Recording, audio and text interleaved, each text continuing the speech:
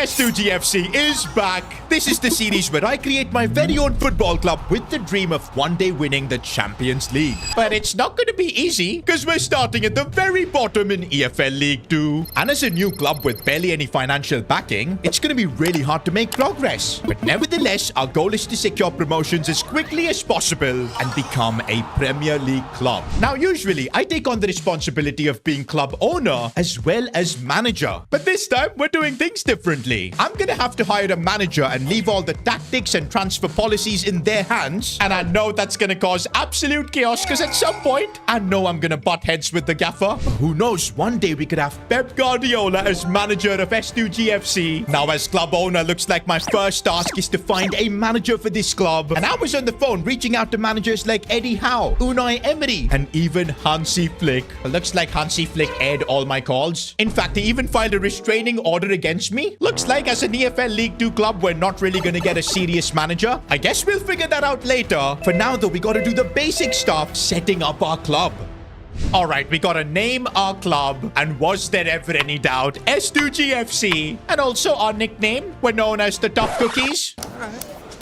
Never forget about that. Wait, we can now pick a club mascot. Pretty sure that's new to FC26. We got an eagle, a rat. That is not something we're picking. We were on the verge of greatness. We were this close. I do like the goat though, although we're nowhere near being a goat club. We don't even have a manager, no sponsors, nothing. But I quite like the dragon mascot. This looks kind of cold. And I'm sure this mascot running around the field is going to intimidate all our opponents. So let's lock in the dragon. And why is our mascot twerking, bro? We're losing 2-0. Now, to get this club underway, there are 3 things we need to tackle. One is, of course, hiring a manager. Second is finding a stadium that we can call home. But third is probably the most important of the bunch, and that's having a sponsor. Right now, you see, our transfer budget is 0. We've literally got no money. We've just started out our new club. Unless we can get a sponsor, we're not going to have funds to do anything.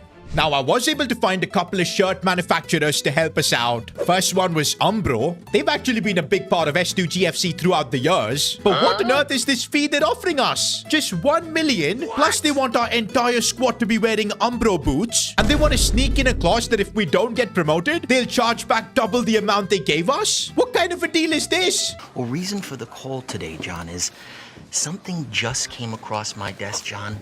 But thankfully, there is another offer that looks decent. It's from Castor. They're willing to offer us 3 million. That's 3 times the money Umbro was willing to give us. Now, they do have expectations of promotion, which is kind of obvious. And to be honest, that would be my goal as well. I don't want to spend too long in EFL League 2. I think this is a no-brainer. We got to take the Castor deal. The 3 million is going to come in real handy. Now, don't get too excited about this 3 million because we're yet to buy our own stadium. Now, there are a couple of options we could go for. Longville Stadium. A seating capacity of 3,920. It's the smallest stadium available, but it still costs like 1 million. Any bigger than this, we'll have to shell out like 2 million plus. I think right now as a new club, we gotta stay humble, pick the smallest stadium and build from there.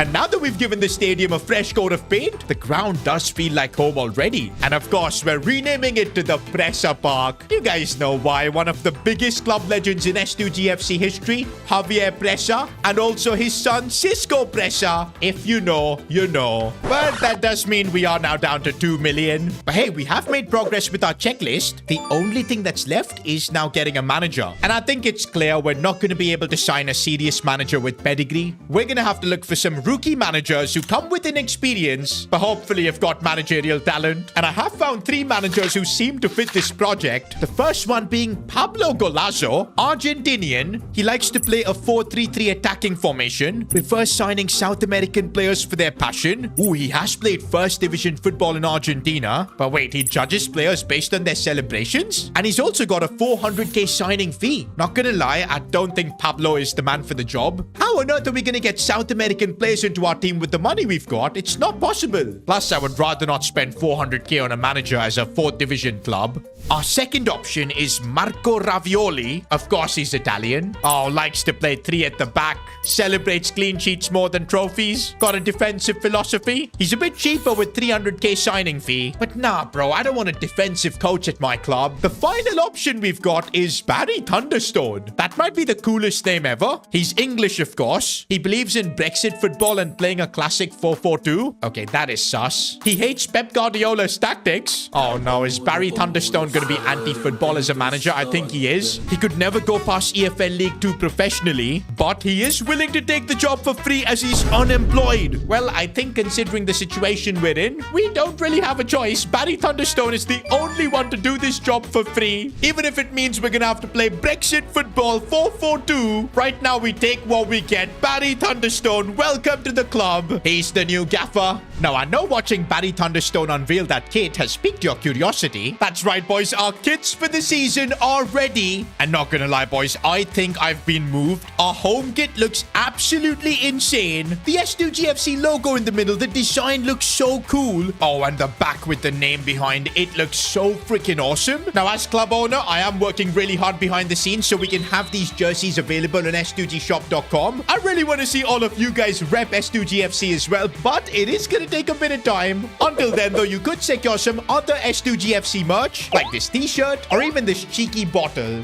Links will be in the description, S2Gshop.com, and use code S2GFC to get yourself 15% off. Next up, though, we've got our away kit, which also looks really cool. I love the light blue color, a bit of pattern on the sleeves. By the way, this is how our goalkeeper kit is going to look like. Not too bad. But we're not done yet because we do have a third kit, which might actually be my favorite one so far. It's such a unique look. I think these are definitely the best kits we've had starting out in S2G FC series. Not gonna lie, boys, if I had to rate these kits, 10 on 10 from me, but I want to see your opinions. Rate the kits out of 10 in the comments. And also, while you're down there, make sure to like and subscribe to the channel because S2G FC is back and we need your support. But now, guys, with all the admin stuff done, you know what time it is to unveil the class of FC 26. So here's a first look at our squad, and you just know some of these players are going to end up becoming cult heroes or maybe even club legends. Maybe it's going to be the gigantic keeper we've got from Italy, Luca Gigante. What a name. 6'8" as well. Although he does have a skill issue, just 58 overall. But that seems like a trend everywhere because our left back, Park Ji-soo, 56 rated from South Korea. I don't know how we've got an Italian and a South Korean player, but we'll take it. Now, Sebastian Finch is apparently our captain and oldest player in the squad. Doesn't look all that good with the 57 overall, but I'm liking Stephen Armstrong from Northern Ireland, 63 rated. Okay, this guy looks like a baller, man. Edward Bull, also 63 rated. Got a bit of pace as well. And the rocket ship playstyle, just like Mbappe. Okay, this guy, Cameron Wallace, I don't know how the overall isn't the worst thing about him. It's his stupid hairstyle. Bro is like 80% bald. He's got an island on the top of his head. Crazy, dog. Bro, Albie Normand out here is giving me Paul Pogba vibes. 62 overall, but he's French. He's got the bicep curl playstyle, a bit of strength. I don't think he's gonna have the technical ability of Pogba, but hey, you never know. He might just grow like crazy. We've also got an Australian player, Brandon Neal. How on earth has he ended up in EFL League 2? The same with this guy, Steve Ball, straight from America. Probably calls the sport soccer, but he's somehow here at S2G FC. He looks good though, 61 overall. Oh, I like this kid already, Neil Lane. Seems like a baller to me, 21 years old only. Up top, we've got this guy with the dreadlocks. I love the hairstyle. From South Africa, Jacob Richards. Okay, guys, this is where things get serious. Look at Nicholas Hart. The cheeky hairband, the hairstyle. You with a headband, you are different gravy. I can literally sense his aura, bro. And we've actually got some more information about Nicholas Hart. Of course, he's English, 5'7", but apparently in his head, he thinks he's 6 foot. Oh, you bet when he's taking team pics, he's standing up on his toes. Kind of like what Cristiano does. Also, apparently, he's never been seen without his headband. The only reason he probably does that is because he's got a giant forehead. Yep, this is...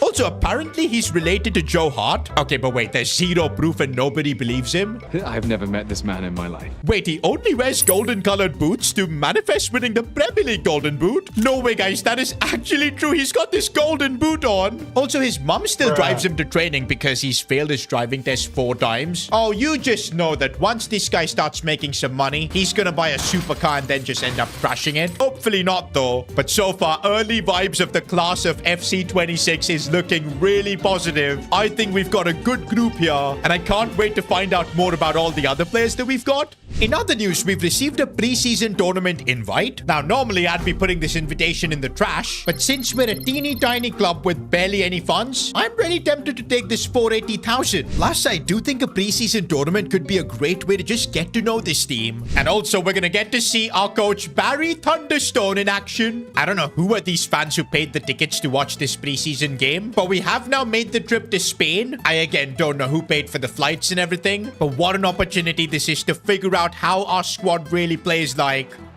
And I don't know if that's a tackle worthy of preseason. I'm surprised he didn't get booked for that. Of course, Barry Thunderstone is happy with that aggression. One thing I'll tell you, the team feels so slow. Nobody seems to be that quick. And oh my days, what on earth was that pass? And did we just get opened up? Oh my days, we conceded. 9 minutes, that's all it took. Do you know what? It's preseason. We don't really care about the result. We just need to figure out this team. Here's Albie Normand, our French midfielder. A lot of people comparing him to Pogba. And you know what? That was a Pogba-esque pass.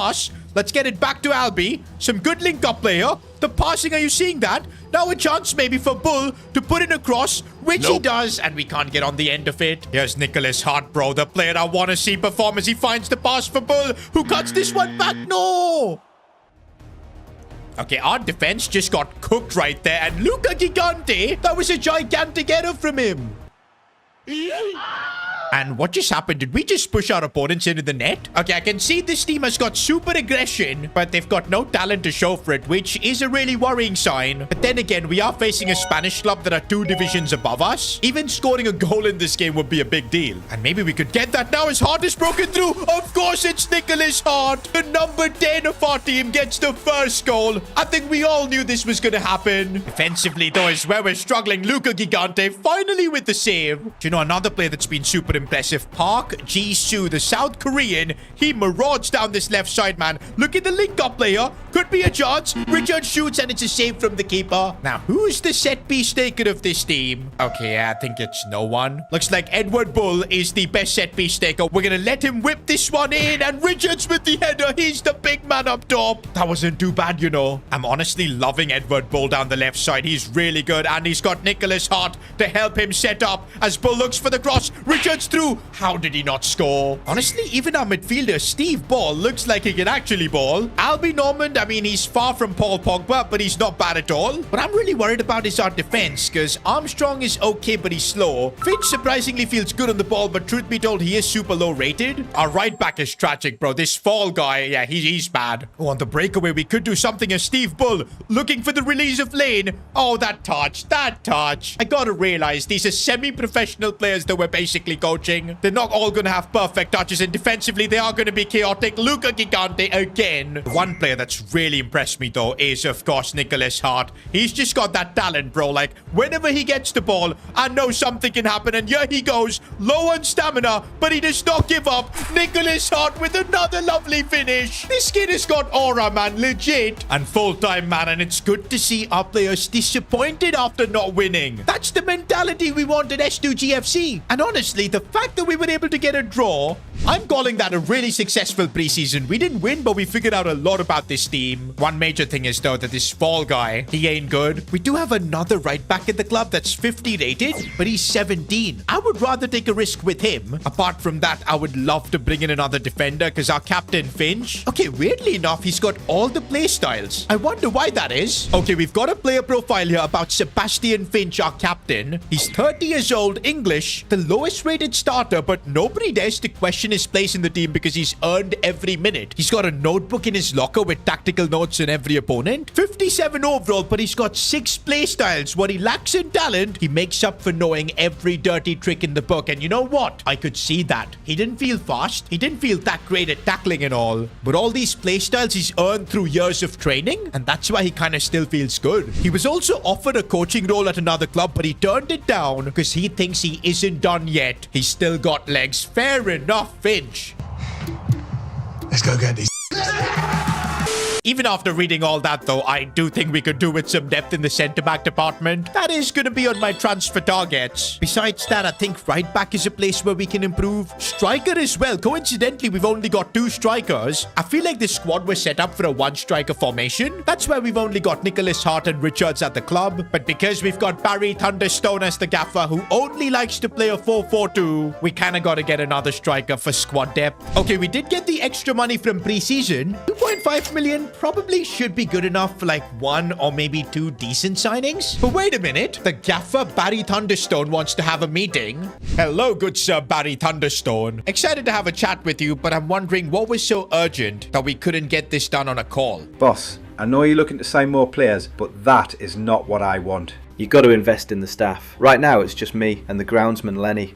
I don't think he's even getting paid. I need full-time staff at the club to help with the development of our players. I'll be very disappointed if instead you just give me more signings. And looks like as the club owner, I've got a choice to make. I can either go ahead and just make the signings anyway, because hey, I'm the club owner. It's Barry Thunderstone's job to deal with the players. Or I could listen to him and invest in our coaching department. It would keep him happy as well, and we need a happy camp if we want success. And to be honest, boys, this is a sensible decision. If we want to be a serious club, we do need an amazing coaching staff. Now, this is going to cost money. We're probably going to run out of our budget doing it. Forget the budget. We've literally run out of capacity. We could only hire 4 people, but at least now the manager's got 1 scout in every department to train our players. But yikes, boys, that just destroyed our budget down to 1.2 million. I very much doubt we're making any signings in this first window. In other news, I've just got a message from Sebastian Finch, our captain. Greetings, boss. I know I'm old, but I still believe I can do the job, and I hope you'll trust me with the armband. Not gonna lie, boys, I was thinking about maybe young, 22, 54 rated centre-back, maybe starting to develop him. But since the captain Finch has come out with a message like that, it would be rude not to give him a chance. And all these playstyles that he's got, because of it, he could actually end up being really OP in game. And come on, guys, for our EFL League 2 debut, I think we need Finch starting with the armband. I'm also playing this Lister kid. He's now 18, 50 overall is tragic, but this fall guy was just awful. Now, my transfer plan so far in this window has really been non-existent, and that's because of Barry Thunderstone. He didn't want me to sign players, and now we gotta hope that he's got this team in his 4-4-2 playing good football and cooking. But right now, we almost got opened up in the first attack itself, and we just about cleared the ball away. To be honest, so early on in the series, we're trying to just figure out the team, but right now we almost conceded Gigante there. I think his extra height was what saved him there. But yeah, as I was saying, because we're like figuring out the team, which players are good and everything, maybe we shouldn't just focus on transfers, just getting to know this squad better, and then in January, if we've got the cash, we can do something. Also, we haven't spoken much about the youth academy. That is something we need to look into, as here's Albie Norman. Could look for a pass inside, but no, it just missed everyone. And what is Hart doing? Even Messi wouldn't be able to score from there. So why did Hart even attempt that? I don't like the amount of times we've been opened up here, and Luca Gigante again with the save. I'm worried now. I'm really worried. Gigante, he can't get there. He's too big. He can't move.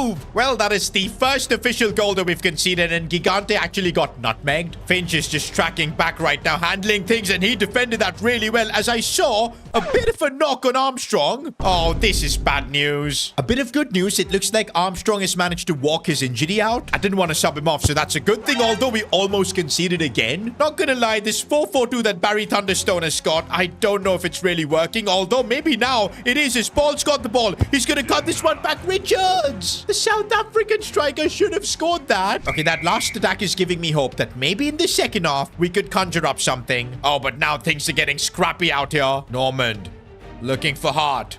And this is where things could get interesting here. Lane looking for the ball for Nicholas Hart. That was an open chance.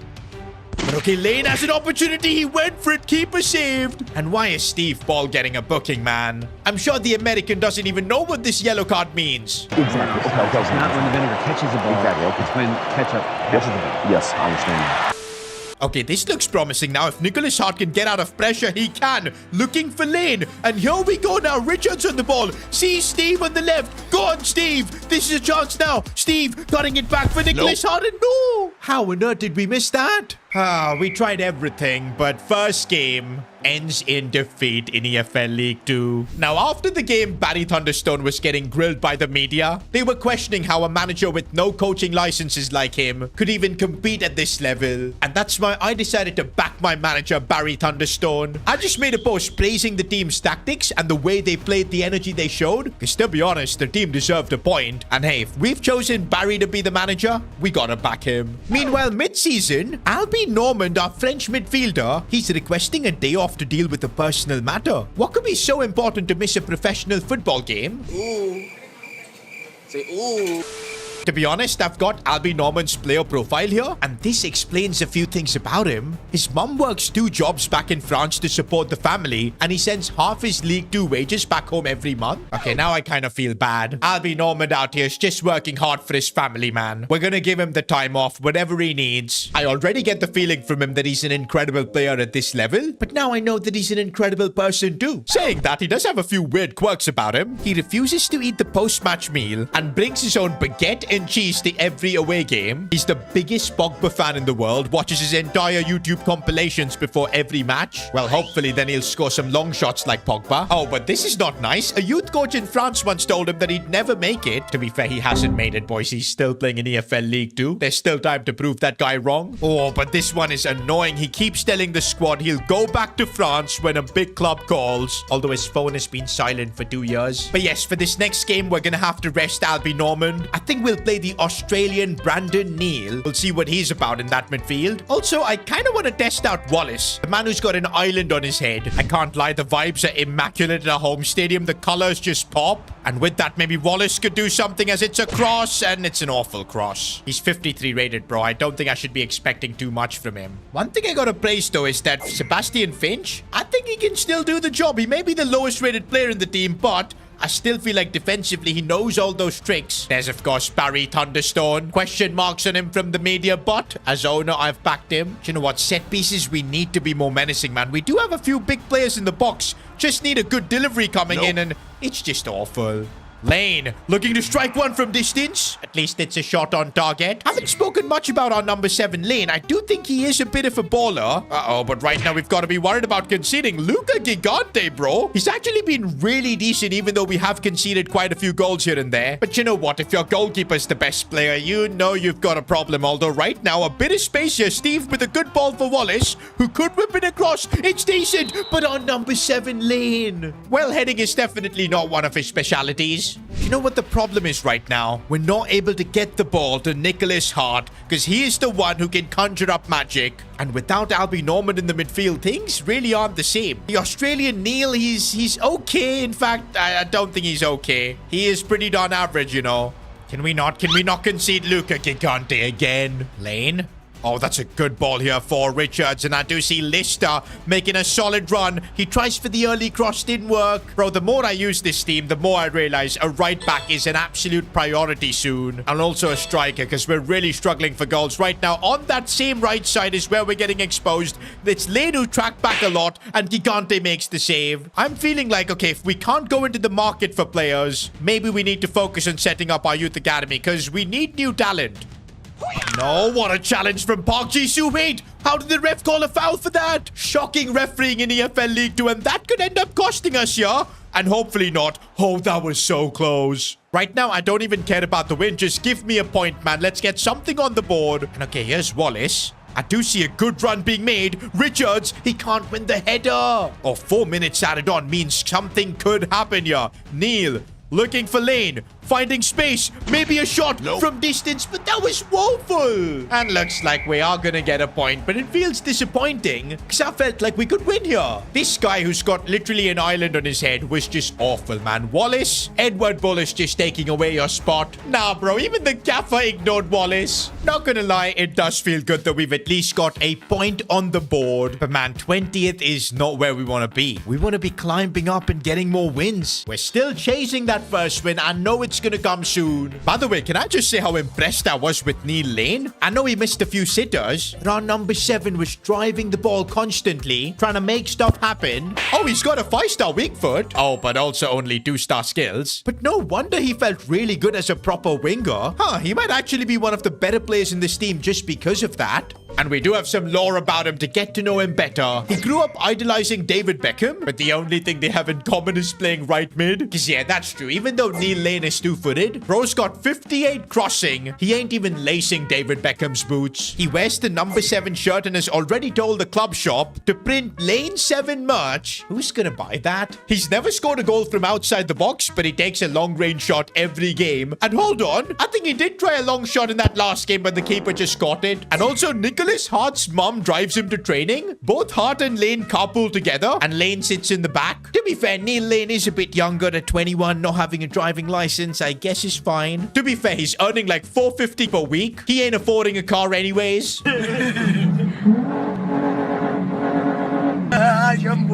Now, wait a minute. I've just received an email from the English FA. As your club is bound to face a Premier League club soon, the FA has been notified that S2G FC's facilities are inadequate to take part in the Carabao Cup. If you don't invest $400,000 in upgrades, S2G FC will be disqualified the next time they play at home. Come on, man. $400K in upgrades? That's gonna get my budget down to $800. I still need to figure out a youth academy and maybe some signings for the team. There's so much to do. I don't want to be losing money like this.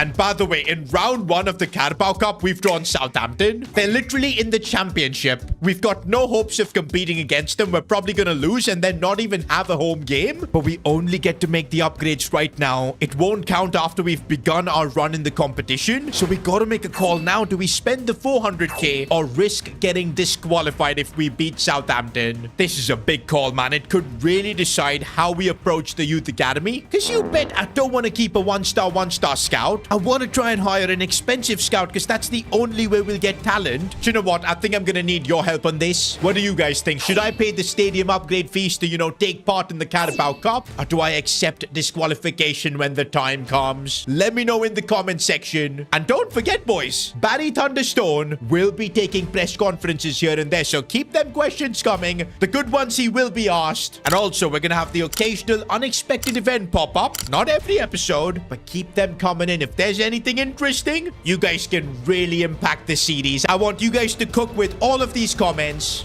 But right now, guys, I feel like the easiest answer to all our solutions, getting our money up. And I feel the only way we could do that is by getting a shirt sponsor. The journey has only just begun. We've got to know our team a little bit, figured out who are the ballers. But there's still so much to learn about these boys. And there's so much to do to improve the team. The journey to the top with S2G FC has only just begun. My dream is to one day become a Premier League club owner. And to make this dream a reality, I hired Barry Thunderstone to be our gaffer. But to be honest, I don't know if I made the right call. Because so far, we've not won a single game. And we are 20th in the league. Now, already the media is piling the pressure on Barry Thunderstone. In fact, he was asked a very simple question in a press conference. Do you think your players would prefer a more modern manager like Pep? Okay, I don't like this response. His fist is going up. And no way, he actually punched a reporter. That is insane. We'd like to...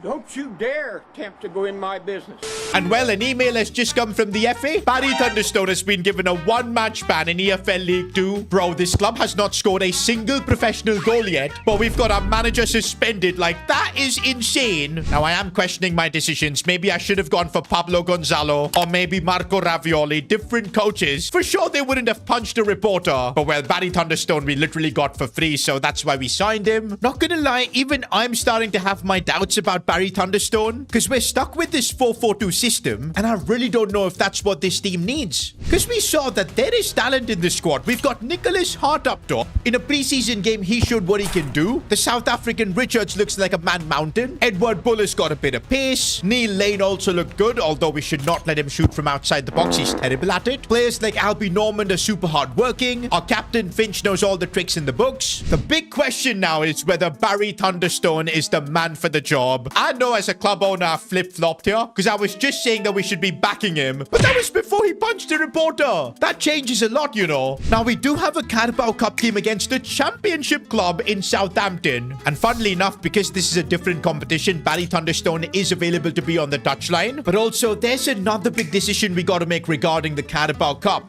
The FA have deemed our stadium not worthy enough to host Carabao Cup games. And so to upgrade our stadium, we're going to have to pay $400,000. And this was was a big debate you guys had in the comments whether we should spend that money or not. There were arguments from both sides. Because guys, with this 1.2 million, there's still a lot we need to do. I know we can't sign players because it's just not going to be feasible, but maybe free agents. A right back could really help the team. Possibly a striker as well because we've got no depth there. And of course, we also need to kickstart our youth academy. We've literally got no scouts. Now, if I'm being brutally honest, I saw a lot of your rational comments. There's no point spending the 400k. There is absolutely no way we're knocking out Southampton. We just don't have the facilities. Might as well save that cash, use it towards maybe a youth academy player or a free agent. But then Barry Thunderstone stormed into my office. I actually thought I was going to get punched, but instead... Boss, you have to pay for the stadium upgrades. If this team knows that there's no hope for qualifying, what's the point even? They're going to be demotivated. And that is not the standard you want to set for this club. And you know what, boys? When Barry Thunderstone put it that way, he was right. We cannot go into a game expecting that we'll get knocked out. What if we end up knocking out Southampton, facing then a big Premier League club in the later rounds? That would bring in so much revenue. And there you go, boys. The money has been paid. We're down to 800k. And now we're heading into this Carabao Cup game against the Championship club in Southampton. We do have a few fitness issues. Jisoo, our South Korean left back, he's not fully fit for this. We're going to have to play Clark, the man from Scotland. Same at right back, Lister. We're going to have to play Fall, who I don't really like, so I'm not looking forward to this. But if we beat Southampton, we'll be playing at the next round of the Carabao Cup, which could be massive. And okay, here's our number 7, Neil Lane, finding a lot of space to hit them on the breakaway here. Still keeps going. Still Neil Lane.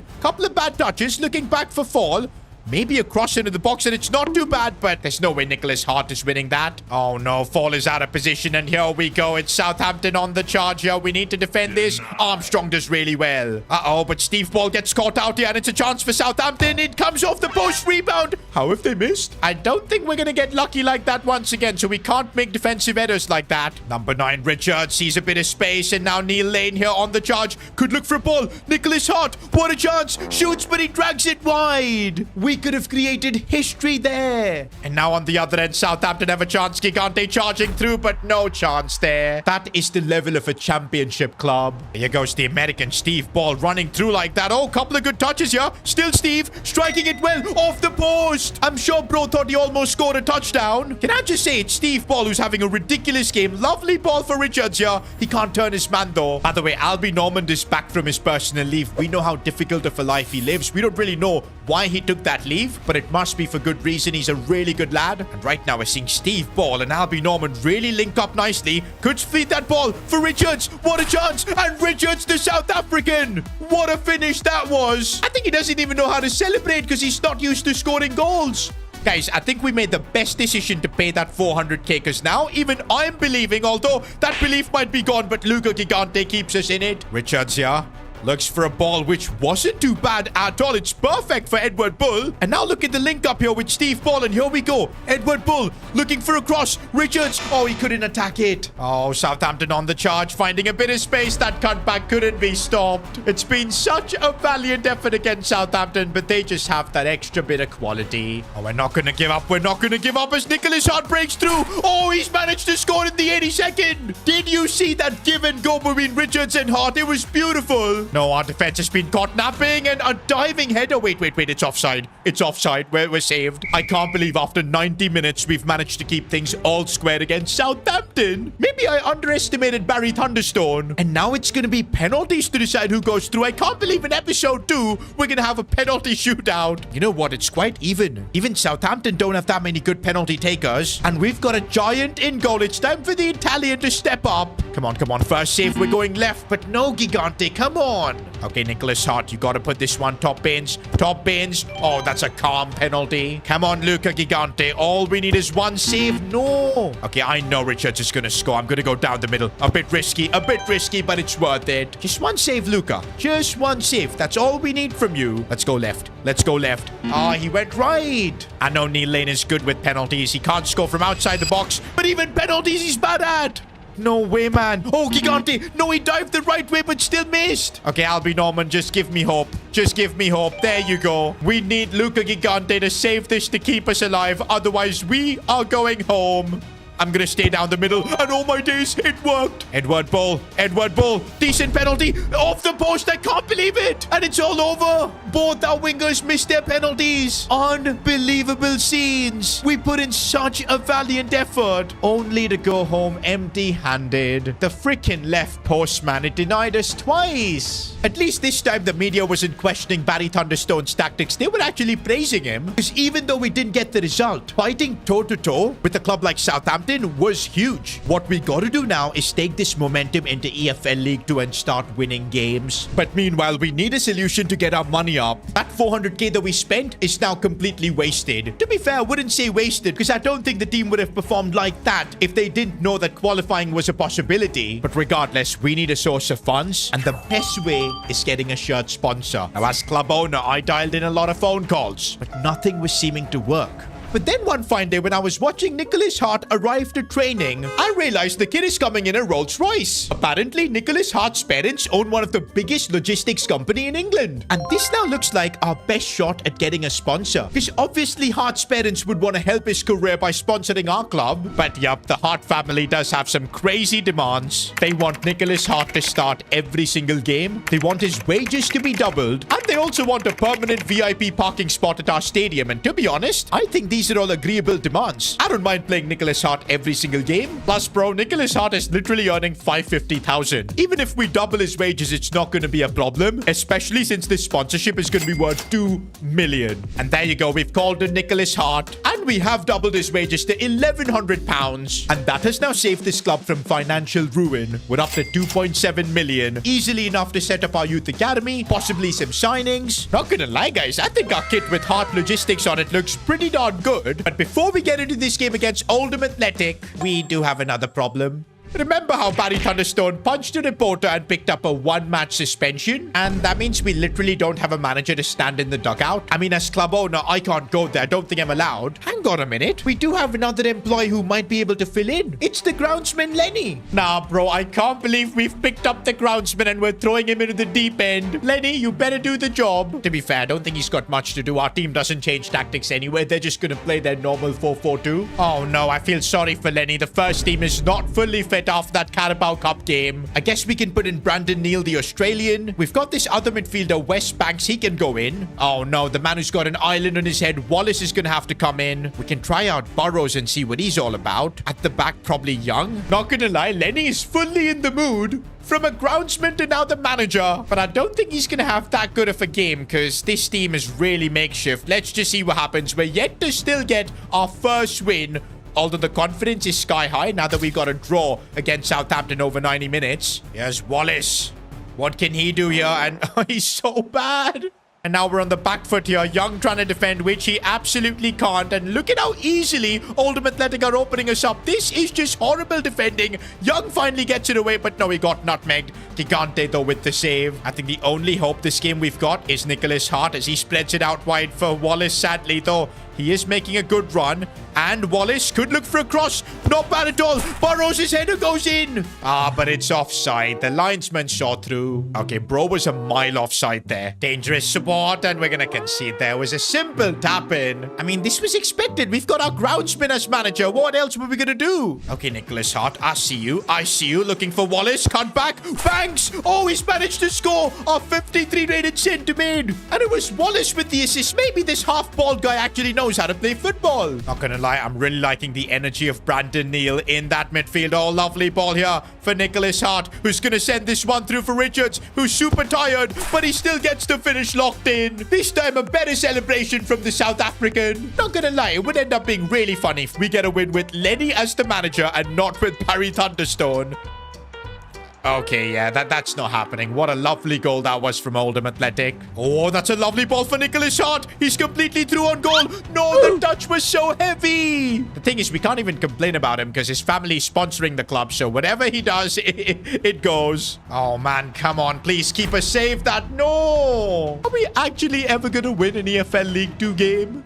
Also, guys, majority of our players have completely run out of stamina. We'll bring on Finch. I don't even have strikers to bring on. This is where we need to figure out a way to get in some new players, because if our squad depth is like this, we're not going to be able to compete. I'm still wondering if we could maybe get a draw. It's not the best. It's over, boys. We're going to concede again. A literal sweat fest, man. Oldham Athletic, you are so annoying. And well, that game ends in defeat. We're still on 0 wins in League 2. I think, boys, it's now critical for the survival of our club to use this 2.7 million. And I've got 2 things I want to sort out. Maybe making our first transfer. I know I said that we should probably wait until January, but this squad needs a bit of help. I think an older player could really add value, someone with experience, but I don't want to spend too much on that. Majority of this money I wanted going into setting up our youth academy. Before that, though, we've got a bit of information on Steve Ball. And to be honest, against Southampton in the Carabao Cup, he did ball out. Really earned my respect in that game. But he calls the sport soccer in the dressing room. I mean, he's American. The rest of the squad gets really pissed whenever he does that. At 28, he's one of the oldest players in the squad, and apparently he's the unofficial dad. He drives some of the younger lads back home, packs extra snacks for away trips, and he also breaks up any arguments between Nicholas Hart and Edward Bull. I didn't expect Steve Ball to be a cool uncle like that. Son! Yo, son. What's up? You're not my dad! You also hear something! Ugly ass! Oh, but he also wondered why EFL League 2 doesn't have any halftime shows. Bro, this ain't the Super Bowl, man. Oh, but this one's painful. He got divorced because his wife gave him an ultimatum. Me or English football? And I guess since he's here, that means he chose English football. Yikes. Now, I don't know if this is a good news or a bad news, but Barry Thunderstone is back for the next game. Although we didn't win our last game, I think Lenny did a good job. But yeah, I think the time has come for us to focus on using this 2.7 million. And I think it's got to start with the academy. And let's see if there's a good scout available. There is. Burns Meets. 2.4 million though. It would leave us with 400k, which honestly should be good enough to run some scouting projects. But I don't think we're going to be able to sign any players. But guys, having a 5-star, 4-star scout at this stage, it could bring us some genuine talents. I think this is the play. I think we go all in on a world-class scout. This guy's not going to be partying on the beach in Ibiza. He's going to focus on bringing us talents. Oh man, it's always tempting to send our scout to Brazil or Argentina. But let's be real, an EFL League 2 club, they can't even afford the flights to South America. We're gonna keep it realistic and stick to what we know, sending our scout to England. And right now, based on our team, there are 2 key positions we need improvements in, and one of them is right back. The other is striker. To be honest, we could also do with a centre back. So let's focus on trying to get players in these spots. And there you go, boys, our first scouting project. This is huge. And I've got to say, the money from Hart Logistics, that came in absolutely clutch. Although we're now down to just 290k. Honestly, boys, I was really tempted to maybe get a free agent because there are some really good players in here. But I think trusting the youth academy is way more important, and that's the direction we're going. Oh man, what are these fitness issues we're dealing with? Half our squad has got no stamina. Okay, we can play Clark in left back. That should be fine. Young can play centre back. Fall can play right back. But we've got legit no squad depth up top. I need my scout to bring us a striker ASAP. We're still trying to push for our first win in EFL League 2, and I'm really hoping it'll come soon. We now do have Barry Thunderstone on the touchline, so I'm hoping he can have some sort of a contribution. Oh, that was a really nice ball. And now it's Nicholas Hart looking out wide for Edward Bull. Could we create something here? No. Here's the American Steve stepping up to take this corner. He's left-footed. I didn't recognize that. It's a good ball in. Cleared away, though. Neil Lane seeing that run from Fall. He's actually gotten quite better, you know. And what a cross that is for Richards. The header saved by the keeper. I feel like ever since that Southampton game, this team has found its mojo. But unless we get our first win, it's really not going to matter. In that last game, to be fair, we didn't have the gaffer on the touchline. Maybe that cost the team. But now look at the passing, man. Edward Bull running through like a raging bull as he tries to cut inside. Oh, he still kept the ball. Still got it. Looking for Albie Normand, striking that one and just hit a player. No, man, this is getting painful as we concede again. What a finish. Are we destined to never win a game in EFL League 2? Oh, that should be, I think, onside for Richards. I'm not entirely sure. The celebration is on. I think he was onside. We'll take that, boys. Jacob Richards is proving to be a true number 9. Now, suddenly, the game is really opened up as we try to find Nicholas Hart. That touch was bad. It falls for Richards, who slides it home. I feel like the South African striker is just a goal magnet. And look at Barry Thunderstone celebrate. He knows his first win might be on the cards. No, no, no, no, no. That was a crazy finish, man. Can't believe we're seeing goals like this in League 2. Like, bro just spun my defender like it was nothing. And it was Captain Finch as well. Sometimes I feel like the man is too old. Steve Ball taking a couple of good touches as he looks inside for Richards. Now it's Neil Lane. What can he do? He takes a long shot, bro. He's so bad at them. We gotta maybe ban Neil Lane from taking long shots, bro. It's a detriment to this team. What our number 7 should be doing is running down the wing, making runs like this, and then potentially whipping that cross in. It is for Hart. Oh, that's a lovely finish. See, Neil Lane, if you just do your job, putting in the crosses, the man with the golden boots will get the job done. Neil Lane on the first time volley. This guy, man. I think he thinks he's Ronaldo. That would explain a lot. Yeah, it's too much. Propose to come from the top. Oh, he finished it. Can we not concede? Like, please, please, please. How did we get opened up like that? No! This was my first chance for a win. I'm actually gutted, boys. How have we not won an EFL League 2 game yet? Question marks are even being asked of Barry Thunderstone. Okay, I don't like his reply, though. What can I do? I'm not getting backed by the board. Not a single transfer this season. I'm not a magician. This is not the kind of tone my manager should have. He's basically putting all the criticism on me. And I really don't like this because, Barry, we backed you when you literally punched a reporter. You can't turn your back on me. And boys, with us now dropping to 21st in the league, maybe we need to have stern conversations. Is Barry Thunderstone still the man for the job? We're now playing Shrewsbury, who are literally the second best team in the league so far. Ah, and my players are just all tired. Why does this always happen? By the way, if you're wondering why we haven't awarded the player of the episode, well, we didn't win a single game in the last episode, and I feel like nobody deserved it. Unless we get a win, I don't think it's fair to be handing out awards. By the way, I'm gonna have to rest Edward Bull for this game. The half-balled Wallace is gonna get a chance, and honestly, he's been so bad. I mean, if you just look at this player, he's got acrobatic as a playstyle and bruiser as a left midfielder. It makes no sense. But right now, we need to perform, man. The team is walking towards the stadium at Pressure Park. Richards is kind of giving me hope because he did score 2 goals in his last game. Honestly, if we just keep our composure, I know we can win a game. The players are there. Here's Wallace down the wings, gliding actually. And I do see Richards. If he can make a good run here, I think he has. Can he win the header? He can't. And now defensively, Lister needs to be tracking back on his man. And he does really well there from behind. Oh, Neil Lane has found a bit of space. And here he goes. No long shot. No long shot. Just played for Nicholas Hart, who strikes the one but puts it wide. By the way, if you've noticed, Nicholas Hart, no matter his stamina, we're keeping him on the pitch. We literally don't have a choice. Steve Ball, and I see that space. And what a ball that is from Steve. The American has vision. As now Nicholas Hart, really good control. Oh, he tried to be cheeky. He really thought he could pull off a Thierry Henry-esque finesse shot, and he completely fluffed it. We're now in the second half, and we've held our own against the second place team in the league. Oh, and what a challenge that was from the South Korean Park Ji-soo. I'm really enjoying him, man, in that left-back spot. He's one of the better players because he also knows how to attack with his pace. Okay, he's completely out of stamina, but if he could put that delivery in for Richards, which is decent, we should have scored there. Okay, Lane is now aura farming, man, from this corner, but let's see if he can put in a good delivery. It is awful. You're not that guy, pal. Trust me. You're not that guy.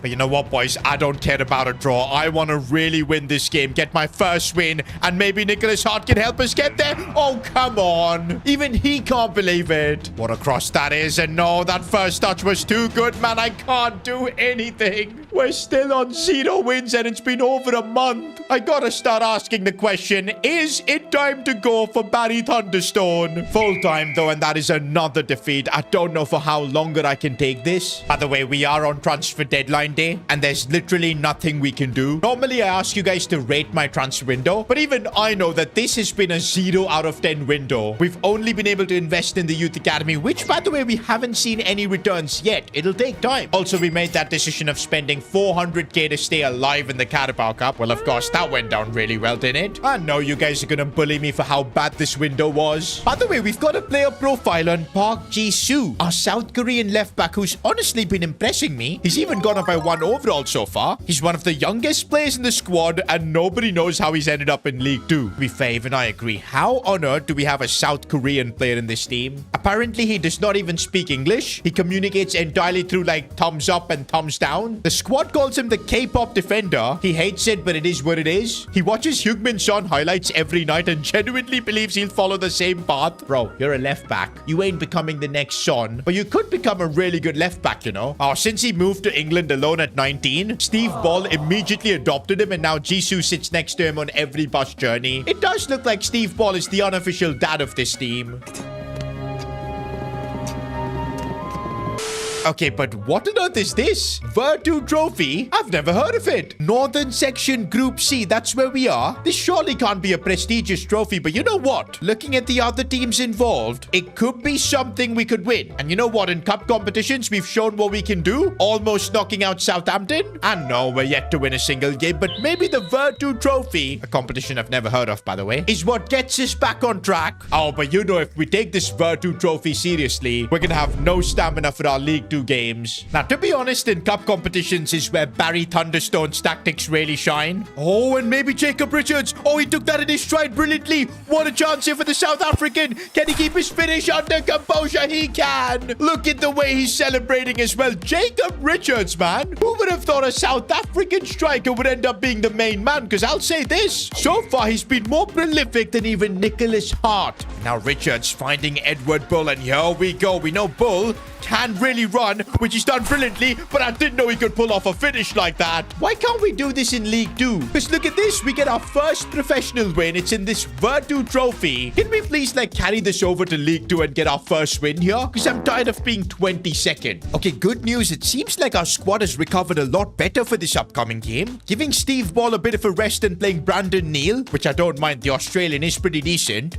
Alright guys, the momentum is now with us. Surely this is the opportunity to get our first win in League 2 and building from there. Clear the ball away, Finch. There you go. By the way, our number 14, Edward Bull, he's starting to really impress me, man. He scored a lovely goal in the Virtu Trophy. And now looking at him just opening up space like that, playing the ball for Park Ji-soo. And okay, he's now got it again. He's going to find Albie Norman, who couldn't shoot.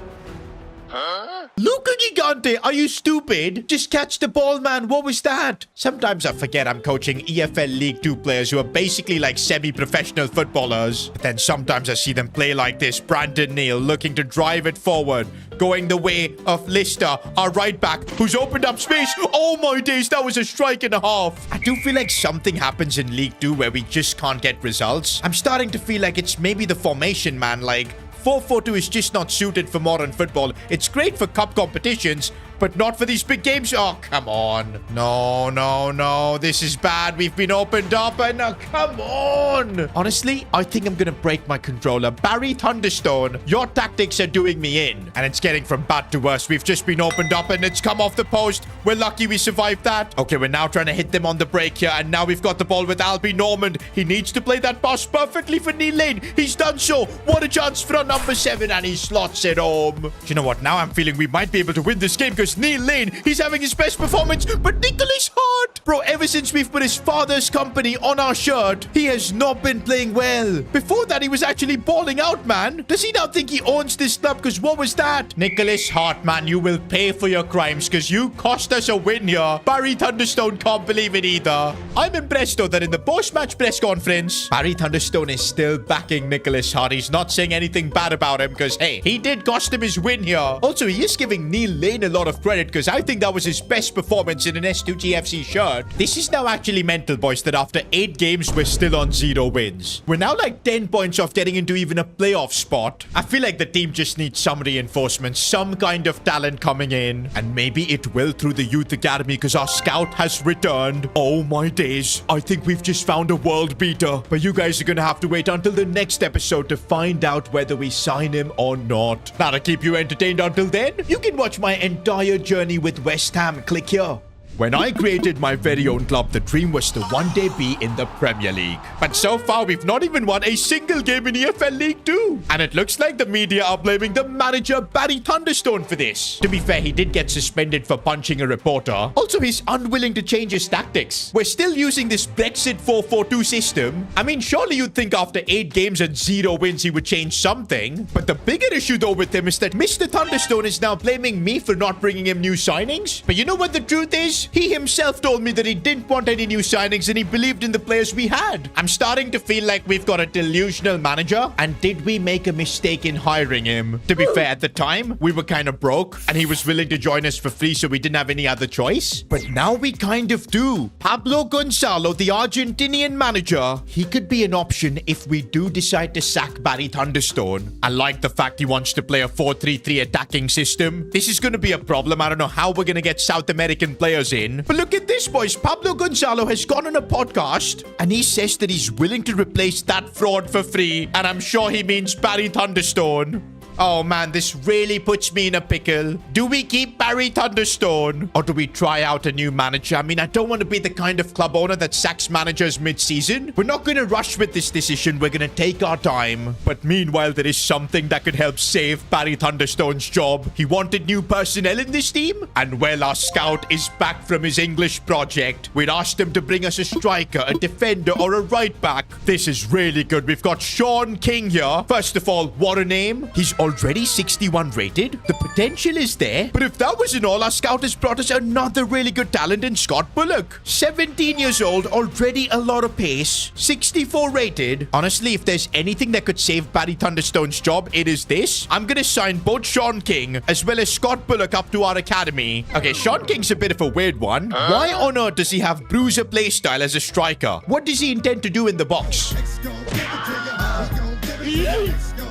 But I do like the fact that he's good with his low-driven shots. That should be awesome. Okay, guys, Scott Bullock actually looks insane. 80 pace. He's got the sprinter playstyle. Tiki-taka should be good with his passing. Not gonna lie, boys. These two talents might just save Barry Thunderstone's job because we're promoting them both to the senior team. Bro, the crazy thing is that Sean King is already higher rated than Richards. Bullock as well is way better than Neil Lane. This is insane. I don't know how Barry Thunderstone has got this lucky. We now face Salford City, who are literally 20 positions above us. The big question, though, is if Barry Thunderstone is going to be brave. Is he going to give the Youth Academy talent straight away their debut? Which is kind of what I want. I want to see them in action if they're already on paper better than what we have. But no, it looks like Jacob Richards is still in the lineup. To be fair, he's been in tremendous form. Neil Lane as well is starting. And okay, the gaffer's made the choice to put the youngsters on the bench. The clock is ticking right now for Barry Thunderstone because we do have Pablo Gonzalo on the sidelines, the Argentinian, willing to become our manager. I think our performances in the next couple of months are going to help us decide. Okay, a lot of space here for Edward Bull, who's going to put this one in for Nicholas Hart. Good touches and what a lovely finish. After all that criticism to Barry Thunderstone, is he now turning a corner? Because I'm really liking how this team is playing right now. The 4-4-2 is so fluid for some reason.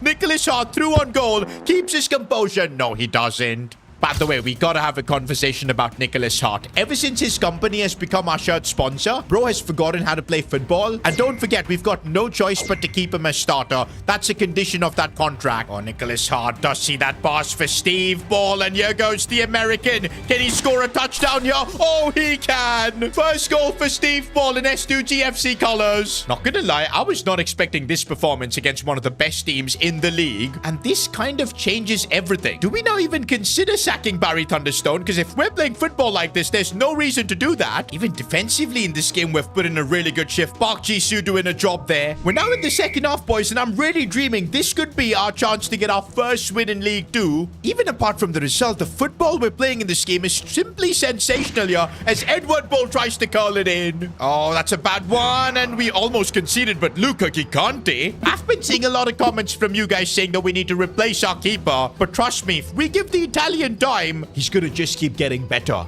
Meanwhile, it looks like finally we are going to see the academy prospects come through, making their debut. Sean King and Scott Bullock. Not gonna lie, boys, I feel like Sean King as well as Nicholas Hart could form a ridiculously good duo. Right now, the Hart looks for Steve Ball, who could look for another goal here. Oh, and that's a lovely finish again from the American. Here's Bullock on the ball. We've not got much time to see what he can do as he finds Lister nicely. And here we go. Let's try and get this one for Sean King. And what can he do now? Maybe a goal at the end on his debut for, of course, S2G FC as he tries to curl one in. Couldn't really do much from there. But that is now officially our first win in EFL League 2. Barry Thunderstone responds to his critics in style. Okay, but let's not get ahead of ourselves. We've still only got just one win. Remember, our goal is to get promoted this season. There's still a long way to go for Barry to prove himself. But I think what he has earned is a bit of time. But one thing, though, if he comes out to the media and starts criticizing me when things don't go his way, he'll be gone. By the way, one thing I gotta credit Barry with is his man management. He could have easily put Sean King straight away into the lineup, bench Jacob Richards, but nah, he decided to still trust him because, hey, last episode, it was Jacob who was delivering the goods. He helped us win our first game in the Virtu Trophy, and not just that, he's overall got the same amount of goals as Nicholas Hart, but nowhere near the respect. But Barry Thunderstone backed him, and I don't think Jacob is gonna forget that. And by the way, he's also your player of the episode. That's right, the first ever player of the episode award is going to the man from South Africa, Jacob Richards. And that gets him a playstyle, which could be big. He's already got the Enforcer, but we're going to make him a beast inside the box with the precision header playstyle as well. By the way, we do have some information on Jacob Richards. He learned about football after watching the Shabalalala moment. Now, if you watched the 2010 World Cup in South Africa, that goal was honestly iconic, and I'm not surprised that Jacob Richards took inspiration from that. But he still doesn't understand the offside rule. Every time he's flagged, he looks at Steve Ball for an explanation. To be honest, I don't think even Steve Ball knows because he's American. Wait a minute, Jacob Richards thinks a clean sheet means that the physio washed the bed sheets at the hotel? Again, Steve Ball tried explaining it 3 times, but he's now given up.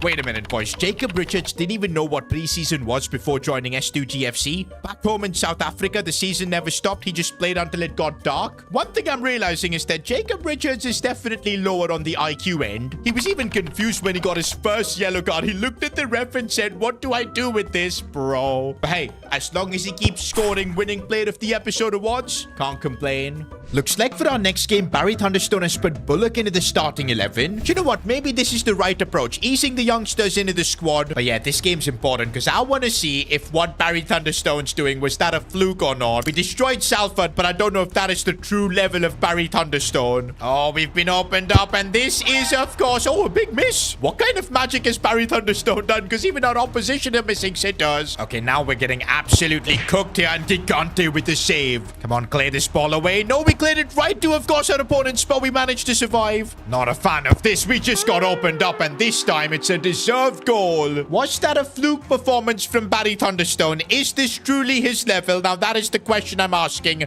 We got to try and make the comeback here. Edward Boldo looking to chip this one in for Richards, who won the header, but not good enough. Okay, second half looks like Sean King has come on instead of Richards. Bro, Nicholas Hart has literally done nothing all game long, but he's still on the pitch because his parents sponsor our club. I don't know what's up with Nicholas Hart, man. I don't know why he's not performing at the level he used to at the start, at least. Steve Ball looking for, of course, King. No, the touch. Oh, that pass from Nicholas Hart. What is he doing? He's nowhere near. Nowhere near. I gotta say, boys, both Bullock and Sean King do not feel ready for this level. Steve Ball is waiting for some support, and it comes with Edward Bull. He's running low on stamina. Oh, and finally they get the ball off him. We've just received a free kick, and this is from a position where possibly we could score. Okay, our best free kick taker is apparently Albie Normand. Do you know what? There is very low chance this might go in, but let's just give it a go. Nope. And yeah, it was just an average free kick. Full time, and now I'm even more confused. Are we going to be this inconsistent with Barry Thunderstone, where we put in a terrific performance against Salford, but then against Newport County, we just couldn't do a thing? I think the problem is with these tactics. I guess it works really well against the big teams because it's a super counter-attacking formation, but as soon as we try to control the game, control possession, that's where this system completely falls apart. And to be honest, if we want to become a big club, I don't think 4-4-2 is the way. place, so we're gonna soon have to make big decisions. For now, we've got the Vertu Trophy. Honestly, I didn't even know this competition existed, but hey, if it's a chance for us to win a trophy, I'll take it. Oh, but we've got a few stamina issues. The half-bald man Wallace is gonna have to play. Clark can get into the team as well. Brandon Neal, the Australian. Also up top, Sean King. I'm still keeping Nicholas Hart in the team, man, for obvious reasons. Do you know what? The Vertu Trophy might be Barry Thunderstone's best way to keep his job, because hey, if he gets us our first ever trophy, I don't know how we can even sack him. Wait. How? We can't even get the ball off him. What was that? I mean, glad he missed. Sometimes I feel like our defense, man, they're just completely clueless. Bro, Reading are just so much better than us. They're probably like a division above us right now. It's annoying. Okay, we've got a chance here. Nicholas Hart now. Moving in and around really nicely. Our number 10, finding a bit of space, saved by the keeper. But that's still the best I've seen Nicholas Hart play. Uh-oh, this is bad as we've been opened up. And, oh, it's off the post. We're lucky. Not gonna lie, boys. We've been no match for Reading here. They've been better in every way. And this could be a chance for them to score. They do. Sean King looking for a lovely ball. And Nicholas Hart, the touch was good. It falls for Wallace, who strikes it, but he's so bad. Okay, wait. Kirk Clark. Bit of space. Our left back goes for it, and that wasn't too bad. I will say this, bro. For a backup left back, Kirk Clark is an absolute warrior. Okay, now we're actually playing some good football. The annoying thing is that we're almost at the end of this game. Kirk Clark again. Don't know how he's found himself in this position. He had no stamina. Okay, here goes Sean King. Come on, he needs to show why he's good. He needs to show why he's good, and I don't know how he squeezed that in. First goal from our academy graduate. The prince has finally now become king. We'll take a point, boys. It might keep us alive in the Vertu Trophy. Wait a minute. We've got a player on international duty. Stephen Armstrong, Northern Ireland has called him up. I mean, I guess congratulations. Oh no, this is bad. He's gonna miss a couple of games, and we don't really have much depth in the centre-back department. This guy Young is gonna have to come in. Now, I'm still trying to figure out how on earth this Vertu Trophy works, but I think we should be finishing first and make it through to the next round. I guess we'll find out later, because right now we've got a game against Accrington Stanley, and we need to start picking up some more wins in EFL League 2. Now, for this one, the Gaffer Barry has put both the Academy boys straight in. Sean King, Bullock, they're starting. I do wonder how Jacob Richards feels, man, because I think he's been our best striker this season. And suddenly he's being dropped for Sean King. Now, I think Sean King deserves this spot, because you guys saw the goal he scored in the Vertu Trophy. But I do think the man that should have been dropped was none other than Nicholas Hart. I will say, though, I'm running out of patience with Hart. He's got to start performing soon. Otherwise, despite being the shirt sponsor of S2G FC, we might have to make like a bold decision. Right now, Steve Ball having a strike from distance. That wasn't too bad. We've only won one game so far in EFL League 2. That needs to change. Maybe with Sean King. What a header. Slowly but surely, the 17-year-old is making a mark on this team. Edward Bull, by the way, that was such a perfect set piece and lovely header. Talking about Edward Bull, I've got to say, he's one of the underrated players in this team. Really good down this left flank, making those runs. Oh, we've been completely opened up here. Gigante almost let that through, but Park Ji-soo was there to collect. Okay, defensively now, we are in a bit of a pickle, but Finch, of course, all the know-how he's got there, using it. Okay, that was the worst sliding challenge I think I've ever seen. And defensively, why on earth are we such a mess? Gigante can't save it. I don't even blame him yet. It was our defense that was just catastrophic. Looking for Nicholas Hart, who's opening up a bit of space, striking it well straight at the keeper. No way. How has that ball gone through? It's a joker for defending, and I can't believe we concede again. Looking for Sean King, who's waiting for passing options. Oh, it's a good ball here for Edward Bull. Should score. Oh, it's a lovely finish. I told you, boys, Edward Bull was really underrated. Also, a triple change being made by Barry Thunderstone. Oh, by the way, Jacob Richards is on, and not for Sean King, but for Nicholas Hart. I don't know how he's going to take that. The positive thing is that in the contract with Hart Logistics, there was nothing about him being subbed off or anything. That was allowed. It was just that he had to be a starter. Unfortunately, though, there isn't much time for us to do anything. In fact, there's an opportunity here for our opponents to win the game, and in the 87th minute, they've done exactly that. Okay, Edward Bull looking for the ball for Richards, who's come on as a super sub and gets us at least a point. That's what Jacob Richards does. Every time he plays, he delivers the goods, and we take home at least a point. But guys, if I'm being brutally honest, these results are just not enough. Just one win in 13 games, and I do believe the team has enough talent to fight for promotion. Is it time for us to cut ties with Barry Thunderstone and maybe consider someone like Pablo Gonzalo, the Argentinian manager? Do you know what, boys? I think I'm going to wait until the 1st of January, assess the club situation, and then make a call. I know I said that I'm going to wait until the 1st of Jan, but if results don't come by, we might have to take a call and make, of course, a brutal decision. Steve Ball striking it all my days out of nowhere. The American might just be keeping Barry Thunderstone's job safe. Well, I think there's your goal of the season, contender. In fact, I'm pretty positive that this is going to win it. It was a thunder strike to the top left corner. Bro, Steve Ball is quickly turning out to being one of my favorite players in this series. He is so good. I know he calls the sport soccer, but hey, as long as he delivers for us, who cares? And he's also got really good passing as he finds Nicholas Hart, who also scores. Trust me, boys, this was such a needed goal for Nicholas. His form completely fell off after Hart Logistics was put on our shirt. And to be honest, he's a kid. He's of course going to be out of form. People are just talking more about him because now his parents are sponsoring our club. But I'm hoping this moment is his return to top form. Oh, this is bad. As defensively, why are we like this? Our right back spot is a complete liability, man, whether we play Lister there or Fall. Okay, we've still got the lead. Let's stay calm. I know we can get the 3 points here. Oh, someone tell Neil Lane he ain't Ronaldo. Oh, what a ball that is for Sean King, who should score this. Oh, come on. Oh, wait. What? I thought that rebound fell perfectly for him. I hate to say this, boys, but maybe Sean King is today's donkey of the day. Because how did he not score this? King? Oh, good release for Edward Bull. And here we go. We need that 3rd goal to just calm things down. Bull strikes it. Lovely finish. And that settles things for us. We get a much-needed win. And by the way, with slowly results going our way, we are moving up the table, which is good to see. 17th. It's not where I want to be, though. I really think with the team we've got, we should be able to secure at least the playoff spot. Top 3 might be a bit too much, but if we can just get up to 7th, I know that anything can happen in a playoff situation, so let's keep working towards that. By the way, we do have a player profile on Edward Bull, who's recently been lighting it up. He wears the number 14 because of Johan Cruyff. Wait a minute, man. This reminds me of Endrick being a Bobby Charlton fan. You bet Edward Bull never even watched a Cruyff highlight. He once headbutted a corner flag celebrating a goal and had to get stitched up at halftime. Okay, I do notice that aggression from him. He is definitely the player with the most aggression in the squad. And this explains it. He drinks 3 energy drinks before every game. I don't know how he functions. He's also the only player in the squad who's been booked in a preseason friendly, and he's also broken 10 PlayStation controllers. Well, looks like we've got our very own Angry Bull in the squad.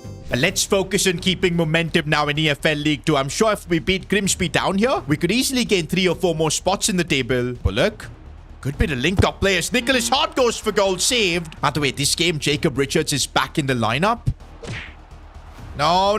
The rebound. I knew the minute that shot was taken, the rebound was going to fall right to their path. Not going to lie, boys. EFL League 2 is a proper grind. It's just such scrappy football. And that's why I really want to get out of it in this season itself. Because being here for another season, it would just be pain. Park Ji-soo is doing really well as he looks for ball. Good touch. Oh, what a finish. He was falling down, but the ball never stops. Alongside Steve Ball, I would say Edward Bull is a contender for player of the episode, man. He's scoring in almost every game. Oh, Scott Bullock has broken through. We've only been talking about Sean King, not really Bullock, to see what he's all about as he... Okay, yeah, that fake shot felt like in slow motion. And annoyingly enough, it started a counter-attack, which Finn stopped really nicely. Oh, defensively again opened up Gigante this time. Good save. Clear this ball away. We don't want to be conceding from a set piece. We don't. And Edward Bull could run the length of this pitch. We know he's capable of that. Here goes our very own Bull. Edward Bull with all the pace. And maybe a cross quickly. Oh, it's a good ball for Nicholas Hart, whose touch was bad.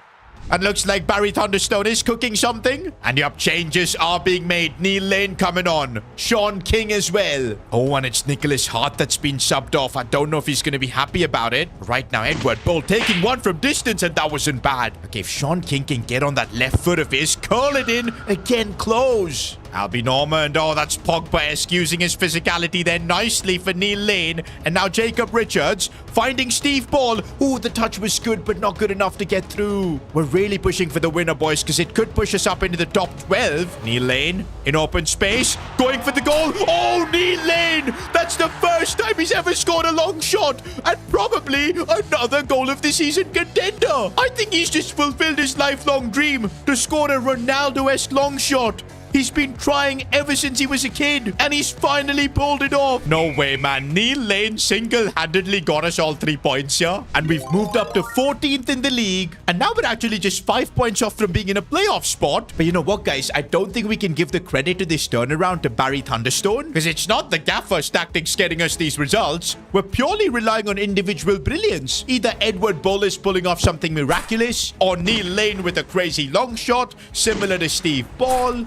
Wait a minute, we're in the FA Cup? Now, it's like round 2, a super early round. Look at the amount of teams taking part. But bro, at any point, if we can face a Premier League club, it could be huge, man. The revenue itself could help us really expand our club. Maybe a stadium upgrade or 2. And remember at the start, we spent that 400k to upgrade our stadium so it's eligible for the Carabao Cup? Well, that's coming to use now, because even in the FA Cup, we would need to do that. Oh, I'm so glad that Armstrong is back in the lineup. We're going to need him in a cup game like this. This kind of feels special, bro. FA Cup debut. And to be fair, I think we're ready for this game. Remember in the Carabao Cup how we put up a fight against Southampton, took them to pens. I want to use that experience in the FA Cup as well, get a result. And you know what, boys? It could be a great way for Barry Thunderstone to keep hold of his job, because right now, it is kind of 50-50. I've not made my decision. I think I'm going to need your help on that, guys. Do you guys think we should keep Barry? Let me know in the comments. But if we defend like this, he's not going to stay. Thankfully, it's offside. Oh, that's cleverly done to find Edward Bull. And here he goes. Good bit of dribbling. Oh, wait. He just got stuck in motion. What happened to him? Bro, I need a replay on what happened here, boys, because Edward Bull literally froze. What just happened here? He stopped moving. Trificus totalis.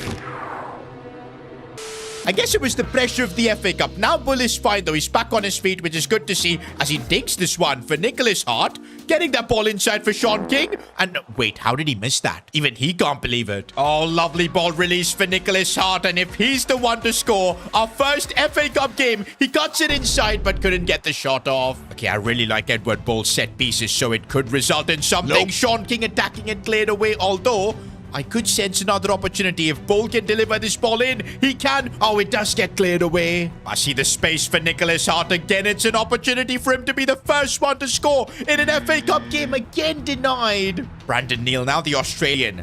Look at him open up some space here. Good to know. As he finds Lister, our right back, who strikes it. I cannot believe some of the goals we've scored today. Lister, who's like, what, 51 rated? I don't know how he's managed to pull this off. Oh, defensively opened up a little bit as Gigante forced to make the save. I don't want this game going into like an FA Cup replay, man. So we've got to get this sorted here and now. And Gigante again. Okay, clear this ball away, man. What are we doing? Look at Gigante having to make save after save. Oh, dangerous cross coming in. There was nothing I could do to stop it. Ah, that is so annoying, man. Full time and it's a draw. I thought we were the better team. Wait a minute. There's no more FA Cup replays. We're going straight to extra time. I've made a lot of changes, bringing on Richard, Steve Ball, Bullock. I think we'll also need Clark to come on for Jisoo. He's completely finished in terms of stamina. Oh, Steve Ball coming off the bench. Oh, he's put it wide. Even Barry can't believe it and I can't either. Bro, I don't want to go through another penalty shootout, man. It's just so painful. Also, getting knocked out this early in the FA Cup would be really bad, boys. I want to at least end up facing one Premier League club, especially if we get the chance to host them at our home. Imagine the money we could make. It could be in the millions. Steve Ball driving it forward. He sees that run being made by Scott Bullock, and here goes our boy from the academy. Couldn't get the cross in. Oh, and that was the last chance we had, man. It's going to pens again. How on earth is this our second penalty shootout in the series, man? Like, just crazy. First penalty, though, Nicholas Hart takes, scores. Luca Gigante, chance to be the hero. I need just one save from you, bro. Just one save, and no. You know Richards is just gonna slam this one, and I believe in him, but what? That was the worst penalty I've ever seen. And now we need to rely on Gigante making a save. Oh, they've missed. Okay, we've got hope. We've got hope. 17-year-old Bullock taking this, though. It is a bit risky. But Bullock manages to put that top corner. I know I'm being greedy, Gigante, but you need to save this. You need to save this. No, wrong direction. Ooh, Edward Bull with a calm penalty. Okay, this guy's run-up is a bit crazy. And his penalty was good, not gonna lie. Armstrong is our centre-back, bro. He's just gonna smash this, and it works. How long is this gonna go on, man? We need them to miss. Oh, Gigante to make a save. Is he gonna do it now? I'm gonna stay down the middle. No! There's no way Steve Ball is missing. Absolutely not. It is now sudden death, though. We save, we go through. We survive in the FA Cup. Could be huge for this club. but I just can't save a pen. But I can do the job of scoring. This is dragged on for far too long now. Gigante, make the save. Gigante does it. Let's go. Through we go to the next round of the FA Cup. Our first penalty shootout win, man. This feels special.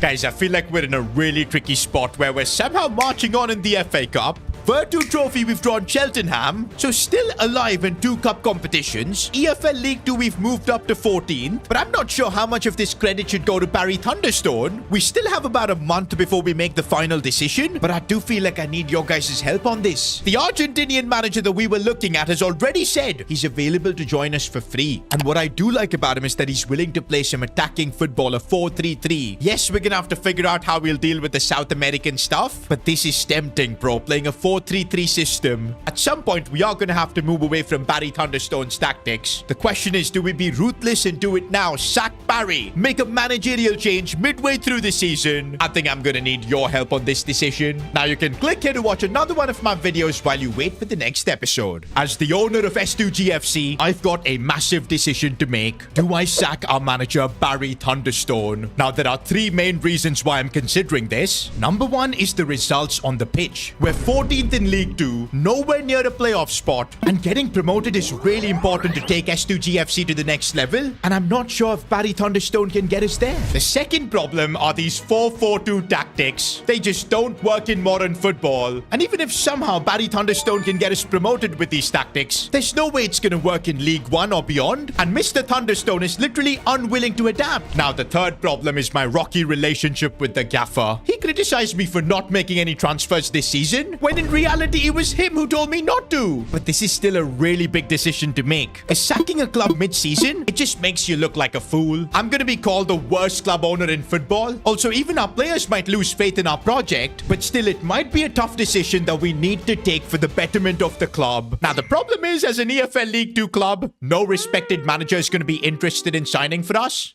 But there is one man who is interested in the job, the Argentinian Pablo Gonzalo. I honestly don't know why he's so excited to be our manager, because he's been doing podcasts saying that he'll become our gaffer for free, which I do really appreciate because we're kind of broke. But it is going to be really hard accommodating Pablo Gonzalo because he wants to straight away switch our tactics to a 4-3-3. Also, he would want some South American players in the team. I don't know how we're going to pull that off. But right now, he's the lead candidate to replace Barry Thunderstone. Now, I don't want to rush through this decision. We're gonna get through the month of December and see if there's any improvements with Barry, if my relationship with him can improve as well, and then we'll make a call on the 1st of January when the window opens. Maybe if Barry can get us into that top 7 in a playoff spot, we should consider keeping him. Of course, there's the Virtu Trophy as well, where we're somehow alive. I still don't know how this competition works, but again, it's something Barry can use to maybe make a claim for him to keep the job. But today, once and for all, we're gonna decide who's gonna lead the club. Wait a minute, this is footage from our training session? Who leaked it? Okay, so far it's fine. Players are working hard. Barry Thunderstone is getting the session underway. Okay, I seriously now doubt the technical ability of our players. Nicholas Hart refusing to do any physical drills. He just wants to juggle the ball. And why is Armstrong attacking thinking he's Messi? And oh my days, that was awful. Barry is losing his mind on the sidelines. The ball is stuck in the tree and that's why the session is over. Not gonna lie, boys. Watching that session is kind of making me feel that Barry is completely out of his depth.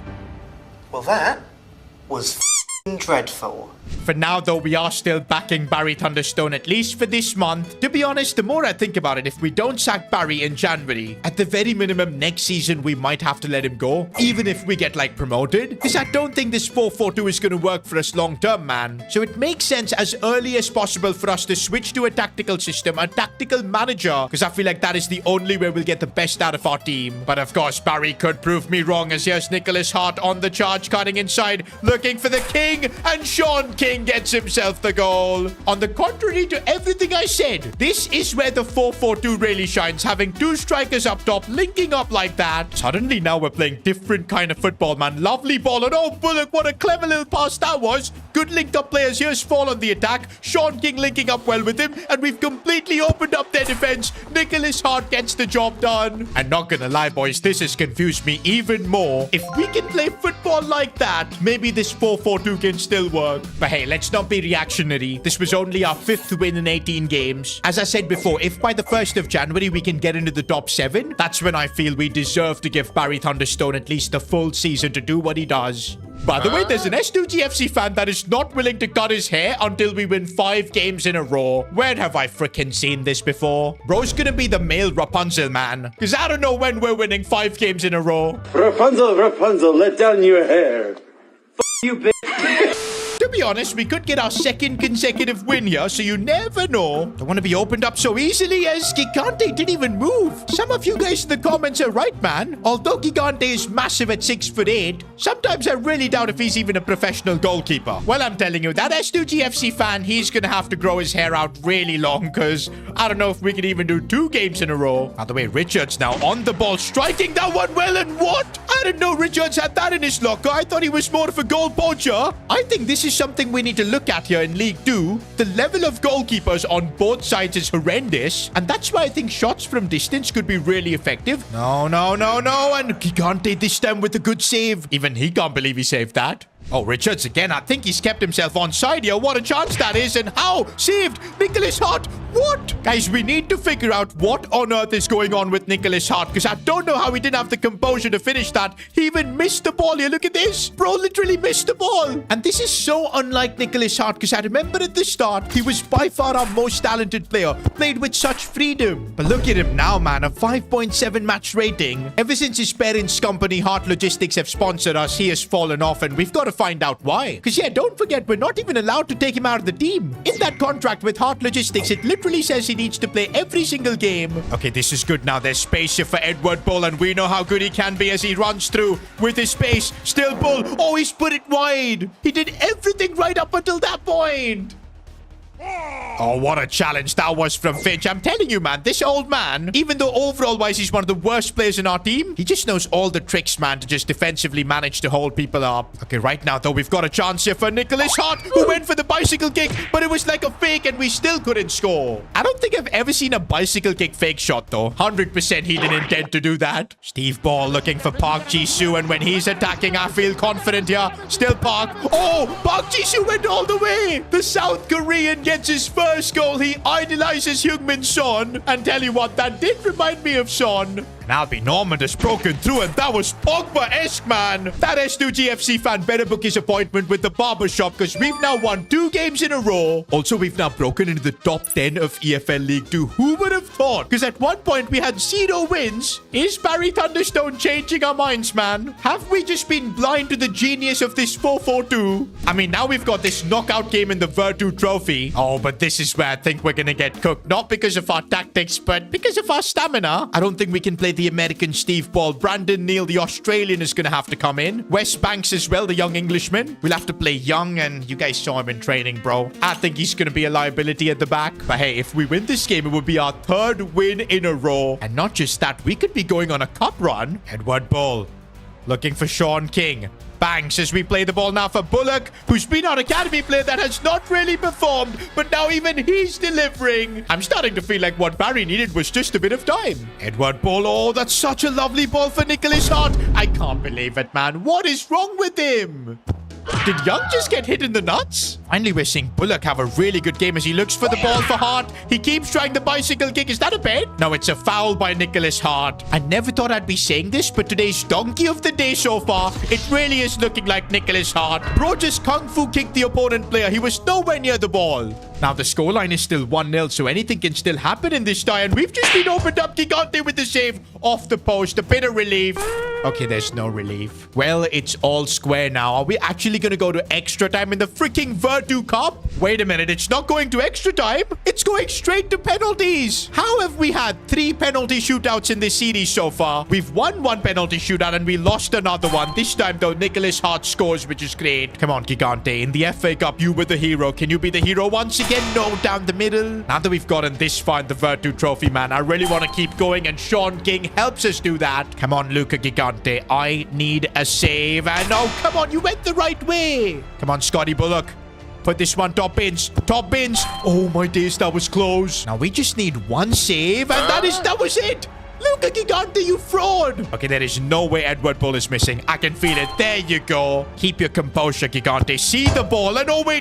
They've actually just hit the post. Gigante didn't do anything. But now we can somehow win this game with Armstrong, our centre-back, coming through. I'm just going to smash this one top bins. Go on, Armstrong. There you go. I think I'm taking this Virtu trophy a bit too seriously. But now that we keep marching on, we're going to aim to win it. And by the way, this does count as our 3rd consecutive win. That S2G FC fan, I'm telling you, bro, book that appointment at the Barbers, because we're going to be winning a couple more games. Hang on a minute, guys. While we're discussing replacing our gaffer Barry, he's apparently got job offers from other clubs. The first one is VFL Osnabrück, a 3rd division Germany club. That will be a division above us right now. And also an offer from a Chinese club. Apparently, it's a certain Wang that believes in Barry Thunderstone's abilities. But regardless, boys, this is now leading to even more confusion regarding our decision. Am I the only one that's not seeing the merits of Barry? I mean, I'll give him credit. Recently, the 4-4-2 has been doing bits. We've won 3 games in a row. And if I were making the big decision right now, I'd probably lean towards keeping Barry. But we still have about 3 weeks left to make the big call. All options are open. By the way, before our next game, we gotta take a moment and honor our best player from the last episode. Now, we actually played some good football and scored a ton of bangers, especially long shots. They were flying in from everywhere. So that's why I considered Steve Ball for player of the episode, Neil Lane as well. But I'll be honest, boys, the most consistent player, Edward Bull. Up and down that left flank, scored the goals, got the assists. What a baller. And as player of the episode, we're going to reward him with the rapid play style. Bro has now got both the speed play styles, quick step and rapid. He's going to be fast, man. All right, boys, we're now chasing win number 4, but I see a bit of a kid clash here. I don't like this. Okay, no, it's fine. It's fine. I'm not blind. I can make out the difference. No excuses here. Let's try and get the win. This would be our 4th consecutive win. I mean, at the start of the season, I did not see that happen. Yo, that guy just slipped. I don't know what happened, but Edward Bull's aura caused him to slip, but we still couldn't score. I don't know why Barry Thunderstone is doing these theatrics, as if he's changing his tactics, bro. Everybody knows we're just playing the 4-4-2. Not gonna lie, we're under quite a bit of pressure in this game right now. We've not been good at all. In fact, it's an attack for our opponents. Gigante comes and collects. In games where our opponents press and try to control the game, it's really hard with the 4-4-2. Like, look at this pressure from our opponents. I'm not able to even pass out of the back. And now we're just inviting pressure. Now Morton is through on goal. Nothing I can do to stop him. Gigante came out too quickly, and it's 1-0. Remember, boys, that S2G FC fan has already booked his appointment with the barber. I don't want him cancelling that, so we gotta win. I think second half I'm gonna bring on Richards, man. Nicholas Hart has just again had a stinker. Neil Lane, oh, good challenge. How is that a foul? He got the ball. No, we're gonna concede again. What a volley that was. It does now feel like our win streak is gonna get crushed. We're still trying though. Neil Lane striking it, but puts it wide. Not gonna lie, I feel like this game has exposed all the issues I've had with Barry Thunderstone's plan. We almost conceded again. Gigante catches it. But yup, that is officially our win streak done. That S2G FC fan, his hair is just gonna get longer. I told you, man, bro's gonna be the male Rapunzel by the end of this. Because I don't know when are we gonna actually go 5 wins in a row. But yeah, tactically, we just got outsmarted in this game. Look at our opponents, man. They were playing a 4-1-4-1. And it was so well balanced that they were just carving through us. In the post-match presser, even the media was asking why Barry didn't adapt his tactics. Ah, you people always blame the tactics and the manager. Look at the boss sitting in the office. He gave me no new signings. I'm having to train a bunch of kids, and despite that, I think I'm doing a really good job. I'm not gonna lie, boys. I'm getting really pissed with how Barry Thunderstone is treating this situation. Every time he loses, or every time the media questions him, he blames it all on me. And we know he's delusional because we've given him everything he asked for. We now have one last game before the January window opens, and after this, we're gonna make our call on Barry Thunderstone. I'm still undecided. I'll give him that the 4-4-2 has improved against some kind of teams, and also our players have been performing better. But yeah, I do not like the fact that he's been throwing me under the bus. For now, the focus is to try and win this game so we can get further up into a playoff spot. Oh, we've been opened up. Gigante charging through, and we concede. The more I see how inconsistent we are, the more I feel like we need a change. Okay, it's now Edward Bull with the ball right now, looking to create some space, which he does brilliantly. Outside the box, bang. It's individual brilliance keeping us in this game. Now Nicholas Hart, who I'm really hoping can finally start performing, and that is more like it. He's such a hot and cold player.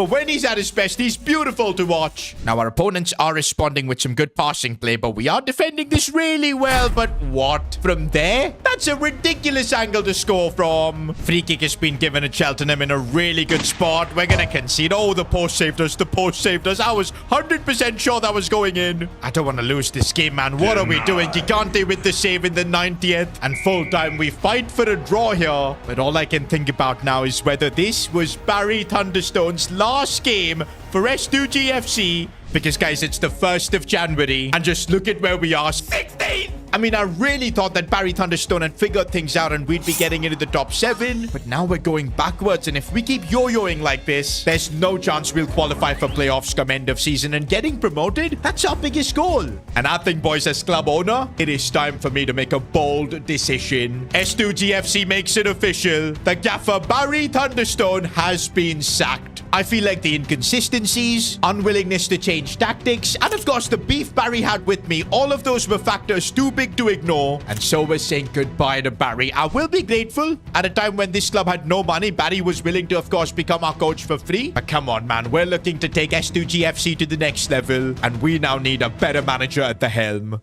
Now, there's no time to rest. We need to be on the hunt for a new manager. And you guys know Pablo Gonzalo is #1 on our shortlist. To be honest, he's like the only person because he's willing to join us for free. And right now, negotiations are going on with him on his contract terms. We're having a bit of a niggle with Pablo wanting a lot of South American players in our team. I'm trying to make him understand that, bro, we've barely got like 250k left in the bank. There is no way in January we're making any transfers. Now, until we secure our new manager, we do need an interim manager, and the only person I can think of is Lenny the groundsman. If you remember, when Barry Thunderstone was suspended for punching a reporter, it was Lenny who came in for the game. I think we lost, but hey, he did his job as manager, and we need him to do it now while we're negotiating with Pablo Gonzalo. And there's Lenny walking in, boys. Oh my days, why is he wearing that as a manager? Bro thinks he's still the groundsman. But yeah, for this game, we're going to be sticking with the 4-4-2 because, come on, Lenny does not know much about tactics. Probably just as much as Barry Thunderstone, to be honest. But I don't know what instructions Lenny has given West Banks because he's going through, looks for the pass, Nicholas Hart with the finish. And I can't believe with our groundsman as manager, we've actually scored. Oh, defensively though, and oh, that's a good goal, not going to lie. I think in this game, we're going to be defensively a mess because I don't think Lenny has any idea of defensive structures. On the flip side, on the attack, here's Edward Bull going through and a lovely finish into the roof of the net. Bro, West Banks is actually crazy, bro. Lovely pass again. And now it's Sean King through on goal. I think he's onside and he's got the finish locked in. I think Lenny's getting used to being manager, bro. Neil Lane is now down the wing here. Our number 7 looking for that cross. Nicholas Hart's first touch was good and so was his finish. I hate to say it, but we never played free-flowing football like this under Barry Thunderstone. Oh, just 2 days later, we've got Harrogate Town away from home. Negotiations are still underway with Pablo Gonzalo, but they're going to take about a week more.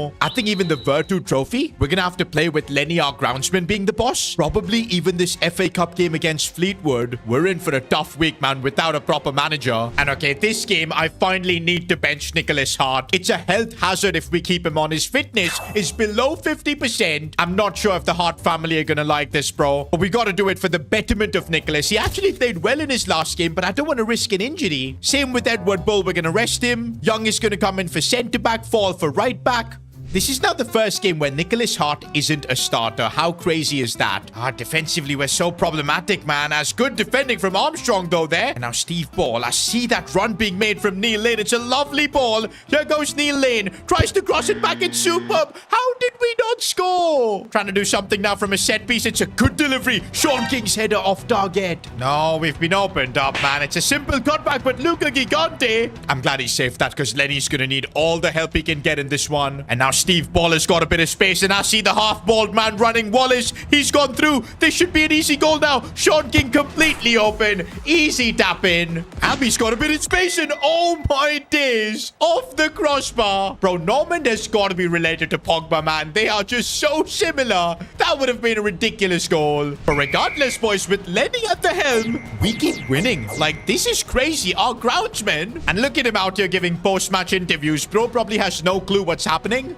By the way, guys, negotiations are almost done with Pablo Gonzalo. I had to promise him that we would run an academy project in South America and scout a couple of talents from there. That convinced Pablo Gonzalo to sign, and he should be joining the club before the FA Cup game at the weekend. For now, in Lenny we trust for this Virtu Trophy round of 16 game. Now that we've gotten this far, I'm kind of hoping we go all the way and win it. I don't know what kind of prestige the Virtu Trophy has, because hey, I didn't even know this competition existed before this. But what I do know is that final will be played in Wembley, and here's Edward Bull. I say Wembley and he's excited already. There's the finish. Looks like our road to Wembley is on. Here's Nicholas Hart on the ball, and I gotta say his form lately has improved quite a bit as he looks for the pass for Bullock here. Should be able to score. It's off the post and again, but comes off the head of the goalkeeper. I have not seen a more diabolical goal than that. Oh man, from this angle it's even worse. We'll take it though. It sends us through to the next round of the Virtu Trophy. I can't believe with Lenny we've actually gone 3 wins in a row. That means with Pablo Gonzalo, if we can get wins in our next 2 games, that S2G FC fan is gonna have to head to the barber.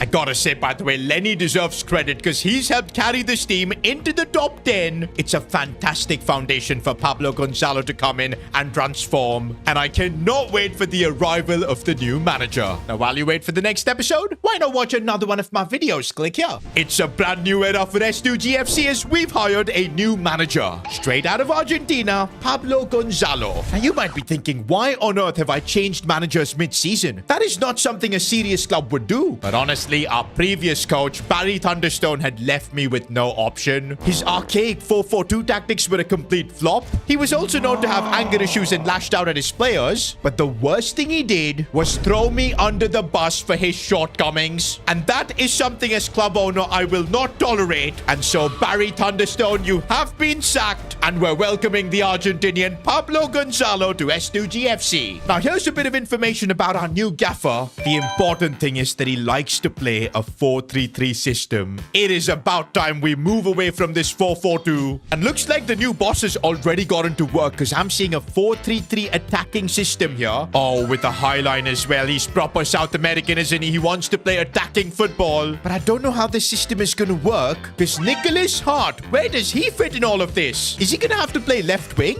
I guess we'll find out soon what Pablo's got planned for the players. You know what? We just gotta trust Pablo because I think he knows what he's doing. He's played first division football in Argentina. That's a pretty big deal. Also, I don't know why he judges players based on their celebrations. You bet our players are gonna try some crazy celebrations to get on the good books of Pablo.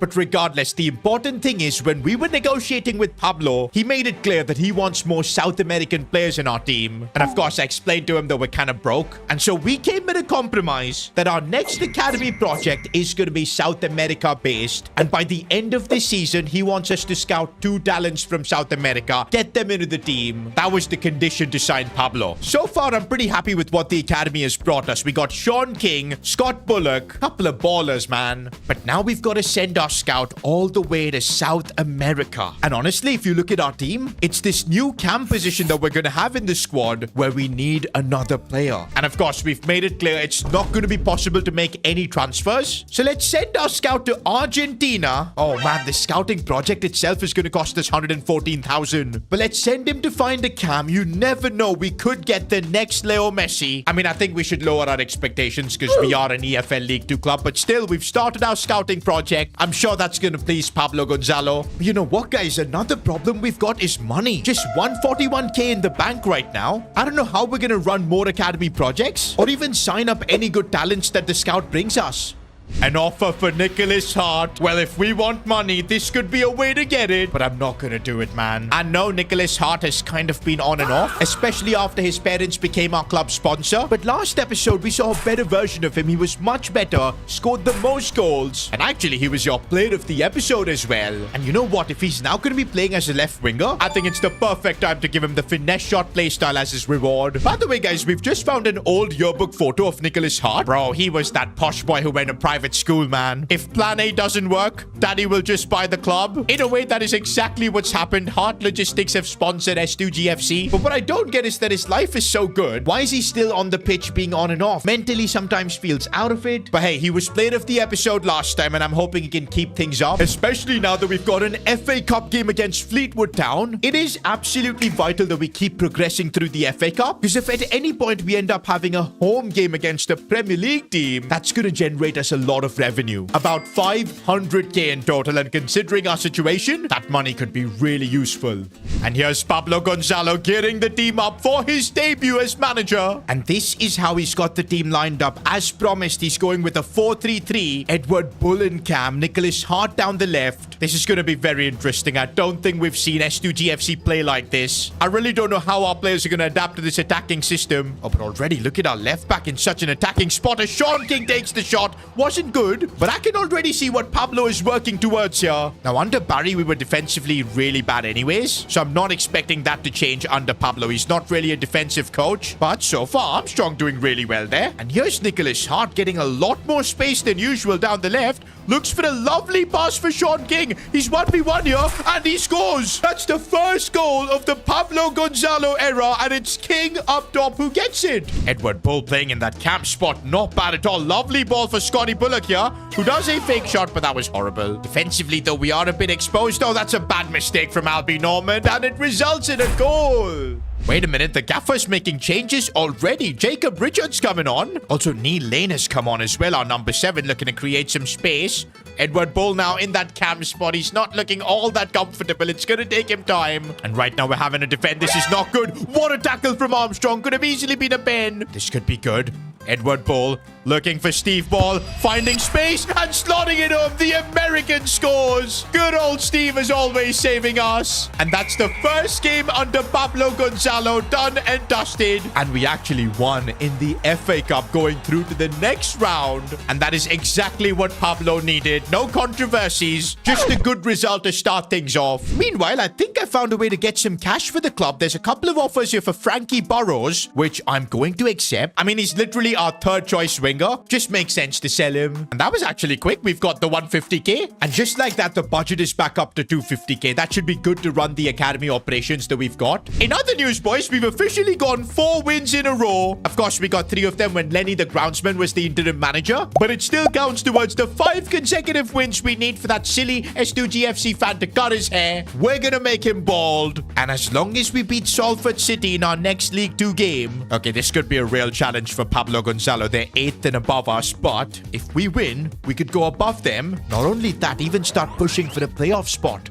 And now the game has kicked off against Salford. I don't want to lose, because I want that S2G FC fan to have his appointment at the Barbers. When I see a bit of space here, what a run from Nicholas Hart. Oh, he can't keep his composure. Oh, Steve Ball making a good run. A bit of space to go for goal from distance off the crossbar. I think Pablo Gonzalo has given instructions to the team. Just shoot from distance if the opportunity is there. And that is something I know Neil Lane would really love, as he's going to try one from distance. That was bad. No, we've been opened up. Good save, Luca Gigante. Not gonna lie, why does it feel like our players are feeling pressure? Are they aware of this haircut guy?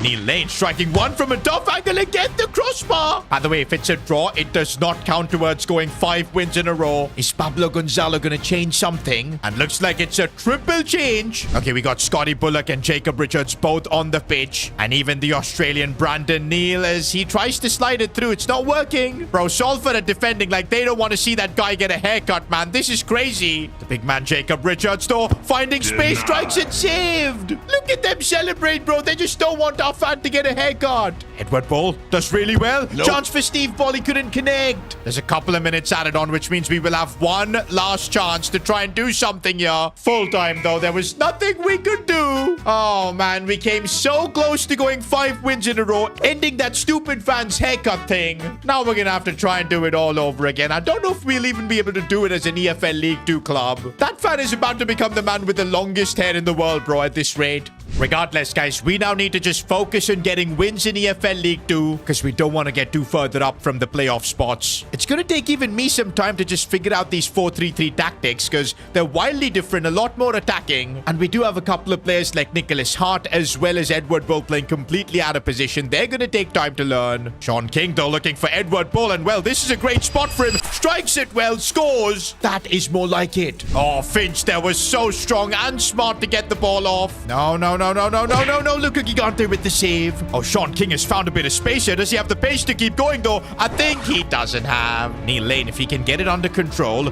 could look for a cross. It's decent. Nicholas Hart wins the header, but saved. Honestly, he is getting better, though. He's learning to use his quick 1-2 passing, but then the pace is what lets him down again and again. Oh, a bit of space here for Sean King, who could look for the pass for Nicholas Hart. First touch is decent, and the finish is as well. Also, a new celebration from Nicholas. Oh, he's trying to impress the gaffer, I see. But we'll take that win against Bromley. We're still only 10th, though, in EFL League 2, but with a game in hand, which if we win, it should prop us up to 8th position, and then we'll just be one spot away from being in the playoff fight. Oh, but our next game is against Notts County. They're 3rd and looking to get directly promoted to, of course, League 1. Now, this feels like a proper test for Pablo Gonzalo, one of the better teams in the league, and maybe if we can beat Notts County, it could get us into a fight for direct promotion. That would be the best case scenario. A few moments later.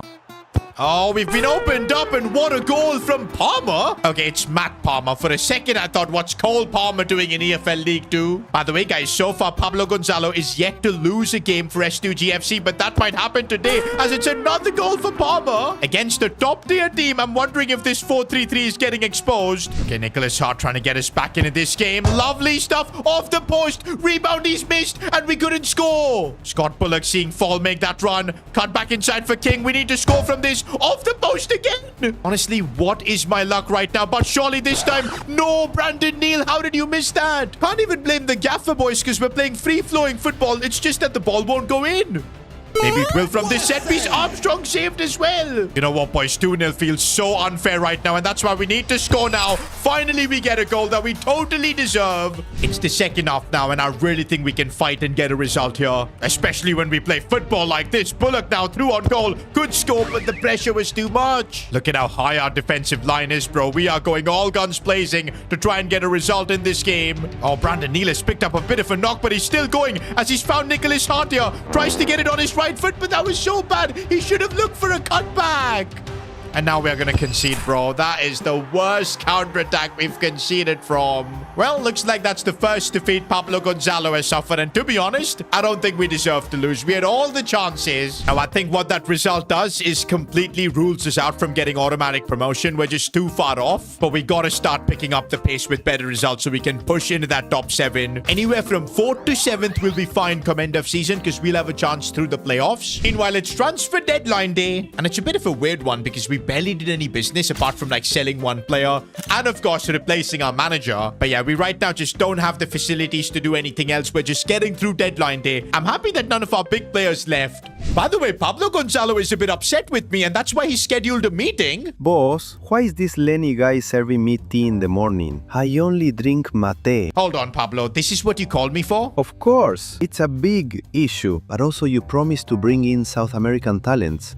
But so far, I've not seen any progress on that. You better not be fooling me. Well, Pablo, I am not fooling you because our scout is going to be returning from Argentina in exactly 1 day. So I guess winning this game against Oldham Athletic and then seeing the players we get from Argentina, that would be a good plan. And yeah, I do want to get back to winning ways after getting destroyed by Notts County. Neil Lane does really well, looking for the cutback, and that goes in from Edward Bull. Not gonna lie, Bull in that cam spot, Pablo Gonzalo is cooking. One thing about Nicholas Hart, though, in that left wing position, he's not being the protagonist.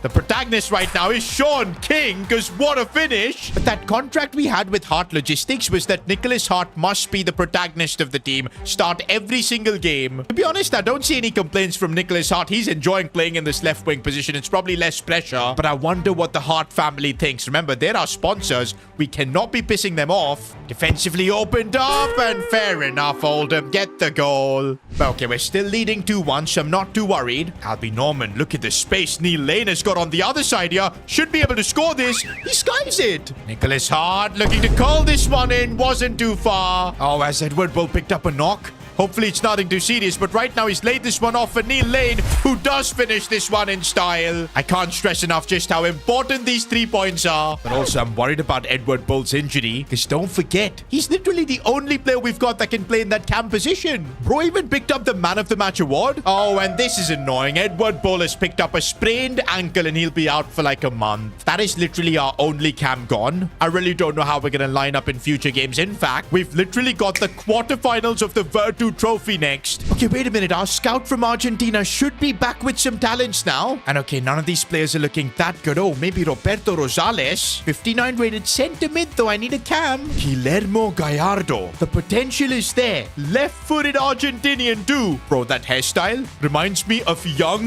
Messi. I kid you not. He's already 63 rated as well. Let's sign him up.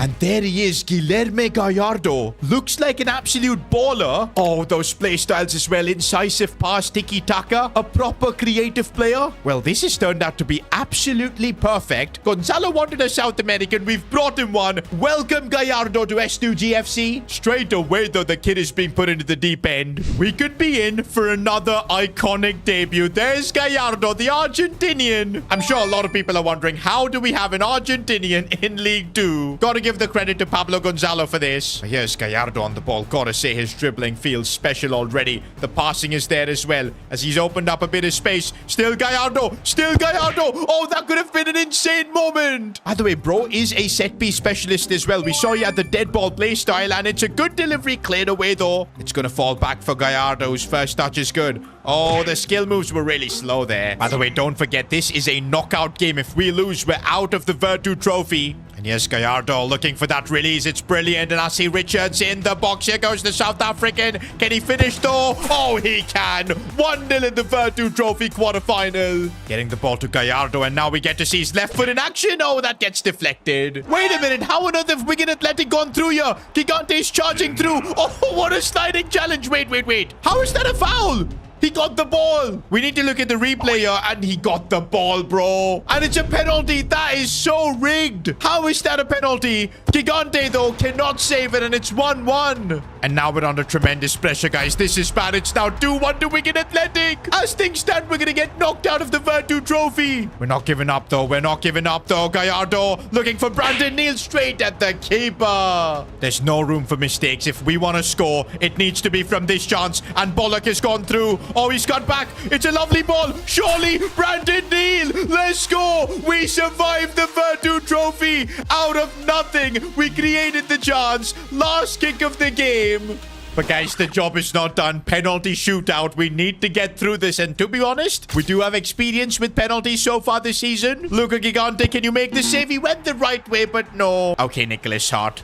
Gotta score this penalty. Put this one top bins. Nicholas Hart gets it done. I have a feeling Gigante is going to save this. Gigante, no, down the middle. You just know Richards is going to slam this one top bins. That is what he does. This guy's going left. No. Scott Bullock, he saved us in a way with that assist. And now he's got his pen locked in. We just need one save, man. Come on, Luca. You're like 6'8". You can save one penalty. No, down the middle again. No way is Gallardo, a 17-year-old, taking a crucial penalty like this. Straight from our academy, coming from Argentina. The pressure is incredible, but he still delivers. Just one save, man, Luca. That is all I need from you. And he makes the save. Luca Gigante, you legend. Oh, why is it our centre-back taking the final penalty? But if he scores, we're going to go through to the Virtu semi-final. Please, Armstrong, just slam this one in. Slam this one in, and it's done. Somehow we stay alive in the Virtu Trophy. I don't know why I'm taking this competition so seriously. I guess because there is prize money at the end. But the amount this team has had to suffer in this Virtu Trophy, man, I now really want to just go all the way and win it.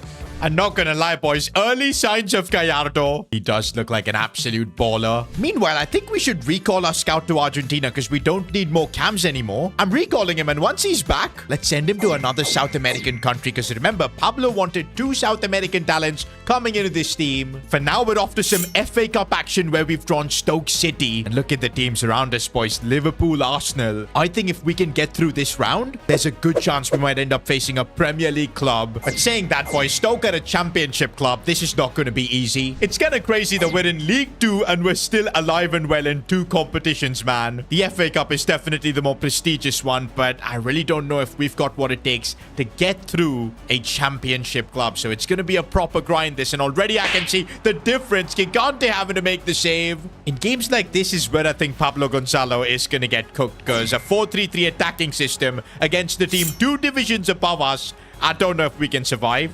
One thing's for sure, we're going to have to be really clinical. Nicholas Hart down this left side, looking for the pass. Sean King, perfect run. What a chance. His first couple of touches were awesome, but the finish was woeful. We cannot do this at this level. Gallardo now driving the ball from midfield. Good pass for Bullock, and here we go. He looks for Lister down the right side. We're moving the ball nicely, but then a mistake. Can't be doing that against a championship club, and now they're on the charge. And this Bae Jun-ho has just gone through my entire defense, and he's actually scored. I'm starting to feel like our FA Cup dream might be coming to an end here. Nicholas Hart, though, is trying something from distance. That wasn't too far. What an attempt from Nicholas. Yep, this 4-3-3 attack. Pablo Gonzalo is getting tactically crushed here against Stoke. Chance now for them. Nope. Header saved by the keeper. Okay, we've got Gallardo on the charge. He needs to be looking for passing options. Oh, no, he got taken out there. Referee! A tactical foul from Stoke, but this is what is expected at this level. Normand, oh, that's a lovely ball out wide for Park Ji-soo. If he can square this back in, cleared away.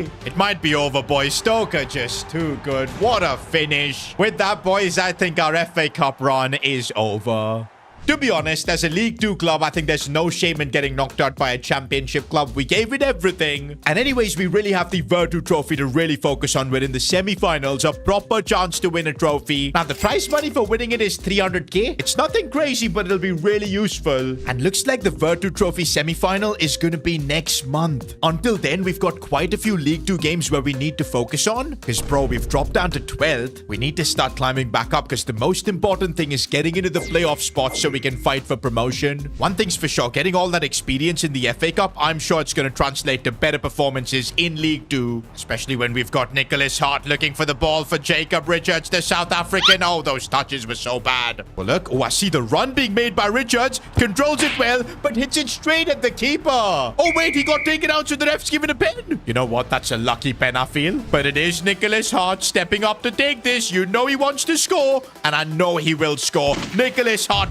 No, how did he miss? That's the most embarrassing penalty I've seen. By the way, the Hart family are in the stands for this game watching, and they did not like what they see. They probably feel like they've been humiliated by that miss that Nicholas Hart has just had. Steve Ball driving the ball forward. He needs to release it at the right time. That's what he's done. Ball coming in for Richards. How? The chances we've missed in this game, man. We should be easily leading. Oh, it falls again, though, for Richards. Volleys it, and he still puts it wide. Full time, boys, and I need a formal explanation from Pablo Gonzalo on how we didn't win this game. Even he can't believe it. Okay, despite that draw, though, we've had results go in our favor and we've climbed to 8th in the league. That means we're just a point off a playoff spot. We're in a really good spot now. But there's a bigger problem that we'll have to deal with, and it's a financial one. Hart Logistics have just put out a statement. They are effectively terminating their sponsorship to S2G FC. I don't get this, man. Why would the Hart family do this? They've literally got their son playing for our team. Losing this sponsorship could have huge ramifications. I really don't know how we're gonna figure this out.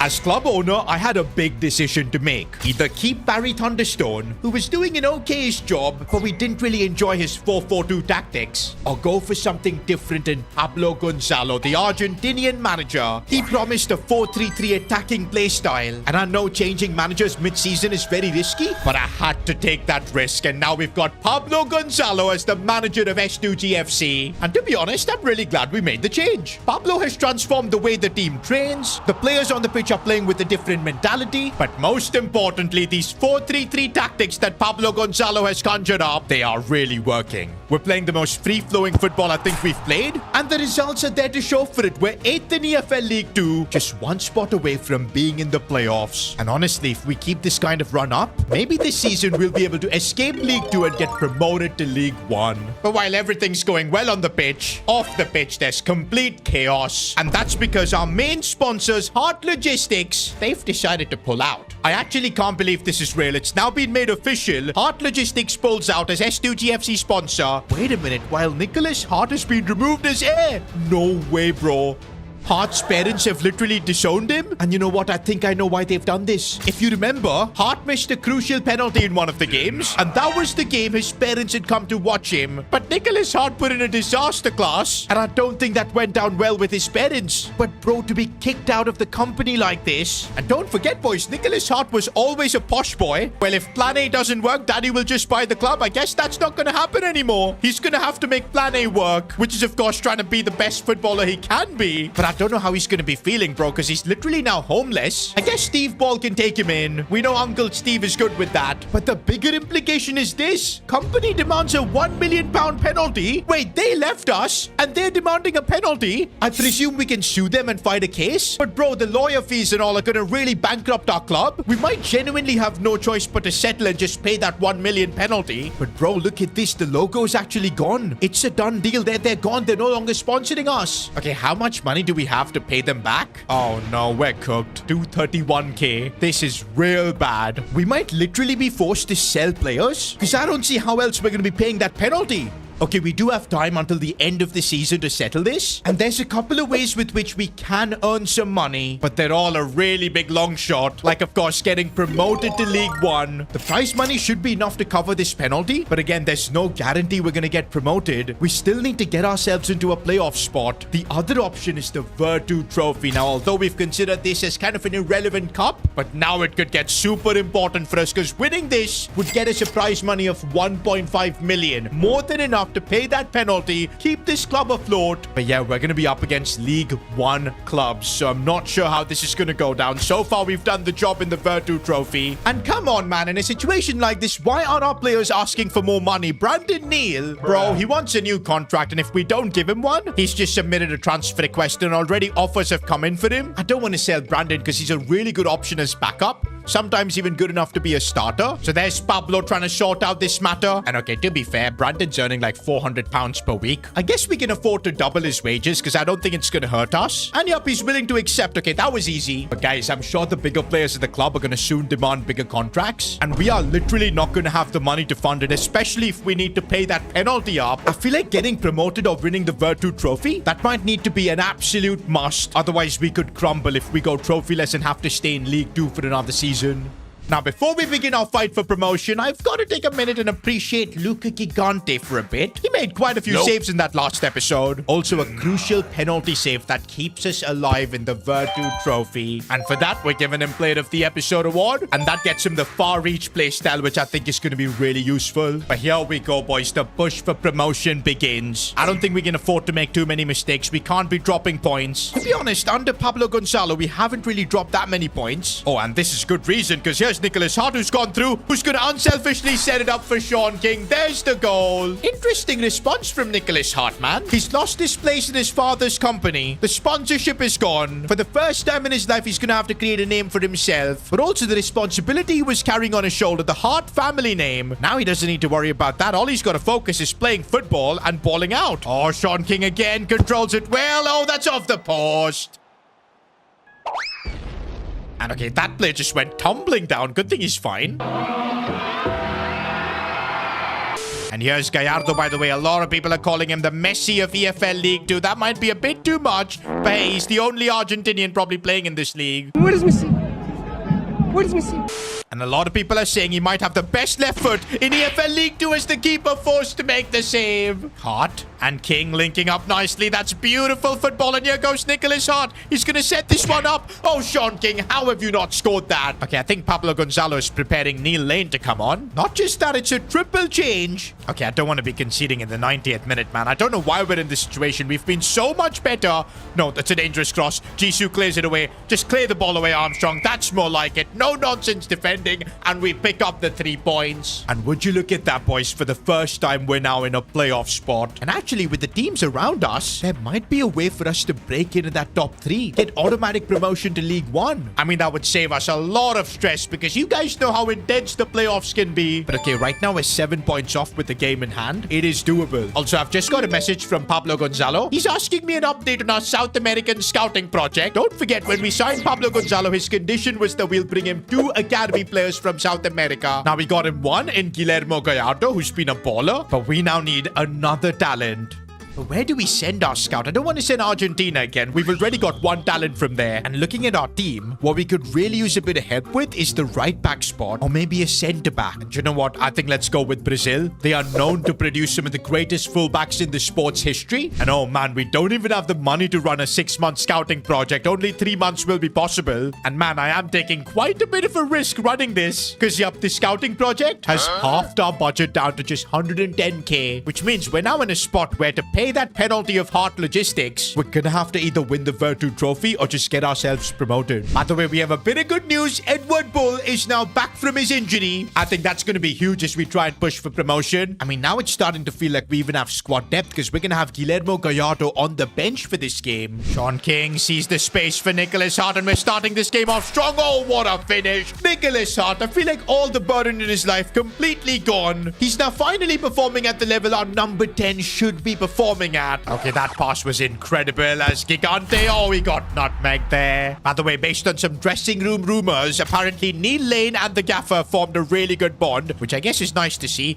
Neil Lane on the ball, but he gives it away. Look at the options Edward Bull has and he sets up Neil Lane. Should be a simple finish. We get the lead. No, no, no. How have we just gotten opened up like that? That's horrible. I think even the players are now aware how close we are to getting a playoff spot or even getting into that top 3. So there are a bit of nerves. Oh, what a ball that is. And Alvin Norman's header goes just wide. Oh, no. I fear for the fans behind the goal, bro, because Neil Lane is stepping up to take this free kick. Of course, he's going to go for goal. This is going to be like the worst free kick ever. And you know what? Wasn't that bad. Okay, ref, it might be time to just blow the whistle and end the game. Why are we still playing on? No, no, no, he got spun. Our defender just got spun. That was the last kick of the game, and to lose like that. I'm telling you, bro, there's no guarantee that we're going to get promoted this season. We're just too inconsistent, even if it's Pablo Gonzalo coaching the team. A training injury clash is exactly what we didn't need. Lister and Finch, 2 of our starters, bro. In fact, Finch is our captain. This is bad. And I am hearing a lot of complaints in the dressing room that the training sessions Pablo Gonzalo has got the team running, they're super intense. I just hope these injuries don't become a recurring occurrence. Okay, the good thing is both Finch and Lister, their injuries aren't that serious. They'll be fine soon enough. But we gotta really pick up the pace, man. We've dropped down to 8th now. I guess we can forget about getting into the top 3. That looks impossible. To get into top 7, we're gonna have to really grind. But for now, we've got to focus on the Virtu Trophy. And I've told you just how important it is that we win this. But okay, let's forget about winning. Let's just focus on making it to the final. And how is Pablo Gonzalo gonna deal with the absence of Finch and Lister? I guess Young's gonna have to come in and Musa fall. Stevie Ball is gonna be the captain. That works for me. Also interesting that the gaffer has gone for Gallardo in the cam spot. Maybe it's a bit of Argentinian bias, but Neil Lane is starting. I'm nervous, bro. Virtu Trophy semi-finals. I'd never thought I'd be taking this competition this seriously. I'm actually now wondering if we win this, the final, is that gonna be played at Wembley? If so, that's gonna be kind of iconic. But more than playing at Wembley, it's the prize money that matters. We need to get the money so we can, of course, pay back Heart Logistics, solve that issue. And talking about Heart Logistics, we do have Nicholas Hart here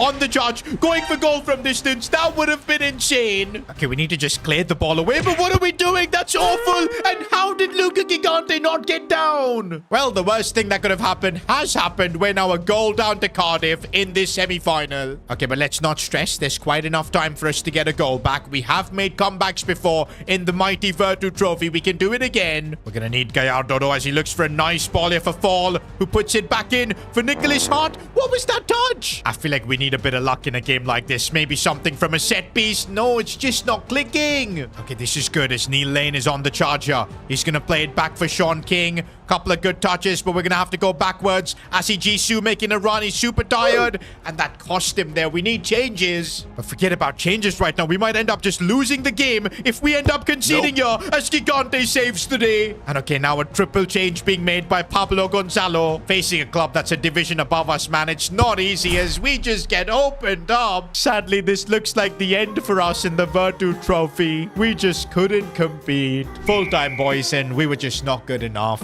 I'm gutted, man, because what a journey we've had in this Virtu Trophy. So many penalty shootouts that we've managed to win. So much struggle. But I guess as an EFL League 2 club, we're just not good enough. We're not going to get the prize money from the Virtu Trophy. And I can already sense Heart Logistics come calling, man. Right now, everything for us rests on how we finish in EFL League 2. If we fail to get promoted, the club could be on the verge of bankruptcy. We might have to sell a lot of our players and go through League 2 all over again, which is something I do not want to be dealing with. I guess for now, let's keep the focus on getting into that top 7. Ideally finishing like 4th or 5th, because that would give us an easier draw in the playoffs. Also, I'm kind of waiting on our scout to come back, because maybe getting a Brazilian baller, either a centre-back or a right-back, that could end up having a big impact for the team. By the way, guys, that S2G FC fan who has refused to get a haircut until we go 5 wins in a row. Bro might have made the biggest mistake in his life, because it's already been like 4 months, and there's no sign of us going 5 in a row. Especially with dealing with injuries like this, man. This is so frustrating. Bro, our right back for this next game is going to have barely any stamina. Actually, I might just play Clark in there. But yeah, at the stage we're in right now, we can't afford to make excuses like injuries. We just need results. And a win here against Fleetwood would be really nice, just to make the team forget about what happened in that Virtu Trophy. How is our defense getting opened up like this? It's a cheeky chip that goes wide. One thing I do like about Luca Gigante, because he's so big, he doesn't have to endure the chippy chips. Oh, I see that run being made of Sean King. Oh, it's brilliant. And the King strikes. Let's go. Oh, what a lovely ball for Scotty Bullock. He should be able to finish. Of course he does. It's good to see the mentality of the team. We're not that affected by that Virtu Trophy knockout. And it's such a relief that we're able to pick up the 3 points here against Fleetwood. But okay, this is now a big game though. We're facing Walsall next. With the game in hand, if we beat them, we take that 7th spot and we could potentially push upwards as well. Okay, Walsall have come out all guns blazing here, and that is a thunderbolt. Guys, if we end up losing this game, it's going to be really hard to get into a playoff spot. We're not giving up though. Edward Bull sees a lot of space here for Nicholas Hart. Controls that one really nicely. Trying to get it onto his right foot. Does so and puts it wide.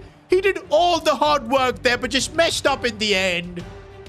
No, opened up again. Gigante, good save. He looks furious at our defense, man. Not gonna lie, even though we've conceded quite a few goals today, I've got to say, Gigante, he's been saving us, man. But right now, we need our attackers to save us, get us a goal, back into the game. Scotty Bullock is trying to do exactly that with all the pace that he's got. Still Scotty here, squaring this one for Sean King, and that is a lovely tap-in. Although I think we got to give Scotty Bullock the credit for that one, because he ran through the entire pitch for that. Come on, boys, I told y'all, this team is not going to give up. We're going to keep pushing. Albie Norman, the Pogba of our team. That is really nice as he's now driving it forward. Space to maybe go for goal himself, but that wasn't quite Pogba-like. Good old Stevie looking for the pass, and now we're linking up nicely as here's Edward Bull. Could end up starting something. Good release for Norman. I need that run being made. Jisoo, he's done it here. Could square this one back. Sean King again in the box.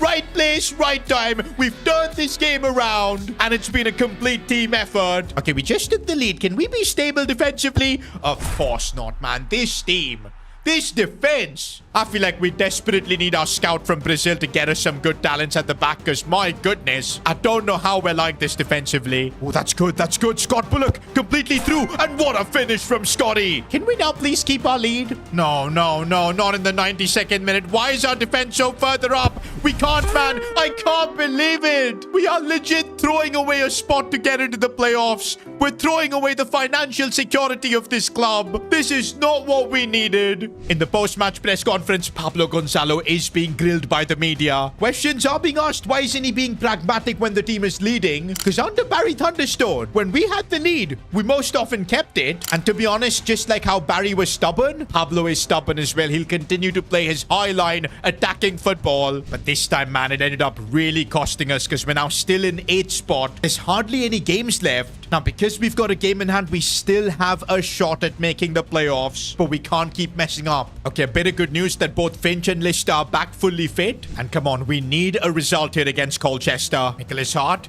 seeing Richards. Good pass for Neil Lane, and lovely finish from our number 7. Okay, that's how we need to respond. 3 points here is a must. And now Gallardo trying to get maybe his first goal. Oh, come on. He ain't the next Messi if he's taking left-footed shots like that. But okay, dribbling wise and picking out the right pass. That's what separates him right now. Lovely release for Nicholas Hart. Oh, he's got that finish locked in. Oh, we've given them too much space. We couldn't block the shot, and that was a rocket. Every game in EFL League 2 right now feels like war. Oh, and this this 4-3-3 defensively, we're just so off, man, honestly. And this is bad. This is really bad. Gigante somehow trailing right hand saved us. Honestly, the more I see this team play, I'm not sure if Pablo Gonzalo's tactics have really improved us. It seems like we still deal with the same issues for the most part. Of course, I will say that attacking wise we are quite better, but similarly defensively we're just way worse. Neil Lane, oh, the fake shot is nice, goes for goal, saved. Neil Lane sees the ball for Richards, who puts it wide. The way we miss these kind of chances, man, it's crazy. It's a good thing this game is almost done. The ref's gonna blow the whistle now at any point, and there you go. We do get the 3 points, but if we end up missing those kind of chances in the playoffs, there's no way we're gonna go up. Okay, guys, the season has now come to an end, and the big question is, did that win help us get into the playoff spot? And I think it just about would have done that, and yes, we end up finishing 5th. There is still hope. We could still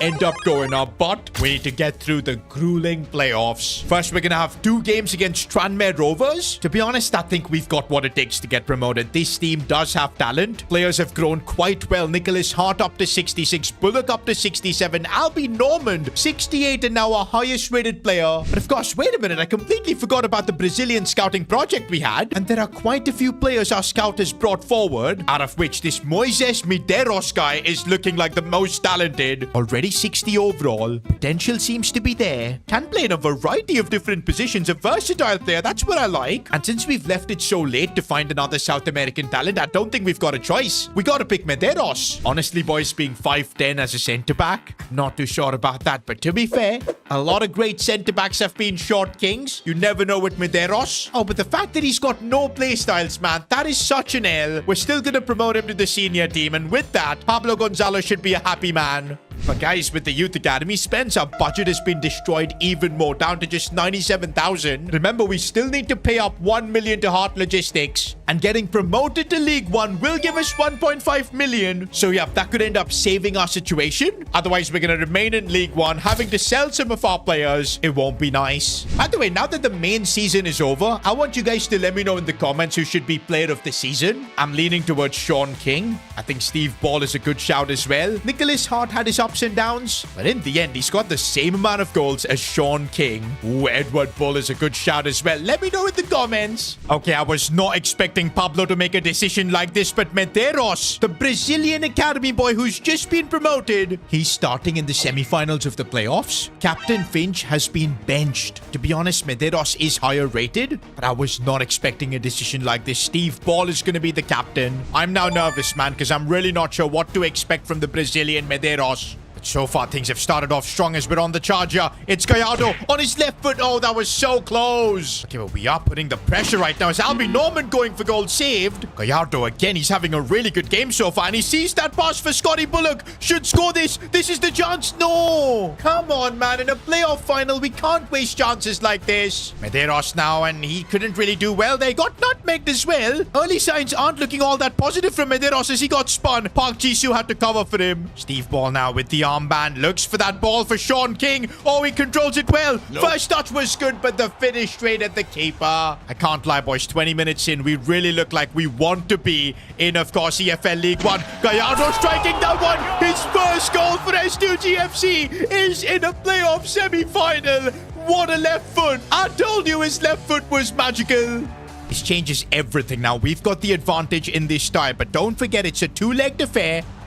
And this is exactly what we had to avoid, just gifting a chance to Tranmere Rovers. It's all square. This could be a good counter-attack as Steve Ball sees the pass for Bullock. And I see Nicholas Hart in so much acres of space, goes for goal, and he locks it home. We've got the lead back in this playoff semi-final. Come on. Heading into the second half, the goal is to not give up this lead, at least easily. Oh, that is such poor defending, but Gigante, I don't know how he stopped them from scoring. One thing I'll say with Medeiros is that on the ball, he's actually phenomenal. Like, look at the passing and everything. And that could lead to a proper counter-attack here, as now we've got Scott Bullock. Looks to play this one in for Sean King. Oh, he skies it. Looks like we are going to have to settle for a 2-1 win in the first leg, which, you know what? I will take it. Puts us in a good spot. And now for this second leg, a few changes have been made. Edward Bull is back into the lineup. Neil Lane as well. Medeiros keeps his spot. I think we have an away goals advantage as well, because I'm pretty sure that's how it works in lower leagues. So if Tranmere Rovers wants to knock us out, they're going to have to at least score 2 goals. So I think we're in a really good spot. Big challenger for Medeiros, and he did really well there. Let's score. And now that could end up starting a counter-attack as here's Sean King.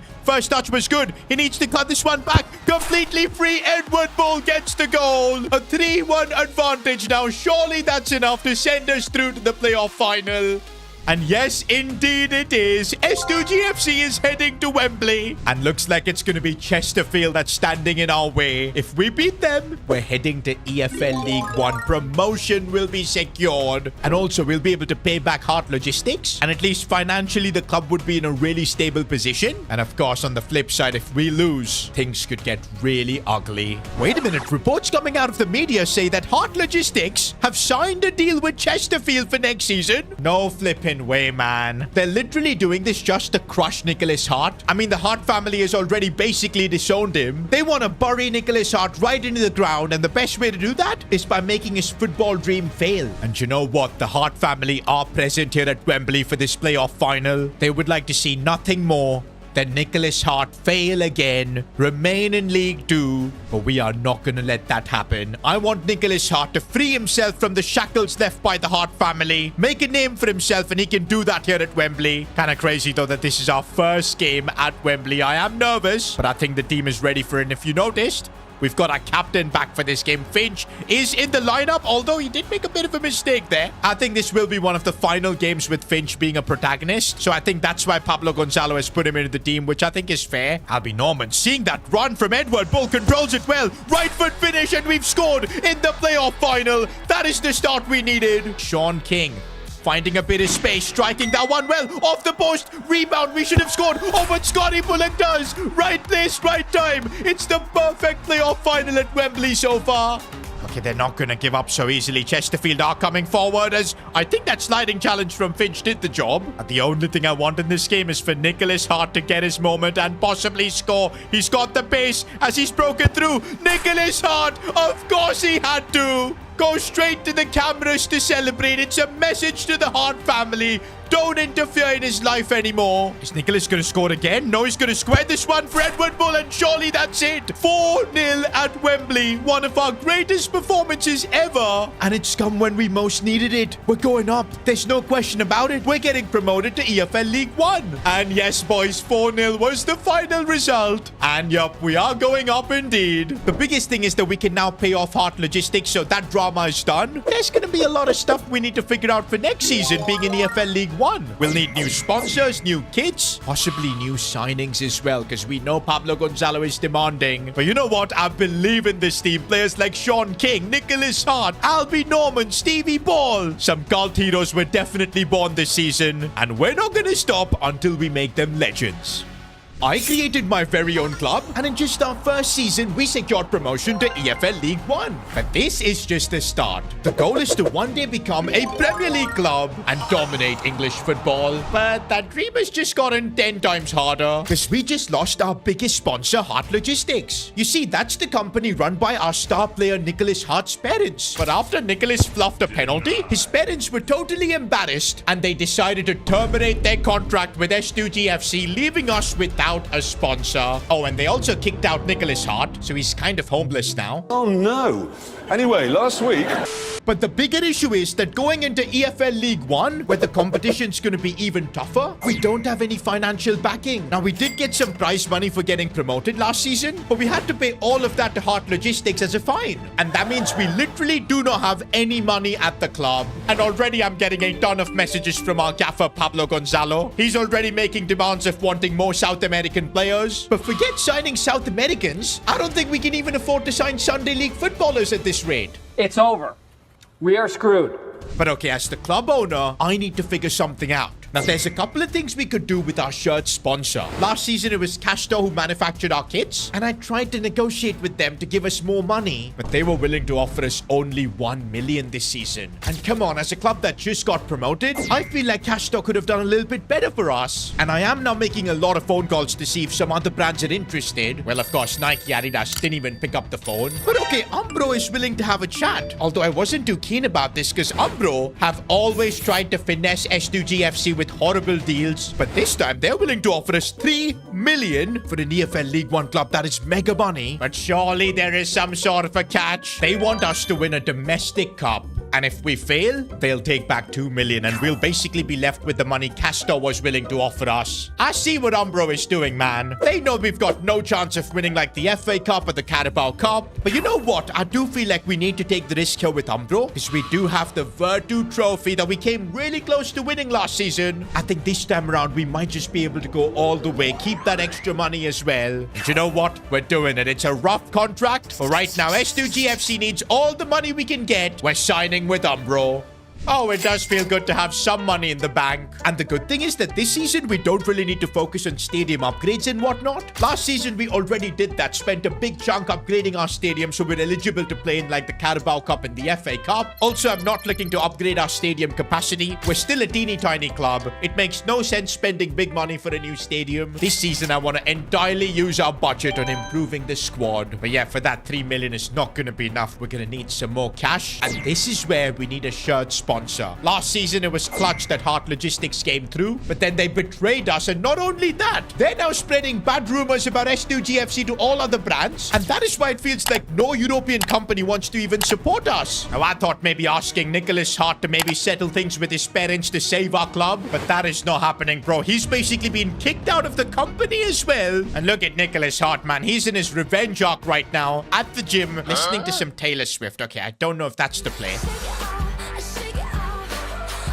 But hang on a second, what about some American companies? Especially with Steve Ball being a big part of our team. In fact, he was actually more than that last season. Scored some incredible goals, was controlling the midfield. And that is why he's also your player of the season. Now, I know Sean King, Nicholas Hart, Edward Bull, they all came close. But for me, Steve Ball's impact in the midfield was absolutely outrageous. And looks like we're going to make him the American Xavi because I've given him the tiki-taka plus play style. But on to more important things now, using his American connections and also the fact that Steve Ball, before getting into football, was a big businessman apparently. He was able to set up a meeting between myself and the CEO of McDonald's. Oh my God! Okay, it's happening. Everybody stay calm. Everybody stay calm. Okay, now hold up. I'm not sure if McDonald's is the right company to sponsor S2G FC. We don't want our players eating Big Macs. Okay, but looking at their offer, I might have to change my mind. They're offering us a 2-year deal, 2 million per season as well. And I was actually able to negotiate a deal with them that if we get promoted to the championship, they will double their fee next season to us. And honestly, this is a solid contract. I've got to thank Steve for organizing this. And so it's done. We've now got a shirt sponsor. We're signing with McDonald's.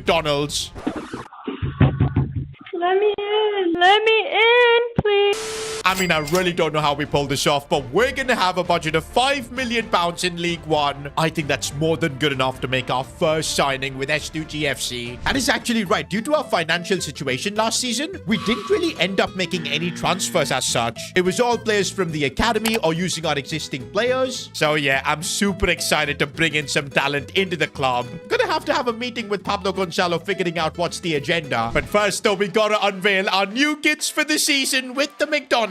And this is something completely new, a bit of purple. Not gonna lie, I really like this design. This is gonna be our away kit for the season. Oh, our goalkeeper kit is looking awesome, man. I'm hoping Luca Gigante in this new kit can actually make some really good saves. Meanwhile, this is what we've got for our home kit. Really like the design once again. Also, another thing you'll notice is that Nicholas Hart, he's removed the Hart name from his shirt. He's decided to go with his first name at the back in Nicholas. Now, that is a statement, man. He is at war with his family.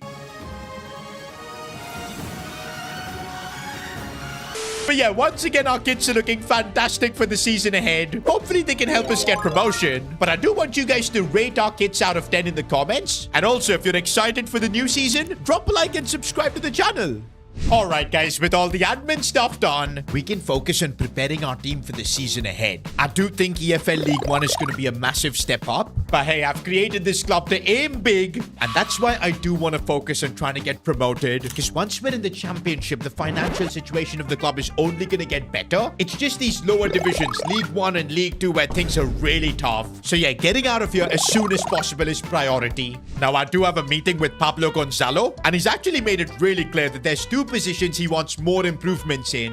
One is right back, and that makes sense because we've got an 18-year-old Sebastian Lister playing there, but I do feel makes a lot of mistakes. Also, Musa Fall, this guy is a fraud, man. And you know what? Let's actually get to work and bring in a right back that Pablo Gonzalo wants. Now, as long as we have him as the manager, we are going to be playing a 4-3-3 attacking style of football, where we need a right back that can bomb down the pitch and attack. But also, Pablo has made it clear that he only wants to be signing South American players. So I'm kind of trying to see if there's any right back from Argentina that could maybe join our team and improve the squad. Now, it really wasn't easy scouting South American players, but I think I found a really good hidden gem. Christian Uribe, Colombian right back, 64 overall. But what I do like about this kid is that he's got a lot of pace, 81. He's only 18, and I reckon we could get him for an absolute steal with just £1 million.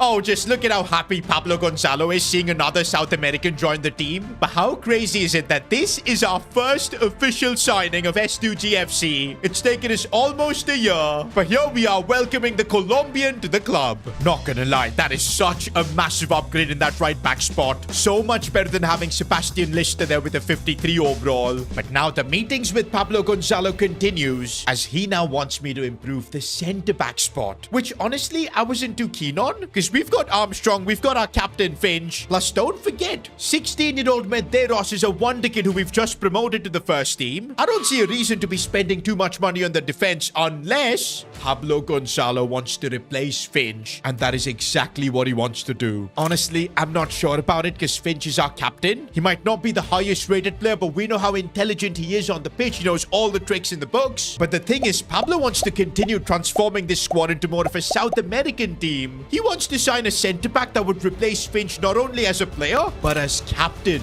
And this is where things are heating up between myself and Pablo. I don't see quite eye to eye with him. We're still an English club. There's no reason for us to bring in someone new and make them captain. But one thing I do agree with Pablo is that, yup, if we want to be a serious club, it might be time to get a better centre-back than Finch, because he's 31, only 58 rated. He's not going to be getting better. In other news, boys, I've got a message from Neil Lane, who does want a new contract. Okay, to be fair, he is earning like £450 per week. And also, since he is the winner of the Goal of the Season award, that's right, boys, Neil Lane, the man who could never score a long shot, somehow ended up scoring the best goal of last season. And that has now unlocked him the Power Shot Plus playstyle. I guess he can continue playing the Ronaldo gimmick. But yeah, it looks like we are going to have to give him a big wage bump. £3,800 per week. We'll do it, bro, because I do want to keep Neil Lane a part of this squad. Now, I still haven't made a decision on what we're going to do with the centre-back spot, but for now it's match day 1 of EFL League 1. We're facing Plymouth Argyle, and okay, it does look like the gaffer Pablo has made a big choice. Finch is on the bench. Steve Ball is going to be the temporary captain. Medeiros will start. Uribe is also making his debut, but this is Pablo Gonzalo making a statement to me that he does not want Finch to be a big part of the squad.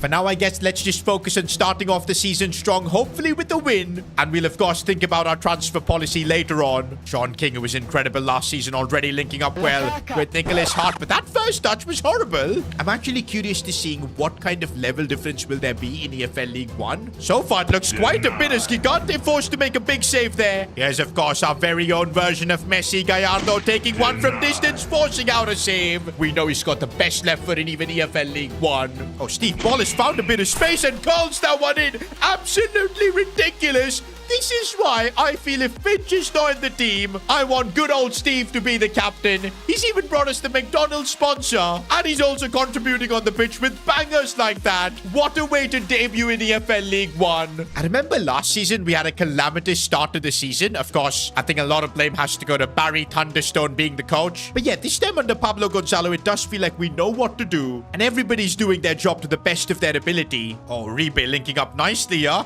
Playing it inside for Sean King, should have scored there. Oh, but Scotty Bullock now has a chance. Striking it with his left foot blocked. Okay, Plymouth Argyle playing some really good football. Gigante again with the save. I was seeing a lot of comments saying that maybe Gigante needs to be kicked out. We could do with a better goalkeeper. But now, boys, I think the Italian is perfectly fine to be leading our back line. Oh, and right now we could end up scoring another goal. Yes, Nicholas Hart. Oh, it's off the post. Steve again finding space and again with his right foot. What even is Steve Ball, bro? Is there anything good old Steve can't do, man? I did not expect him to do that with his right foot. Our first game in EFL League 1, we pick up a win. And I was not expecting this, boys. It looks like early signs we could be easily aiming for guaranteed promotion. Although there's a certain football pundit that thinks otherwise. It's freaking Barry Thunderstone, man. He has now become a football pundit and he's just talking nonsense, man. There is no way S2G FC is getting promoted again. Their club owner lacks brain cells and has zero idea how to run a football club. Okay, come on. As a football pundit, what kind of analysis is that? Barry is just salty, bro, that we sacked him and Pablo Gonzalo has come in and is doing a much better job. But you know what? Let's just prove Barry wrong. I'm sure he thinks our win in EFL League 1 was a fluke so far. But come on, if we beat Leyton Orient as well, pick up another 3 points, Barry will have to keep his mouth shut. Oh, but Leyton Orient, they're coming pretty close. By the way, I haven't spoken to Pablo about the centre-back situation. He's continued to respond by not having Finch in the lineup, instead playing Moises Medeiros. As long as we're winning, to be honest, it does not matter. Oh, Neil Lane has got a chance here to do something. Finding a bit of open space, striking with his left foot. Yo, now that he's got the power shot plus, he's not going to stop shooting from distance. Awesome, good link-up player. Sean King is through and he gets the goal. The King gets his first goal in EFL League 1. By the way, I got to give credit to Uribe because he feels like a really good right back. That was a good cross. And look at Uribe, they're fighting for every ball. Edward Bull is playing this game as he looks for the pass for, of course, Nicholas Hart. Cross for Sean King, and it's another goal. Honestly, I didn't expect to have this kind of a perfect start in League 1, but we keep winning. Oh, I could really get used to this man being top of EFL League 1. Bro, if we keep this up, we're going to be in the championship next year. But hey, let's not get ahead of ourselves. For now, we've got to focus on the Carabao Cup, where we've drawn Chesterfield. Now, this is a bit of a rivalry, especially for Nicholas Hart, because after Hart Logistics terminated our contract, they went ahead and signed with Chesterfield. And the reason they did that was Chesterfield were our opponents in the playoffs final, and all they wanted was to see Nicholas Grovel remain in League 2, but of course, thankfully, we didn't let that happen. But yeah, now they want to try and knock us out from the Carabao Cup. We ain't letting that happen. Oh, but we're going to have to rotate the squad quite a bit for this game. Brandon Neal is going to have to come in. Wes Banks as well. Lister can play. Clark too. And of course, Jacob Richards, the South African up top. Finch is finally going to get some action. But yes, boys, it has been confirmed that the Hart family are in the stands and they're not here to support Nicholas. They want to see him get humiliated. I really don't know what kind of family dynamics this is. Also, don't forget, guys, Umbro want us to win a domestic cup. And of course, the Carabao Cup counts. Of course, it's going to be really difficult to even come close to winning it because at some point, we are going to end up facing Premier League clubs. Actually, I really hope we do, because that could be an additional way to make money, especially if we're playing them at home. But yeah, I definitely don't want to be getting knocked out to Chesterfield as Clark looks for the cross. That was bad. Nicholas Hart. Good ball for Gallardo's found space, striking that post. Rebound we couldn't convert. Okay, I don't like this, boys. Chesterfield are coming through with the cutback now. Gigante again with the save. Not gonna lie, the Italian giant is already making a claim for player of the episode. Nicholas. Oh, that's a lovely ball for Scott Bullock if he can keep his composure. No, the keeper saved it. Jacob Richards now looking for Nicholas Hart, and this is his chance. He's got Nicholas on the back of his shirt, and he's just scored. Celebrating in style as well while his parents watch in agony. The more I think about it, boys, I feel like Nicholas being disowned by his parents is probably the best thing that could happen to him. We all saw he was like that posh kid with too much attitude, but now he's making a name for himself. He's moving away from the comfortable life of being a Hart and working towards becoming who he's supposed to be. Oh, I see Nicholas again looking for a second goal possibly, and he gets it. I mean, putting in a man of the match performance while your parents as haters are watching. This couldn't have really got any better. We've knocked out Chesterfield from the Carabao Cup. And bro, it just hit me. We're on a 3-game winning streak. Remember that S2G FC fan that hasn't gotten a haircut in 8 months? Well, that could change if we can win our next couple of games. 5 wins in a row. Finally, he can book his appointment at the barber shop. And you know what? I'm feeling really confident, man. The team is cooking. The signing of Uribe feels like we found the missing piece of our puzzle, because defensively, we've been so much better, surprisingly. And you know what? This makes me feel like maybe I should just listen to Pablo. The guy is clearly cooking. But yeah, bringing in another centre-back, a South American, making him captain, I don't know how the dressing dressing room is going to take to that, because I'm pretty sure unofficially they've made Steve Ball the dad of the team and probably the next captain. Right now in the league, Pablo has made it clear that Medeiros is the man to start. Steve Ball is captaining, but yeah, I'm pretty sure Pablo wants me to sign a centre-back soon. For now, let's just focus on keeping the form up. Come on, boys. We're chasing our 4th win in a row. Let's get that S2G FC fan his haircut.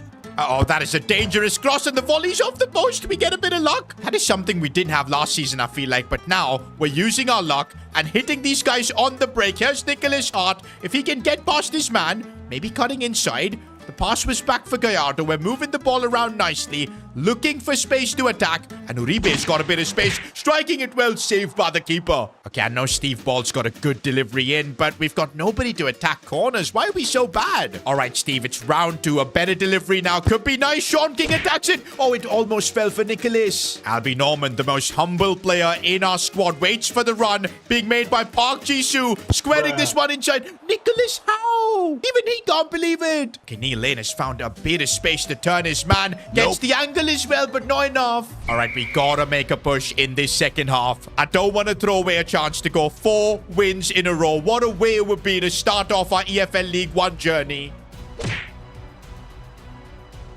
Oh, did you see our Brazilian Meredos there? And now it could lead to us starting a counter-attack as Albie Norman links up well with Sean King. And here goes the King, and he gets his goal. As things stand, we are going 4 wins in a row. Oh, Nicholas, lovely ball for Lane here, and we could get ourselves another goal. Neil Lane with the finish. And all right, boys, the run continues. 4 wins in a row now for S2G FC. This kid better be ready to head to the barber shop.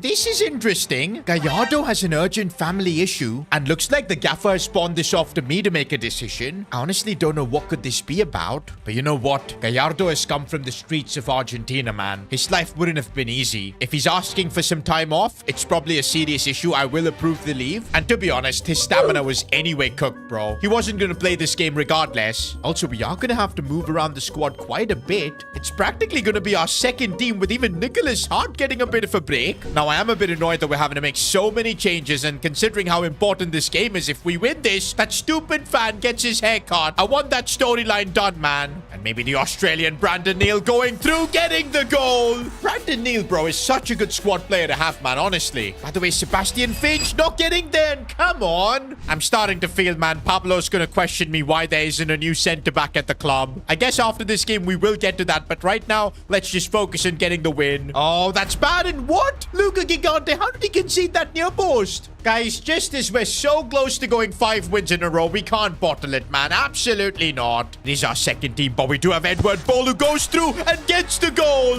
Our Bull is as fearsome as ever.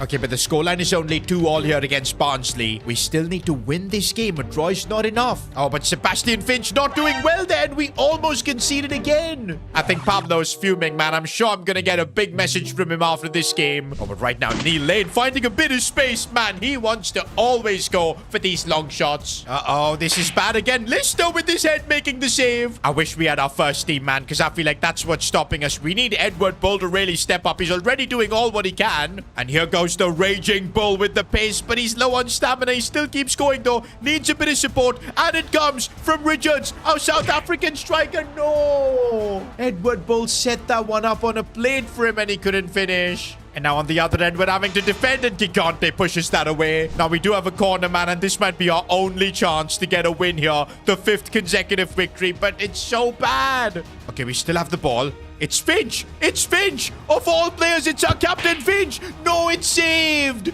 That could have been the big moment for Finch. We're still trying, though, with the set piece, but it's not going to be enough, and we don't get the 5th consecutive win. We came so close, bro. I'm telling you, man, this S2G FC fan, he's going to go years without getting a haircut. Hey, isn't it time for me to get a haircut? What day is this? But right now, we're seeing Pablo Gonzalo absolutely furious. The boss made promises, but he is not following them. There is only so much I can do. And yep, guys, I think it's now just time to listen to Pablo. We've got to replace Finch with another centre-back. But wait a minute. This decision has now been leaked to the dressing room, where the players are absolutely livid that Steve Ball will not be made the next captain. They all thought it was going to be him. In fact, Albie Norman has literally come to me to say that if we don't make Steve Ball captain and bring in a new captain, it's gonna destabilize the team. So now I have a choice by the looks of it. I could go against Pablo Gonzalo, maybe sign like an English centre-back or something, and make Steve Ball the captain. Or I could just follow Pablo Gonzalo. I guess he knows what he's doing because we're top of the league. But that would result in a -2 overall on all of our players. That is now a crazy decision to make. As club owner, I'm at odds. Either I back my coach that's got me first in the league, or I back the players and make Steve Ball the captain, which is, to be honest, I feel like the right thing to do. But I guess I'm gonna need your help on this decision. Let me know in the comments. Can there ever be an S2G episode without drama? I guess not.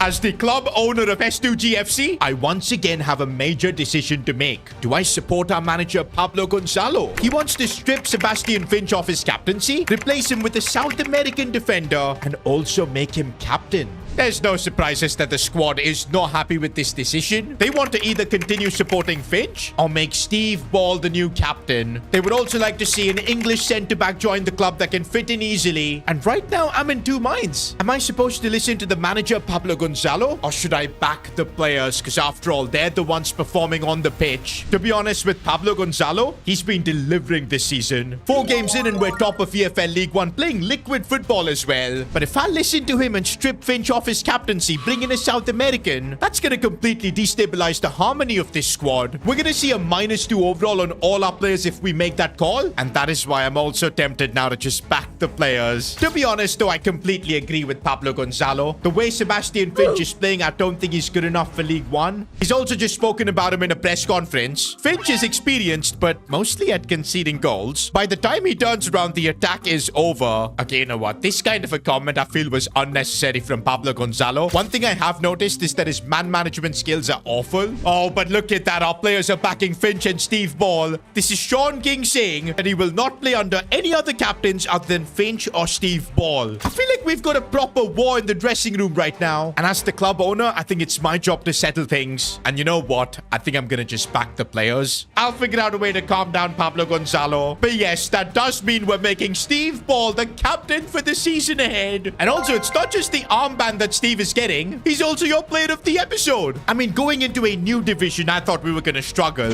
But Steve Ball, man, the bangers he was scoring. And I think for that, we got to give him the power shot play style. He's now going to have an even thunderous left foot. But yes, now that I've made Steve Ball the captain, the next job is to sign a centre-back, but not South American, going with an English player as the squad wants. And honestly, this might be a necessary thing for us to do, because right now we've only got 4 English players in our starting 11. And if we replace Finch with the South American, getting it down to 3, there's a good chance the FA might impose some homegrown law, and that would end up just crumbling our project. Now, we do have 3.8 million for this signing, so it should be good. I want to try and bring in a player that's like 65 overall. I think that would be a big upgrade over Finch. Actually, we do have Medeiros as well. Right now, this kid is already better than Finch. But yeah, we're aiming for promotion this time round, getting to the championship. I think we could really do with a 65 rated player. Well, forget signing a 65 overall player, but we can actually afford someone that's 72 rated. Will Fish. That's a made-up name. What's your real name? He plays for Cardiff City, currently valued at 2.6 million. I think at this price point, we might actually be able to afford him. And I think straight away, Will Fish would become our highest rated player. This would be a tremendous acquisition. Now, I'm trying to get this deal done at 2.75 million. And there you go, boys. That is easily the biggest signing we've made. Although I don't think Pablo is too happy about this. He expected to sign maybe an Argentinian centre-back from his hometown in Rosario. Instead, we went ahead and signed the Englishman, Mr. Fish and Chips. So far, it does look like we've made the right decision because Fish is integrated really well into the team. The players are super happy as well, with Steve now being the captain. I guess the only unhappy man we've got at the club is Pablo Gonzalo, but I think he'll be fine. Oh, but wait a minute. Are we facing a Premier League club in the Carabao Cup? Okay, no, Burnley are in the championship, which might be a good thing because we might then have a chance to knock them out. Remember, guys, any home game we have against a Premier League team in any of the cups, we stand a chance of earning £500,000. And for a teeny tiny club like us, that is huge money. So yeah, we're gonna have to take the cup competition seriously, try and go as far as possible in the Carabao Cup. Also, we do have pressure from Umbro. They want us to win a domestic cup, otherwise we'd have to pay a penalty. But what I am excited about this game is, of course, Will Fish at the back, the best player we've got in our team right now, at least in terms of overall. Oh, but Burnley doing Burnley things, man. Taking out Steve Ball to start with. Okay, what is Will Fish doing there? He missed the tackle and now Burnley are through on goal. What is happening here? Burnley score. Why do I feel like Pablo Gonzalo hasn't given instructions to Will Fish? Because what was that? Oh, Pablo, you sneaky man. Are you trying to sabotage the club, man? Don't do it this way. I don't want to get knocked out early in the Carabao Cup. This feels like the most disjointed our team has looked in ages. And to think we've been destroying teams in League One, I don't know what's changed. Well, I think we do know what's changed. We went against Pablo Gonzalo and he's now taking it out on the pitch. I think our players are going to have to get the job done here individually. There's going to be no assistance from the gaffer. Scotty Bullock looking for Gallardo, and there's the finish. We get a goal back. I feel like the team needs a bit more energy now in the second half, but the gaffer is not making a single change. What kind of a way is this to protest, man? Like, look at Park Ji-soo's stamina. He can barely run anymore. I'm sure Will Fish is thinking, what kind of a club he's joined, man? It's total chaos here. Okay, Albie Normandy is driving the ball forward. Looks for a nice pass here for Nicholas. Nutmeg the player. Goes down and earns us a penalty. Ever since Nicholas has given up the family name, he has taken his game to the next level. And now he's stepping up to take this penalty. But remember, the last time he did this, he missed, and that caused him to lose his company. I'm hoping that does not happen now. Can Nicholas score the pen? He can. Top bins. Oh man, it does make me emotional seeing Nicholas on the back of his shirt. Every time he scores, it's like he's proving a point to his parents. But I can't believe this, boys. Through purely individual brilliance of our players, we're leading 2-1 here against Burnley, and we could knock them out. Gallardo again seeing the space from Nicholas Hart, who chips this one for Albie Norman, setting it up for Sean King. Oh, come on. Who was offside here? Albie Norman with his knee. That is frustrating. And I actually can't believe it, man. I think even Pablo is disappointed that the team has gone through. This is a statement win that backing the players really works. They really proved a point today.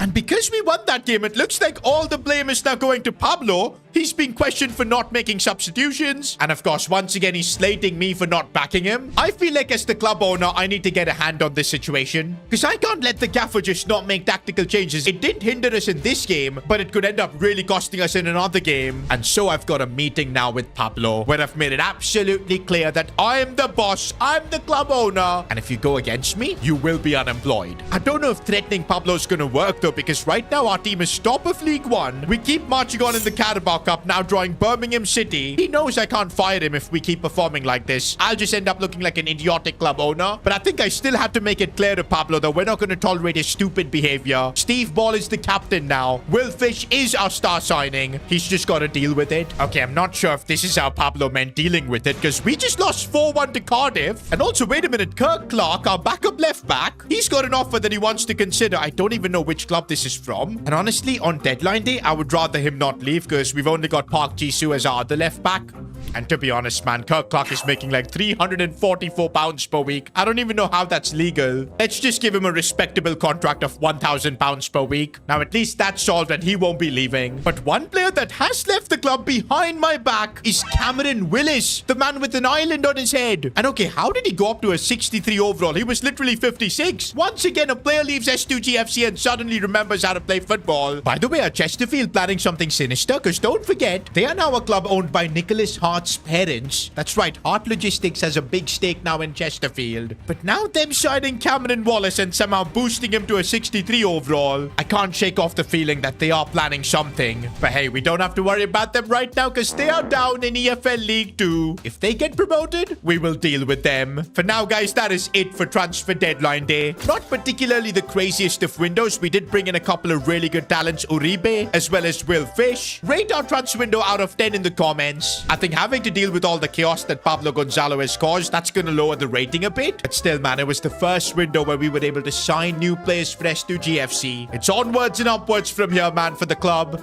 Now, wait a minute. We've just received an email saying that Stephen Armstrong, he's been called up for international duty. Do you know what? This is a matter of pride. Being a League One club and having an international player. Only thing that's annoying is that Armstrong is not going to be available for this League One game. Don't think that's going to be a problem, though, because we've got Medeiros. Also, I think Pablo's got the message. He's making some tactical changes for this game. Jacob Richards is coming in. Edward Bull too. I think Pablo has realized that it's in his best interest to not pick a fight with me. Because we all know what happened to the last manager that picked a fight with me. We, of course, sacked Barry Thunderstone, and now he's, of course, a pundit. All he's been doing is criticizing us. I'm sure Pablo Gonzalo does not want his managerial career to end up like that, so he is listening to me. But yeah, I do want to get back to winning ways after losing our last League One game. And Edward Bull here, lovely pass for Nicholas Hart. Gonna square this one for Jacob Richards. And there's the South African getting his first goal of the season. That is one thing I will say about Pablo Gonzalo. Whatever tactics he's got us playing, it just works, man. We dominate. The only thing is he's got this weird obsession of kind of transforming our entire team to being South American. And honestly, that is something I do not want to do. I don't want the manager to be dictating our transfer policy completely. Here's Edward Bull again. Lovely ball for Nicholas Hart again, who's in really good form. Getting an onto his right foot off the post. Ooh, and now here's a chance for Edward Bull, who's broken through. The finish is supreme. And just like that, we're back to winning ways in League One.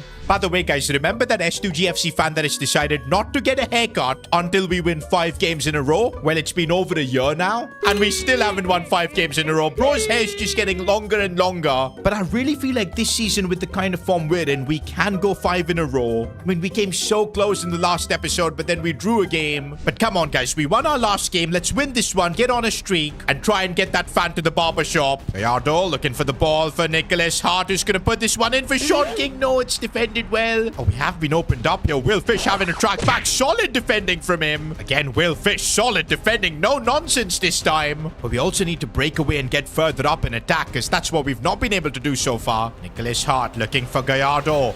Going for goal this time with his right foot off the crossbar. That was an insane attempt. Gallardo again, this time on his left foot. Looking for Albie Norman, who's broken through with his left foot. Oh, that was so Pogba-like. Driving through the midfield. By the way, about Albie Norman, on his off days, he's been making a lot of trips back to Paris where he's from. Wonder what could that be about? I seriously hope it's not Albie Norman trying to get a move out of S2G FC. He's one of the key players in this team. Nicholas Hart going for goal. Oh, almost curling that top pins. We are now looking pretty darn comfortable in this game. I guess one more goal and we should settle it. Sean King looking for Steve Ball. Good ball for Gallardo, who's gone through. Tries a cheeky chip. That was not going to work. Although we still have it here.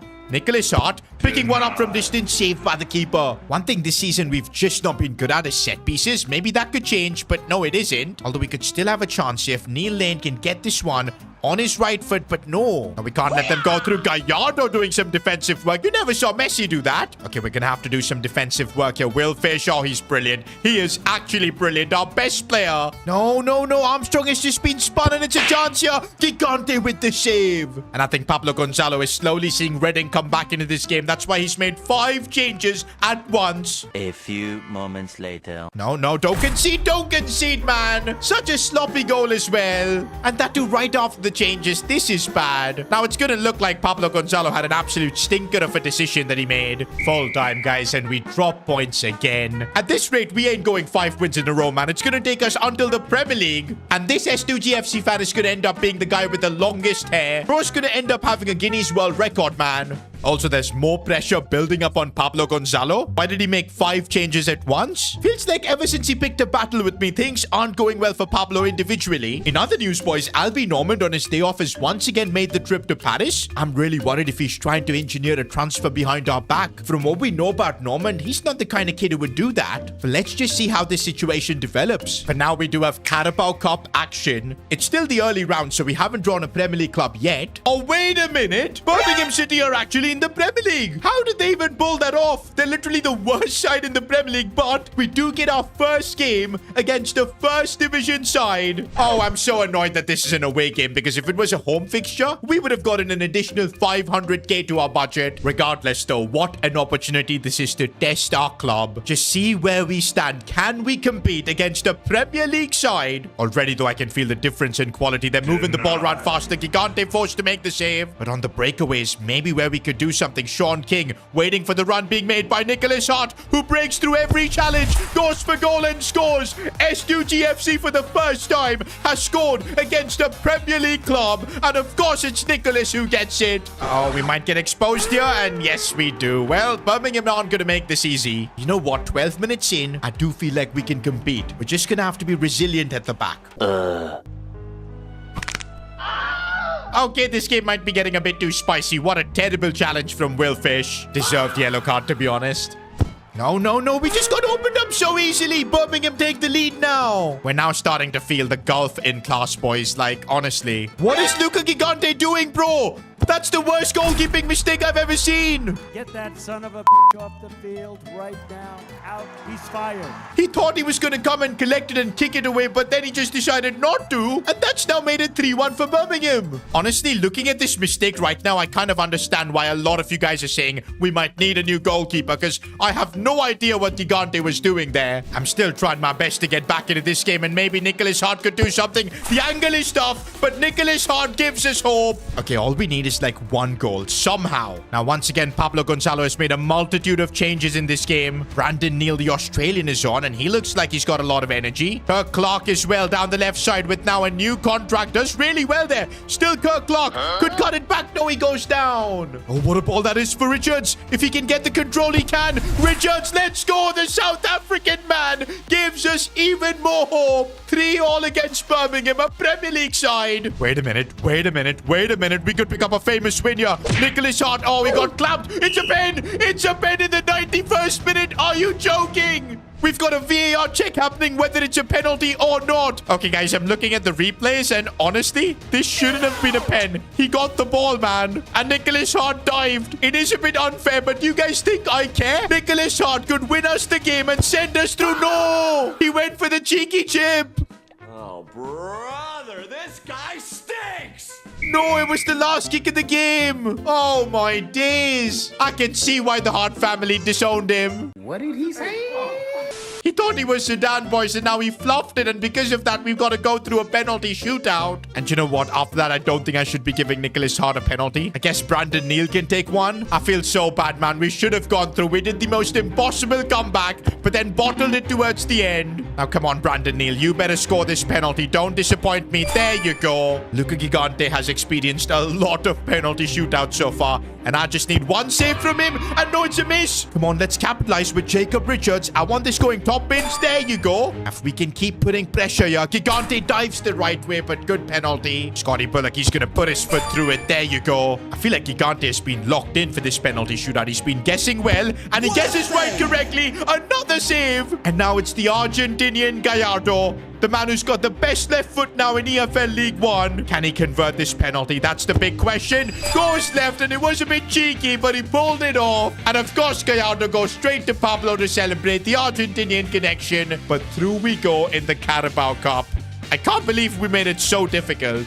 And by the way, it's just hit me that we've knocked a Premier League club out of the Carabao Cup. I'm kind of hoping we get to face a Premier League club at home in the next round. But it's annoying, man. We just don't get the luck. We get Charlton Athletic away from home, that too. But you know what the positive thing is? It should be a lot easier to get through to the next round. By the way, this is the round of 16 of the Carabao Cup, man. So we have already gotten really far. But yeah, focusing this heavily on the cup means that in the league, we've kind of dropped off 5th now. But that's nothing that a few good results wouldn't fix. Let's go out there against Blackburn Rovers and get the win. Park Ji-soo, our South Korean left back, looking inwards for Edward Bole. Finding a bit of space and going for goal. That wasn't far off. Now, we all know that Steve does like his set pieces, but we haven't scored from a corner in like ages, and it's not going to continue. We're so bad with set pieces. Maybe I need to hire like Arsenal set piece coach at some point. Oh, but some good link-up players. Albie Norman driving the ball through, looking for Sean King. That was brilliant build-up play. Oh, Armstrong gets beaten for pace there, and it's a goal for Blackburn. Suddenly, it's starting to feel like we're falling off in League One, which I'm not liking, because at the start, we seemed like favourites to finish first and win the title and get promoted. Also, is it just me or Steve Ball's level has kind of dropped? Maybe it's the extra responsibility he now carries being captain. But okay, this is good. We've got Scotty Bullock now on the charge. He's not scored in a while, and that streak is going to continue. This time I'm going to take a short corner, and we're linking up nicely. Albie Norman finding space,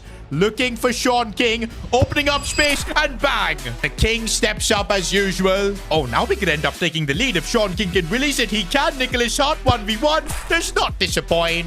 Oh, that's good link-up play. Now Edward Bull is broken through, and here goes the Bull, raging on, and he's missed. I thought that was a guaranteed goal. Once again, Steve Bullock in space. If we score here, that should be the game settled as Nicholas Hart gets the ball, opens up space, and again he scored. Honestly, boys, the form Nicholas has been since he's become his own man is just crazy. But yeah, we have secured a much-needed win in EFL League 1. In other news, guys, once again, Guillermo Gallardo, he wants a day off for personal reasons, which means he will miss our next game. game. I think he came to me for a similar reason last month and we did allow it. But I don't know if we should keep doing this, man. But to be fair, it does mean personal reasons. You don't know what could be going on in Gallardo's life. As a club owner, I need to think about my players as well. Now, since we do have Edward Bull at the club, I feel like, yeah, let's just give Gallardo the time off. Who knows, it could be something serious, man. Also, Armstrong again on international duty. Medeiros is gonna, of course, come in. But here we go, boys. Let's get back to winning consecutive games in EFL League 1. Edward Bull. Oh, that's a lovely ball for Sean King, but not good enough. Oh, defensively, we've been opened up here, and Luca Gigante couldn't stop that. Wigan Athletic take the lead. But we've actually been really good at making comebacks lately, so I'm not worried. Edward Bull looking for Sean King, chesting it down, seeing Nicholas Hart, keeps going. Oh, come on, the challenge came in. Some good link-up play here. Edward Bull now sees the pass for Nicholas Hart, controlled it well. The angle is difficult, and the keeper stopped him. Okay, but Edward Bull, again a set piece, but honestly, I'm hopeless. We have not scored from a corner, and we're not going to score from a corner. Oh, that's a big mistake defensively, as now we could end up conceding. It's a power shot. Gigante, what? How did he save that? Now it's Wigan's turn to attack, and defensively, we've just been opened up there. What a finish. Not gonna lie, disappointed that we couldn't get the win against Wigan. I feel like we really did miss Gallardo's creativity from that last game. But wait a minute, what is this? It's Gallardo at a hospital with apparently his mum. Oh no. S2G FC are deeply saddened to announce the passing of the mother of our player Guillermo Gallardo. As a club, we stand with Guillermo and his family during this time. We offer our love, strength, and heartfelt condolences. No freaking way, man. The kid is 17. This is why he took time off. I think the team needs to come together and support Gallardo, man. This is just really difficult circumstances. You bet the captain Steve is going to be all over this. But it's nice to see all the comments that you guys are backing Gallardo as well. Man, Gallardo is one brave kid. He's back on the pitch here, starting after such a big loss. Bro, imagine if I had denied him the leave. I have no idea how I would live with myself. I'm glad we made the right choice, and now all I can hope for is that Gallardo can immerse himself in a football. On the charge we go right now, and what a ball from Bullock to, of course, Nicholas Hart, who's completely through on goal. Can he keep his composure? Oh, yes, he can. We desperately need the 3 points here after that last defeat. Oh, this is good. Sean King releases the ball here for Bullock, and it should be a simple goal. Squaring it for Albie Normand. The Frenchman gets his one. Although there's a lot of rumors surrounding his trip to Paris, man. That gets me worried. But at least he's incredibly professional, getting the job done for us. And there you go. We do pick up the 3 points in this game. Okay, we've now got the Carabao Cup round of 16 game. Charlton Athletic. There's a good chance if we knock them out, we could end up facing a Premier League club in the quarterfinals, maybe even at home. And honestly, that extra 500k could really be huge. It could allow us to maybe make signings in January. Plus, we've got the pressure from Umbro. They want us to, of course, win a domestic cup.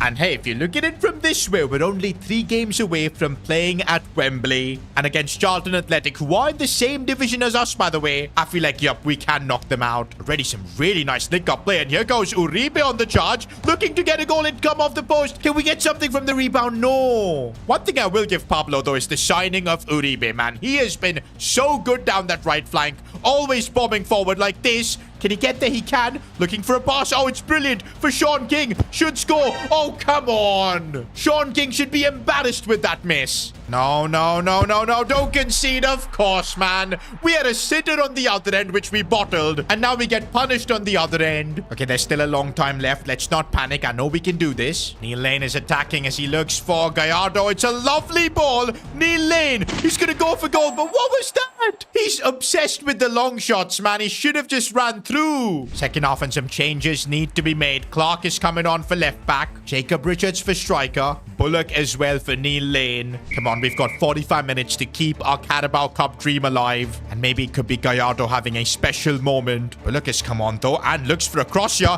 Richards can't attack it. No, we're going to concede again. Gigante keeping us alive. But the clock is ticking. We've only got 20 minutes left. And here we go. This might be it. What we've waiting for. Nicholas Hart cutting this one back. No, how is that cleared away? Okay, it's still not over here. Guillermo Gallardo now on the ball. Looking for the pass for Bullock. This is his chance. Goes for goal. How is that saved? Let's keep trying, bro. I feel we are close. We are close to getting that goal. Steve Ball right now on the ball. Is he going to go for a cross? He is. But, oh, that is going to get caught easily. I don't know if there's even time for one final attack, bro. There probably isn't. We're going to still try. Richards here on the ball. Looking for Bullock. And now it's Nicholas Hart. Maybe there is time for one final attack. It is Gallardo. Goes for a chip. No. Gallardo, why? I can't even be mad at him. But that was the chance then. And instead, we've been knocked out of the Carabao Cup. Unbelievable. You know what? We're an EFL League 1 club. Getting to the round of 16 was still incredible.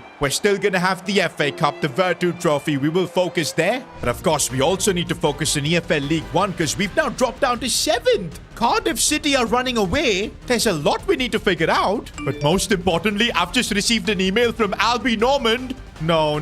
I have a feeling of what this could be about. Please, no. There are rumors that one of our best players, Albie Normand, is looking to leave. He's been making frequent trips to Paris on his days off. And we know, being French, it's a dream for him to play for a big club in France. But after going through so many ups and downs with Normand, I really thought he would never want to leave. He's been our version of Pogba, minus the doping and injuries. And yes, if he ends up leaving, I don't think we'll be able to fill that gap, especially considering the financial situation the club is in. And oh no, the moment I've been dreading. We've just received a letter from Albie Normand in the mail, and it says urgent as well. Even you guys think it's probably Paris FC that's coming for him. Are we really gonna have to say goodbye to Albie Normand? Wait a minute. This is not a transfer request. It's an invitation to his new bakery in Paris. Now, this explains everything. Albie Normand has opened his own bakery chain, Normand & Co. And that is why he's been making all these trips to Paris. Yet I was thinking Normand was planning to betray us, but bro just wanted to bake some bread, and we already know how much he hates bread in England. His bakery could probably supply S2G FC as well. The sound of the crust. Listen. Oh, a symphony of crackle.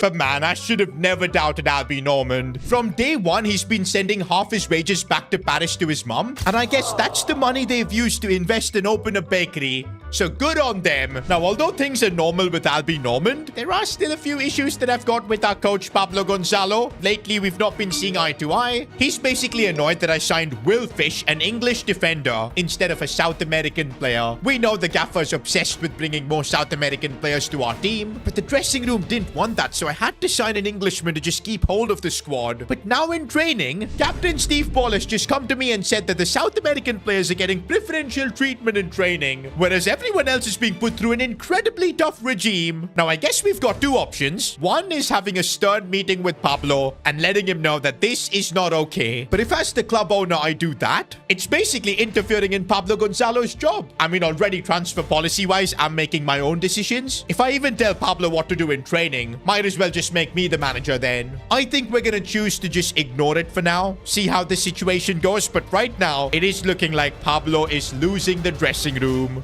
And to be honest, lately performances have dipped as well. At the start, things were going incredibly well, but now we've dropped down to 7th in League 1. Also, don't forget, we got knocked out by Charlton Athletic in the Carabao Cup. That was embarrassing. And in the Virtu Trophy, we now have a must-win game. If we don't beat Peterborough, we're going to be out from this competition as well. So once again, we're back in the Virtu Trophy. I remember how seriously we took it last season, but we just fell short. This time around, bro, I want to go all the way. It's our best chance to win a trophy, but we need to beat Peterborough United right here, right now. And also, it could be a good way for Pablo Gonzalo to just get rid of all the bad vibes lately, because yeah, there's just been a lot of infighting in the squad, and we do not want that. Uribe looking inside for Sean King. Couple of good touches. Now Steve Paul looking for Gallardo, and he gets the finish. And it's a special celebration from Gallardo, pointing up to the skies. The kid has just lost his mom, and I'm so glad he gets this moment, man. He's been still working really hard, doing his mum proud. Gotta give Steve Ball some credit as well, because the captain has taken Gallardo under his guidance, helping him during these tough times, and it's paying off. And I'm so glad he got this moment, because I remember in that Carabao Cup game against Charlton, Gallardo did bottle a really easy chance. So yeah, this is good redemption from him, and it's onwards and upwards from here.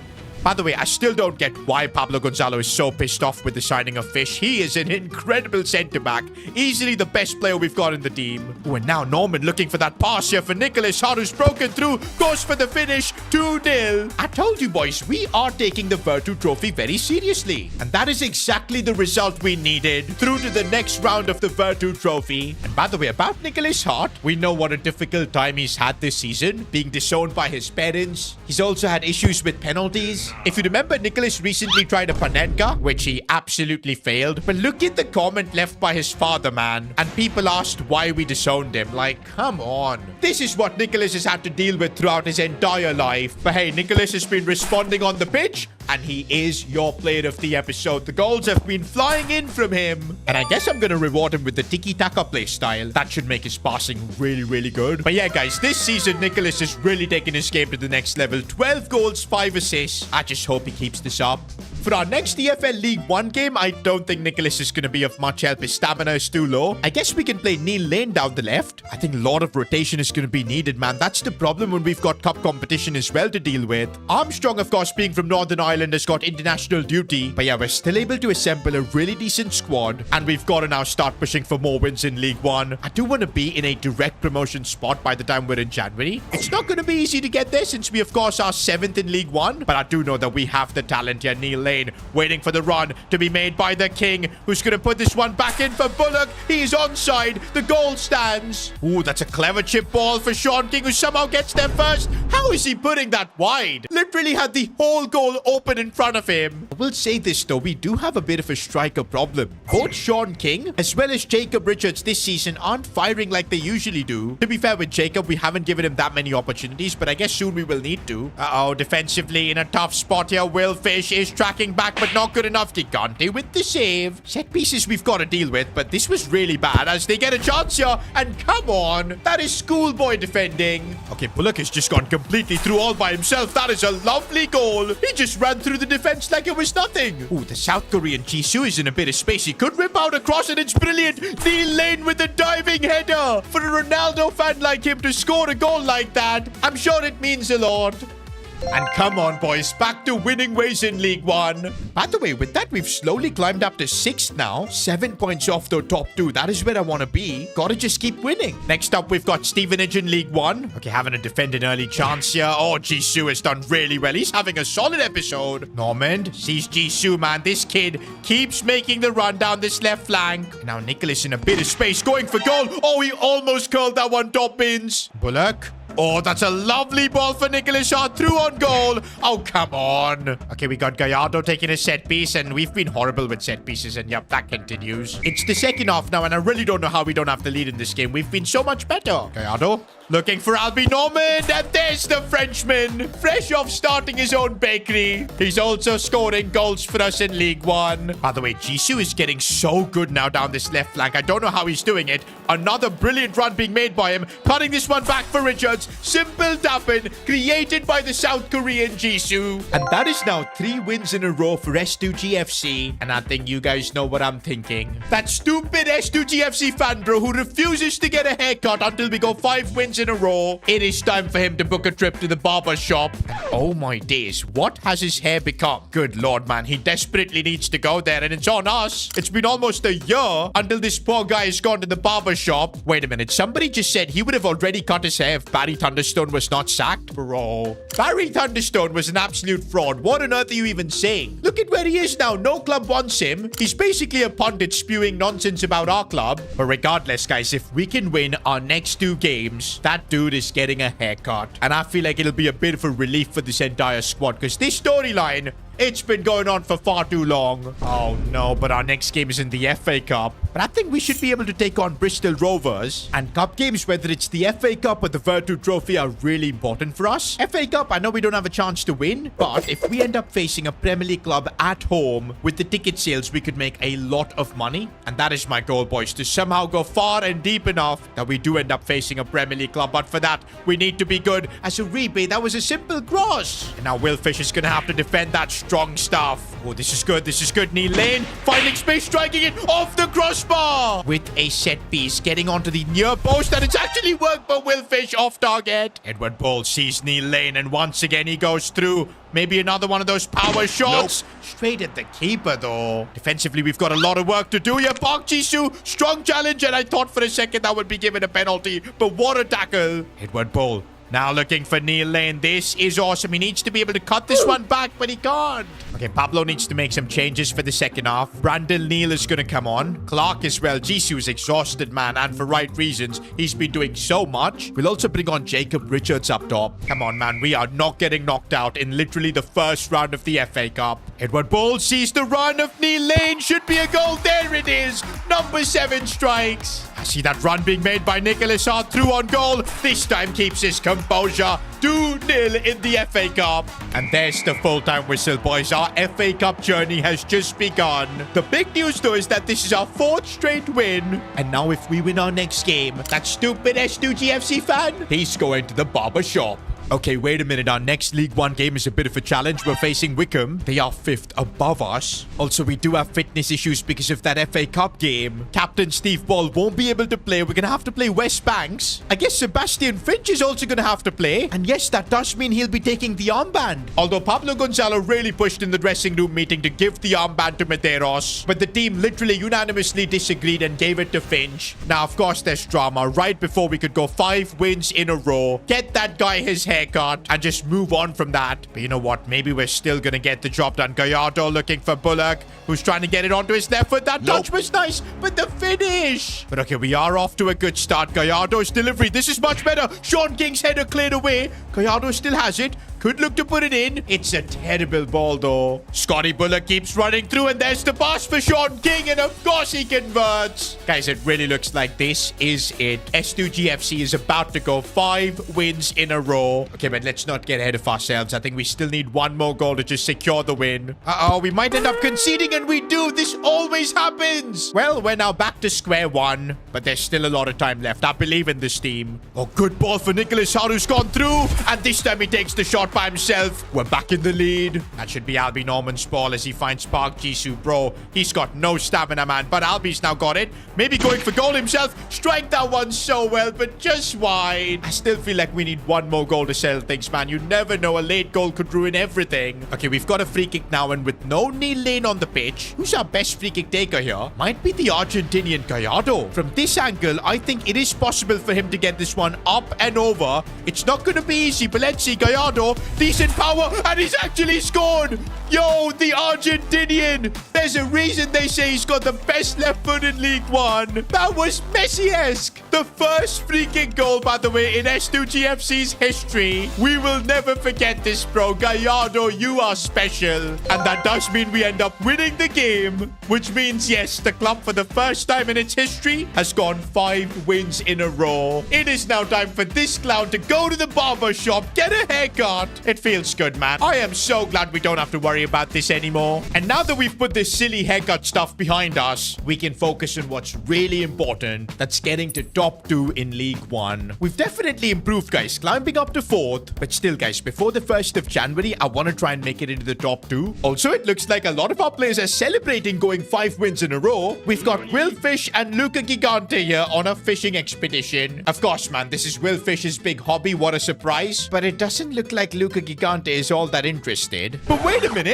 The gaffer Pablo has suspended both Will Fish and Gigante, but I don't get why. Both of them went fishing on their day off. It was not like they missed training or anything. Apparently, this is because Pablo wants to see more dedication from them. Bro, you bet if it was Gallardo who had gone fishing, Pablo himself would be on that boat. For the first time, we're going to have to play our backup goalkeeper Butler in this next game. And honestly, he looks absolutely woeful with a 53 overall. And also, guys, the gaffer is overworking our European players. Like, look at Albie Norman. His stamina is cooked. Park Jisoo as well. Honestly, if things weren't going this well on the pitch with us getting win after win, I'm not gonna lie, I would have considered sacking Pablo. Because right now it feels like the harmony of the squad is being affected. There's too much bias over South American players. I just don't understand why. But yeah, as long as the results keep flowing in, I guess it's fine. As club owner, I would look stupid if I even think about sacking Pablo. But honestly, if results keep going this way, I wonder what kind of influence Pablo will hold over me. Gallardo on the ball now, looking for passing options, and he slides this this one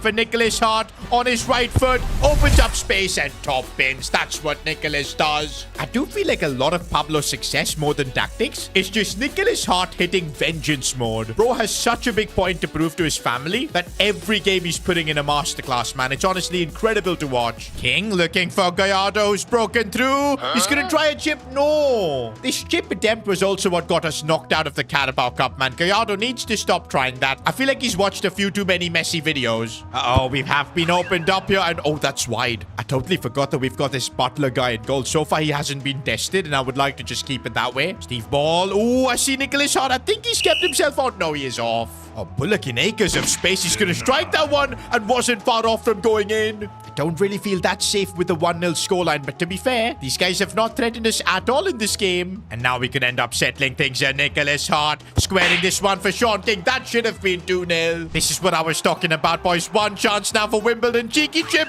Oh, Butler baited him. 200 IQ plays from our goalkeeper. I think that was the only movement Butler had to make. But hey, he's done his job. It looks like we are picking up the 3 points. And let's go full time. And by the way, guys, the real journey in the Virtu Trophy begins now. It's the knockout rounds. Even though we're alive in the FA Cup, let's be real. This is the best chance we've got of winning a domestic cup. And of course, the pressure's on because of our deal with Umbro. If we don't win a domestic cup, we're gonna have to give them 2 million back. And guys, the consequences of that would be tremendous. We'd almost certainly be forced to sell a first-team player. By the way, Fish and Gigante are back from their suspension and they will be playing this Virtu Trophy game. But guys, I'm not liking the bias that Pablo Gonzalo has. But hey, as long as he's got this team winning, isn't really much I can do. Neil Lane is on a brilliant run, keeps going by himself, and lovely goal. I'm telling you, boys, whenever I play Neil Lane, he really impresses. By the way, guys, there are early reports suggesting that Edward Bull is unhappy with the role he's currently got, with, of course, Pablo as the gaffer.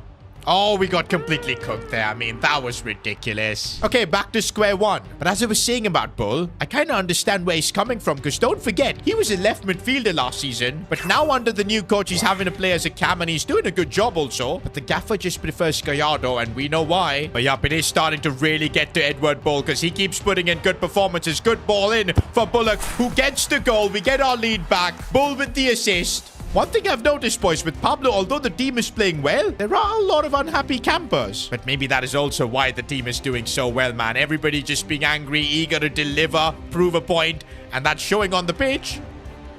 Oh, Neil Lane. I don't know how he did that. That is incredible. What a run. That move that he just did there might make him a contender for goal of the season. And onwards we march in the Virtu Trophy. By the way, y'all remember Lenny? Of course, he's currently our groundsman, but also for a brief period, he was the club's interim manager. And looks like he's still continuing his job as groundsman, but is that a book about football management? Is Lenny trying to get his coaching licenses and stuff? Well, if he actually does that, it would instantly make him more qualified than Barry Thunderstone. But who knows, man? Maybe Lenny could become the club's assistant manager at some point. Possibly even the gaffer. I mean, you never know. The first thing you need to know is, I have an erection. Meanwhile, guys, we've got some contract negotiating to do. A lot of players' contracts were expiring. But there was one player whose contract was expiring and was unwilling to negotiate. Sebastian Finch. I probably shouldn't have gotten him and Pablo Gonzalo in the same room. But yep, Sebastian Finch is not interested in renewing his contract. In fact, he's actually considering retirement. Contrary to what Pablo thinks, I think losing Finch would be a big loss. He's been such a big part of the squad, especially in that first season helping us get promoted. But then again, he is 31. He's completely frozen out of the squad. I'm not surprised if he does decide to retire. One thing I will say, Pablo has definitely affected the harmony of the squad. Now, the thing is, as long as we keep winning, nothing else matters. No, and we concede. But you know what? I'm completely unfazed. I know this team is capable of getting the comeback done, so let's keep pushing. Looks like for the second half, a couple of changes have been made. Bull surprisingly brought on. I see Sean King as well in the attack. Not gonna lie, with Edward Bull, it feels like the game has changed. We are looking a lot better as he slides this one for Uribe. And Uribe, what's he doing there? No. How did that touch go through? It's 2-0 for Stockport. And after ages, we've actually lost the game. And no surprises that defeat came against a team that's better than us. That is one slight trend I've noticed. Whenever we face a team that's better than us, Pablo Gonzalo's tactics don't really work. But still, we're in a solid spot, 4th right now, just a couple of points off being in the top 2. And by the way, there's news from the dressing room. Edward Bull personally went to Pablo Gonzalo to ask for more opportunities to start, which I think is a completely fair ask considering what Bull has done for us. But I don't think Pablo cares. He's still going to start Gallardo in that number 10 position, which to be honest, in itself is not a bad choice. But there could be some ways to integrate Bull into the team because he is a really good player. But right now, I do feel like alienating Bull like this, it could end up fracturing the dressing room even more. But anyways, we gotta now get back to winning ways. I want to be in that top 2 come January. Albie Norman finding space to shoot off the post. Oh, good ball from Norman for Nicholas, who controls it into his stride really nicely. Going for goal. Oh, the keeper saved that. I need to figure out a way to score from set pieces, man. Norman is taking this one. And Will Fish with the bike. Imagine if that would have gone in. Oh, Uribe's found a bit of space as he tries to put it back in. It's brilliant. Bullock with the goal. The hard work, though, was done by Uribe. Oh, that is a lovely turn, man. Nothing I could do, but Gigante could. Saved our skin there. Bullock and Sean King are really linking up nicely. I think Sean has kept himself on. No, he's off. Again, I remember discussing our striker problem, guys. It's still feeling like that we are dealing with that because both Sean King and Jacob Richards, this season, they have not really fired all that much. We have relied heavily on our number 10, Nicholas Hart, to supply the goods, and I don't know for how long can we keep doing that. Right now, Park Jisoo, lovely ball in. Sean King, how? Gonna sub off King, man, because I need something different up top. Richards will come on. Brandel Neal for Norman, and Jisoo is pretty much cooked as well. We'll bring on Clark. Is Steve Ball there holding his hamstring? I think he is. I have a feeling it's the rigorous training sessions that Pablo is holding. That could be playing a part, but it does not look good for Stevie's continuing because we don't have any more substitutions to make. Ball.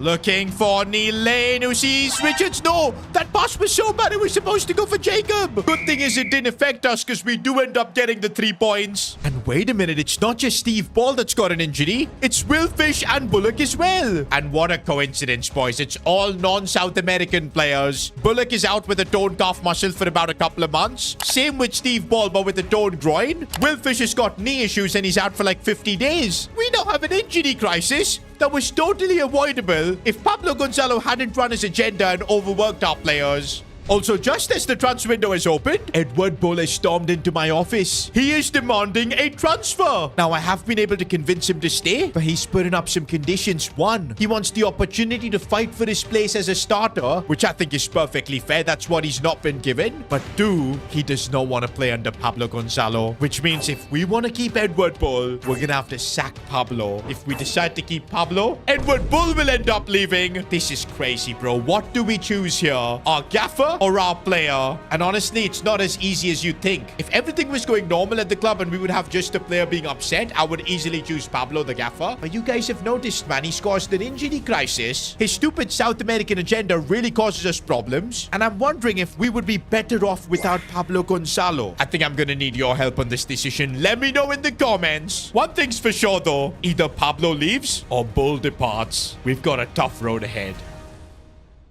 As the owner of S2G FC, once again I'm having to make a decision about our manager. Do I sack the man from Argentina, Pablo Gonzalo? Funnily enough, we have been down this road before. Last season, we sacked Barry Thunderstone mid-season. In that case, I felt it was the perfect call because we couldn't stop losing. The team needed a change. This time around, it's a much more difficult decision because with Pablo, we're actually dominating. 4th in EFL League 2, still alive in the FA Cup and the Virtu Trophy. The problems we have though with Pablo are all off the pitch. Pablo's got this crazy obsession of wanting only South American players at the club. And to be honest, as club owner, I didn't mind a few South Americans coming in because of course we know how talented that continent is. That's why we brought in the Colombian Uribe and of course scouted the Argentinian Gallardo. But recently, Pablo's been wanting more and more. He wants to replace our goalkeeper with another South American, wants to do the same in the attack as well. I think somebody needs to show Pablo this club's finances because with a budget of just 764,000, we ain't bringing a South American revolution here in EFL League 1. Now, things would have been fine if Pablo just de-escalated from here and just continued to manage with what we've given him. But nope, he continued to criticize me in the press. But the worst thing he did was show bias in training sessions.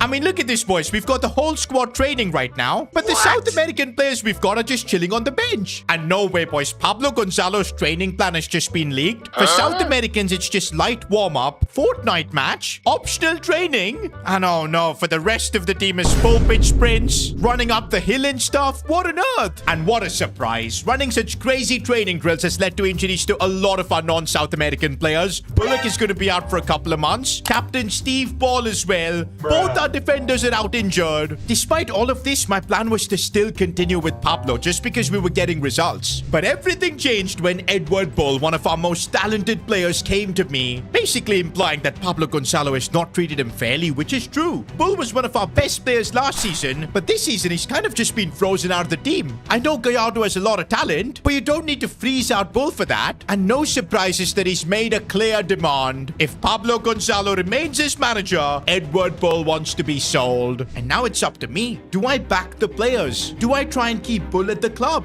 Or do I back the manager instead? Let Bull go. I've got a tremendous choice here to make.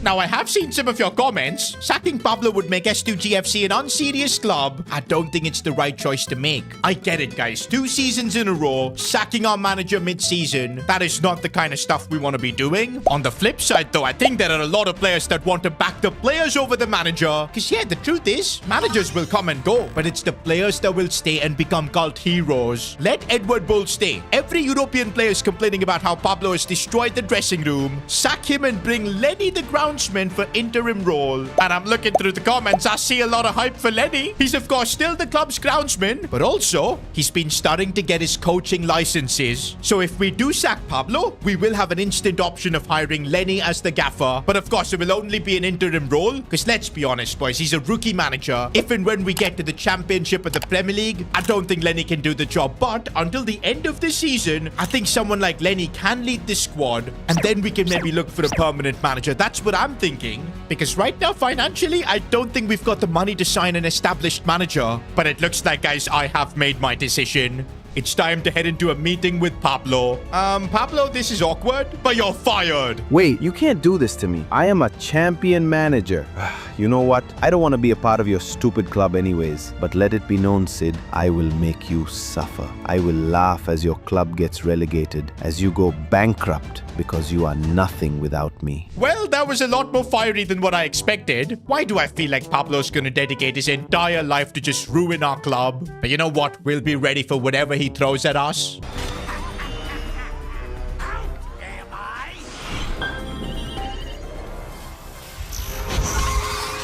But for now, we're welcoming Lenny as the new interim manager. Bro was legit mowing lawns this morning, and now he's going to be managing this football club. Good thing is, he's got past experience. He was briefly our interim manager when we were in League 2. But yep, this time things are different because we are in League 1, and we've got a lot to lose. Right now, 4th in the league, but I need Lenny to lock in and hopefully continue what Pablo was doing, at least results-wise, because I'm desperate to get this team promoted to the championship. Okay, the first task that Lenny has got is just handling this injury crisis. It's absolutely ridiculous. Good thing is we've got Neil Lane for the right mid position. West Banks can, I guess, come through in midfield. At the back, Medeiros is going to have to do the job, but also probably Sebastian Finch, who, by the way, until recently was discussing retirement. Don't forget, he was the player that Pablo treated the worst. He was our captain. He got completely booted out of the squad, made fun of by Pablo as well. So I'm not surprised that completely demotivated him. But looks like Lenny's taking a completely new approach. His first act in the club was scheduling a meeting with Sebastian Finch, telling him how much he valued him and that he needs him in these difficult times. Now, this hasn't changed Finch's decision about retiring, but surely seeing the gaffer back him like that is going to get his motivation back. But not just that, boys. Lenny has given him the armband. Steve Ball is still the permanent captain, but since he's injured, we do need another captain. And if it was Pablo, he would have probably given it to Medeiros. But Lenny respects the tradition. He knows the foundation of this club from the ground, because of course he's a groundsman. But yup, I'm already liking the way Lenny is approaching this challenge. And looks like for his first game as interim manager, he's making some bold calls. Edward Bull starting on the left. I think this is more for fitness reasons, because Nicholas is a bit tired. But yup, tactically, Lenny's not making any changes. That's because with Pablo, the tactics were working. There's no reason for Lenny to bring his own system. Kind of why I didn't even consider Barry Thunderstone, because if we would have signed him, bro would have just gone back to the 4-4-2 and destroyed everything. Unlike that, Lenny's really willing to adapt and learn, so we're going to be sticking with the 4-3-3 formation.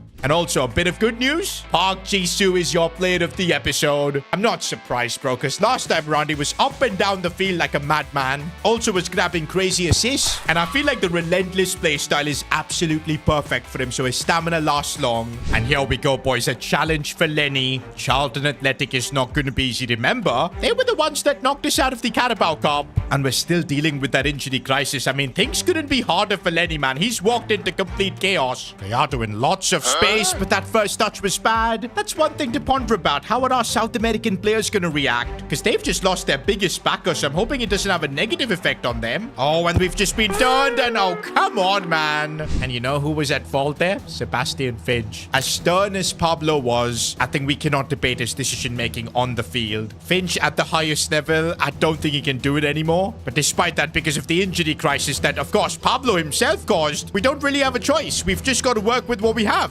Edward Bull sees Park Ji-soo is always making that run. Good ball in for Sean King. First touch was so bad. Okay, now on the break, some good football here as Edward Bull has broken through. He's finally getting to play in a big game, and there you go. Edward Bull scores. This is where we decided to back the players and not Pablo. And it feels like the team is united once again. Look at the celebrations on the bench. Oh, and Edward Bull is once again through on goal. He could completely change this game. Oh, this time the keeper saves. And looks like Lenny right now is preparing some changes. Looks like Gallardo's going to come off for Nicholas. And we've got Bull playing at cam. Albie Norman coming in midfield. Clark at left back. And also Lister and Jacob Richards coming on. All right, we've got Neil Lane taking the set piece. We were horrible with set pieces with Pablo, and yeah, that is going to continue. Maybe not Norman. No, that gets blocked. Oh, Nicholas Hart is making a really nice run there. Let's go. Nicholas now breaking through. Gets it onto his right foot. Goes for goal and scores. That's what Nicholas does. Ever since he got disowned by his parents, he's only got one goal. Just making a name for himself. Becoming the best footballer he can be. And the stats are there to show for it. Oh, and now Neil Lane spreading it for Jacob Richards. There's the goal.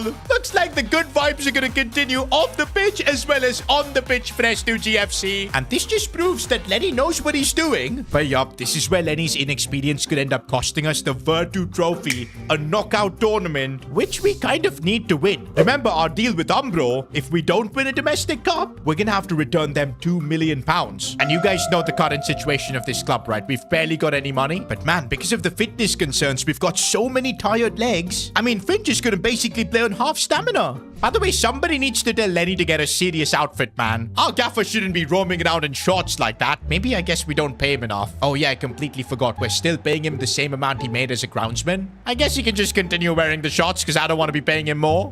No, no, no, no. He can't do with the save. I can feel the tiredness in this squad, man. This is going to be really long 90 minutes. Gallardo. Oh, that's a lovely ball for Nicholas here. And this could be the moment. No, he gets beat. Gallardo. Oh, she's a lovely ball for Neil Lane here. If he can put this back in. And Sean King, how? He's supposed to be the king wearing the crown, but he can't score tappins like that. Now, on the other end, we're being put under tremendous pressure from these set pieces. It's a chance and cleared off the line. Brandon Neal, the Australian, literally saved us here. Guys, no matter what, I don't want to get knocked out, because if we do, you know Pablo's going to be chilling somewhere and enjoying our downfall. And by the way, there are rumors running right now that Pablo Gonzalo has secured a new job. I wonder which club is going to sign him. Pretty sure there are going to be quite a few clubs interested, because results-wise, he was doing the job for us. Oh, we've got no stamina, man. Young is trying to get there, but oh, brilliantly done. Fair enough. But man, look at Gallardo. He's completely out of stamina. Okay, Neil Lane can run a bit. Sean King as well. That's why we need these guys linking up. Oh, it's a brilliant ball. Nicholas Hart is through. And Nicholas Hart does not disappoint. It's always him on number 10. And now Lenny's preparing some changes. Come on, boys. Now all we need to do is just hang on. And yes, boys, the Virtu Trophy dream lives on. Lenny's at the helm, and how good does it feel?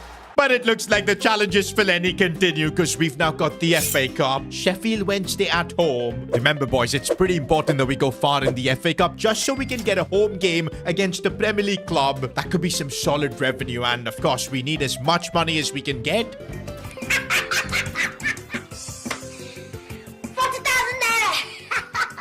The problem is though that our squad is just not equipped to handle 3 competitions at the same time. Look at all the fitness issues we've got, plus all the injuries. I guess we can't make any excuses, boys. We're just gonna have to run with it. Edward Bull, though, he's got good stamina as he looks for Neil Lane. Cutting it back for Albie Norman. Oh, come on. Medeiros tracking back, and, well, Luca Gigante, easy save. By the way, rumors in the dressing room. Some of the South American players aren't too happy with the departure of Pablo Gonzalo. I mean, I'm not surprised. They've lost all their hours of free Fortnite gaming sessions. Edward Bull now, he's probably the happiest he's ever been with Pablo's departure, and some good link-up play. The Bull keeps marching on, and he stomps across in the FA Cup. Edward Bull taking one with his left foot, and that wasn't far off. The more I watch Bull play, the more I know we made the right call, keeping him, trusting in him. As I said before, coaches will come and go, but these players, they're here to stay. Edward Bull sees Neil Lane, who's opened up some space. Power shot. Come on. I think we might have made a mistake giving Neil Lane the power shot plus, because he just keeps trying it. Oh, good ball here for Nicholas Hart. And oh, the near post. Uh-oh, this is bad as Gigante forced to make the save. I'm telling you, bro, you don't take your chances, especially in cup competitions. You really do end up getting punished. Gotta make sure that does not happen to us in this game. We are controlling things so far, and a lot of it is thanks to Edward Bull, who keeps making the right decisions. Is now West Banks. He's found a bit of space, striking it straight at the keeper. I think Lenny might need to make some tactical changes, because our players, they're consuming way too much stamina. They're having to run too much. And okay, well, if our opponents are taking shots like that, maybe we can afford to just run a bit less. Oh, looking for Neil Lane, who's gone through. Is he going to do the power shot? He is. Straight at the keeper. That's Neil Lane for you. Full time. We couldn't get that second goal, but it doesn't matter. Through we go to the next round of the FA Cup. Gotta say, boys, Lenny is interim manager. He's absolutely cooking. I really thought that maybe in like a month we would have to look for a full-time manager. But if we keep playing like this, at least until the end of the season, we can give the keys to the club to, of course, Lenny. Although, yes, sometimes he does look a bit clueless in press conferences. To be honest, tactically, so far, he really hasn't done much. It's more of his man management and learning to deal with the team that's been effective. I'm probably the only club owner that's disappointed to get a championship club in the FA Cup. We face Derby County in the next round. Give me Man City, man. Give me Chelsea. Give me Aston Villa. I know we'll get cooked, but we need the money. In other news, guys, Chesterfield have signed a new manager. You know, they're the club now that's owned by Hart Logistics, the company run by Nicholas Hart's parents. In a way, they're like our rivals now. And of course, probably just to piss us off, they've signed Pablo Gonzalo as their manager. To be fair, the writing was on the wall. When he left the club, he promised to give us pain. And I guess he's going to be doing that now that he's Chesterfield boss. Now, the good news is that Chesterfield are in EFL League 2, a division below us. And because Hart Logistics don't know how to run a football club, Chesterfield are like 18th in the league. I don't think we're going to have to worry too much about them. Oh, okay. Yeah. Oh, okay. Pipe down. In other news, y'all remember how Albie Normand opened a bakery? Well, apparently that has now become Paris's most viral bakery. Bro, 1.6 million views on TikTok. I genuinely feel Normand is now making more money from his bakery than his salary here at S2G FC. He's just playing for us for the love of the game. But honestly, this success couldn't have happened to a better person. From day one, we know the kind of man Albie Normand is. He's loyal to the club. He's also loyal to his family, sends money back every month. And hey, who knows in the future? Maybe we might be seeing Normand and Co be a sponsor for S2G FC. You never know, man. Okay, right after I've praised Albie Normand, he's coming with a request for a better contract, and he doesn't want to continue playing for £600 per week. I mean, no surprises there. Let's also try and get him like a 1-year contract extension. Oh, that is a big wage bump, man. I don't want to give any bonuses, but I think we can deal with this. You bet he's going to be reinvesting all of that into his bakery. Wait a minute, Normand, man. Since he's become a businessman, he's sending counter offers and whatnot. Do you know what? I guess we'll just run with it. He is definitely one of our best players, deserves this new contract. But now, guys, we've got a really important game in League 1, Stockport. They're one place above us, but we've got a game in hand. If we beat them, we go above them, and then we can start disturbing the teams in top 2. Okay, Cardiff City looks completely out of reach, but Blackburn Rovers is second place spot. I think we can snatch that. Get direct promotion to the championship. That would be huge. Now, the good news is that we've had a week-long break for the players to just rest up. Armstrong should be back in like a month. month. Same with Bullock. Fish as well. Steve Ball might take a month and a half, but this is good. And even during this injury crisis, we've kept the wins up, which is the big thing. I see space here for Nicholas shot. Come on, he's through now. Nicholas, you've got to get it inside. Couple of good touches. And then the finish he's missed. I really thought that went in. Okay, I feel like Lenny sometimes is just aura farming. Because tactically, I don't feel like he does much. Okay, his actions here remind me of Chelsea's new manager. Or chip ball for Sean King. Controls it well. On the volley. This time scores. It does feel like ages since we've seen King score. Okay, Finch is not catching up to him. And keeper, what was he doing? Luca Gigante, man. I know he's one of the tallest goalkeepers, bro, but sometimes looking at his reaction time, I really feel we could do with a better goalkeeper. And now that the transfer window is open, I am realizing that maybe goalkeeper is something that we need to put on the short list. Oh, right now, Jisoo has broken through and could help us score. He can't get the ball back in. Although Neil Lane striking one from distance off the crossbar. But yeah, on transfers, I don't think this season we're going to be making any more additions. We just don't have the money. Unless, of course, a player is sold or something. But hey, I don't feel like we're going to be selling anyone at the club. I quite like the squad that we have, but Stockport here are giving us a tough time as Sean King goes for goal. That is one of his best goals ever. That's what I love about Albie Norman, the way he controlled the midfield there. I know what's coming with Neil Lane. Of course, it's the power shot. That's what you get with Neil Lane, though. We know all about him. He's that kind of a player. He really thinks in his head that he's Ronaldo. Oh, but West Banks could look for the ball for Neil Lane. Surely this time, he's got to capitalize. Straight at the keeper. Sean King now sees the space for Edward Bull, who cleverly leaves it. And look at the link-up player. Edward Bull now, and he actually finishes. That was like prime Barcelona. I actually can't believe this run Lenny on. I think that might be 4 straight wins since he's become manager. Also, we're seeing the first bit of tactical changes coming in from Lenny. He's making Park Ji-soo a fullback. Before he was playing with the wing-back role, just going up and down the pitch. I think with our current injury crisis, might be better to just have our fullbacks play more defensive and not really bomb up the pitch and risk an injury. We can do that later when the squad is fit, so I like this tactical change from Lenny. It's protecting the players. And I think that's the best way to sum up Lenny. He's not come in and transformed the team or anything. He's just made small tactical changes, building on what Pablo built on the pitch and off the pitch, of course, bringing in some unity, getting the squad together. And come on, I want to now see if we can go 5 wins in a row, because remember how difficult it was for us to do it before. I mean, we're never going to forget how long that one fan's hair got. But yeah, now we know how to win. I think we can go 5 wins in a row with Lenny. Oh, look at the space here for Nicholas Hart, who's made the perfect run, completely through on goal. Can he keep the finish? No, the touch at the end was too heavy. Gallardo, a couple of good touches there, and with his right foot scoring. I didn't know he had a right foot at all. And there you go, boys. 5 wins in a row. That's what Lenny has managed to pull off. I mean, it's incredible. It took us 1.5 years to do it for the first time. And now with Lenny just being the interim manager, our groundsman, we've pulled it off again. Why am I seeing Medeiros leave the club? And apparently I'm just getting a message and it's not just him. Uribe has left the club too. Wait a minute, guys. I think I know where they've gone. Of course, man. Of course. Moises Medeiros now at Chesterfield. Also, how did his overall get bumped up to 68? Uribe as well. That's where he's gone. Apparently, when we got Medeiros into the team, signed Christian Uribe, there was a specific Pablo Gonzalo clause in there. If Pablo ever left the club, their release clause would drop tremendously. And that's exactly what happened. And with Hart Logistics owning Chesterfield, they have no issues with money. And they've stolen 2 of our biggest talents. I genuinely can't believe it. And apparently, the same can happen with Guillermo Gallardo as well. For some reason, though, he is still at the club.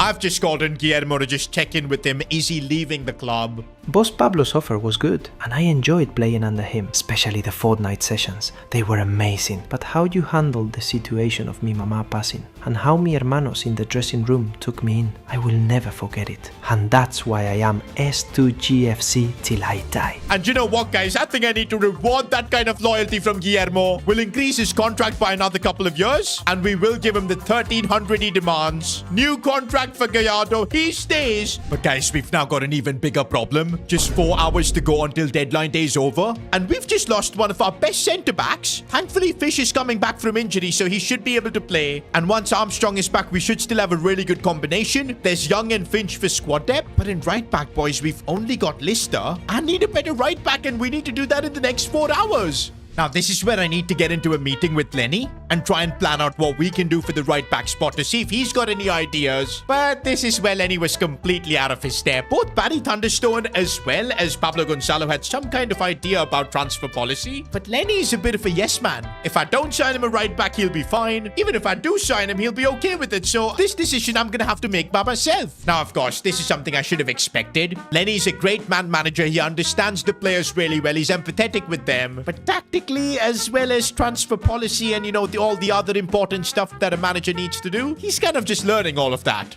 I think as the club owner, it would be a rather stupid decision if I don't reinforce the squad. And I'm thinking if we can maybe sign a right back from one of our rival teams. Now, as long as we can get in someone with pace, someone who's young, someone like Ronan Capaccio playing for Cardiff City, the best team in the league. Bro, if we can lure him in, that would be a big heist. He's got 82 pace, only 19, and is actually a bit better than Uribe. By the way, look at our transfer budget. From all those player sales, it's up to 3.5 million. Now, if I can get a good deal for Ronan, somewhere around like 2.5 million, and yup, we can do that. That would also leave me with like £1 million in the bank, which could be helpful if we fail some of our objectives or something. From a really difficult situation, man, losing two of our key young talents, I think we've made a decent comeback. Ronan Capaccio, I think, is a solid replacement, and with that, the transfer window shuts. Honestly, I was not expecting to be forced to make a signing. I'm genuinely still in shock because what's happened is crazy. We lost one of our Brazilian talents that we scouted. We lost an incredible right back, and this is now making me really regret the way we sacked Pablo. I did not expect him to react like this and cause such havoc. But hey, that's part of football. We're just lucky that Gallardo has decided to stick around. If he would have left too, that would have just been a brutal blow.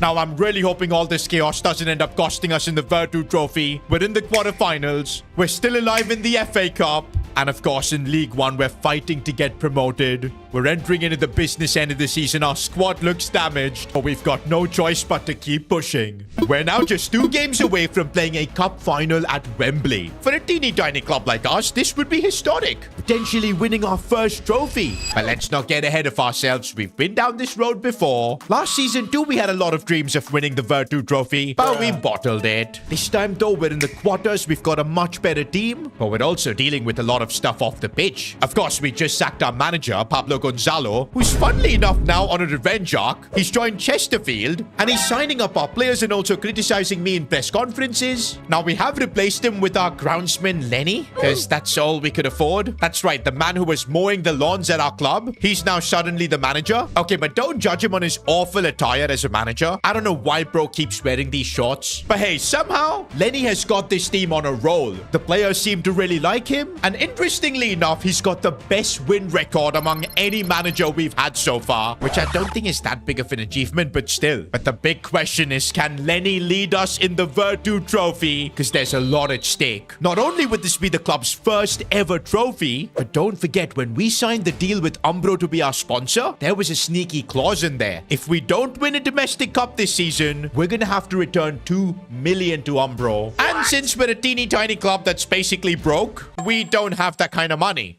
He cannot afford. If we bottle the Virtu Trophy, we might literally be forced to sell one of our players or be forced to just go bankrupt. I'm so nervous, bro. It's the quarterfinal of the Virtu Trophy. And the big problem that Lenny has is that Fish, right now our best centre-back, he's still recovering from his injury. I don't think it would be smart to start him. Instead, Sebastian Finch is going to have to play, probably as captain too. By the way, we're still dealing with a crazy injury crisis. Armstrong, Bullock, Steve Ball, they're all going to be out for a couple of weeks at least. Of course, even Fish. But that's the thing. Despite all this, Lenny has got this team rallied up. We're playing the best football I think we've played. Before this quarterfinal, though, I think we need to highlight one player that's taken his game to the next level under Lenny, Nicholas Hart. Bro just can't stop scoring. I mean, this season he's our top scorer and by a big margin. Bro, he's even our top assister. How crazy is that? The best thing that happened to him was his father disowning him, I guess. Okay, that is a bit harsh. To be honest, I guess I'll still stand by that statement. Being the posh boy with millions of cash in the bank, that was really not helping Nicholas push himself to the next level, try and become the best footballer he can be. But now that he's kind of broke, he's having to stay with Steve Ball, and well, pressure forges diamonds, and Nicholas Hart is really becoming one. He is your player of the episode, and the reward for that is going to be the rocket ship playstyle. I feel like that's going to be really helpful for Nicholas, man, because he's only got 77 pace.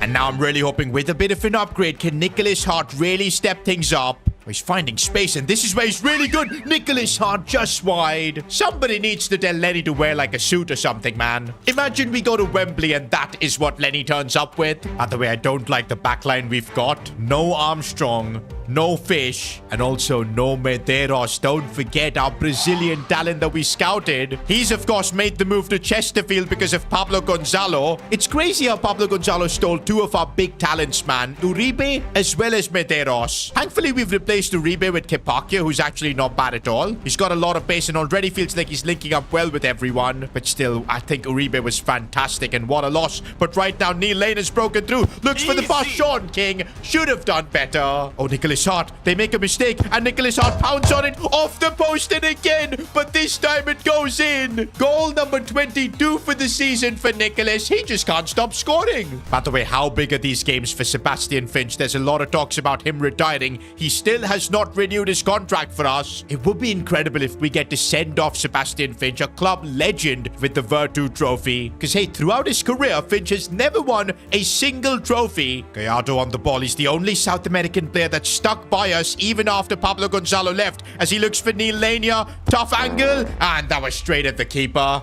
Albie Normand looking for Neil Lane, finding space, and the keeper somehow gets a hand to it. We're pushing really hard for that second goal, which I think we need. I don't want to leave it to chance. Okay, Neil Lane from distance now, striking it so well it gets saved. That's the biggest problem I feel with Neil Lane. Bro legit thinks he's Ronaldo.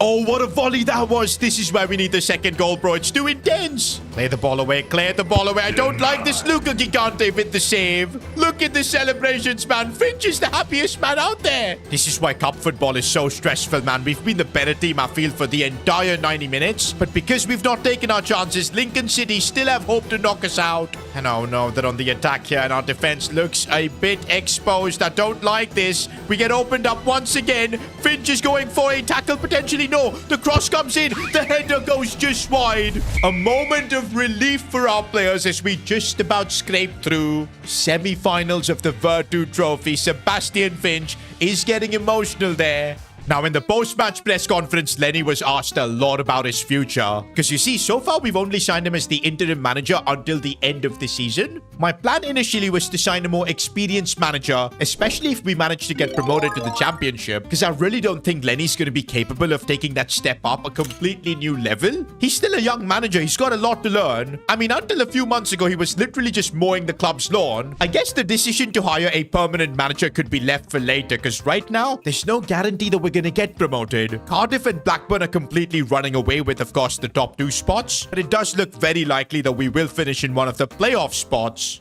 For now, though, we're focusing on cup competitions because now we've got the FA Cup. Derby County is our next opponent, a championship club. My goal with the FA Cup is to not actually win it because I don't think we're good enough, but just to get the chance to face a Premier League club at home. That itself would be like a big win. We would literally end up getting 500k in ticket sales from that, and that could be a good hedge for the club just in case we don't end up winning a domestic trophy. So, gotta take the FA Cup seriously. Although it is really hard to do that with so many injuries that we're dealing with. I feel like I'm just gonna have to start Will Fish even though he's not fully fit. He should be in like one day, but I think I just gotta take the risk, man, because otherwise I'm gonna have to play Finch, who's literally got half stamina. It's definitely not ideal circumstances as we take on Derby County, but hey, we've got Lenny here given the instructions, and come on, let's see if we can continue our dream FA Cup run. Derby are a division above us, and maybe that's the level we're gonna be experiencing next season if we do get promoted, so this could be a really good test. When I see Sean King making that run, it's brilliantly done. First touch was good as well from the King. Can he finish? Oh, come on. The keeper denied him.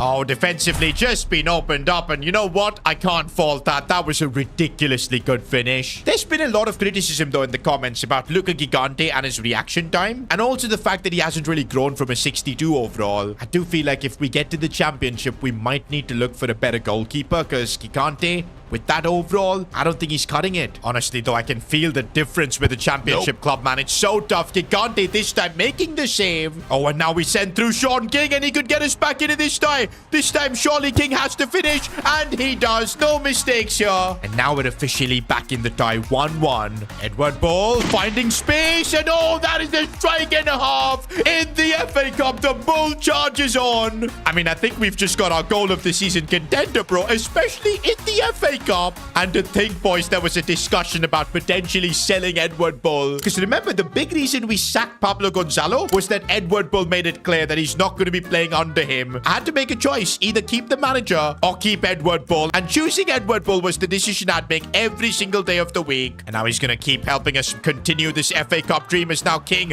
controls that so well. There's the third goal. I think with that, we've booked our spot in the next round of the FA Cup. And what a performance it was from Bull, man. Turned things around 3-2 in the end. And no way, we've actually drawn Aston Villa in the FA Cup. That too at home. You know what that means? We're going to be welcoming a Premier League club at the Presser Park. And that's going to give us 500k to our budget. Oh man, that is genuinely going to be a lifesaver for contracts, for paying our staff. Maybe even increasing Lenny's wages because he's still on the groundsman payroll. But nah, bro, the fact that we've made it to the round of 16 of the FA Cup as an EFL League 1 club, that too. Also, I've just got a message from our medical team. Yes, I know it's a surprise, but we do have a medical team and they've done their job brilliantly. All our players are back to full fitness. We can actually take on Aston Villa with our best 11. This might genuinely be the tiniest stadium Aston Villa has played at, but hey, we're gonna try and make this a fortress. It would be special if we can knock them out, make it to the quarters of the FA Cup. Okay, we've just been opened up just like that. Ollie Watkins now and driven shot. Well, this is the difference in quality when we compare ourselves to a Premier League club. But okay, it's only one goal. We can still fight back. You never know. Honestly, it feels like tactically we're completely out of our depth. How have we let Morgan Rogers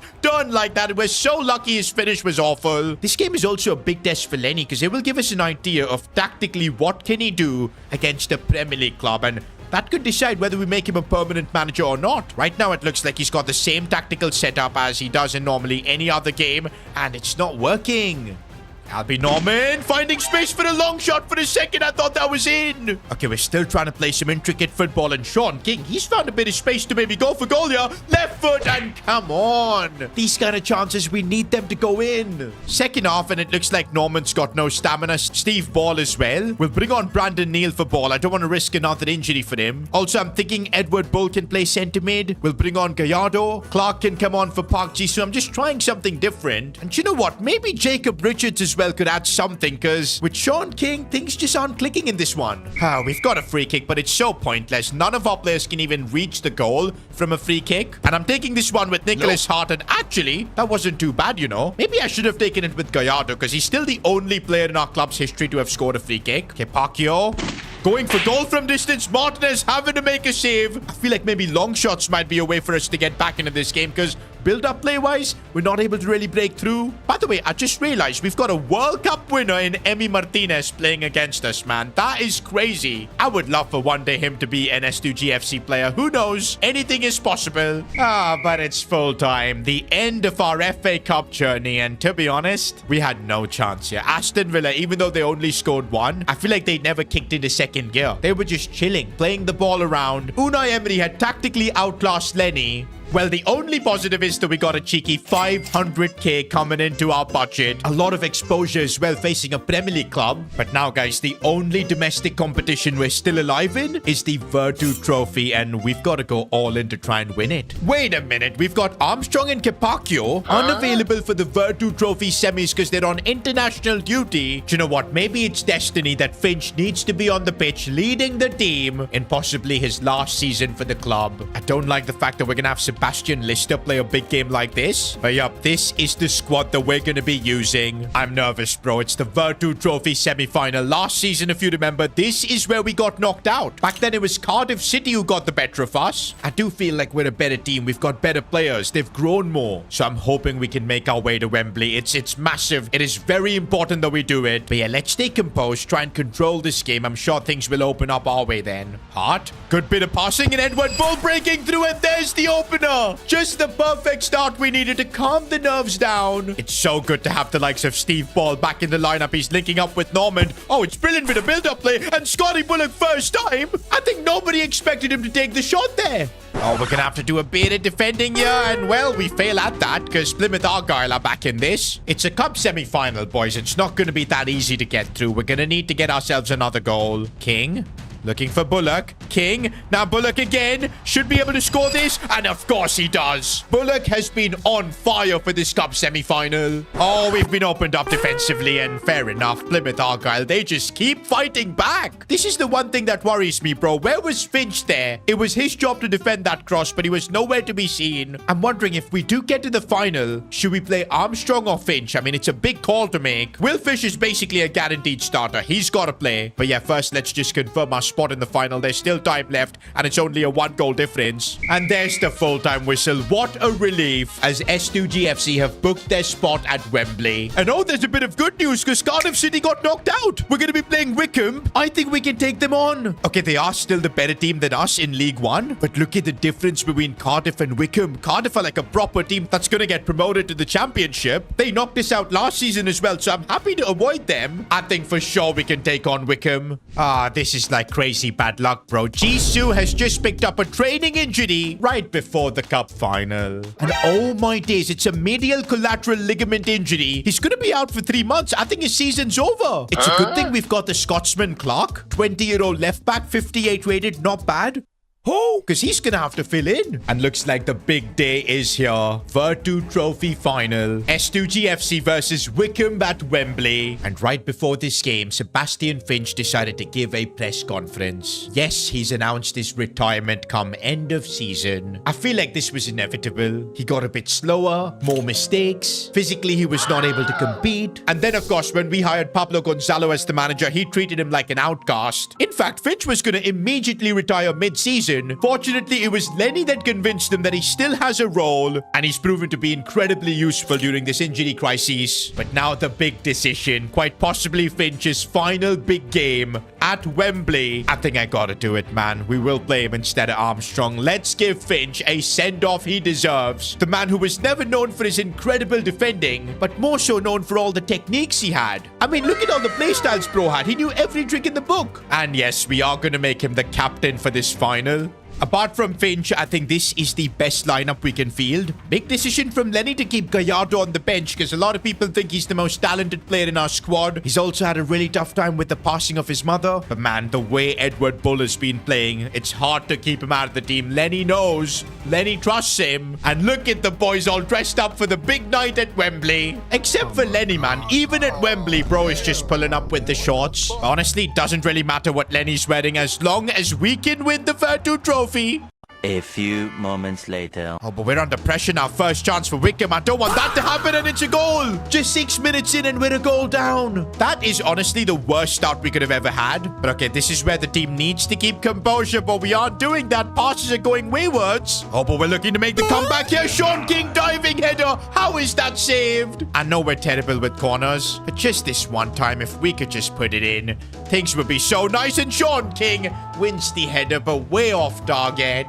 Now, the positive thing is that we're slowly getting back into this final. Our players are regaining their composure and nerves back. But what we can't allow is Wickham to make it 2-0. That would be catastrophic. Capaccio defends it well. Oh, but Wickham just keep coming at me. This is so tough. And what a ball that is. Gigante with the save, but the rebound. This is just the most diabolical start we could have had to the final. 2-0. And they're going to dance on us, man. What on earth is this? I can't believe we're getting dunked on at Wembley. This is just horrible. Remember, there's £2 million at stake for us here. Because if we lose, Umbro's going to be coming for all that money. Bro, we might actually concede again. I genuinely can't believe it. We're 3-0 down. It might be all over. We're making a mockery of this club at Wembley. Guys, this is the first game I feel Lenny has just been completely exposed. Tactically, he has nothing to offer here. In fact, I feel like even the players don't know what to do now. Like, look at these simple mistakes we're making. The pressure's too much. I feel like the occasion has just gotten the better of all our players, man. Because the mistakes we're making, it's just really sad to see. As Nicholas Hart does well.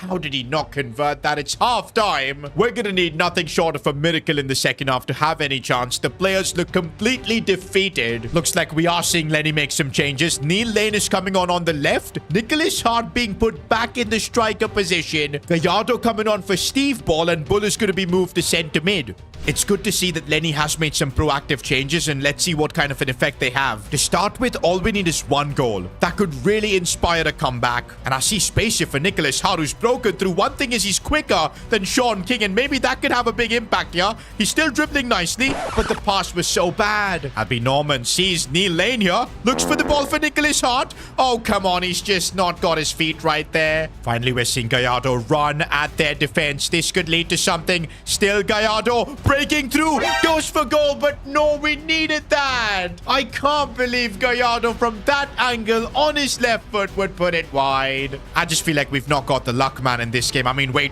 Neil Lane with a chance. Power shot. Puts it wide again. In the second half, we've had the chances, but we've not taken it. We're still going to try until the very end as Neil Lane breaks through here. He's got the pace. Looking for the ball here for Gallardo. Proper chance this. And he puts it wide again. This is just unbelievable. I think it's just written in the stars. We're not meant to win the Virtu Trophy. This is one of the saddest days in this club's history. At Wembley, we just got humbled. It wasn't even a close game. 3-0. The players look completely defeated. And of course, we've got Pablo Gonzalo tweeting, saying that this would have never happened if he was the manager. And oh man, this now puts a lot of question marks on Lenny as well, because I don't think he's ready now to coach a championship club. We're probably going to have to be on the hunt for a manager. But wait a second, why on earth is Pablo piping up like this? His new team, Chesterfield, they're 18th in the league. They're not going to get promoted. They're never going to be in the same division as us. And I'm sure he's bringing up the same excuses there. Not enough South American players. Apparently, though, there are rumors that Hart Logistics want to now sell Chesterfield and maybe buy a club in a higher division because they are desperate to try and compete with us. Just to prove that Nicholas is a fraud, man. Like, they're just obsessed with their own son. I mean, it's crazy. For now, though, it is still just hard to come to terms that we bottled the Virtu Trophy. The positive outlook I have is that the team gained a lot of experience. It will be invaluable, especially if we get promoted to the championship next season. By the way, I totally forgot that Umbro are soon going to come calling. 2 million is the penalty we're going to have to pay them, man. I knew when I signed up with Umbro, it was a shady deal, but I got greedy and took it anyways, and now we're going to pay the price. The good news is we already have 1.5 million basically, so we just need another 500k. That's why I think we won't be forced to sell any of our players to generate the funds, as long as, of course, we get promoted to the championship. The prize money for that could just help clear things up for us, but of course, it would put us at a disadvantage next season. The EFL League 1 season, though, has come to an end. We do finish 4th, which means we're gonna have to go through a grueling playoff. Cardiff and Blackburn are going straight up. And oh, seeing Wickham there, the team that beat us in the Virtu Trophy. I've got a sneaky feeling that we might have to face them at some point in this playoffs. For now, though, it's Charlton Athletic, and it's the first leg away from home. It's good to see that a lot of our players have grown well. Albie Normand up to a 70. Edward Bull 70 as well. Also, I think we're not going to be using Finch in the playoffs. We couldn't give him the best ending possible, but we gave him one with dignity. He's ended his S2G FC career playing at Wembley. It's the best we could do.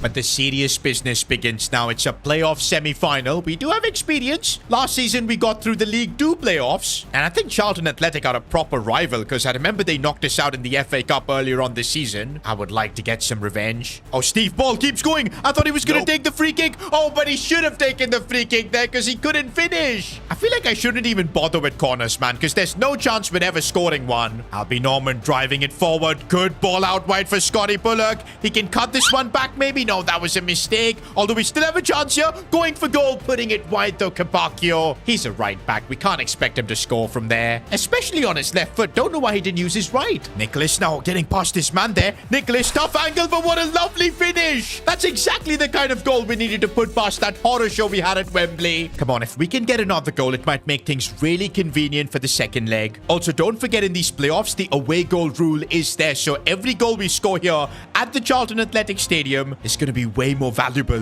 By the way, I don't know what's up with Steve Ball. I'm not noticing the same level of performances from him. Is he distracted or something? Usually he isn't. Right now, though, we are linking up well as Edward Bull breaks through and we get the all-important second goal. Now, if we can get ourselves a third goal, I think the second leg is just going to be a formality. And Sean King has found a bit of space here. Instead, he's looked for Bullock. It's brilliant play, but Bullock's shot goes wide. Lenny's got some changes lined up as well. He wants to wrap this tie in the first leg itself. Wait, what? The referee gave a penalty? For what? Bro, that was a foul on our player. That is so rigged. No. I feel like the refs have been paid. This is crazy. Chance for Charlton Athletic to get a goal back. They've scored. No freaking way. Wait a minute. James Hart, the father of Nicholas Hart, is in the stands and he's smiling. Nah, man, I feel like Hart family have got something to do with that penalty. Regardless, though, we do pick up the 2-1 win. We've got the advantage for the second leg. Oh, but there are some tired legs here. Steve Ball can't play this. It's gonna have to be Brandon Neal, but to be fair, Steve is a bit off his game for some reason. And I think I know the reason why. You guys know that Steve Ball's wife left him, but he still misses her. I know it must hurt seeing his wife with Christian Pulisic. Bro, that is so random. Steve Ball is still supporting them, but oh, I can feel the pain. You can feel the pain for Steve. We're with you, Steve, through this. But bro, you can't let this affect your performances, man. We need you to get to the championship. This game, I'm hoping Brandon Neal comes through. Also, Clark is running really low on stamina. Park Jisoo is injured, so we don't have a choice but to play him. I will play Gallardo, though, for this game because I feel we need his magic. Now, because of the away goal rule, as long as we even score just one goal in this tie, I think the job is done. I know the referees could be against us because we saw what happened in that last game, so I don't want to leave this to chance. Gallardo gets the ball. Right foot this time. Scores. 3-1 now on aggregate. Oh, Scotty Bullock now. Scotty Bullock now going through all by himself. What a lovely finish. That should settle everything in this tie. 4-1 on aggregate. And S2G FC is heading to Wembley. The Hart family couldn't stop us. It really feels like it was destiny for us to be rematched against Wickham. They ruined our dream. They humiliated us at Wembley in the Virtu Trophy final. But now we've got a shot at revenge. Not only that, it could send us up straight to the championship.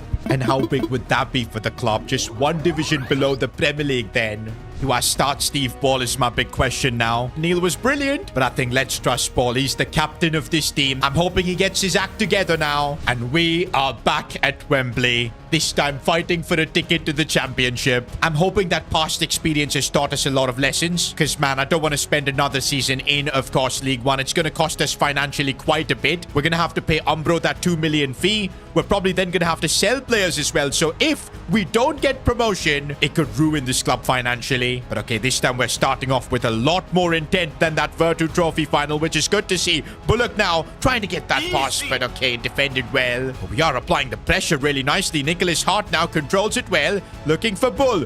Finding Steve Ball now on his left foot. Oh, the touch was bad. Need my right back to make that run. Here goes the Welshman Capaccio as he looks inside for Sean King. The turn was really good, and that's off the post. Okay, Steve Ball is now on it as he looks to spread this one for Sean King. Can he get it onto his left foot? No. No, no, no, no, no! And we go 1-0 down! This is exactly what happened in the Virtu Trophy final! But this time we've learned our lesson. We're trying to make the comeback, but Wickham are so good! Second half, and I feel like the team needs changes. Brandon Neal's gonna come on for Steve Ball. I'm sorry, but his head is clearly not in the game. Also, I think we need Gallardo. Edward Bull is gonna have to get hooked. Neil Lane to come on as well. Some bold changes from Lenny. Gallardo. Looking for Neil Lane. I need my right back to make the run. Capaccio has done well. The angle is tough, but he should have still scored. I'm not going to make the mistake of taking long corners now. We'll take them short. See if we can work our way into the box. Brandon Neal looking for Gallardo. I see a lot of space. Striking it with his right foot. Again saved. But okay, this short corner tactic is definitely what we should be working on. As now we get the ball to Brandon Neal, who sees Gallardo. It's the same routine again. Right foot. It gets blocked. Gallardo again. This time scores. We needed that goal. The Argentinian comes off the bench, does the job. And this is something that didn't happen in that Virtu final. We couldn't get the comeback goal. Now we have. We now got to defend like our lives depend on it and then force the second goal. Sean King seeing Brandon Neal, and Neil Lane has made the run. Neil Lane, finally the power shot works. He's been trying that for so long and it's come through in the playoff final. Brandon Neal, by the way, what a pick out that was. And okay, all we got to do now is survive 12 minutes. And S2G FC will be a championship club. Gallardo. Oh, lovely ball for Sean King. It's a simple goal, and that should settle things. Promotion has been secured. S2G FC are going up. Not gonna lie, off the bench, Gallardo has completely changed this game. Man of the match performance. And oh man, am I excited to be in the championship next season. Nervous though, because we've got a lot to figure out. Whether we give Lenny a permanent contract or we venture out into the market looking for a new manager. Apart from that, we're gonna have to figure out a way way to pay back Umbro. Probably look for a new sponsor as well. But in other news, Hart Logistics have completed the takeover of Leicester City. Now, they had a rough Premier League season getting relegated, but that means they're going to be in the same division as us. They've also just announced Pablo Gonzalo as their manager. Looks like for season 3, we're going to have a proper rivalry. It's been a difficult couple of years playing in the lower leagues of English football, and that is why I'm so happy that we're putting that behind us, because S2G FC are going up. We've gotten promoted to the championship. We're literally just one division away from being a Premier League club,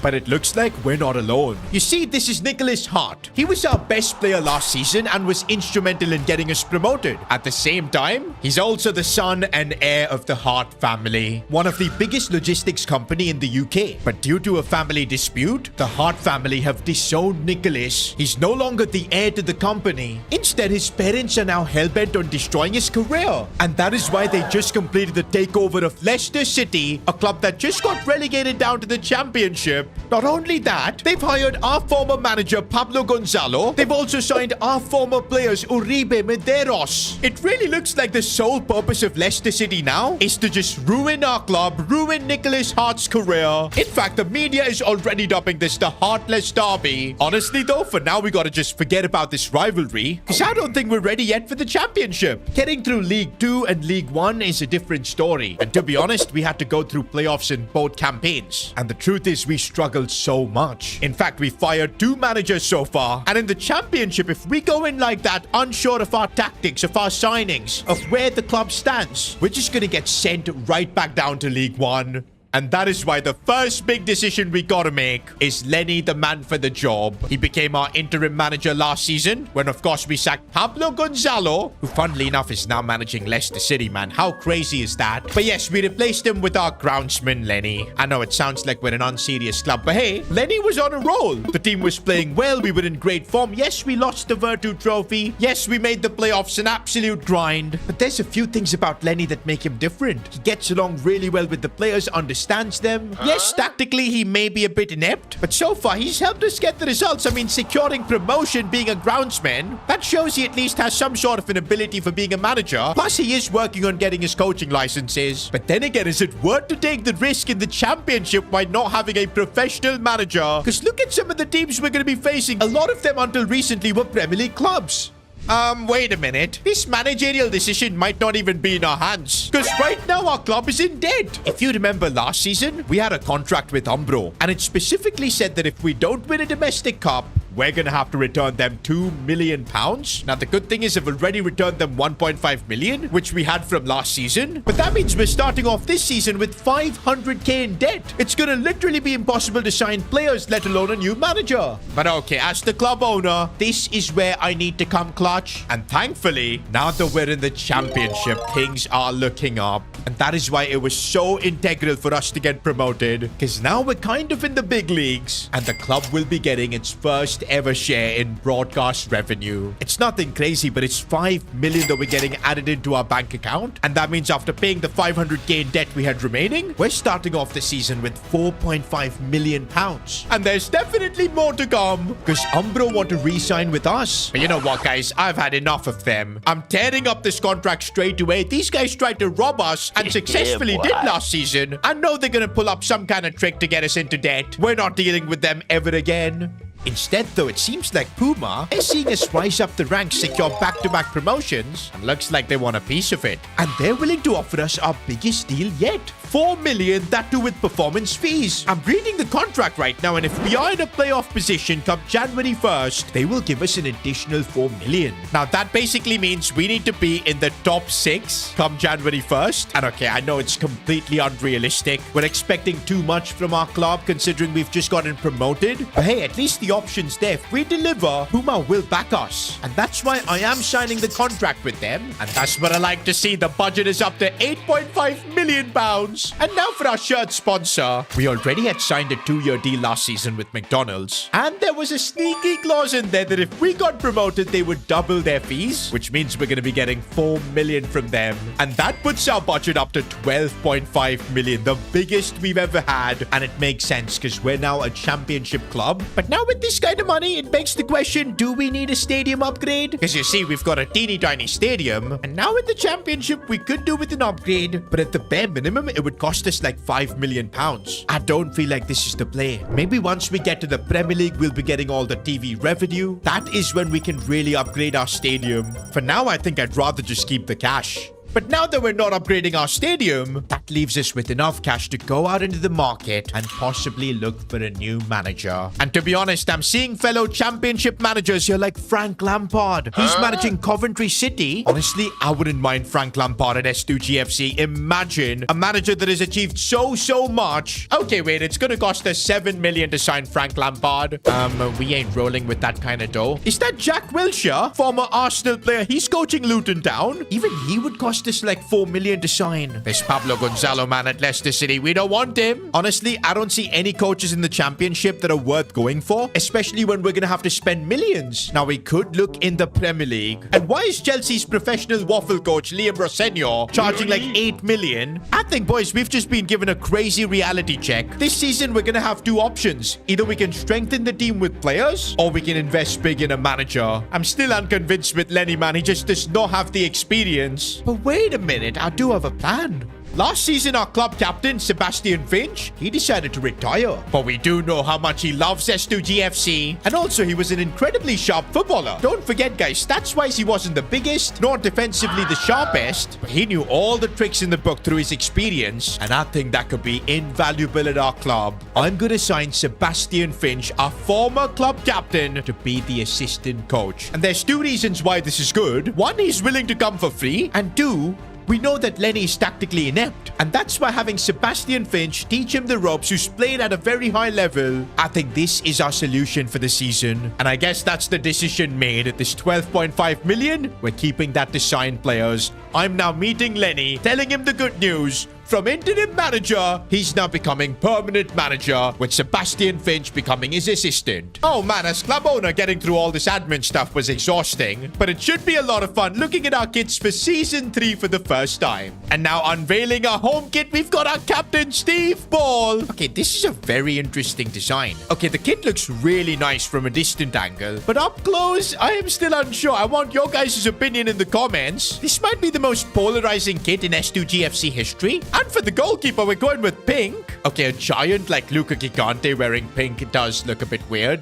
Okay, but our away kit looks absolutely cold, man. Kind of an all-black edition. Although the McDonald's logo just sticks out like a sore thumb. Oh, but even the text at the back has got a bit of a different design. All-black look. Nobody's gonna realize who's got the ball with that font color. I like the away kit, but I do feel like this season we've got a bit of a controversial kit selection. Maybe it's Puma's fault, but I want you guys to rate these kits out of 10 in the comments. Oh, and also while you're down there, subscribe to the channel. S2G FC is back for Season 3, and I need your support to keep going. Now, with all the admin stuff out of the way, we can focus on getting our squad ready for the championship. Okay, the season opener for us is going to be Wrexham. Not gonna lie, I feel like we should be able to take them on. Not with the 62 rated goalkeeper though. We're gonna need quite a few improvements, and that's why I want to first have a meeting with Lenny, figure out our transfer plan for the season, what he wants. But this is where I see the shortcomings of Lenny. He's a former groundsman, man. His expertise is in mowing the lawns. He has no clue what player he wants, no idea what kind of transfer policy we should follow, and looks like he's leaving it all up to me. This is really different compared to what we've had in previous seasons. Of course, Barry Thunderstone, he had some sort of a transfer policy. We all know about Pablo Gonzalo and his obsession with South American players. At least that guided us into some direction. Here as the club owner, I'm now being forced to make the decisions. But okay, based on my understanding of this squad, I most definitely think we need another goalkeeper. Luca Gigante, he's 28. The only good thing about him is his height. But yeah, I do feel like in the championship, we do need a more of a serious player. Also, defense, Stephen Armstrong, he's 29. And the only other centre-back we've got is Jaden Young. Sebastian Finch, of course, is retired. We all know what happened with Medeiros. He's now at Leicester City. I'm adding centre-back as well to my shortlist. And apart from that, if there's money left, Would it make sense to bring in maybe a midfielder? Purely because I feel like Steve Ball lately has been off his game. When we were in League 2, he was unbelievable. But then as we went into League 1, we all found out about his issues with his ex-wife, how he still misses her, and I think his head is not in the right place. And for our captain to be like this, I'm not sure if we can depend on that as the season goes ahead. I think we need another midfielder added in. Attack I was also considering, because Sean King was last season a bit hit or miss. But again, the kid is 18, 70 rated. I think we just gotta trust him. Bullock was awesome last year. Neil Lane is a great backup. And of course, Nicholas Hart down the left. Even though he's the lowest rated attacker, there's no reason to even consider replacing him. And that's because last season he was simply sensational. Being disowned by his family awakened something in him. He was playing to prove a point. And that showed with every goal, every assist, helped us secure promotion. And that is why, guys, Nicholas Hart is your player of the season as well. And now that I can give him a playstyle plus, gotta give him the load-driven plus. Bro has already got some really cool playstyles, man. I think Nicholas is only going to get better. Now, there's also the goal of the season award, and surprisingly, we didn't score that many bangers last year. But in the FA Cup, Edward Bull unleashed a strike that I gotta vote as your goal of the season. And for the playstyle plus, we're giving him incisive pass. That's gonna be really good now that he plays as a cam. But okay, guys, it's time to get the work. Before at least the championship season begins, I want to lock in a new goalkeeper, and I'm trying to see what options do we have in the championship itself. Ooh, and I like this kid from West Brom, James Beadle, 22 years old, 74 rated. Oh, he is going to be our most expensive signing yet if we go for him. It would be impossible for us to sign both a centre-back and a centre-mid after this. That's why I'm liking the idea of Oliver Dovin even more. He's the same overall at 74, 6'2". Okay, I see why James Beadle is that expensive. He's 6'7", an absolute unit. He's got a couple of play styles as well. Dovin has none, but I think we could get a really good deal on him. Maybe 5.5 million. But maybe this season we need to broaden our horizons. Look for some foreign players too. Like I found a few more keepers from other countries like Jonas Krumrie. Could be the next Manuel Neuer. Okay, that might be a bit too much. He's only 70 rated. Yeah, I think we can look for better. Like Pablo Campos, maybe 73 rated. P.S. Charles is an interesting one from Northern Ireland. Real Valladolid is where he's playing. Again, for that price, it's a really good keeper, but I'm liking Iker Alvarez, Romanian goalkeeper. Bro, we can get him for such a good deal. And you know what? As a teeny tiny club, these are the kind of deals that we need to execute. Huh, did we just get some extra money, by the way? How did we go to 13.2 million? Maybe it was like season ticket sales or something. We'll take that. And now if we can sign Iker Alvarez for 3.5 million. Okay, we can't, but you know what? 4 million? I think I can get this deal done at potentially 3.8. We gotta save every penny. Okay, now we're gonna have to do this at 4 million, but that still is a really good deal because we've just signed our highest rated player for 4 million. Welcome Iker Alvarez to S2G FC. And looks like we got that transfer sorted right in time for the season opener against Wrexham. I still need to sign a centre-back, possibly a centre-mid. Oh, and looks like Lenny is straight away putting Iker Alvarez in goal, starting for his championship debut. But also, I don't see our captain Steve Ball there. I think Lenny sees that even in training, Steve Ball is a bit flustered. Brandon Neal is only getting better, so he starts. Armstrong is going to be the temporary captain for now. But here we go, boys. Championship debut. I do feel like Wrexham are kind of a similar club to us. They've of course had back-to-back promotions. That's why I do feel like we might be able to get something against them. But then again, there's a reason they're in the championship. We know this level is going to be a lot harder than of course EFL League 1. But I see us having a chance right now. Lovely ball for Sean King. Oh, come on. He won the header, but no power. And now we've got the bull charging. Let's see what Edward can do. He's waiting for some movement there. Oh, he couldn't get that pass. That's the thing in the championship. You've got to make your decisions that half a second faster. Otherwise, you can get punished. Right now, Wrexham, they've managed to break through, going for goal. Iker Alvarez, big save, but the rebound, cut back. And, well, that's the championship for you. You make a mistake, you get punished. Look at how quickly we're getting pressed, man. This is so tough to handle. Although Edward Bull now looking for Sean King, finding Nicholas Hart. Maybe something here. Cut back for Edward Bull, who went flying for that shot. Sean King finding space, going for goal. How is that saved? We're now hitting the 60th minute mark. We've barely created any chances. I'm expecting Lenny to make some changes now. But okay, maybe he trusts this team because now we've got Sean King who's trying to get forward, but he can't keep the ball. Well, we wanted changes and Lenny is making changes. Jacob Richards Richards, Guillermo Gallardo, Neil Lane, all coming on. Dangerous cross though, which we can't do anything about. We're lucky that didn't go in. Gallardo with a good ball out wide for Neil Lane. Looks back inside for Gallardo. I see Albie Normand in space. He's going to find space to shoot. Oh, he struck that so well, but it was just wide. This counter-attack might legit be our last chance of getting anything out of this game. We try to find Jacob Richards, but nothing we do is working. And that, guys, is a tough reality check in the championship. A defeat to start things off. I know we've had back-to-back promotions so far, but there's no guarantee that this would be the case this time around. The championship is so much better than the lower leagues that maybe this season we might be in a relegation battle. And also, now that we're in the championship, there is going to be more scrutiny on Lenny. His tactics and everything is going to be questioned. Okay, for now, we've got a Carabao Cup game. Again, I want to try and go as further as possible in this competition because you guys know, every time we face a Premier League club at home, that adds 500k to our budget. And we're starting off against Wycombe Wanderers, who we do have a bit of rivalry with. If I'm not wrong, they're the team that beat us in the Virtu final. But also, we did get our revenge in the playoff final last season, knocking them out and moving on to the championship. You bet they want to knock us out.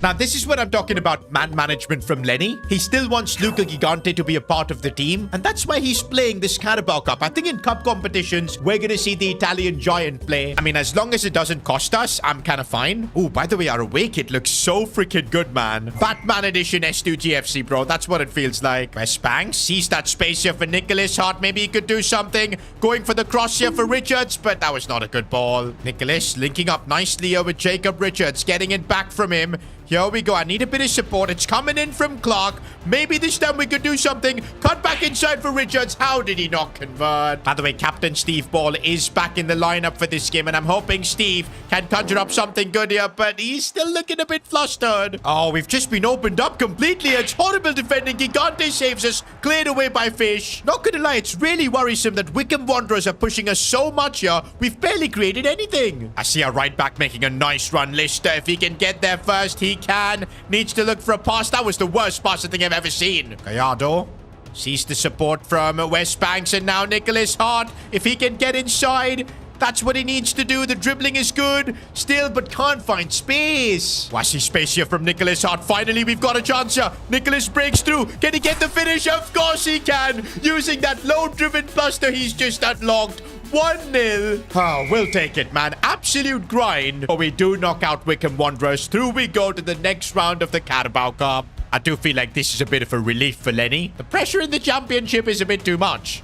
Guys, look at this. Right now, we're in the relegation zone in the championship. I know it's only been one game, but I'm already feeling the difference. I do feel like we're missing goals up top. That's the big problem. Even in the Carabao Cup, we couldn't score freely. We relied on individual brilliance from Nicholas Hart. Sean King and Bullock, these guys have to pick up the pace. Also, it's interesting that Lenny has put Steve Ball back in the lineup. Gallardo is starting as well. After this game, boys, we've got to start focusing on transfers as well. I'm thinking getting that centre-back signing next might be the play, because I do feel like Armstrong, he is a bit iffy at this level. Hopefully we can do that after getting our first win in the championship. Right now, Bullock, again, he's not being able to dribble like he used to back in League One. And here comes Stoke City on the charge. Nope. Nothing I could do there. What a save from Iker Alvarez. And straight away we can hit them on the break here with Gallardo stepping things up, finding Bullock here.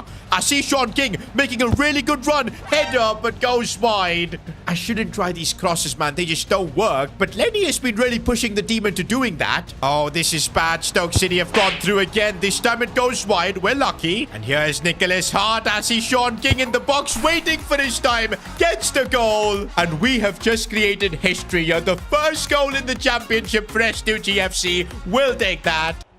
Bye, have a great time. How did we get turned like that, man? It's a big chance here for Cisse. Nothing we could do, and fair enough. Stoke City get right back in it. As I said before, man, games in the championship are not going to be easy. We're just going to have to try and quickly get used to it. Bullock. Good ball for Sean King. If he can take the first touch, he can. But what was that finish? He did all the hard work there to just put it wide. Oh, our defense has been completely exposed there. Iker Alvarez did so well, but the rebound. What can we do? Albie Normand waiting for Nicholas to make that run. He took a bit of time, but he's broken through now. Nicholas Hart getting it onto his right foot, going for goal. That was world class. Okay, now it's 2-2. We've got 10 minutes to try and push to get our first championship win. I feel like we can do this. Albi Norman, that's channeling his inner Pogba right there. Good link-up play with Sean King and Park Ji-soo. Here he goes. Back inside for Nicholas Hart. Looking for Gallardo. He's completely through. Waits and stays patient and gets the goal. That was the best bit of link-up play I think we've had in a long, long time. Do you know what? For a moment, I thought Gallardo was going to try a cheeky chip here, but he stayed patient. He knows those chips never really worked. But man, what a story for Gallardo. Lost his mum last year.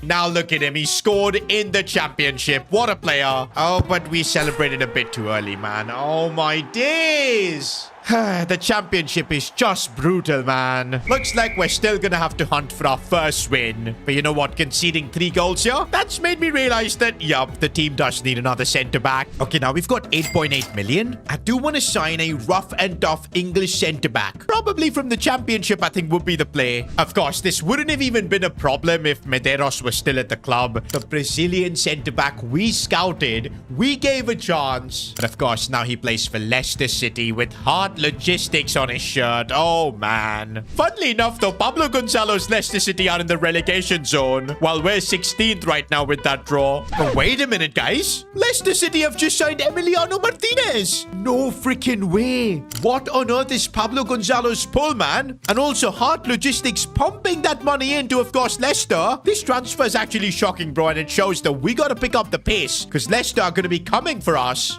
And okay, I do have 3 centre-backs that I've shortlisted. Rodney Edwards being one of them. 73 rated. Looks pretty solid. A bit on the pricier end. We're going to have to pay like 6 million for him. There's Matty Pollock as well. I like him because he's got quite a few good play styles. 74 rated. A bit older. But you know what? The best option might be Joshua Kwashi. Look at that pace. Physicality is there as well. I think we can mold him into being an absolute demon at the back. And I think we could get him for a really good deal. Okay, why does Lenny have blue eyebrows, man? What on earth is this? I think our coach has lost his mind. The good news, though, is that for 3.8 million, we've made our second signing of the season. Joshua Kwashi, welcome to S2G FC. Now, that's what I call a proper upgrade to our backline. Hopefully, it'll stop us leaking goals, man, because last game we conceded 3. Interesting that once again, Brandon Neal is starting over Steve Ball. But yeah, our new centre-back Kwashi is making his debut. And come on, man, I really just want to get our first win in the championship. Getting off the mark, I think things will start really improving. Oh, but again, why is our backline so exposed, man? This is horrible as we get broken through and Swansea score. I don't think this high line is really working in the championship. And the thing with Lenny is, I don't think he really understands tactics, so I don't know if we're going to change this. Well, it's a good thing, I guess, that we've got Sebastian Finch, who's got an incredible amount of knowledge in football, and looks like he's going to be sorting out our defensive approach. We're dropping to have a more of a balanced line, and I'm hoping that helps us defensively.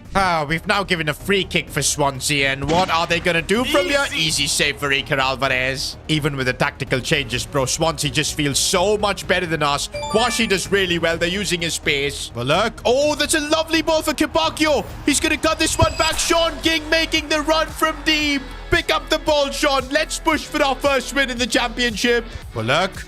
Looking for Nicholas Hart, who's completely broken through, and he gets the finish on point. We've taken the lead against Swansea. Okay, now we just got to defend like our lives depend on it, and we will have our first championship win. Oh, that's a lovely ball for Sean King, who can help settle this game, and he just fell over. Bench can't believe it too. Okay, doesn't matter though, because we do end up beating Swansea. First win for S2G FC in the championship. And I think this result is really going to give Lenny and the boys a lot of confidence. Wait a minute, we just faced Swansea, and now we play them again? Okay, this time it's in the Carabao Cup. That's a difficult draw, man, because we had to really grind to get a result against them. And by the way, Lenny continues to show faith in Luca Gigante. His overall has actually gone up to 63 with that. That's good to see. Also, we're seeing Steve Ball start finally after a long time, it feels like.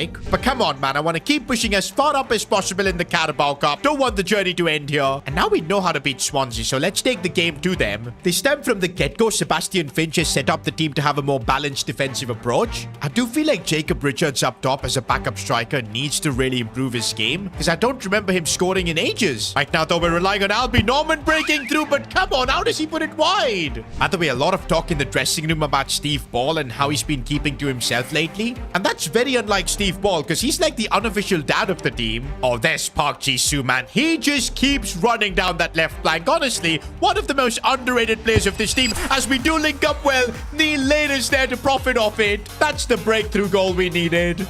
Ah, we've just been beaten for pace there. Will Fish is trying to make the comeback. Gigante with the save. I think for goalkeepers, it's all about confidence. Even though Gigante got replaced, he knows he's still got a role to play, and he's enjoying it here in the Carabao Cup. Oh, there's Steve Ball just being super lazy, man. Not tracking back. What's happened to him? Full time though, and we managed to hold on, going through to the next round of the Carabao Cup. And honestly, it does look like life has stabilized now in the championship. We figured out how to perform here. We're 11th in the league. Still far away from a promotion spot, but we're working towards it. But just as you thought, things are going well. Steve Ball stormed into my office. Boss, I don't know how to say this. I want to leave. I can't believe it, man. What has happened with our captain? What could make him make a decision like this? And with deadline day just a week away, will we even be able to bring in a replacement? Or can we maybe convince Ball to stay? Because don't forget, he's an integral part of this dressing room. Looks like we've got big decisions to make soon.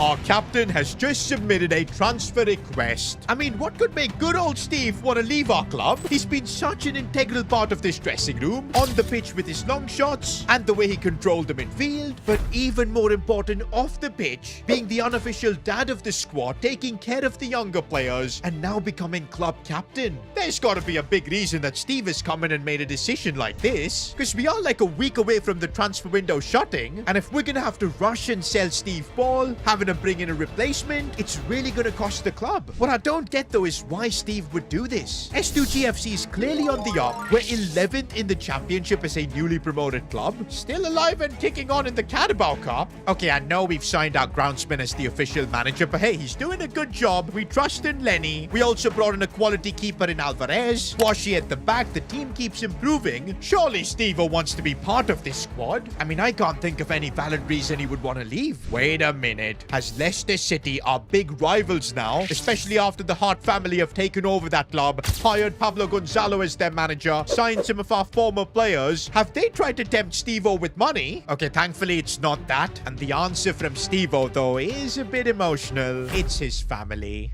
As you guys know, a couple of years ago, Steve Ball divorced his wife. He had a dream to become a professional footballer, and in America, he just wasn't getting chances. Playing for S2G FC at EFL League 2 was his only choice, and he took it. But yes, it meant that he had to leave his wife, leave his son, to pursue his career in football. And now that we've taken S2G FC to the championship, MLS clubs are interested in a player like Steve. In fact, offers have been coming in from the start of the window, and Steve-O, out of loyalty for our club, has been rejecting all of them. But the thought of getting back together with his family, spending time again with his son, trying to work things out with his ex-wife, it's something that Steve wants now, especially considering he's 31. And that's why he's directly come to meet the club owner, explaining this, submitting the transfer request. Now, because he's under contract, I can still force him to stay this season. But come on, man, after Steve-O has given his life for this club, sacrificed his family for a couple of years, I can't be heartless, man. I gotta let him go. And we've now made it official. Steve Ball has just given a press conference announcing his departure. Gallardo was actually in tears hearing the announcement. Okay, this really hurts, man. Seeing Steve Ball in another kit. Orlando City is where he's gone. I guess good for you, Steve. You're getting to play in the MLS. And I hope he gets to reunite with his family, because I'm sure nothing would make him happier.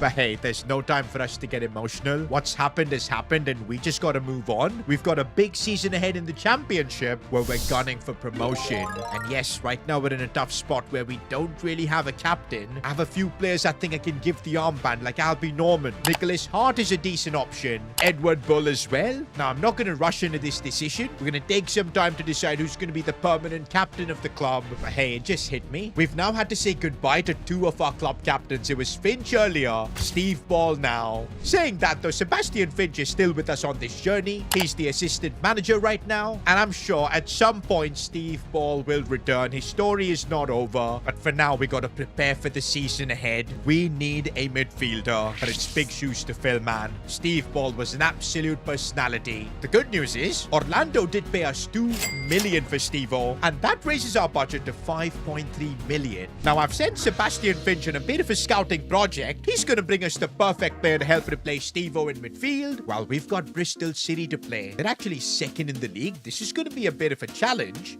Before we crack on, though, it's player of the episode time, and I was so close to giving it to Nicholas Hart, but I think there's another player who just keeps delivering in a position that is super underrated. I'm talking left back, and yes, it's the South Korean Park Ji-soo. Bro, down the left, he is so good. Feels like he's the Korean Jordi Alba, man. I've got Kapakyo on the other side. He's got way better stats, but it's always Jisoo making an impact. And last episode, he was so consistent. We're giving him player of the episode. And for that, I've given him the whipped pass playstyle so he can keep those crosses coming in. Now, it hurts me to say this, but even though Steve-O's gone, we gotta still keep pushing, man. Yes, we've got our first win in the championship, but pushing in that top 6 is the goal. Oh, man, the players are walking to the game, but no Steve-O. Lenny's got a job on his hands. Okay, but we can just make the job a lot easier if we can just get the win. Nicholas Hart breaking through. Good to see. Calling it in off the post. Bullock, and no, that first touch was horrendous. Oh, that's a bad tackle. They completely missed the ball. And here come Bristol City, the second best team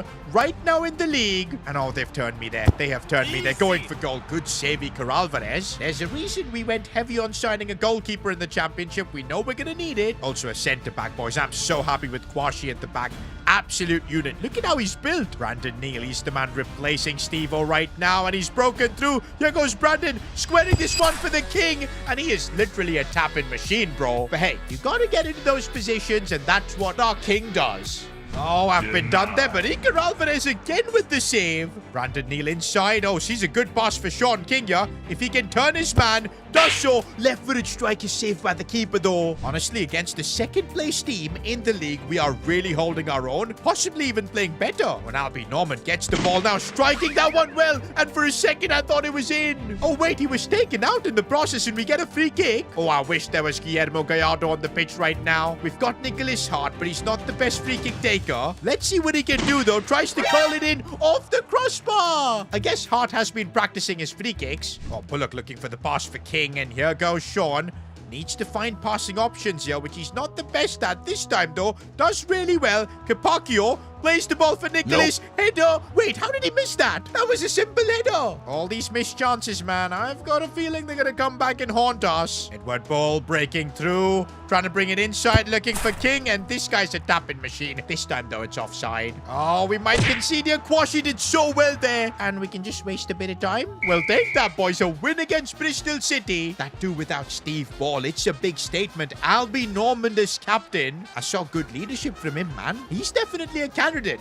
Post-match, and Lenny was being asked only one question. Who's going to replace Steve-O? And he's just said that he's leaving it completely up to the owners. Of course, that's how things are with Lenny. He's got no clue about transfer policy. It's just going to have to be me deciding. Of course, a bit of help from Sebastian Finch. Okay, so we've now got our report from Finch, and I'm liking the couple of options he's brought in. Darko Gyabi from Hull City in the championship. And honestly, I do like Gyabi. Good pace, good dribbling. Looks like a solid box-to-box midfielder. Ooh, but this option I like more, Charlie Patino. I know he's an Arsenal Academy player. Also, he's got experience playing abroad in Spain for Deportivo La Coruña. And wait a minute, guys. He's left-footed like Steve. Good stats all round. And I think we could get him for an absolute steal. I feel like this is the player Finch wanted us to sign. I'm trying a £3 million offer. Okay, we gotta pay 50k more, but that works. Now, since we are bringing him to England, I think we're gonna have to give him a big wage bump, doubling his wages. And looks like even that was a bit of a lowball offer. They want a signing bonus, a goal bonus as well. I'm going to remove the goal bonus, but apart from that, I think this is something we can afford, and we are going to afford. Looks like Charlie Patino is happy to sign the contract, and just like that, we've got our replacement for Steve Ball. Welcome to S2G FC, Charlie Patino.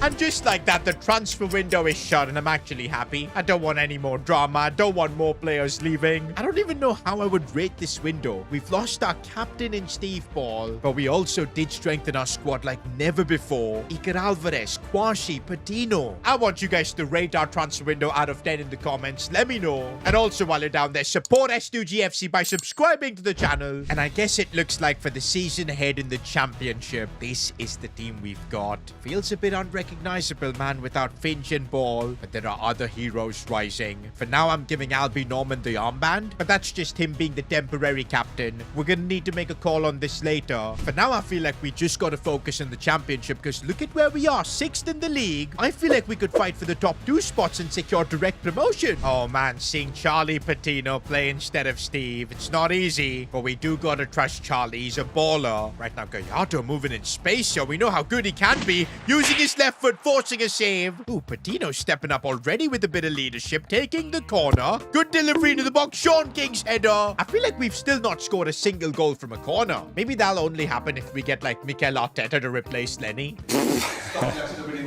Okay, we have been opened up here, which I'm not really liking, and a big deflection that could have gone anywhere. Sean King holding up the ball there, looking to release it now for Nicholas. Sees the run of Jisoo. That is what the South Korean does. Inside for Gallardo, and now it's the King off the post and in. I feel like that's the first time I've seen Sean King score a proper goal. That was most definitely not a tap-in. I honestly don't know what Lenny has been cooking, man, but the way we're playing, it really looks like we're serious contenders for the championship, and honestly, I'm shocked. Usually lower divisions, we manage to get the job done, but then in the championship, the level is higher. We do hit a roadblock. This time, though, it looks like we've adjusted in no time. Tino sees the ball for Bullock, and he squares it for King. How? Okay, finally, we do get opened up a little bit, and our keeper can't stop that. Okay, now that missed opportunity we had with King is coming back to haunt us. I still feel like we've got what it takes to get 3 points here, especially when we've got Nicholas Hart, who looks for Patino.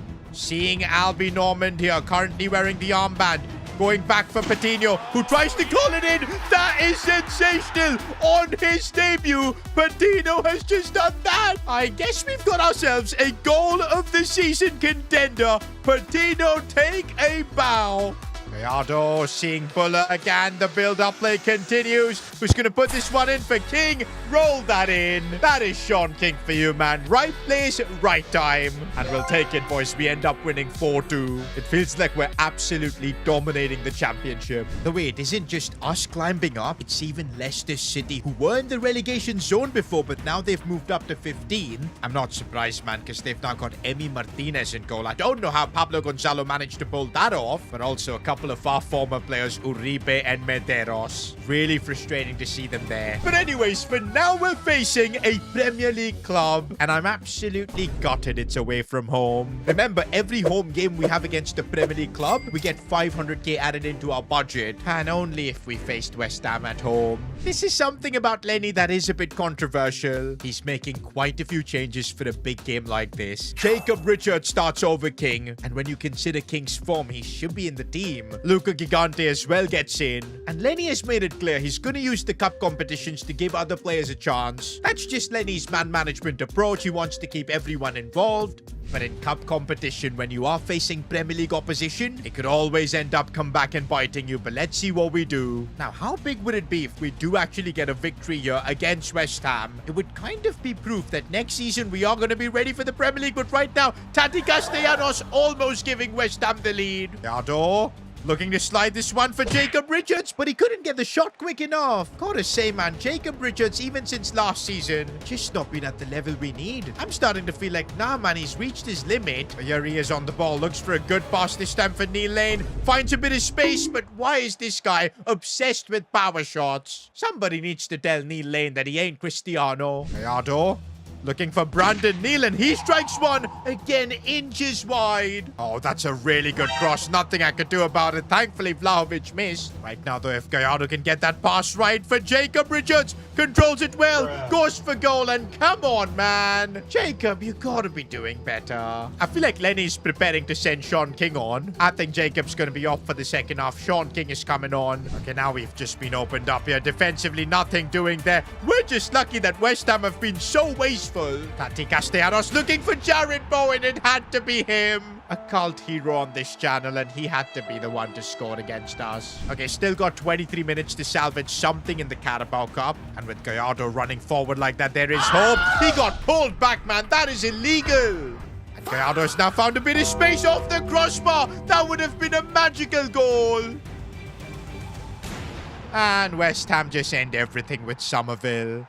To be honest, guys, we're a championship club. This was kind of expected. I do regret the fact that we don't get a chance to face a Premier League club at home. No extra money. But yeah, this is one of the downsides of Lenny. He's too nice. He wants to give everyone a chance, even at the cost of getting knocked out. Like, if we had a serious manager, he would have started Sean King, no doubt. Oh, but Jacob Richards, you can't be doing this, man. Bro's been filming a McDonald's mukbang. I know they're our shirt sponsor, but still, that's not what Jacob Richards, a professional footballer, should be doing. Oh, I'm so pissed at this. Anyways, guys, let's just bring the focus back to the championship now, because, well, we're out of the Carabao Cup. There is another way, though, we can generate some extra funds, and that's by being in the top 6 come 1st of January, and we're looking really good for that. It's going to be Puma that pays that extra money, and I really need it, because then we'd have like 5.8 million to spend in January. We could probably make another upgrade.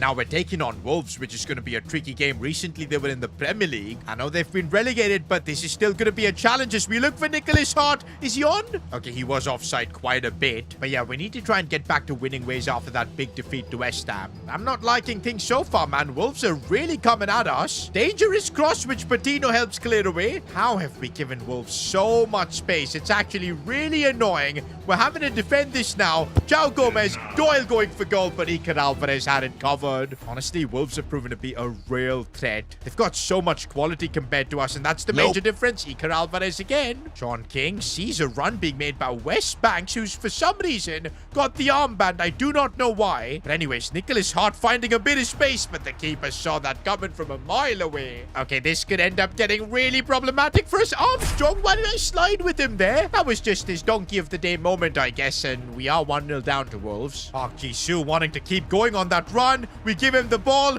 Jisoo, the angle was tough. Edward Ball seeing that pass of Charlie Patino, who keeps going, could get himself a goal. Lovely finish. I can't lie, boys. Patino's signing has been an absolute success. I mean, I'm not saying we're forgetting what Steve Ball did for us, but the quality Patino is bringing, I don't think we had this in our team. Okay, we've still got 30 minutes now to turn this around, pick up all 3 points. That's what I want. And now Nicholas Hart has broken himself through. The angle is tough. Oh, but he made that look so easy. Oh, that's a very good cross. And we're lucky we didn't concede. Instead, on the breakaway, Nicholas Hart with space puts that in. What a comeback against Wolves. Just look at how close we are now to the top 2 spots. 1 point away from breaking in. But this is interesting, bro. Leicester City, coached by our former manager Pablo Gonzalo. They keep climbing up as well. They're up to 12. Honestly, I'm really eager to face Leicester City, man. The Heartless Derby. It would be epic, especially right now considering we're in such good form. But that fixture is still like a month away. For now, we're facing West Brom. Come on, man. Let's just keep this form going. Oh, that's a bad one from Fish. It's going to be a booking. Got away with that. Not a yellow card. I'll take it. Although West Brom are taking this free kick. Oh, it's a bit of a dunk. And nope. Good save by Iker Alvarez. By the way, Albie Norman's Bakery has now become the #1 bakery in Paris. Bro is actually cooking on and off the pitch as he now gets the ball. Waits for Nicholas to make the run. And Nicholas should get the goal. He does. I'm genuinely shocked at how good we've been in the championship so far. This was not happening in League 1 or League 2. Apparently, Patino right now is our best set-piece taker. He's going to put this one in. It's a good ball, Sean King. We actually came close to scoring a corner. That's kind of why I want to try it again. And Sean King this time does not win the header. Okay, get the ball, this guy. Why can't I get the ball off of Iker Alvarez again with the save? Can we just give a shout-out to our goalkeeper, Iker Alvarez? Ever since he's come in, such a level up over Luca Gigante. Oh, that's some brilliant link-up play, man. And Nicholas Hart making it count. Sean King, Albie Norman, he's going to get himself a goal. It's off the crossbar. He gets another attempt, but how has the keeper stopped him there? Uh-oh, I've just been done there. And Iker Alvarez, bro, I have no words. He saves everything. Okay, but in a bit of a tough spot. And West Brom do get a goal back. Ooh, that's a loose ball. And King pounces for it. And what a turn that is from Sean. And what a finish as well. Are you kidding me? Bow down to your king. The level Sean King is at right now is absolutely insane. Honestly, guys, this turn that he just made was just unbelievable. Took out 2 defenders with that. And then the finish as well. Guys, I know we normally nominate long shots and stuff like that as goal of the season, but this individual bit of brilliance from Sean, that's got to be a contender. I know a lot of the media is probably going to give credit to Lenny for all of this, but we all know the real truth. It's Sebastian Finch making all the little tactical adjustments, getting everyone involved. He was the one who scouted Patino. Hiring back Finch was by far the best decision we made. Meanwhile, guys, the FA are running an investigation on Neil Lane because apparently he's been caught betting on himself. Oh no. We've got another Lucas Paqueta situation, haven't we? Okay, bro's been betting on himself to score a long shot, and judging by the last time he scored a long shot, you bet he's probably lost quite a bit of money. Can you give me some money, please?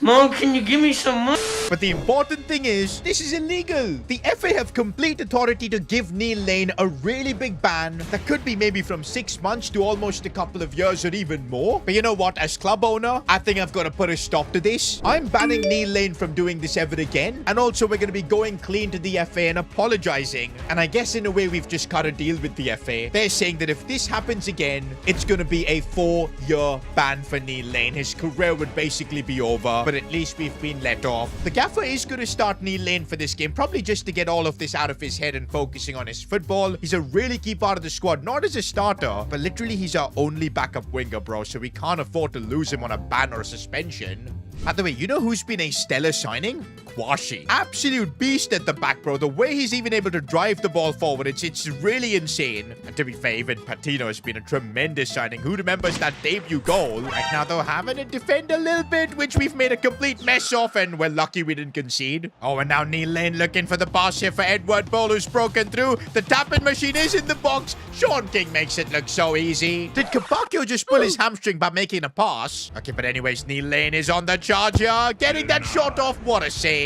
Oh, but meanwhile, Capaccio has picked up an injury. We don't know what it is yet. I'm not taking a chance, boys. We're bringing on Sebastian Lister. Meanwhile, Park Jisoo, our left back. Oh, he gets taken out. Wait, he didn't go down. That would have been a pen and we couldn't score. Edward Ball looking for Sean King. Come on, no. And defensively, this is not looking good. That should have been a foul. Okay, I would have taken the foul instead, but we actually concede. Coventry equalize. But you know what? I feel like we have been in great form. I feel like we should be able to take things up a notch and get the win. Instead, we might end up conceding again, and we do. What just happened suddenly? Edward Ball trying to help us get back into it. Oh my days. He thumped that one in. Nicholas Hart is low on stamina, but he's managed to play that through for Sean King. Oh, he manages to drive it home. 90th minute, we're taking home all 3 points. I told you, boys, this S2G FC team does not give up.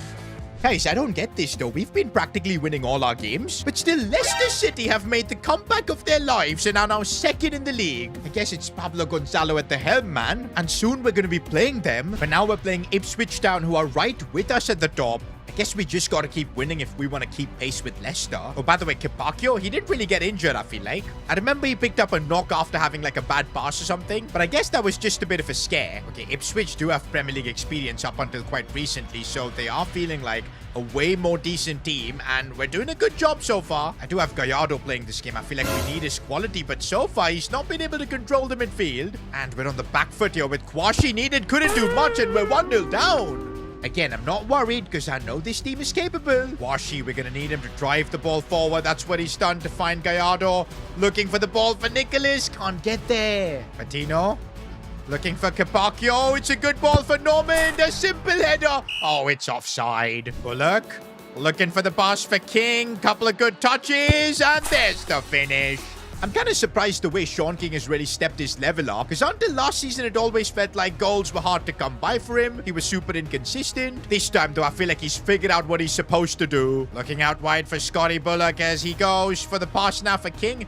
Not the best of passes, but a good return from King for Bullock. If he can get this one back in, no. Oh, that could have gone anywhere. I think Charlie Patino is going to now be a set-piece taker. He's got the best stats and a really good delivery, which King attacks, but not good enough. Bit disappointed that we couldn't get the 3 points here. And the championship is kind of brutal, man. Like 1 draw, and we get dropped down to 7th. Leicester City still have their playoff spot. It's super tight. Think about it. We're only like 4 points off being first in the league. But hey, those 4 points are the difference between us getting a playoff spot or not. I know oh man, next month we've got that big game against Leicester. You know it's going to be massive, the Heartless Derby. And also by the 1st of January, we do need to try and get into the top 6 to secure that extra 4 million. It does seem like things are on track for us. There's some solid growth happening as well. Nicholas Hart finally up to a 70. Sean King slowly but surely growing. In fact, look at the numbers, man. 10 goals in 15 games so far. That is outrageous. But while all that's happening, there's a bigger problem at the club. The FA is once again investigating one of our players for betting allegations. And oh no, it's gotta be Neil Lane. If the allegations are true, he's gonna be banned for like 4 years. They're not apparently investigating Neil Lane. It's someone else. Who else would do this? Breaking news. An S2G FC player has just been arrested. And no way, it's Scott Bullock, one of our most talented players. But he's now behind bars for allegedly being involved in a betting scandal. Wait a minute, guys. Surely the police have got this one wrong. Scotty Bullock is not that kind of a player. I mean, just look at his face. The kid is obviously innocent. He's not the kind of player that gets into all of this stuff. He focuses on his football, focuses on training, and delivers for us on the pitch. Surely something is not right. Because the player that has been caught in a betting scandal before and got a let-off from the English FA, that's none other than Neil Lane. This guy was caught betting on himself to score a long shot,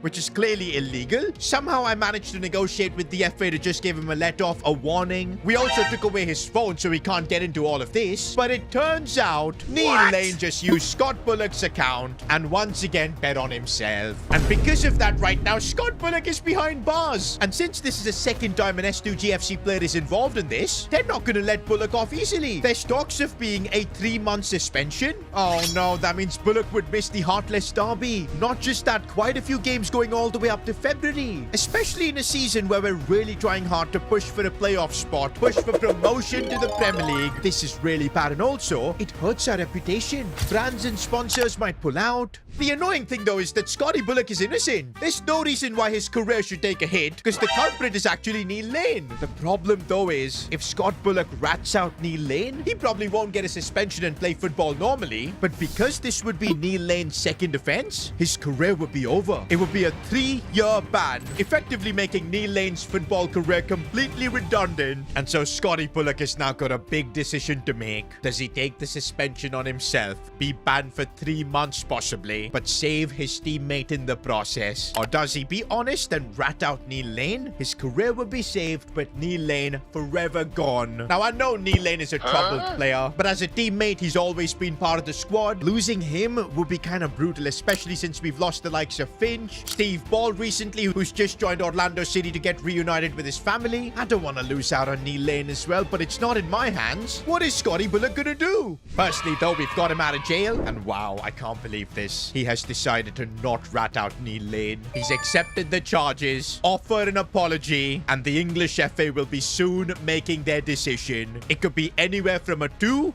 to 4 months ban, but this way Bullock has just saved Lane's career, and I'm hoping this teaches him a lesson, man. He cannot go back to his previous behaviors. Scotty Bullock is going to lose a few months of his career because of Lane. The crazy thing is that Neil Lane will probably now be a starter because of this, but I'm sure this is not how he wanted things to go. Bullock, of course, we can't use him. I'm eager to see what kind of suspension he gets. I do feel though that this incident is going to kind of unite the squad even more, because the players know that they've got each other's back here, and right now we do have Patino coming into a bit of space, could go for goal. He does this quite often, and the result is the same. Charlie Patino, man, what a transfer this has been. Now in a bit of space is Sean King, who gets past his man. Oh, couldn't get past the final defender. King, by the way, has been in tremendous form. I mean, one of the reasons we're now competing for a playoff spot is definitely Sean King. We try to get the ball to him, but it doesn't get there. Edward Ball. Oh, that's a lovely ball for Neil Lane, controlling that one nicely. Trying to bring it forward, sees the run of Capacchio. Cutting it back. Edward Bull now. Albie Norman. It's good build-up play. We look for Nicholas Hart, who sees Sean King. Come on. Felt like prime Barcelona for a bit there. Getting the ball to Neil Lane now, who's got a big point to prove, man. He's literally got one of our players suspended. Now Sean King, though, trying to find space. Oh, that was a good attempt. Oh, I see Nicholas Hart making a really good run, and he's gone through. Should be able to finish. How is the keeper saved that? Not gonna lie, though, we've got QPR completely on the back foot. Sean King winning the header. Bro, in just a few weeks, we've got our first heartless derby. That's what the media have dubbed it. Leicester City versus S2G FC. We're gonna be up against our former gaffer, Pablo Gonzalo. A fair few former players as well. Nicholas is gonna be up against his parents. That game is gonna be crazy. And that's why I want to get into some good rhythm before we get there. As Nicholas looks to find Park Ji-soo. Oh, he got tackled. Neil Lane finding space to shoot, and yo! An old version of Neil Lane would have probably betted money on him scoring a long shot and lost that money. Good thing is he's not doing any of that anymore. He's learned his lesson. He's got his teammate banned for it.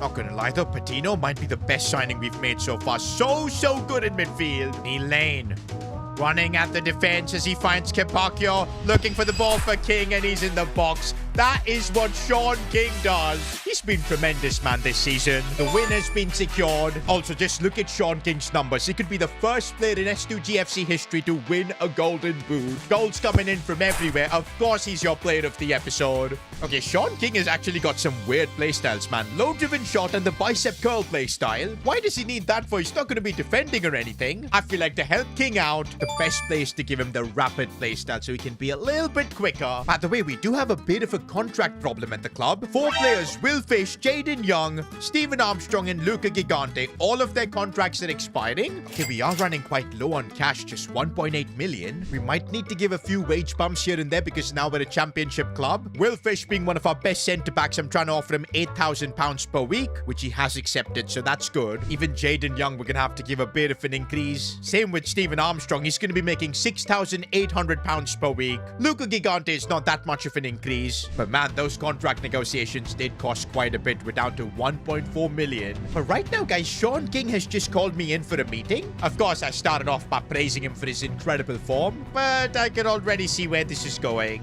Sean King, with his agent, has just put in a demand to become the highest paid player at S2G FC. Bro knows he's the top scorer. There's interest for him from other clubs, including even Premier League clubs. And I guess he wants to get paid. To be fair, don't blame him, man. He's currently making just £350 per week. We're paying him below minimum wage. Right now, I'm going to have to tell Sean King to just wait a bit. And that's because our highest paid player is Joshua Kwashi, £30,000 per week. And bro, with the remaining money we've got, we just won't be able to offer that to Sean King. But Sean has made it quite clear that if we don't give him that contract, he's going to start looking for a transfer. The positive thing is, he does still have almost a 1.5-year deal with us, so we can take our time to sort this issue out. And that is exactly what we're gonna do, because you guys remember, we do have a deal with Puma, our shirt sponsor. If by the 1st of January we can get a playoff spot, they'll be giving us 4 million, and that should be more than enough to give Sean King a new contract, keep him at the club. And right now we are in a playoff spot, but it's so tight that anything could change. And by the way, the FA are due to announce Scotty Bullock's suspension right after this game. I'm hoping it's lower than 3 months, man. I don't want to miss out on him for so long. He does not deserve it. Bro's just getting punished for being the nice guy. Right now, Neil Lane looking back for Gallardo on his left foot, finding space. Oh, the post denied him, and Nicholas rebound couldn't do much. Brandon Neal looking for Nicholas Hart. This time he's going to try and cut inside. That was a mistake. Oh, Sean King has managed to make a really good run. I'm not sure if he's onside or not. The post denied him anyways. And we've just been opened up defensively, which I'm not really liking. Nothing much I can do here. It's brilliant build-up. Iheanacho with the goal.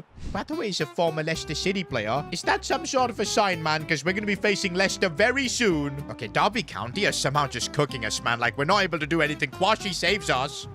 Oh, we've just been exposed again, and Iheanacho, man. Not gonna lie, it feels like ages since we've been defeated like this. We had no answer to Derby County, and it's a bit worrisome considering we've got the Heartless Derby very soon. I feel like maybe the players had Scotty Bullock's suspension announcement in their minds. And yup, this is the moment we've been waiting for. The English FA have just made their announcement. It is a 1-month ban for Scotty Bullock. Effectively, that means he'll be back for us only about like the 1st of January when the window opens. But honestly, I feel like we got lucky. I think the English FA took into account of Scotty Bullock's overall behavior. They deemed that this incident was so out of character for him. Of course, we know the truth. They don't. But yeah, Bullock is still gonna miss 1 month of football. All because of Neil Lane. So I'm just hoping Lane feels guilty and doesn't repeat all this ever again. Meanwhile, after recent results, we've kind of dropped off in the championship. 10th now. Meanwhile, Leicester City are 9th. That just shows, man, this rivalry is so heated. And remember, we're already in December, so I need to be pushing up, man. We need to be in that top 6 to get that 4 million into the bank. There is definitely a lot riding in this one against Leicester. And of course, Pablo Gonzalo is not wasting an opportunity. Pre-match press conference, he mocked Lenny for being the guy who got his coffee back in the day. He also said that I've got no idea on how to run a club. Even our former players, Medeiros, Uribe, they said in an interview it was the best decision of their life to leave S2G FC. You know what, boys? I was going to start Gallardo in this game. The Argentinian connection, maybe he could help unlock Pablo. He knows what his style is. But I think the one player that needs to be in the team against Pablo Gonzalo, Edward Bull. He absolutely hated that coach, and this is his chance to get revenge. Not just that, boys, the storylines. Nicholas is going to be playing against his father's club, and of course the Hart family are in the stands for such a massive game, but this one is being played at the Presser Park. The fans are behind us, and Edward Bull looking to find Nicholas Hart. What a ball that was. Here goes Nicholas, trying to take one from distance, but that is just too much. Lenny's right now shouting at Nicholas just to calm down, make the right decisions. Neil Lane has found a bit of space, striking that one, and oh, what a goal! That just came out of nowhere. He found a bit of space, and Neil Lane has just beaten a World Cup winner in goal, because don't forget, Leicester City have got Emi Martinez. That feels kind of like redemption for Neil Lane. He costed one of his teammates a month of his life, and at least now he's delivering instead of him. Okay, but Leicester City have just broken through. Iker Alvarez, good save. Sean King holding up the play nicely, looking for Neil Lane. Patino has broken through. Yo, we keep going. Cheeky chip. No, he does not have a right foot. Uh-oh, this is bad. We've let Leicester City through, and Iker Alvarez couldn't stop that. It's 1-1. Nicholas Hart's parents are absolutely losing their minds in the crowd. Uh-oh, we've just been opened up. Iker Alvarez, good save. Okay, maybe before the half ends, we could really do something as Sean King looks for the pass here for Edward Bull. His moment, but Hamza Chaudhry gets there first. Okay, we're going halftime with things all square. Tactically, Lenny has not made any changes yet, but I think he's going to make an attacking one. Bull to be dropped into the midfield, and Gallardo coming on. Maybe it's a South American that's needed to break through Pablo Gonzalo's team. Gallardo. Good release for Nicholas Hart. Oh, I thought that was the moment. It would be a dream to see Nicholas score against his parents' clubs, but that did not work. Right now, it's Patino, though, with his left foot striking it. Emi Martinez is tough to beat. I do feel like Lenny made a big blunder, man, because Gallardo, he's not doing much. In fact, it's now all Leicester City were struggling. And that's the thing, in these big occasions, I feel like Lenny just gets outsmarted so easily. Oh, what a ball that is. I couldn't stop this one. Capaccio is coming there. Good defending, and we get a let off. But now it's Echeverri, man. The talents that Leicester City have got. Alcanos, no! Pablo Gonzalo's Leicester City take the lead. Hart family in the crowd are going nuts. Not this way, man. We cannot afford to lose the Heartless derby. Gallardo's broken through.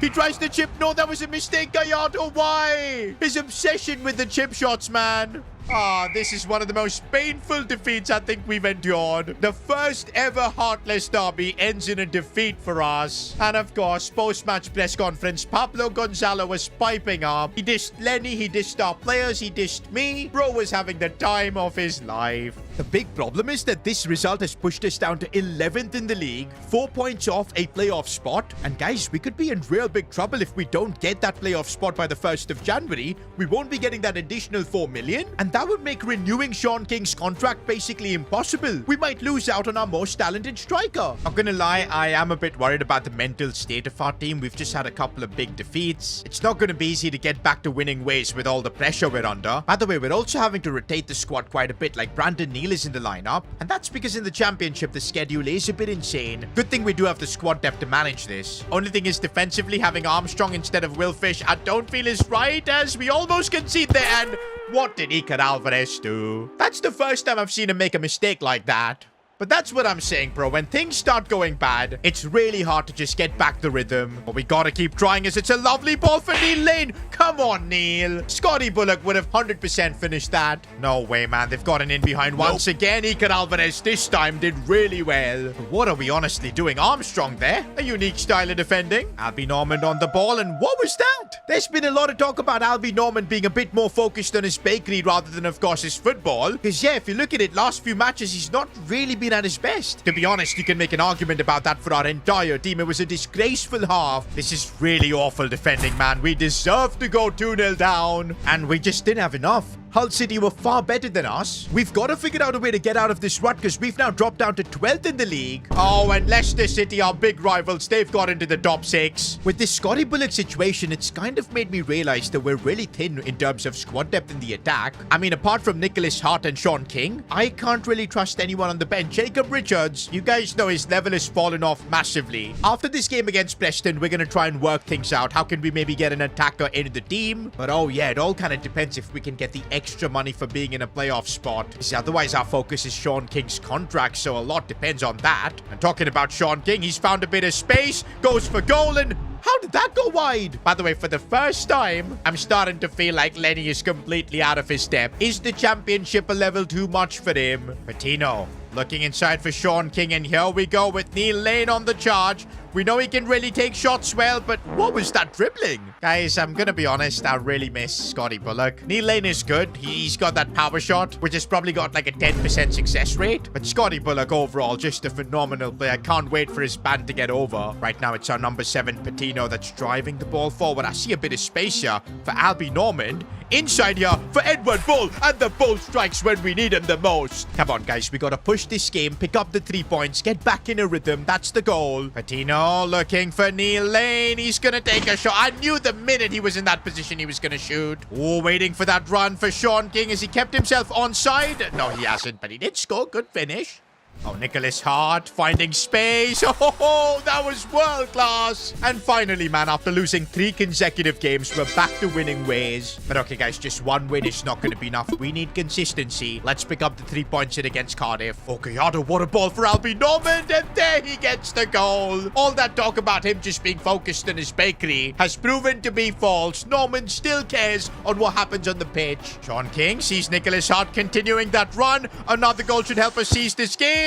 And Nicholas Hart, man, ever since we gave him that low-driven shot plus, he's been absolutely cooking. And come on, guys, these are an important couple of wins that we've just secured. Oh, but we're still only in 9th spot. But the gap to, of course, the top 6, just a couple of points. I feel like if we get results in our remaining games, by the 1st of January, we can be in the top 6. We'll be collecting that 4 million check. Also, in other news, I've got an offer for Jacob Richards. It's for an MLS club, and honestly, with the financial situation of this club, I would rather take this money because then we should be able to get Sean King the new contract regardless. Do you know what? I've accepted the offer. We'll let Richards decide if he wants to go, because over here it's going to be hard to get him game time. Because anyways, I'm thinking of running another scouting project for a striker. I don't want to just depend on Sean King, especially after his big demands. I think what we'll do is we'll wait until the 1st of January, sort out the Sean King issue, try and get that money from, of course, Puma, and then we can start the academy stuff. Now we're on a really good streak of results, and I want to keep that going. Luton down is going to be a bit of a tricky one. Oh, Edward Bull has broken through. If he can get onto his right foot, and that is what Edward Bull does. I would say in terms of striking the ball, I don't think we've got a better player than Edward Bull in the squad. Okay, Neil Lane would like to debate that, but sometimes I feel like even Neil does not know where his balls are going to land. What did he say? Edward Bull sees Neil Lane making that run. He's going to put it back for King.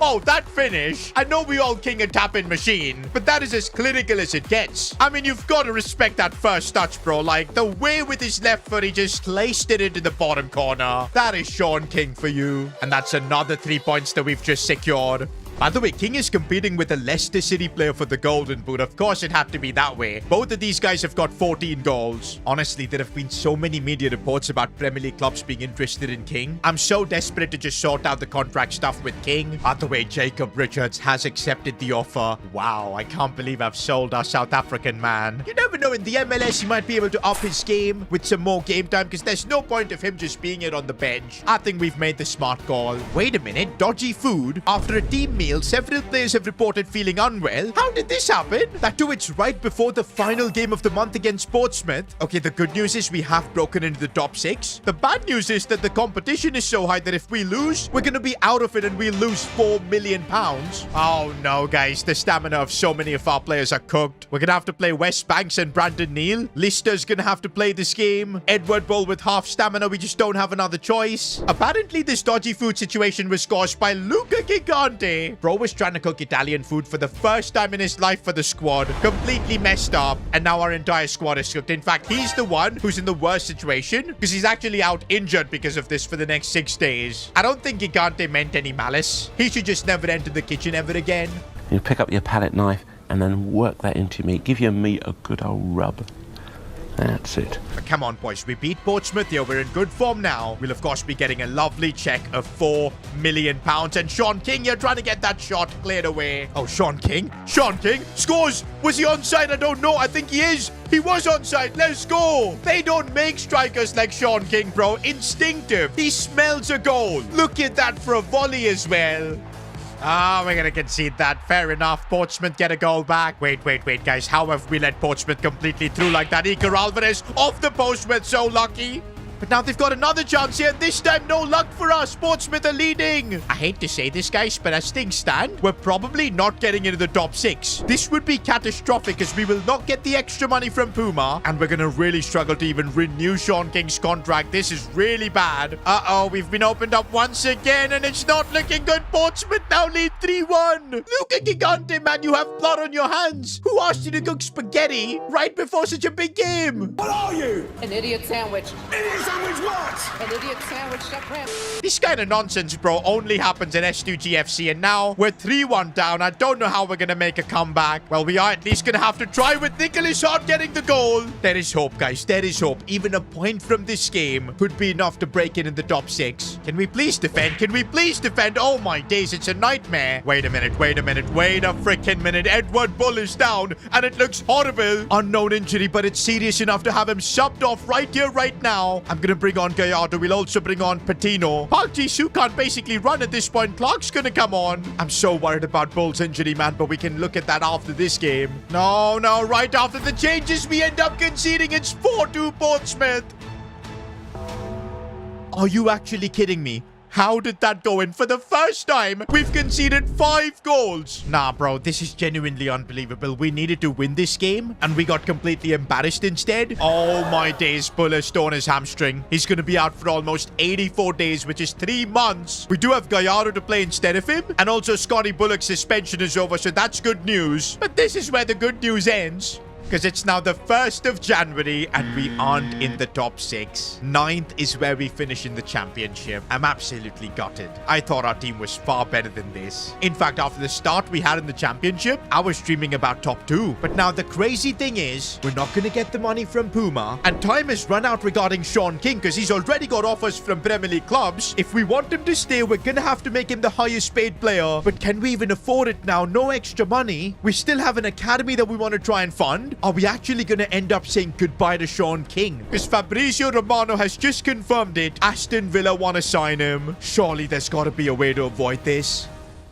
There is a contract crisis at S2G FC. Our most prolific striker, Sean King, he's demanding to become the highest paid player at the club. To be fair, he's been banging in the goals. He deserves a new contract, especially considering we're paying him £350. I don't know how we've gotten away by paying him below minimum wage, but rightfully so, he's making big demands right now. There's also interest from clubs like Aston Villa in the Premier League. But Sean King was born and bred here at S2G FC. He wants to stay as long as we can fulfill his one condition: the biggest contract at our club. Now, currently, it's Kwashi, our centre-back, who's the highest paid player at £30,000. And honestly, I don't mind paying Sean King a little bit more than that. But the problem is the financial situation of the club. We've got about just 2 million left. And to renew Sean King's contract, I'm not sure if that's going to be enough. Even if it is, it might leave us completely bankrupt. And then any emergency, and this club is going to be in the mud. What I've tried to do now is offer Sean King $25,000 per week. That would make him the second highest paid player at the club. But this has become a bad ego. Sean King wants to get what he thinks he deserves, and it does not look like he's going to agree to be the second highest paid player. For now, I've managed to buy a bit of time. King is going to give me 2 weeks to just sort out the club's finances, but if I can't bring up the cash by then, I think we might see him leave. Oh man, we've been given 2 weeks until the 15th of January to figure out this Sean King situation. To be honest, I don't think I can be mad with Sean King. He's just received a Premier League offer from Aston Villa, yet he's willing to listen to us, waiting to see if we can make him deservedly so the highest paid player. If only we would have gotten into top 6, man. We would have gotten that extra cash from Puma. That would be more than enough, guys. Probably would have ventured out into the market as well to improve our overall squad. But now, with just 2.25 million, it is kind of rough. tough. And you know what, boys? I think regardless, I need to prepare for an outcome where Sean King chooses otherwise. Because look at the squad depth. I mean, we have none. After selling Jacob Richards, which I know a lot of you guys were really upset, our only South African player, we really don't have a backup striker, and I don't think that's acceptable, especially if at the end Sean King ends up leaving. We'll be left completely empty-handed. And looks like, guys, our only option will be to summon our Youth Academy scout. Smeets, it is your time to shine once again. He was the one who scouted players like Gallardo, Medeiros. Of course, sadly, Medeiros has abandoned us. He's now playing for our rival club, Leicester City. I don't even want to get there, man. In a twisted way, they're the reason we're struggling so much to renew Sean King's contract. We lost to Leicester in the Heartless Derby last episode. That caused us to crumble down to 9th. We didn't get the extra money, and here we are in this stupid situation.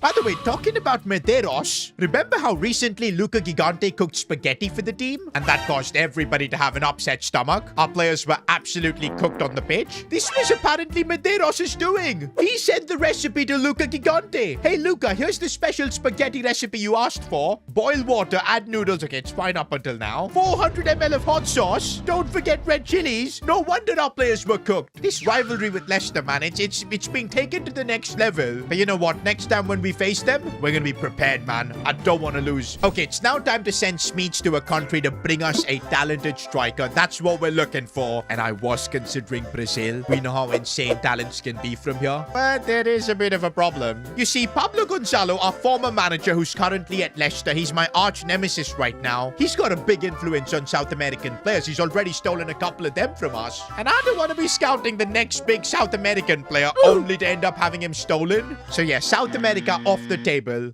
Europe could be a good option, you know. Honestly, I wouldn't mind going to France, trying to maybe hunt for the next Kylian Mbappe. But then again, we did lose Jacob Richards, a South African player. And I know there's decent talent here. And for super cheap as well. Look at the mission cost for South Africa, just £19,000 per week. Compare that to scouting in Europe, it's more than 5 times the price. And right now, I've got to think about how I can renew Sean King's contract as well. I think the play is to keep it cheap. Let's go to South Africa, and hopefully we can find a striker that's better than Jacob Richards. Meanwhile, it just hit me that we've drawn Arsenal in the FA Cup. It is such a shame that this game is being played away at the Emirates. If it was at home, we'd be getting a cheeky 500k, and I think that would be enough to, of course, give Sean King his big contract. Regardless, though, if we knock out Arsenal, we could end up facing a Premier League club later, and at home too. Up next, though, we've got Luton Town, and we got to get back to winning ways, man. 9th in the championship after 25 games. This is not where we want to be. But, man, fitness-wise, this is going to be a really tricky month for us to get through. We're going to have to rotate the squad quite a bit by the looks of it. And also, Gallardo, he's got big shoes to fill. Edward Bull, of course, suffered a massive injury. Torn hamstring. He's out for the next 3 months. I don't know how Luca Gigante is injured as well. Maybe it was his own spaghetti. Despite the contract dispute, by the way, I'm still starting Sean King. He is right now in the box. We're going to look for a cross. Sean King wins the header, saved by the keeper. I feel like there's no reason for us to bench Sean King. He still loves the club. We're trying to find a solution. Also, we don't really have anyone else that can take his place, so that's a big point there. Right now, defensively in trouble as we concede to Luton Town. We do have quite a few fitness issues. It's not our usual backline, so I'm not surprised we conceded. By the way, one thing you will notice, look who's in the right wing position. It's Scotty Bullock, the man who got suspended for no reason. I mean, we know the truth. The FA didn't. But yep, he's finally back, and I'm so glad, man. He's lost almost a month of football, but now I'm hoping he can regain the form. Oh, again, that is an incredible ball. Nothing I could do. Iker Alvarez with the save. I mean, we've literally got Arsenal in our next game in the FA Cup. If we play like this, Arsenal are going to destroy us. Gallardo. Ooh, that's a lovely ball for Nicholas Hart, who controls that one well, but not the best of first touches. Guys, Armstrong just can't keep up at this level, man. He's getting turned and spun around as almost Luton Town doubled their lead. Iker Alvarez is furious with his backline. Sean King waiting for Nicholas to give him some support, but look at Nicholas' stamina. He's barely able to run here. We're going to try and get this one back to Sean King, but not good enough. Nicholas Hart seeing the run of Clark as we find Sean King. Good first touch, but the finish. Guys, with recent results, you know, like losing the Heartless Derby, now possibly this one against Luton Town, I feel like questions need to be asked to Lenny, because tactically he's not really able to do anything. Okay, but Nicholas Hart could just get us a goal back here. Okay, that's how Lenny responds. with the help of Nicholas Hart. Equalizer secured. Patino looking for Scotty Bullock. We could actually turn things around completely. Bullock, after his suspension, I thought that was the chance. Okay, towards the end of this game, it looks like our players have woken up. We're looking for Gallardo. Finds Patino in a lot of open space. Patino strikes that save by the keeper again. I think we found a good set-piece routine, rotating the ball nicely. Looking now for Gallardo. I need Patino to make the run. We're trying the same thing again. This time he gets taken out. Referee, is that a pen? It's a penalty. Let's go in the 90th minute.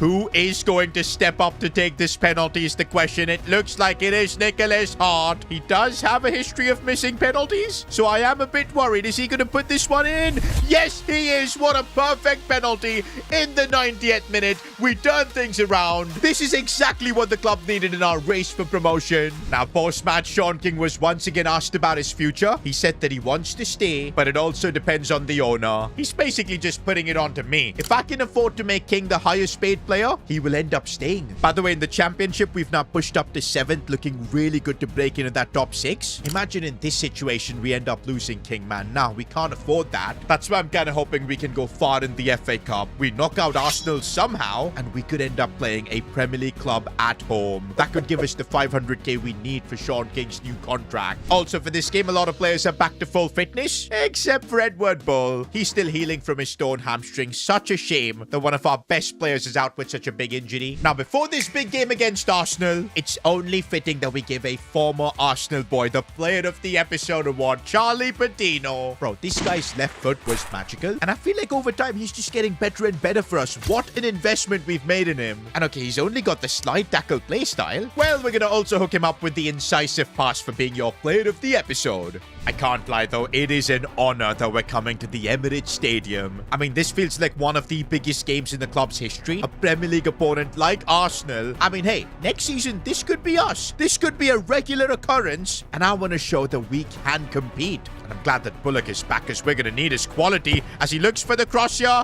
And it falls for Nicholas Hart, no, cleared away. I feel like as long as we don't give Arsenal corners, we should be fine. But oh my days, Odegaard is just ripping through. I can't do anything to stop him, and now it's Kai Havertz. Alvarez came forward, and the cheeky chip for King Kai. Well, guys, that's Arsenal for you. 1-0 in just 10 minutes. Patino now looking for the ball for Sean King, who's now perfectly through on goal. Here goes the King. Oh, it's off the post. Gallardo still might have a chance. Strikes it, but it goes wide. That was our chance, man, and we didn't take it. I don't think we faced this kind of quality before, as Odegaard is completely through. They made it look so easy. If only we had taken our chance on the other end. Even at 2-0, I don't want to give up, boys, because we get one goal. You never know in a cup game. But yeah, if we do concede a third right now with Saka running at us, then yep, it's all over. Cross comes in. We've got to defend it. We don't, but we're lucky. This is where Lenny just gets exposed, bro. Tactically, he cannot set up the team to compete against the big boys. And I'm starting to feel like soon we're going to have to make a decision, especially if we get into the Premier League. Imagine Lenny coming up against the likes of Mikel Arteta, Pep Guardiola. After all, bro is just a groundsman, man. He will get cooked. And okay, Arsenal right before halftime could just wrap this game up with this free kick. Bukayo Saka stepping up, and why did he take it short?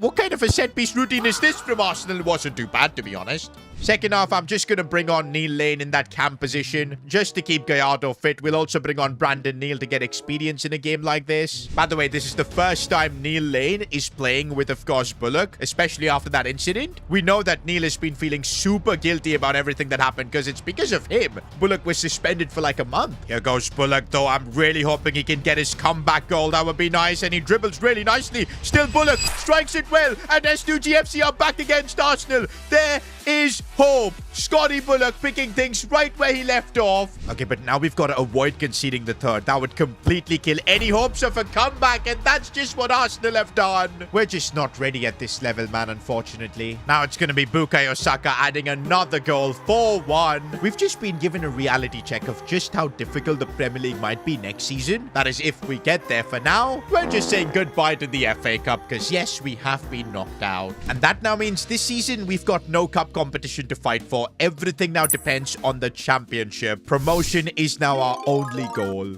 But also, guys, another problem we have is our budget. We're not going to get any extra money from the FA Cup, and I'm really not sure how we can renew Sean King's contract. In fact, the only solution I think I have is to maybe free up the wages by sacrificing a player, because I really want to renew Sean King, man, at any cost. I mean, just look at these numbers. He's the top scorer in the league. If we let him go, we're going to be in serious trouble. And to be honest, I don't think we need to have 3 goalkeepers. We have Iker Alvarez, we've got Luca Gigante, Lewis Butler. Okay, he's literally on £1,000 per week. It's not going to really move the needle, but if we can get like 100-200k for him, that might end up making a small difference, which could be what we need. The problem is to sell Butler, we're going to need a bit of time, which right now we don't have. The 2 weeks that Sean King gave us are up. Right now I'm in a meeting with him where I'm literally pleading him to just give me more time until the window ends to sort this out, and Sean King reluctantly does agree. Okay, let's not let the contract stuff distract us from the championship. We need to keep picking up the wins. Park Ji-soo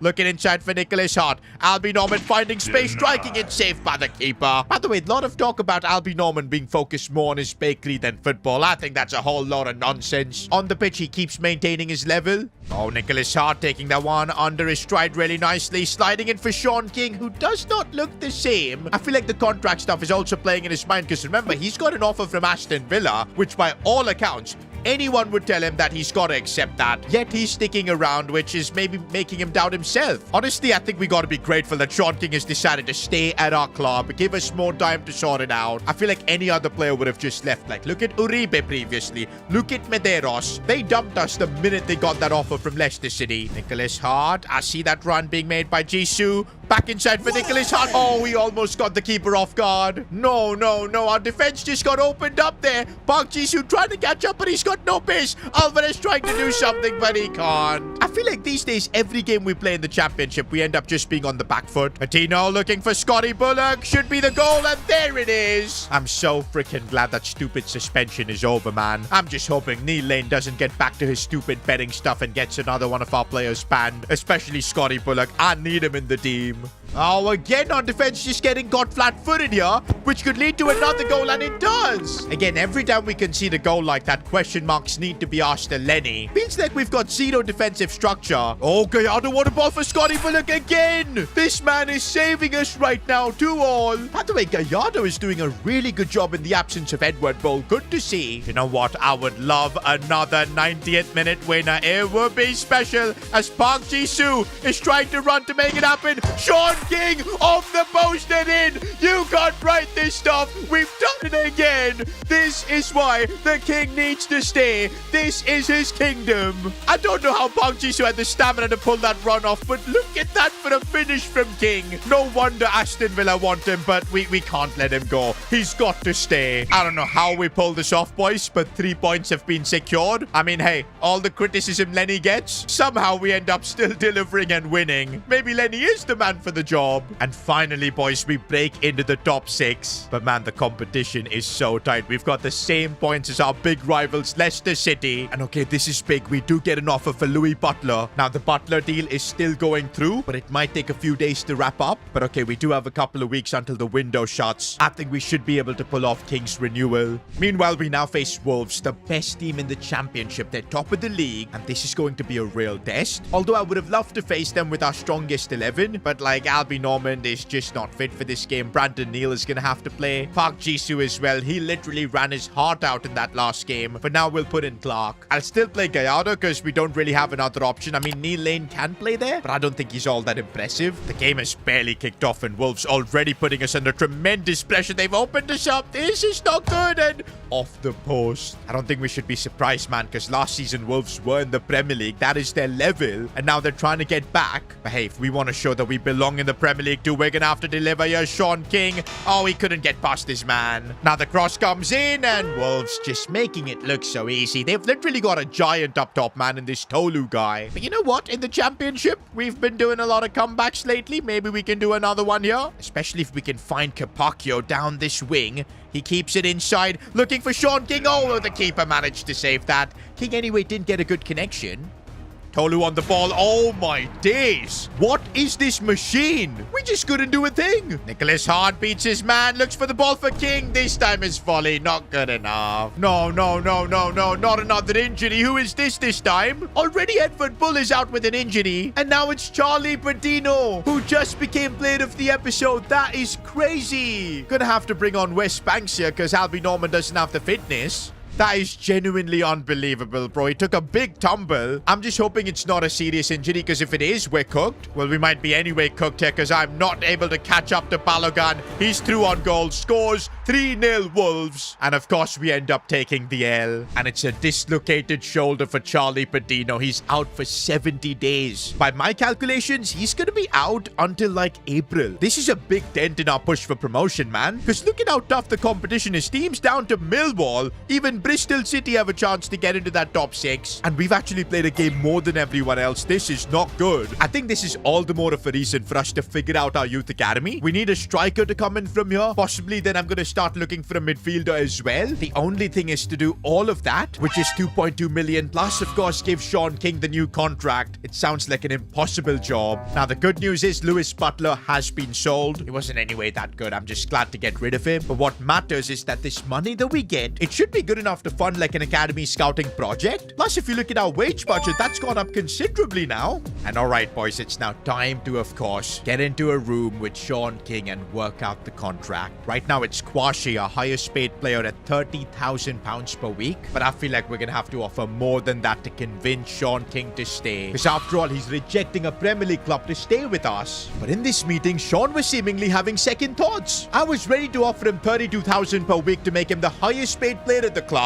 Sorry, boss. I feel like I'm ready for the Premier League, and I want to go there right now. Listen, Sean, there's no denying you're ready, but at Aston Villa, you're just going to be another player. And most likely, you're going to start off on the bench, whereas over here at S2G FC, we're building you up to be the king. And if we get promoted, you'll anyway be in the Premier League next year. But ultimately, it is still your choice to make. And I guess my speech as the club owner did the part, because Sean King is accepting the £32,000 per week contract. He is now the highest paid player at the club. I can't believe we convinced him to reject Aston Villa for us, but I'm glad he's done that.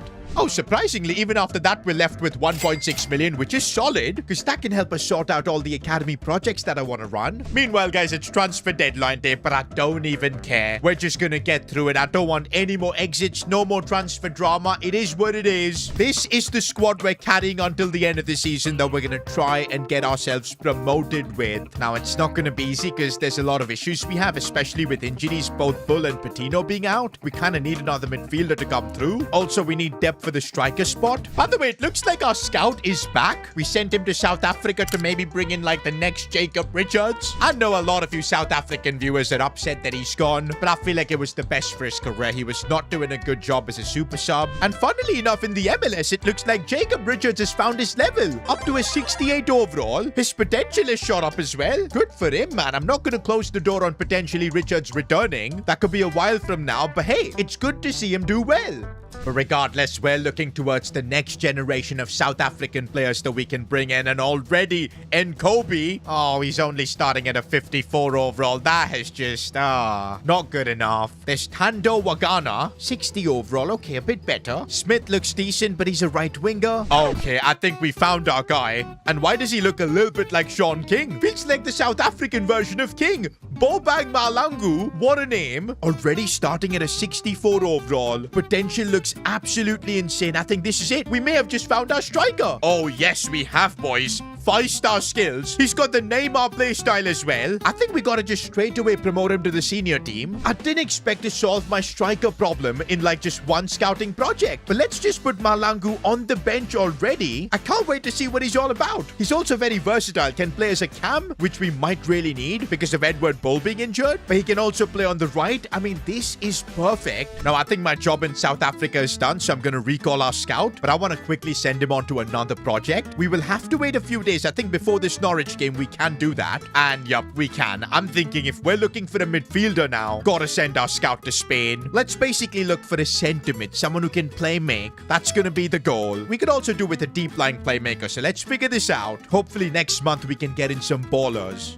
And now it's time to be headstrong in the championship. That is our only focus as we take on 4th place Norwich. I don't think I'm going to straight away throw Bobang Malangu into the deep end. We're going to keep him as an option off the bench. This is, by the way, the first game after Sean King has renewed his contract. I want him to score. And I think he wants to score as well as he looks to link up with Bullock, but cleared away. Bullock looking for Sean King, who's found space. Oh, that is so clinical. Now that he's got the contract stuff out of his head, he can focus on the pitch, and that's what he's doing. Brandon Neal looking for Bullock here. Oh, that's good build-up play as he finds Capaccio. I see Sean King into the box, and the tap-in machine gets one of those tap-ins he's used to. I feel like we could see a King hat-trick here. Well, if not a King hat-trick, maybe a goal from Nicholas Hart. He opens space up. Oh, the deflection. Gallardo looking out wide for Nicholas Hart, and look at the space we've got. Bullock, I see Sean King completely free. I want to get him his hat-trick. There you go. Honestly, Norwich are completely finished, bro, because look at the way we've carved them open. Gallardo gets on the score sheet.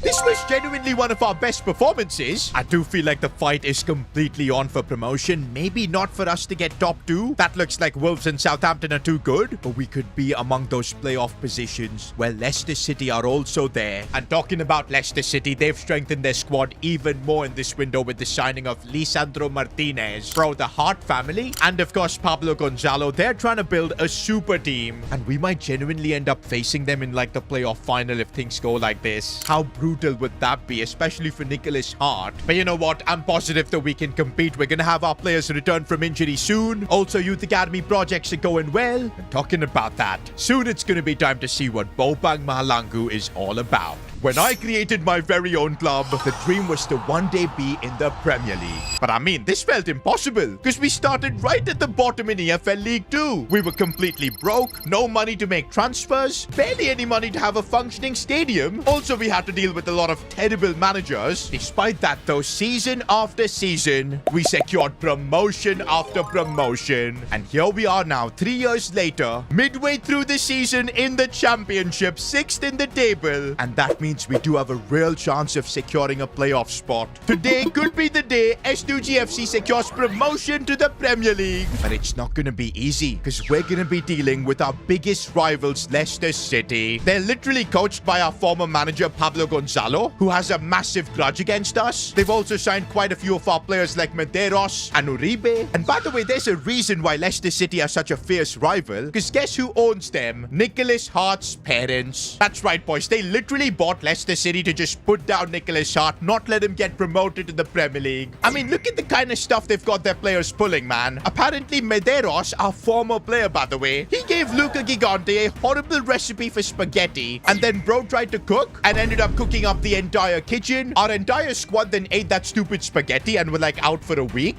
These are the kind of silly tactics they're willing to pull just to see us not get promoted.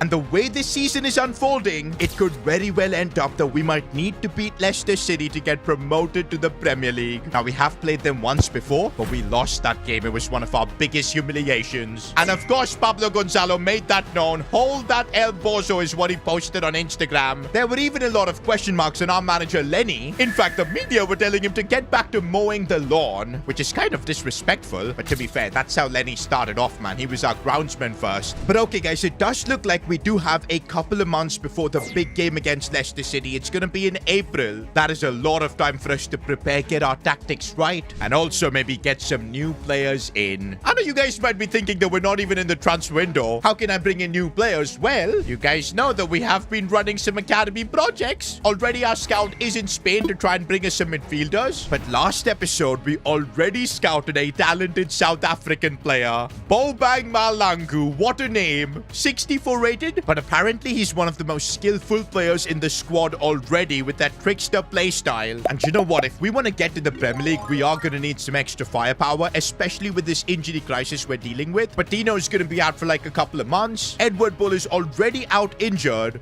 And you know what, boys? In this game against Coventry City, we're doing it, boys. We're giving Bobang Malangu his debut. He's got a really weird body type, bro. Feels very different to any other striker we've had. Right now, we're having to defend a bit. Kwashi does really well. Been a while since Neil Lane has been on the pitch. It feels like as he could look for a pass for Bobang. I don't know if he's onside. He is offside. All right, a lot of space here for Bobang, who, by the way, has just been given the number 9 jersey, which is kind of cool. And he plays this ball for Neil Lane, who tries to cut it back for him, but Neil Lane lacks a bit of pace. By the way, mentally, Neil Lane has not been in the right headspace. That's because he still blames him for getting Scott Bullock banned. And to be fair, he should be blaming himself because it was his fault. He literally took Bullock's phone, dropped a few gambling bets, and got him caught. Clever bit of play. If we could play the ball through to him, that's a brilliant ball. He's going to try and... Oh, come on, he's offside. That's a couple of times now Bobang has been caught off, but this time, wow, that was really close. Ooh, Bobang sees the spacer for Neil Lane, who's running through. Does he have the pace? Here goes Neil Lane. Can he finish though? Oh, come on, it came off the post. And now we're completely opened up as Iker Alvarez cannot stop that. S2G FC a goal down. All that talk we had about Leicester being our big rivals, if we keep dropping points like this, we're not going to be in a playoff spot, and then that rivalry will mean nothing. Oh, that is a crazy pass, bro, and fair enough. What a finish. I gotta say, boys, Bobang's debut so far, he's literally done nothing this game. To be fair, it's been a stinker from pretty much everyone else. I don't know why we're playing this badly. Okay, now we've got a bit of space to attack into as Neil Lane is through on goal. Surely this time he's gonna get the job done, and he does. Okay, but one goal isn't enough. We need one more to at least get a point from this. But okay, this is looking good. Actually, it might be Neil Lane again. Oh, what a finish. And is that celebration from Neil Lane a bit of a tribute to Scotty Bullock? Or we might actually concede. This is bad. Oh, we've been opened up, and oh, come on. All the effort we put in to try and win this game, and we get absolutely cooked at the end. Okay, not gonna lie, this was one of the stinkiest debuts I think I've ever seen. Bobang Malangu, the only reason I'm not putting you on fraud watch is because you're 16, but like, come on, 6.5 match rating on his debut. That is just awful. Look at how tough the competition is in the championship. One defeat and we're down to 8th. And it's so freaking tight, man. There's no room for errors. Against Blackburn Rovers here, we literally need to get back to winning ways. But before that, though, we got to give the Player of the Episode award for the last one. And I think it's got to be Sean King, a hat-trick hero. Scored a crazy 90th minute winner. But most importantly, he rejected Premier League club Aston Villa to stay with us. That itself makes him your Player of the Episode. And for that, we're giving him the Enforcer playstyle. King is already built different, and now he's going to be even crazier in the box. But here we go, boys. We need this win against Blackburn Rovers to just get the ball back rolling, get some momentum back in. A few moments later. Oh my days, how did we get opened up like that? It's 1-0. At this rate, we're not getting promoted, man. I feel like it's the injury crisis really affecting us. We don't have Patino, who's been so big for us. No Edward Bull as well. You can feel that absence. Also, guys, do we need to have a discussion on Lenny? I do feel like tactically he's not offering much to the squad. His key strengths are man management, but right now with the situation our team is in, we kind of need something more tactical. Oh, but right now, Sean King, what a finish, man. I'll tell you this, boy. Sean King is the reason Lenny's got a job, bro. Bro, the minute King is back in the team, everything changes. Like, he's making those runs, he's pushing defenders. Look at him go like this, Sean King. And oh, the finish. Don't know how the keeper stopped that. Now, Gallardo has got in a bit of space, goes for goal, and what a finish from the Argentinian. I think we're going to need Gallardo to do that a lot more often in the absence of Bull if we want to get promoted. Sean King looks to slide this one for Nicholas Hart, and oh, I thought that would go in near post. Okay, looks like Lenny's making a change, and a pretty big one. Sean King is being subbed off for Bobang Mahalangu. Okay, I just realized, why does Sean King not have number 9? And how come we've just given that to Bobang? That doesn't make sense. But okay, I'm surprised that Lenny has made this change considering the scoreline is only 2-1. This is where the man management of Lenny comes into play because he wants to try and get Bobang some confidence. But if it comes at the cost of getting a result, that could be really bad. And already no Sean King. Looks like Blackburn have gotten more confidence here. This is bad. And of course, we literally concede. This is a disaster, boys. Are we going to end up dropping points once again? Looking for Scotty Bullock. Oh, that touch was really good as he's going to cut this back, but there was nobody there. Sean King would have been there in the box. Last attack of the game. I'm looking for Bobang. This could be his moment. Oh, that first touch was good. Can he finish? No, the keeper denied him. The celebrations from Blackburn show what it means. And that was Bobang's chance to be the hero. If that was Sean King, man, 100% the ball would be in the back of the net. We've now got a chance for the set piece. Washi's header goes wide. And that is the most silly points we've dropped. A lot of criticism after this game for Lenny. Because you don't bring off your main number 9 when you're chasing promotion, man. Especially with the kind of form King has been in. I genuinely can't believe this, man. We've completely fallen off. 11th now in the championship. We literally started off in 6th. And honestly, a lot of it I blame on this injury crisis. Not having Patino and Edward Bull, that is such a big miss. We have literally no squad depth in the midfield. On top of that, it really does feel like Lenny is completely out of his depth. And by the way, I'm just getting an email from our sponsor, McDonald's. Is this about a potential renewal? Because, you know, we've been partners for a couple of seasons now. But wait a minute. This is a termination email. McDonald's have categorically refused to renew our contract at the end of the season. They believe we won't be getting promoted, and even if we do, we're going straight back down. And that is why they have zero interest in a renewal. Not gonna lie, boys, I was not expecting that. I really thought maybe if we get to the Premier League, we'll get a bumper deal from McDonald's. Well, looks like that is not happening. We're gonna once again be on the hunt for a shirt sponsor. But the good thing is McDonald's have given us time, so we do have a few months to sort that out before the start of next season. For now, we gotta keep the eyes on the prize, which is, of course, that championship promotion. Okay, we now have an update from our medical team on Patino and Bull's injury. So Patino should be back in like a month, and it's about 3 weeks for Edward Bull, so that is good. The problem is if we can't get results by the time Patino and Bull are back, we're not even going to be in the fight for promotion. We need to be winning games like this. And that's why Sean King is in the lineup, and I'm hoping he'll play the full game to get us the win. Also, Nicholas Hart here breaking through could help get the first goal of this game. He's got quite a bit of pace here. Going for goal. That's what we need from Nicholas. I don't know why we're this open defensively, bro. Will Fish is having to track back quite a bit. Made a mistake, but Iker Alvarez just about tipped that over. I can't lie, boys. Iker Alvarez, sometimes I feel like he just doesn't make the saves. He's not an insane goalkeeper by any means. He's just decent. That's the best way to put it. Oh, but here's King and Bullock linking up nicely.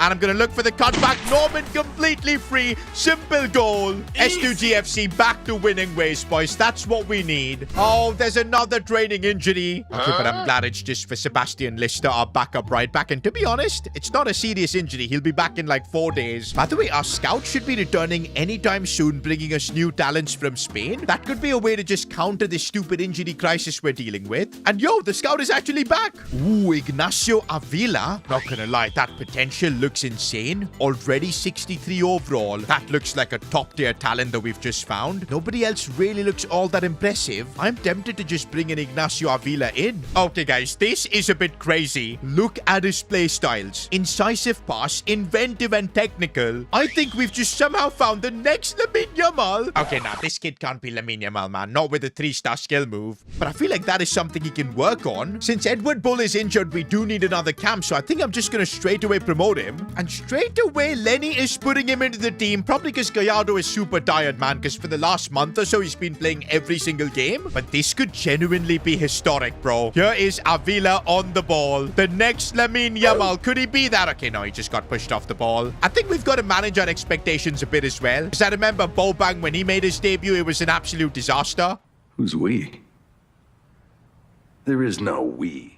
But already I do feel something about Avila and his passing especially. And we're looking to slide this one for Scotty Bullock. There's the goal. Oh, I see the space here for Park Ji-soo as he cuts this one back for Nicholas Hart. There's the goal. 2-0 against Cardiff. And here he is on the charge, looking to link up nicely with Albie Normand. Nicholas Hart is there. Avila gets it back. Is he going to go for goal? With his right foot, gets his debut goal. Celebrates right in front of the fans. Ignacio Avila. And bro, those recent results have pushed us up to 8th. We're playing Bristol City next, who are right below us. We beat them, we could establish a bit of a gap and probably even break into that top 6. But I feel like we've not gone 3 wins in a row for a long time. Bit of good news though, Patino is back, but he's not fully fit, so I don't want to risk him. Same with Edward Bull. Do you know what though? I want to see Avila get some more game time, see what he's all about. Already it was such a strong debut. Nicholas Hart sees the run being made by Sean King. Simple tap it in the box. Brandon Neal completes the run. I can't lie, boys. Having the Australian has been really huge for us, especially during this injury crisis. Oh, we've just been opened up here. And Iker Alvarez, bro. I feel like he doesn't make a single save nowadays. It's really been such a long time since we've gone 3 wins in a row, and I think we need to start getting results like that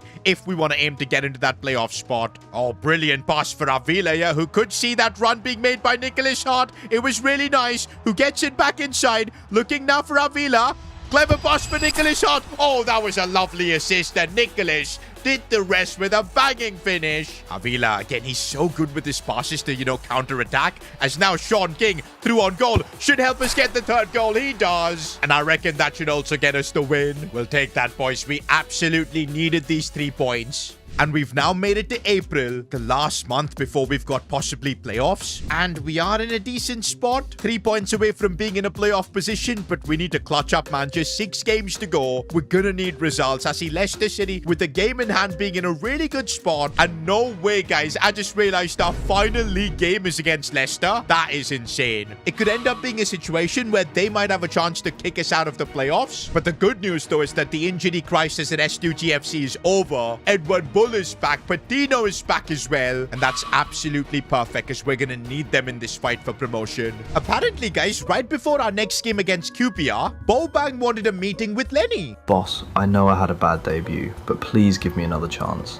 All my friends are calling me finished, and I need to prove them wrong. And no way Lenny got convinced by that, bro. He's actually starting Bobang. Okay, we are a lot better than QPR, so I'm hoping it won't end up costing us. Plus, Patino and Edward Bull are back as well, so I think we should be fine. But now this is Bobang's chance, man. He's got to prove himself. Ignacio Avila, he made his debut and he proved himself almost instantly. And now I feel like it's Bobang's turn. But right now it's Norman who's made a good run, who gets an easy goal. We'll take that. Oh, but that is some good link-up play from Bobang. Finally, he's got his chance. Through on goal. Here goes Bobang Malangu. First goal. No, it's off the post.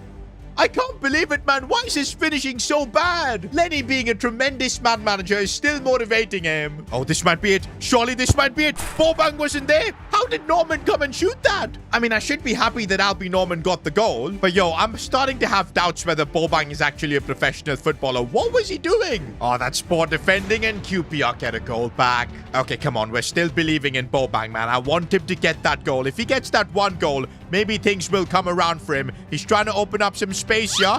Trying something cheeky, but yeah, that's not gonna work. He is apparently the biggest trickster in the squad, always doing silly skill moves and stuff. They're shooting from outside the box, and what, bro? Iker Alvarez? I'm putting you on fraud watch, man. From literally any angle, any range, he ends up conceding. Guys, from 2-0 up, we're suddenly 2-2 now. Like, that is outrageous. Okay, Patino, now that you're back from your injury, I need you to step up big time here. Clever bit of dribbling, but he couldn't get past the defenders. If we drop points in a game like this against QPR, I mean, we can kiss goodbye to any hopes we've got of making it to the playoffs. By the way, I'm hoping that Lenny at some point will decide to sub off Bobang and just bring on, of course, Sean King. But so far, he's not made any move on the bench. Albie Norman, who's had a tremendous game, looking to control the midfield. Looks for a pass inside for Edward Bull. Sees Scotty Bullock. I don't know if he's on or not.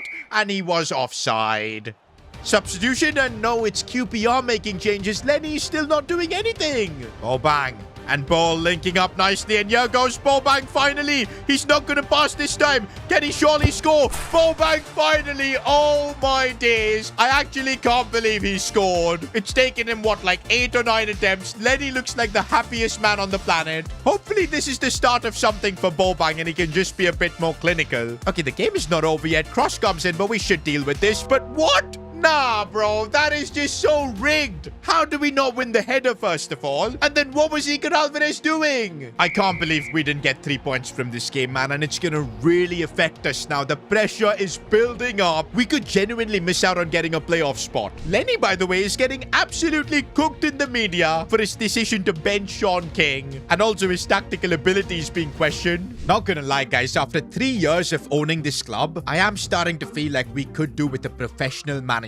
Someone like a Frank Lampard. I mean, he's coaching in the championship, so I think we could tempt him to join us. Or maybe we could convince a tactician like Unai Emery. I mean, I do feel like the way our club is growing, we might need to make a big step like this. But right now, I don't want to be furthering on any of those rumors. If we get back to winning ways, I know there's a great chance we can make it to the playoffs. Ipswich, though, are going to be a difficult team to beat. They're already on the charge here. They win the header, and again, but it hits the side netting. Not going to lie, since that injury, Edward Bull, he's not felt 100%. Here he is, trying to open up some space. Nope. Oh, he couldn't get past the final defender. Nicholas Hart looking for Sean King. Come on, he did everything right. Okay, we're keeping this pressure up. Maybe something from a set piece. King's header. And how did that not go in? No. I knew that was going in. in, and is it offside? I think it is. We're so lucky. Apparently, opposition teams literally a day before know what lineups we're going to be fielding, and because of that, they're able to just adapt their teams, which basically means that our lineup is being leaked by someone at the club. We're going to have to look into that after this game, but right now, it looks like Ipswich have also gotten that leak, because my goodness, they're cooking us. No, no, no, it's off the post again. We get lucky, but Ipswich, man, we're just not able to compete right now. They know everything we're about to do. Second half, and I guess Lenny has been forced to make a couple of changes. Gallardo as well as Neil Lane. Come on. No, not this way. And Iker Alvarez, good save. I legit don't think we can afford to lose this game, because there aren't enough fixtures left to make back points. And again, we almost conceded, bro. What is going on here? Sean King, he does everything right. He does everything right. Oh, come on. How is the keeper stopping that? 90th minute, boys. It's now or never. Neil Lane is driving it forward. I see Gallardo in a good spot. We do get the ball to him. And here goes the Argentinian. Heavy touch there. And I just feel like we're in a rut. And oh, it's an injury as well to whom? It looks pretty darn serious as well. It's Brandon Neal. That is so harsh, man, because he's been giving everything for the team full time, and it's just complete disappointment, man. Guys, we've now dropped to 10th. We're 3 points behind Sheffield, and they have a game in hand. Like, this is the worst possible outcome. And you know how I said our teams are being leaked before the games and opponents are able to prepare easily? Well, apparently that's because we have a mole in the squad. A part of me thought that it was maybe Scott Bullock, so I did question him quite a bit. I thought maybe he could be angry about the Neil Lane situation, the fact that we just moved on like it was nothing and he lost like a couple of months of his life. But nah, it was a mistake for me to even doubt Scott Bullock. He's not that kind of a player. But in the end, it turns out it was none of the players that were the mole. And you won't actually believe who it was. Our stupid mascot, bro. The dude in a dragon costume was out there collecting data about our lineups and everything and just leaking it. Now, officially, the mascot is on the run, so we can't find out who it was underneath it. But I'm sure we're gonna find that mascot soon and figure out who it was underneath. And I'm sure there is some sort of an involvement from Leicester City. For now, guys, looking at Brandon Neal, whose injury does not look good. Torn hamstring. His season's over. I'm so glad that Patino is back from his injury. But again, we're in a situation where there's hardly any depth from our midfield. Now, good thing is we still had 1 more month of our scout in Spain. Could he maybe get us like a centre mid or something? Okay, man, none of these players are good. I think we lucked out with the next Lamine Yamal. But yeah, these are just frauds. For now, at least our lineups won't get leaked. And that's why Lenny is going for a bit of a curveball for this next game. Avila, the next Lamine Yamal, he's starting in cam. Gallardo playing out on the right. I see what Lenny's trying to do here, getting in a few young players to just get us out of this rut. But honestly, we almost went 1-0 down. It's starting to feel like as we get through games, we're realizing that Lenny here is completely out of his depth. Maybe next season, regardless of whatever happens, we might need to, move on. Get a coach that's serious, that can actually improve the players we've got. But again, it's something I do not want to discuss now to destabilize the team. Let's focus on trying and getting 3 points in against Stoke. Looking in for Nicholas Hart, but again, our players just feel a bit off. But here's Avila now. Good pass for King. Getting it back now, looking for Sean King. That link-up play was beautiful as the King gives us hope. King now looking for Gallardo, who's enjoying all this extra space he's getting down this right side. Looks to maybe feed it in for King. The angle is difficult and the keeper gets the save. But Sean King now does not need more than an inch. You give him a little bit of space and he punishes you. And all right, boys, 9th position is where we are. I think if we win our next 2 games, we should be in a spot to get into that top 6, and then we'll have to duel it out with Leicester. Oh, Albie Norman is suspended for this game. I don't know how. Maybe he picked up a couple of yellow cards or something. That's bad news for us because Brandon Neal is unavailable. We're going to have to trust West Banks. Also, Avila is going to continue playing because this guy, generational talent based on what we're seeing so far. Avila's on the ball, and there's something about him, man. Perfectly weighted passes. It's complete chaos. Avila with the loose ball. Gets the goal. Getting the ball to Avila so he can play those passes. Where is he going to look for? Still on the ball. Oh, it's the Lamine Yamal pass that he just pulled off. Bullock should have scored. And now Charlie Patino. In open space, getting the goal. Oh my days, for a second I thought it wasn't going in. Touching both posts and somehow going in. We'll take it. Oh, but Nicholas Hart picked up a bit of a knock. I don't like this. We're facing Leicester City in a couple of weeks. You can't write this, man. I'm gutted. I am genuinely gutted. Nicholas Hart gets injured before facing his parents' club. That is crazy, bro. And the crazy thing is we've now moved up to 7th. There's a good chance we can get promoted, but Nicholas Hart, he's now going to be a big miss. Wait a minute, guys. Our last 2 games are absolutely crazy. First we play Hull City and then we play Leicester City. Are you joking? The two clubs that are right above us. I think Lenny has gone with Bull playing on the left side and Bullock on the right. Avila playing in that cam position. He's in incredible form. He's got to be playing. Right before this massive game against Hull City, though, a certain dragon mascot landed at the Leicester City training ground. He removed the mask and would you believe it? It's freaking Barry Thunderstone, man. Our former manager had sneaked in as the mascot and was leaking data to all the other clubs. Of course, it was done by Leicester City. I knew Barry was up to no good, man. He was always anyway criticizing us after he got sacked. But at least we've now banned him from coming even close to our training ground, so at least our lineups aren't going to be leaked. But it also does feel like the damage has been done, but we can still save the situation. We win our last couple of games. We are going to be in the playoffs. Hull City trying to get in behind here. This is bad as... Oh, come on, Iker Alvarez. You don't save anything. One thing I'm sure, boys, next season I do feel like a new goalkeeper is needed. As things stand, we might just get knocked out before we even play Leicester City in that final game. Then that fixture would just be a humiliation ritual. Okay, looking for Avila here. He's trying to open some space up. Lovely ball for Bullock. Can he get the shot? No, he can't. Edward Ball looking for Sean King, and this might save this club. Here goes King. 1v1, smashing it into the back of the net. With King, you've always got hope. Coutinho looking inwards for, of course, Avila. He's going to look for the pass for Bullock. Again, it's with the outside of his left boot, and Bullock scores. What an assist from the future Lamine Yamal. But come on, let's push for another goal to secure the result. We need the 3 points here. Okay, Avila's got the ball now, always looking to create as we put the cross in for Sean King, chesting it down on the volley. What a banger. And that's a huge win in our quest for promotion. And now, if my math is correct, as long as we beat Leicester City in our final game of the season, we should be able to carry on in the playoffs. Have a solid chance of getting promoted. If we lose, there's literally no hope, because there's Sheffield United with a couple of games in hand. But bro, it's such a shame that Nicholas Hart is going to miss playing against his father's team. He's improved so much. His numbers this season are outstanding, yet he won't be able to play against Leicester to try and get revenge. In fact, his father, the president of Hart Logistics, gave a press conference. Nicholas is just hiding. This is what he does. He's afraid of facing me and my team, and that's why he does not belong in the Premier League. Statements like that absolutely piss me off, man. Even Pablo Gonzalo, the Leicester boss, has just been cooking Lenny for how he was a groundsman back in the day. But you know what? I feel like Lenny is cooking something. A very brave decision from him. Avila in that cam spot. Gallardo on the right. I mean, this is a massive chance for Lenny to prove his tactical prowess. He's up against Pablo Gonzalo. It's the second ever Heartless derby, and we need to win to keep our hopes for promotion alive. And we're not off to a good start here. It's Mavididi who's on the charger. Capaccio trying to defend.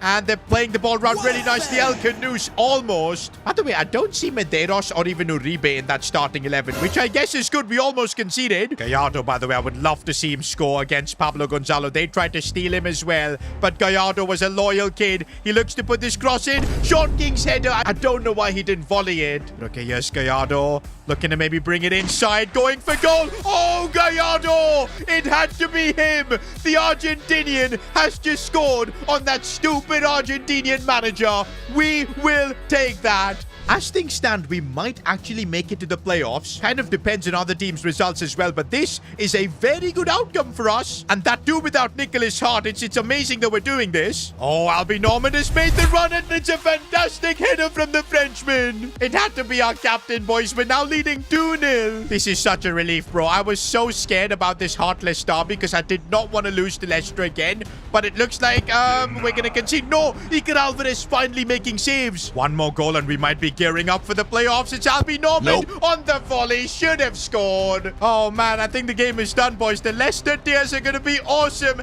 Let's go, boys. We beat them. Surely we've booked our spot in the playoffs. But wait a minute. For some reason, Pablo Gonzalo has the biggest smile on his face. Leicester players are celebrating. Even Mr. and Mrs. Hart. What's happening here? No freaking way. This is why they were all laughing. Even after that win, we end up finishing 7th. 1 point behind Leicester City. I can't believe it. We don't make the playoffs. We're not going up. For the first time in S2G FC's history, we're going to remain in a division. I'm gutted, boys, for this team. I'm gutted for Nicholas Hart as well. He couldn't play in such a big game. If not for all those injuries that we constantly suffered throughout the second half of the season, I think we would have gotten the job done. To be honest though, in a way I do feel like another season in the Championship makes sense. Purely because we're not good enough for the Premier League. And with sponsors like McDonald's going, I don't think we would have had a crazy budget in the Premier League. We would have probably just gotten relegated right back down. Another season in the Championship, trying to build and maybe going for the title. That could be the play. And I'd still say that this season has been a massive success. Look at the stats of Sean King, of Hart, discovering a talent like Ignacio Avila. And I'm sure next season we're going to be able to really develop him even more. Meanwhile, one thing to make us all happy was that Norwich knocked out Leicester City in the playoffs. Ipswich ended up getting promoted. But looks like the Heartless Derby will continue next season. And you know what? I want revenge next year. I want to beat them to the Championship title. And I feel like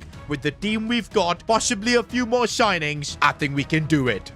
I have an idea to crash S2G FC. I think it's time to steal their best player. It was a difficult season in the Championship where we failed to secure Premier League promotion. And when a teeny tiny club like us that's already going through a lot of financial issues fails to achieve their goals, there's consequences. We've lost our McDonald's sponsorship, which is probably a good thing for our team because a lot of our players have been caught eating Big Macs in the off-season. But it also does mean that the club has lost out on a key source of revenue. But apart from the financial side of things, there's bigger problems at the club, especially regarding our manager. You see, throughout our entire run in the Championship, we trusted Lenny, the man who was formerly our groundsman. He, of course, impressed hugely in EFL League 1, helped us get promoted, but in the Championship, it did feel like he was out of his depth. In fact, he's not even responsible for any of our tactics. That is solely handled by Sebastian Finch, who is the assistant coach, and that's got me thinking, can we really trust Lenny again? We're no longer a club that's in lower divisions. We're in the freaking Championship, and if we don't hire a serious manager, I feel like things could go horribly wrong. On the contrary though, Lenny has such a fantastic relationship with our players. He's been extremely helpful for a lot of players like Edward Bull, Albie Normand, Sean King up top as well. His man management cannot be doubted. And since we really came close to securing a playoff spot last season, I was still considering maybe giving Lenny a bit more time. But then I got the shock of my life.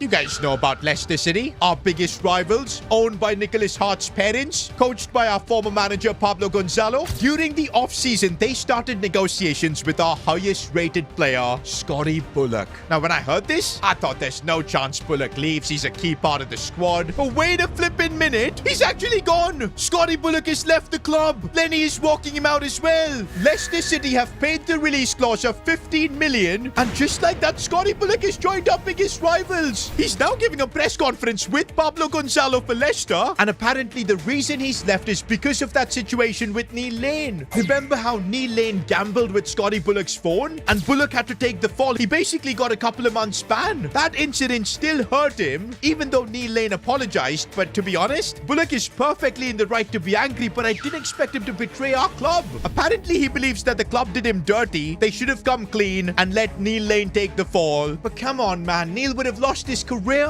That was the second gambling allegation he had. Nah, bro, seeing Scotty Bullock in a Leicester shirt is hurting me. They've got Medeiros as well, our youth academy talent, Uribe too. Oh man, this has ignited a fire in myself, and I cannot wait for the next Heartless Derby. Things are gonna get heated, but we need to finish above them this season and also get promoted. But one thing I've realized, boys, we're gonna need a new manager. Because now with Bullock gone, even the other players are questioning whether Lenny can handle this dressing room. Everybody's considering maybe if it's the right time for them to leave. In fact, the media has now put us one of the favorites to get relegated. Now, the positive thing is that we've got 15 million in the bank. I think we need to be on the hunt for a new manager. I'm really sorry, Lenny, but we're gonna have to probably demote you back to being the groundsman. I'm just hoping he doesn't go on like a villain arc like Pablo Gonzalo. We don't want to create another big rival club that just keeps signing our players. Now it's time for me as the club owner to be on the lookout for a manager, but since we're a Championship club in the second division, we can only sign second division managers. So I'm seeing now in the Championship if there are any interesting managers that we could get, and I do like Frank Lampard. He plays a high pressing style of football, currently managing Coventry City, but I think we can lure him in. And come on guys, Lampard is a legend of the game. He brings an incredible amount of of experience. I think we definitely need to put him on our managerial shortlist, but I'm not a fan of anyone else in the championship. Lampard looks like our only option. Okay, this could be interesting. In the second division of Germany, there's Miroslav Klose. He's the current record holder for the most goals in the World Cup, and compared to Lampard, he plays more of a calm, possession-based style of play. I think I need to put him on the shortlist as well.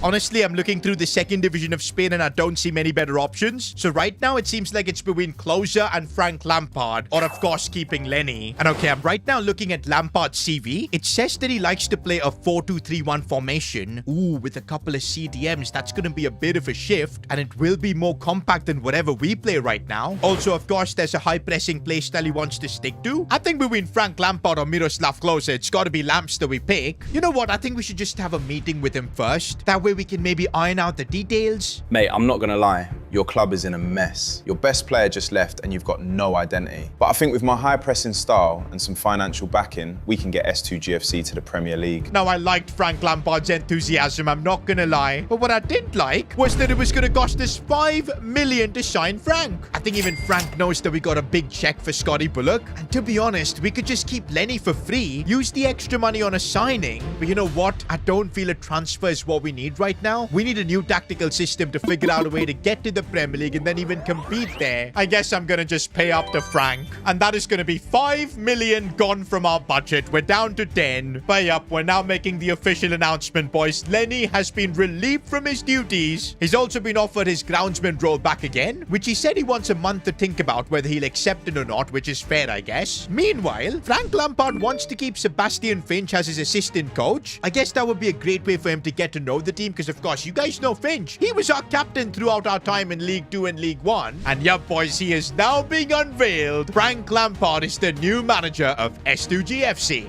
It's day 1 for Frank Lampard at S2G FC, and he's already at the training ground with the boys. And it looks like he's going to be working on this 4-2-3-1 formation. And it does look like he's got the high-pressing tactics on. The lineup looks super different that he's trying to work with as well. A lot of players are going to find it really difficult to adjust, especially Nicholas Hart, who's going to be pushed further deeper. Normand as well. But hey, that's Frank Lampard's job. He's trying to build a change, build a system that can help us not only in the Championship, but also in the Premier League.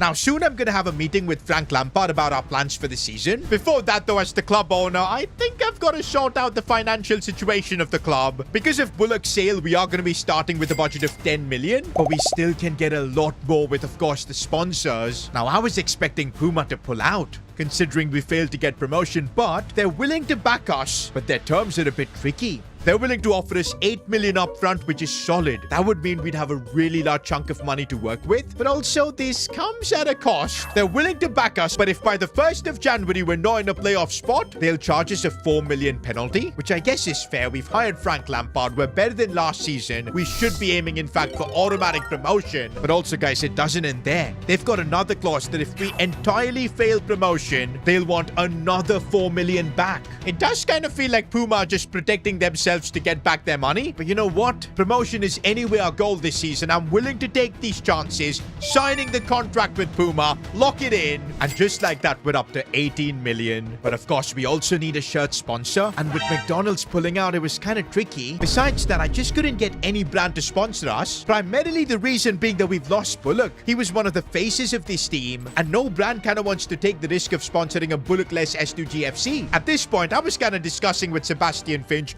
what we could do for the sponsorship. Maybe we just start the season without a sponsor. But then suddenly Albie Norman chimed in. Normand & Co Bakery would love to become S2G FC sponsor. I was shocked when Albie said that, because the last time I remember, this was a teeny tiny bakery in Paris. But looks like Albie has scaled this up to being one of the biggest bakeries in Paris to expand elsewhere. I don't know how our captain does it, but the fact that he's also running a successful bakery while being a professional footballer, and now he wants to come in and help the club. Now, he's not giving us crazy money, but 4 million is a lot more than nothing. And come on, man, Normand & Bakery is a brand now created by one of our own, our club captain. It just makes sense to have them as our sponsor. And just like that, our budget goes up to 22 million. Looks like our biggest budget yet. And gotta say, we owe a lot to our captain for this. That 4 million is probably not going to result result in any money for Normand and Bakery, but it's going to be huge for the club, and it shows the commitment of Albi. And oh man, here are our kits for the season with Normand's Bakery on the shirt. It looks kind of cool. I love the logo with the croissant. And honestly, our home kit looks really nice, I've got to say. But you know what? I'm a big fan of this goalkeeper kit.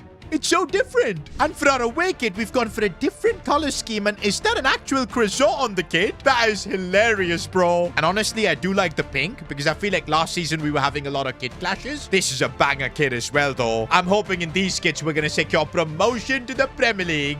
Make sure to rate our kits for the season down in the comments out of 10. I'm going to give these a solid 9.5, particularly because we've got Normand and Bakery as the sponsor. But yeah, if you guys think that this could be the season we get to the Premier League, I need y'all to drop a like, subscribe to the channel, because oh man, am I so excited for a brand new season. Okay guys, we're now nearing the start of the championship season, and we've got to start planning for transfers. And that's why I've now got a meeting with Frank Lampard, and I was pretty sure he was going to ask for a replacement for Bullock, because right now, apart from Neil Lane, we don't really have a designated right winger. But at a 70 overall, I don't think he's the man for the job. We're gonna need an improvement. But surprisingly, Frank Lampard does not want to talk about transfers just yet. He wants to kick off the season first and assess the squad before making a call. And you know what? It kind of makes sense because we are going to be trying out a completely different tactic. Maybe Frank wants to see what kind of players are needed to suit this system. So he wants a couple of games to figure out how our players play. And so looks like we're gearing up for the start of the season against Derby County. Also, before the new season begins, we got to reward our best players from last season. Goal of the season was actually an interesting one. There were bangers from a lot of players. There was one particular goal where Sean King showed a brilliant amount of skill, lovely driven finish as well. But then there was Gallardo's beauty against one of our big rivals. But I can't lie, boys. Charlie Patino's debut goal, that was something special. I'm giving goal of the season, or you could call it the moment of the season, to him.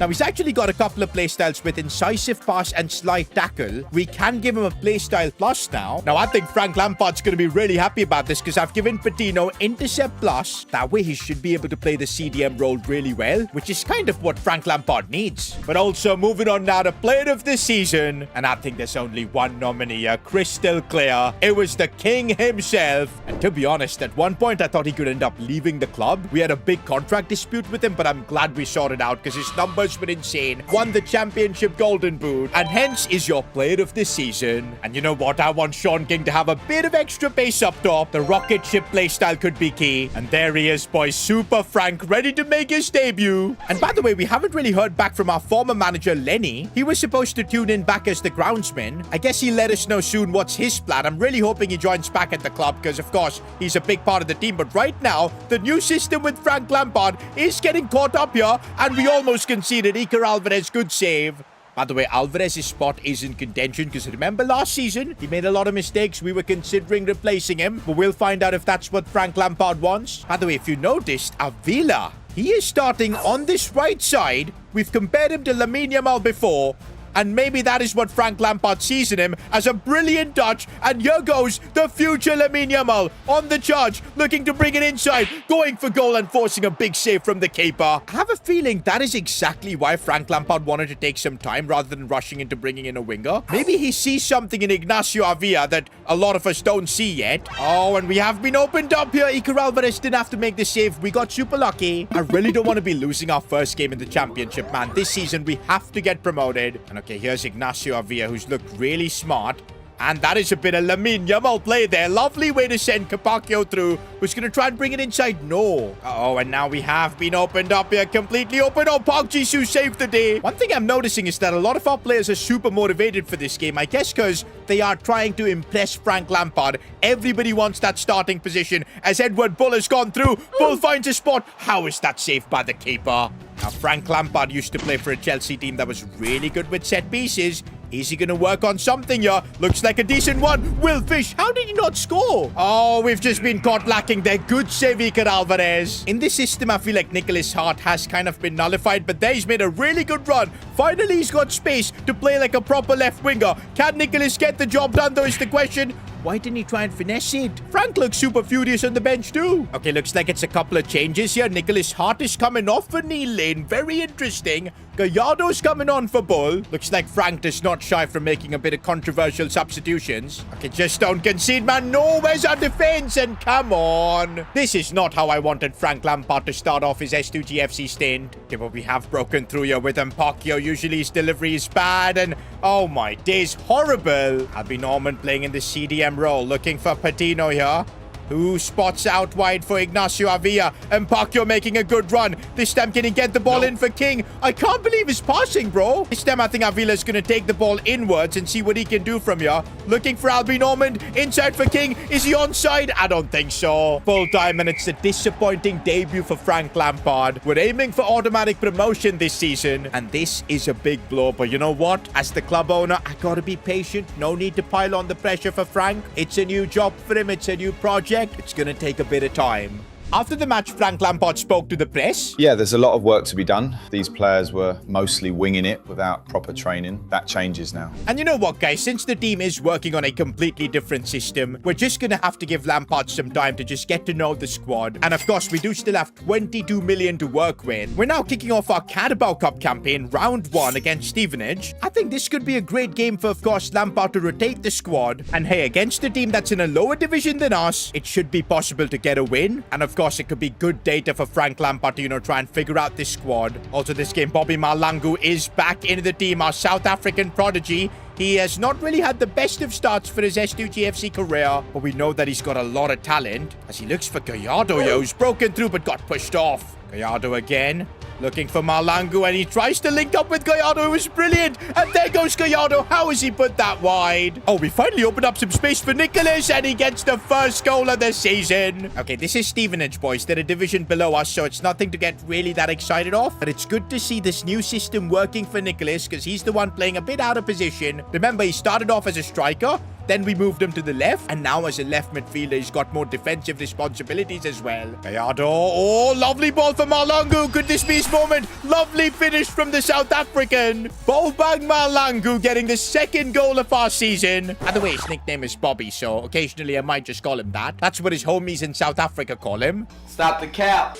He's one of the most interesting players in this team, especially if you look at his profile. Apparently in training, he's the one that cannot stop doing tricks. Neil Lane, by the way, on the right, hasn't really done much. Maybe his morale is still down after he feels he's the reason Bullock is gone. Right now, a lovely ball for Nicholas Hart, who controls that well. Oh, what a finish! I don't know how Nicholas Hart found that gap, but is that an early contender for goal of the season? Because Nicholas Hart on the volley, chesting it down and bang! Now, this is more like what I was expecting from a Frank Lampard team. 4-0 against Stevenage. But we need to be seeing this in the championship. Now, after this game, I had a meeting with Frank. He's, of course, now had a couple of games to assess our squad. And I expected him to tell me that we need a new right winger. And actually, I had a few players already on my mind that we could sign. But turns out, no. Frank Lampard is looking for a new CDM for this team. And he's got a particular profile of player he wants. A CDM that's physically strong, semi-decent on the ball as well, but can basically act as like a destroyer. So you could say players like Casemiro and Golo Conte, but that's the profile Frank Lampard wants.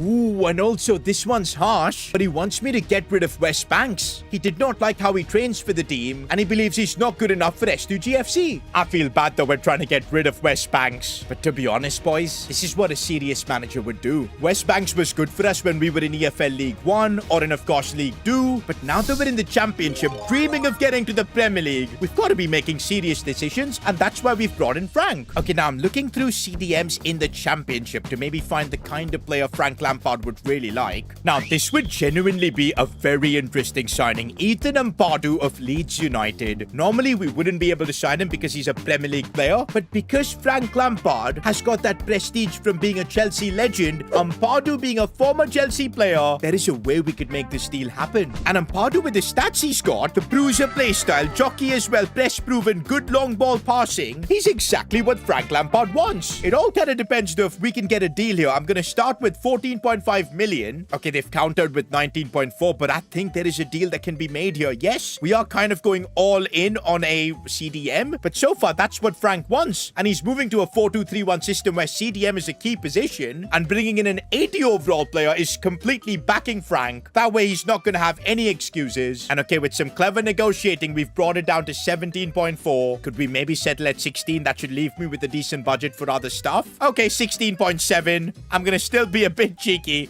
16.3. And looks like we do have a deal. I never really thought we'd be signing a Premier League level player to our team. But that's the pull Frank Lampard has. He's a Champions League winner, a Premier League winner, one of the biggest legends in Premier League history. And that kind of pull matters to attract talent. This way, though, one brutal thing that'll happen is that Albi Norman drops down to the bench. And I guess Ampadu and Patino are going to be our two starters. I guess for the armband, we've got to now give it to someone like Jisoo, who I feel like is a bit of a leader. But not going to lie, boys, having our first 80 rated player, I feel like that's a massive upgrade, and we can still do a bit more. 3.3 million in the bank. We might need some player sales to figure it out. And upon asking Frank Lampard what's his future plans, which else positions we need to focus on, he said he once again wants a few more games to just see how the team plays, see how Ampadu integrates. By the way, guys, in the off-season, Ignacio Avila was spotted training with Lamine Yamal on the beach. I don't know how on earth they met up. Maybe it was like a fan meetup where Avila somehow just found Lamine. But just by being in the presence of a great talent like Lamine Yamal, Avila has gained like 4 overalls. He's up to a 68 rating. And that kind of explains why Lampard wants to continue just testing out Avila down the right. And maybe if that's a success, he won't really demand another right winger. For now, it looks like Frank wants to continue to analyze the squad. Ampadu in this game is going to make his debut. Okay, we have been put on the back burner here as we're forced to track back. Kwashi does really well. And Jisoo has now got the armband, taking more responsibility. Remember, we're yet to win a game in the championship this season. That's why I want a result here. Edward Ball is on the charge. How did he lose the ball so easily? But Ampadu winning that back really well. Now looking for a ball for Nicholas Hart. Trying to find some space. Oh, he's messed up. Edward Ball looking to put this one back for Sean King. How? That was the perfect cross from Edward Ball. Sean King normally scores these tap-ins for fun. Ball looking for Sean King, who's trying to find some space to maybe go for goal here. Still Sean, unleashing the shot, saved by the keeper. Gotta say, Frank Lampard is yet to see a goal be scored in the championship. I'm really hoping that can change. Ampadu with the set-piece delivery, not good. Okay, but maybe Patino can put in a good delivery. It's decent. Sean King tried to attack it. We still might have the ball. It falls for Kabaki, who couldn't do much. Here's Ampadu finding space, but shot gets blocked. We still have it, though. He's in the box right now, looking for Sean King. We just can't seem to break through Hull. But you know what? A lot of positives in that first half. We really were attacking, and Ampadu has made our defense so rock solid. It's just that we need to figure out a way to get that goal, and then things will be a lot smoother. Although I don't think number 7 is that good for Ampadu. We might need to reshuffle the kit numbers. Wanasi Spacer for Ignacio Avila. He's been training with Lamine Yamal briefly, and can he show what he's all about here? Still Avila finding some space, waiting for the run from Nicholas Hart. Can he finish? Of course he can. Avila showed so much composure, waiting for that pass. Nicholas does the rest. And now Sean King, can we see him get a goal this season? Not yet. Our player of the season is yet to hit the ground running. Oh, and I'm not a fan of this. Iker Alvarez made the save, and it was enough to deflect it wide. Just 7 minutes left, boys. We're going to have to grind this game out. This is where Frank Lampard's formation can come clutch, as we had to really stop that. Oh my days, we got so lucky. Not this way, boys. Not in the 9th yet. Patino doing the job. I'm so glad we gave him the intercept plus playstyle. That might have saved us the 3 points here. And finally, Frank Lampard's S2G FC gets their first win in the championship. I'm sure he learned a lot from this game, but so far he hasn't really told me what his plan really is. With just 4 million, if he really wants an improvement, it's kind of obvious that somebody will need to be sold. And by the looks of the performances so far, maybe he'd want a new goalkeeper, and then Iker Alvarez could be sold. Maybe a replacement for Will Fish at the back, although I wouldn't like to see Fish leave because he's good. Hey, even players like Nicholas Hart might not be safe. Sean King especially hasn't really shined. No meeting yet with Frank Lampard about what's next, but we're gonna find out more as we face Sheffield United now. I want to get another win in the championship, keep the ball rolling. For this game, Albi Norman is back in the team. This season he's got proper competition. I kind of feel bad that he's no longer a guaranteed starter,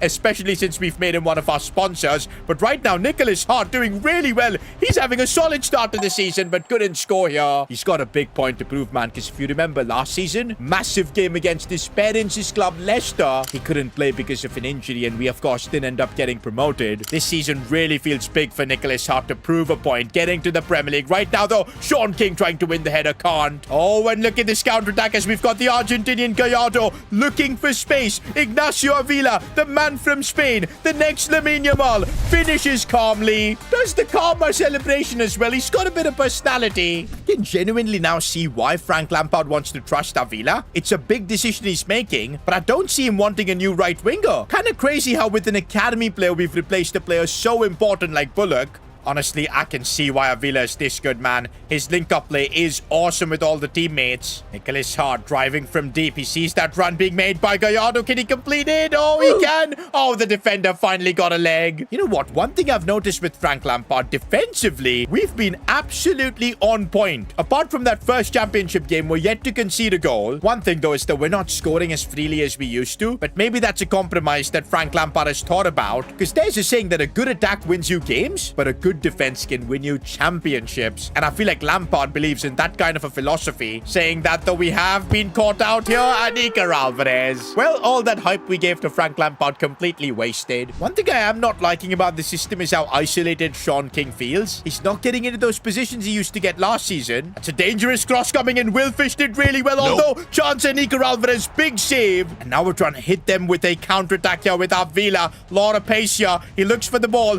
Brilliant ball for Gallardo. Can we get it back in for Sean King? We can't. There's no service for Sean King right now. And we drop points against Sheffield United. It's looking like a rough start for Frank Lampard's S2G FC in the championship, boys. Did we make a mistake by letting Lenny go? I mean, it's too early to say. It's only been 3 games. Also, we've just received a message from Lenny. In fact, it's a resignation. He does not want the role of being the S2G FC groundsman. In fact, he wants to go on a football world tour, going to different countries to experience football and also acquire his coaching badges. You know what? I can't complain. Lenny wants to get better, and maybe by doing this at some point in the future, he could manage a big club, or maybe even return to S2G FC as a tactical genius. You know what? We're gonna let Lenny leave happily. Let him fulfill his dream. One day I do feel like he'll return as a fantastic coach. Maybe bald, because he might just end up becoming the next Pep Guardiola, but I'll be waiting. Meanwhile, I've now got a meeting with Frank Lampard. I want him gone, Mr. S2G. Sell him now. Back when S2G FC was grinding it out in the lower divisions, we always had to compromise on our manager. And that's simply because we just didn't have enough money. Most of our funds had to go towards a stadium or buying players. Signing an experienced manager was a complete afterthought. I mean, we were literally hiring people who were willing to manage us for free. At one point, we just picked up our groundsman and made him the gaffer. Saying that, no disrespect to Lenny from me. He did a great job getting us into the championship. But yes, last season, we did realize his shortcomings. He just didn't have the tactical ability to get us promoted to the Premier League. He had reached his ceiling, and that is why it was time for us to get a serious manager. And that's what we did by signing Frank Lampard to S2G FC. That's right, a Premier League winner, a Champions League winner, is now coaching our club. And already he's had a pretty big impact, changing our tactical style of play, even a completely new 4-2-3-1 system. And because of Frank Lampard's aura, we were able to bring in a player as good as Ethan Ampadu, 80 overall, to the club. But Frank Lampard is not yet happy with our squad. He wants more. And I've just had a meeting with him where he's explicitly stated that he wants this player gone. And not gonna lie, I'm surprised. It's Iker Alvarez, the Romanian goalkeeper. He's one of the highest rated players in our squad. And what could be the reason Frank wants him gone? To be honest, even last season, Alvarez did make quite a few mistakes. He was never really perfect. And already after a rocky start we've had to the championship, conceding a couple of goals, Lampard wants a different goalkeeper, not Iker Alvarez. He wants to go for an English player. And you know what, guys? There's a reason we signed Frank Lampard. We want a player that can help us with our transfer policy, that can help us in how to run this club. And if this is what he wants, we've got to be backing him. I'm putting Iker Alvarez on the transfer list, and hopefully we can get him sold soon. Because, yeah, we've just got about 8 or 9 days until the window shuts. Before that, we need to sort out Frank Lampard's demands. Okay, now to sign a new goalkeeper, we've only got 3.3 million. That is not going to be enough. I think we're just going to need to wait until Iker Alvarez is sold. Meanwhile, we've got a Carabao Cup fixture against Southampton. I mean, already we're facing a Premier League club. I feel like this could be a really good test for Frank Lampard to see where he stands. Because I remember when we had Lenny, Premier League clubs used to smoke us. Okay, there are quite a few tired legs for this game, so we're having to rotate the squad. But I'm sure that's going to be the same for Southampton as well. They're going to rotate the team too. Now, I don't want to get knocked out in the Carabao Cup early because remember, every time we get to face a Premier League club at home, that's a cheeky 500k, man. And with our current financial situation, all of that money counts. Neil Lane on the ball. By the way, he's one who's been feeling really bad about the entire Scotty Bullock situation. A goal could be really nice for him as he puts his shot just wide. But yeah, Neil Lane has not been mentally in a good spot. He blames himself for Scotty Bullock leaving. I still can't believe that Bullock is gone. He was, I think, our most talented player. And for him to be now playing for Pablo Gonzalo at Leicester, it really does hurt.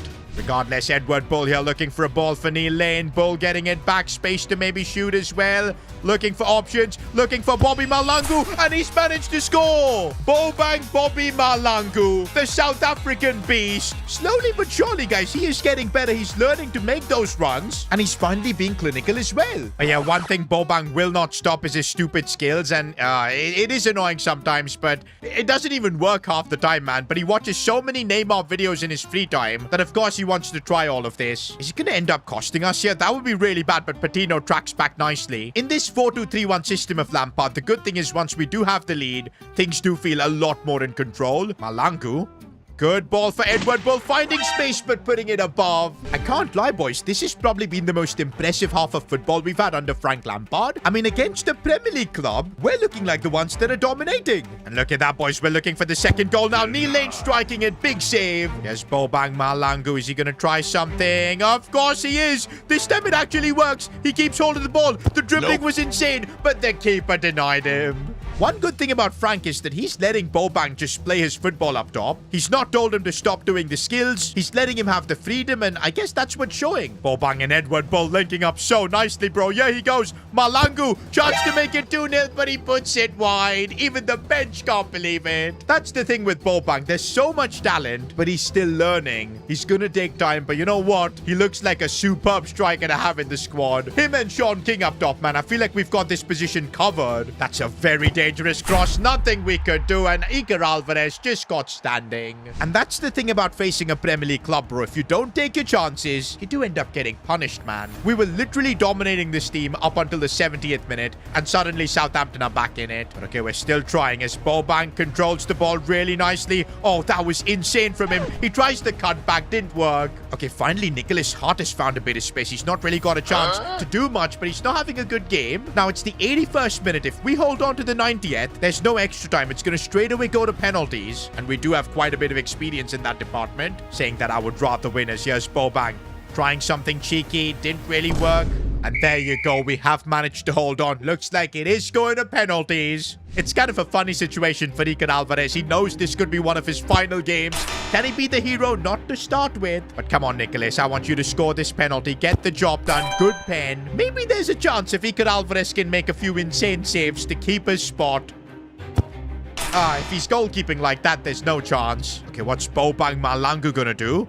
Down the middle and it's off the bar. No, Bobang. This could end up costing us now as it goes down the middle. Okay, Neil Lane needs to keep us in.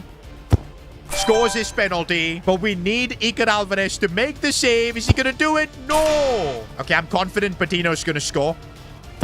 And he does. But we need a save right here, right now. Iker Alvarez, this could be your final chance to be a hero at our club. And he's made the save. Iker Alvarez, let's go. Come on, Edward Bull.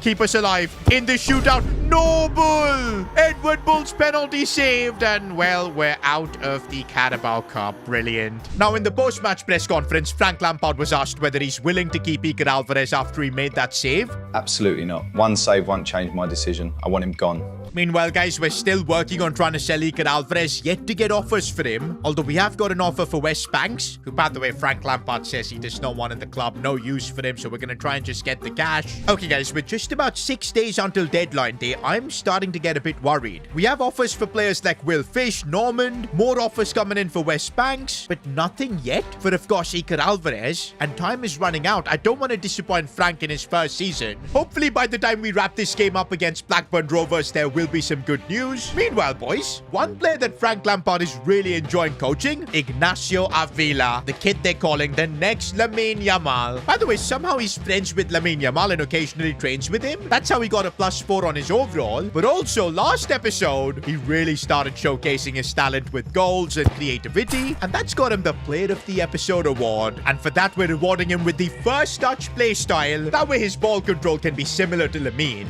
To be honest, guys, now that I think about it, I am not too disappointed of getting knocked out from the Carabao Cup. Because let's be honest, we don't have a squad that can compete in like 2 competitions, especially with how intense the championship is. I'd rather this season just go all in on the championship, get our spot in the Premier League. But that does mean we've got no excuses in the championship. We need to be getting results in games like this. And Gallardo looking to slide this one for Sean King, finding the angle and the goal. I feel like at the start he was kind of struggling in Frank Lampard's system, but good to see him get that goal. He's going to have to learn to play as a lone striker up top. Meanwhile, here's Avila looking for passing options. Sees the ball for Sean King. That was brilliant. And King with the finish. I feel like we need to do a DNA test on Avila, bro, because he's so much like Lamine Yamal. Is he like his younger brother or something? And you know what? With how much Lamine Yamal's dad parties, we can never really rule that out. And we're honestly going for more by the looks of it now. Nicholas Hart controlling it nicely, putting it back for King. Oh, that was such a good attempt. But wait,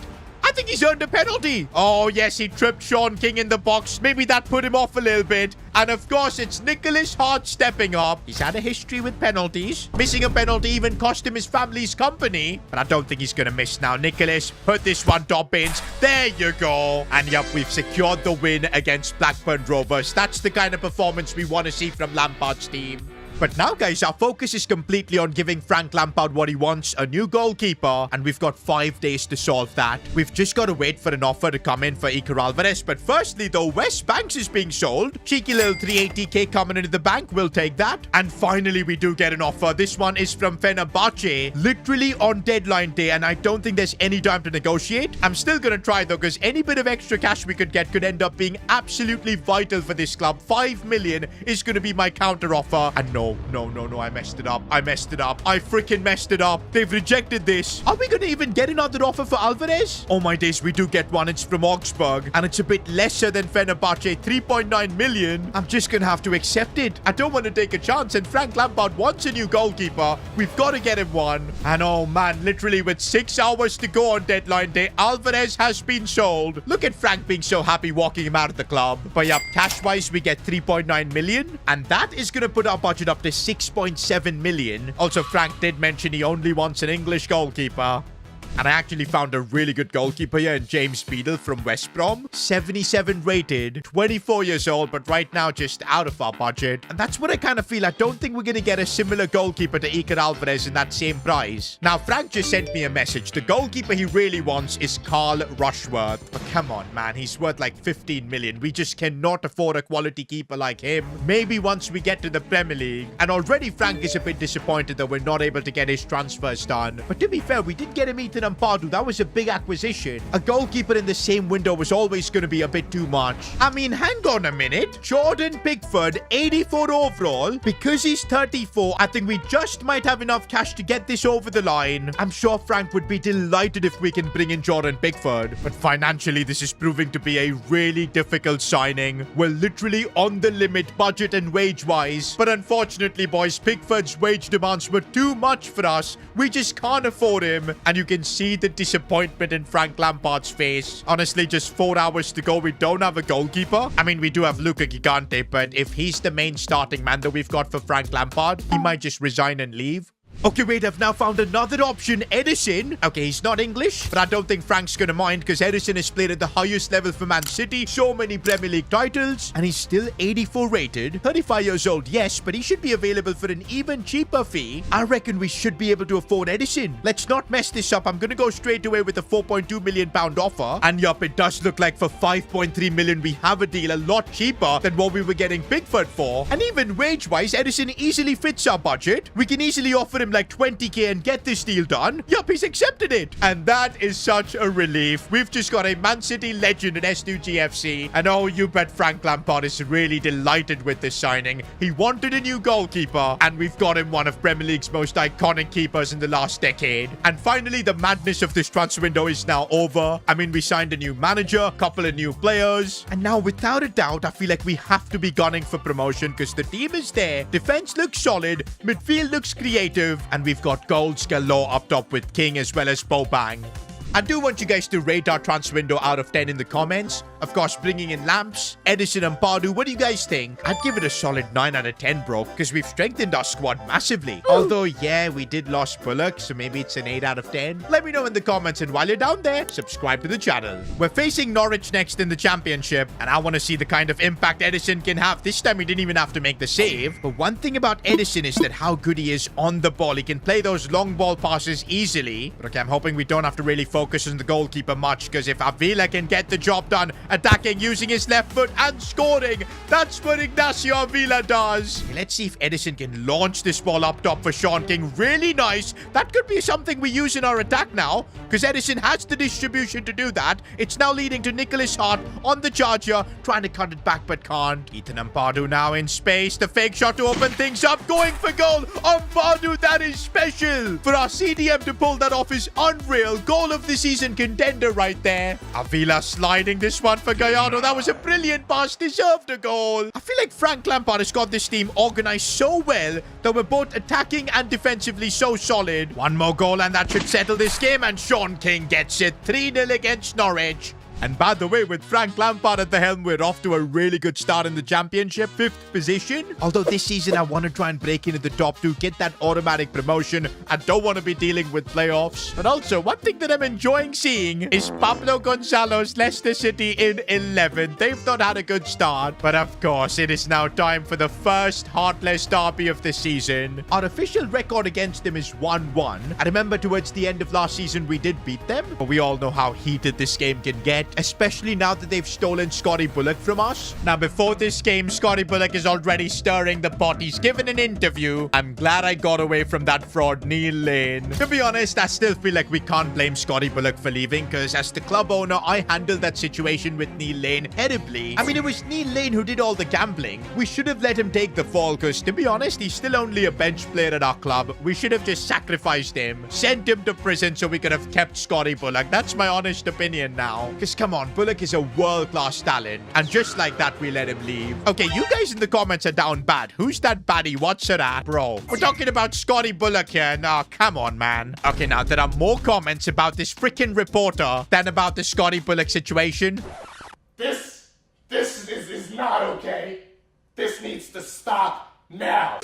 But anyways, boys, it is time for the big derby. And looks like Lamps is making a few key changes. He wants Neil Lane to start. Albie Normand is also playing. We're going for experienced Gallardo as well, because I guess he knows a bit about Leicester's coach Pablo Gonzalo. And guys, the team is gearing up for the 3rd ever Heartless derby. I'm not gonna lie, this fixture always hypes me up, man. And I'm glad that this season we're in a better spot. We're probably the favorites for this, and it's at home. But I'm looking at that Leicester team and I see Emi Martinez. Wait, is that Lisandro Martinez? Yup, that's him too. What is their lineup is the big question. Scotty Bullock's on the bench. Medeiros as well. Very interesting. Uribe does start. Very interesting that Scotty Bullock is going to start off the bench. But that I think is good, man. I don't want to be facing up against him. Neil Lane. He's got a big point to prove in this one.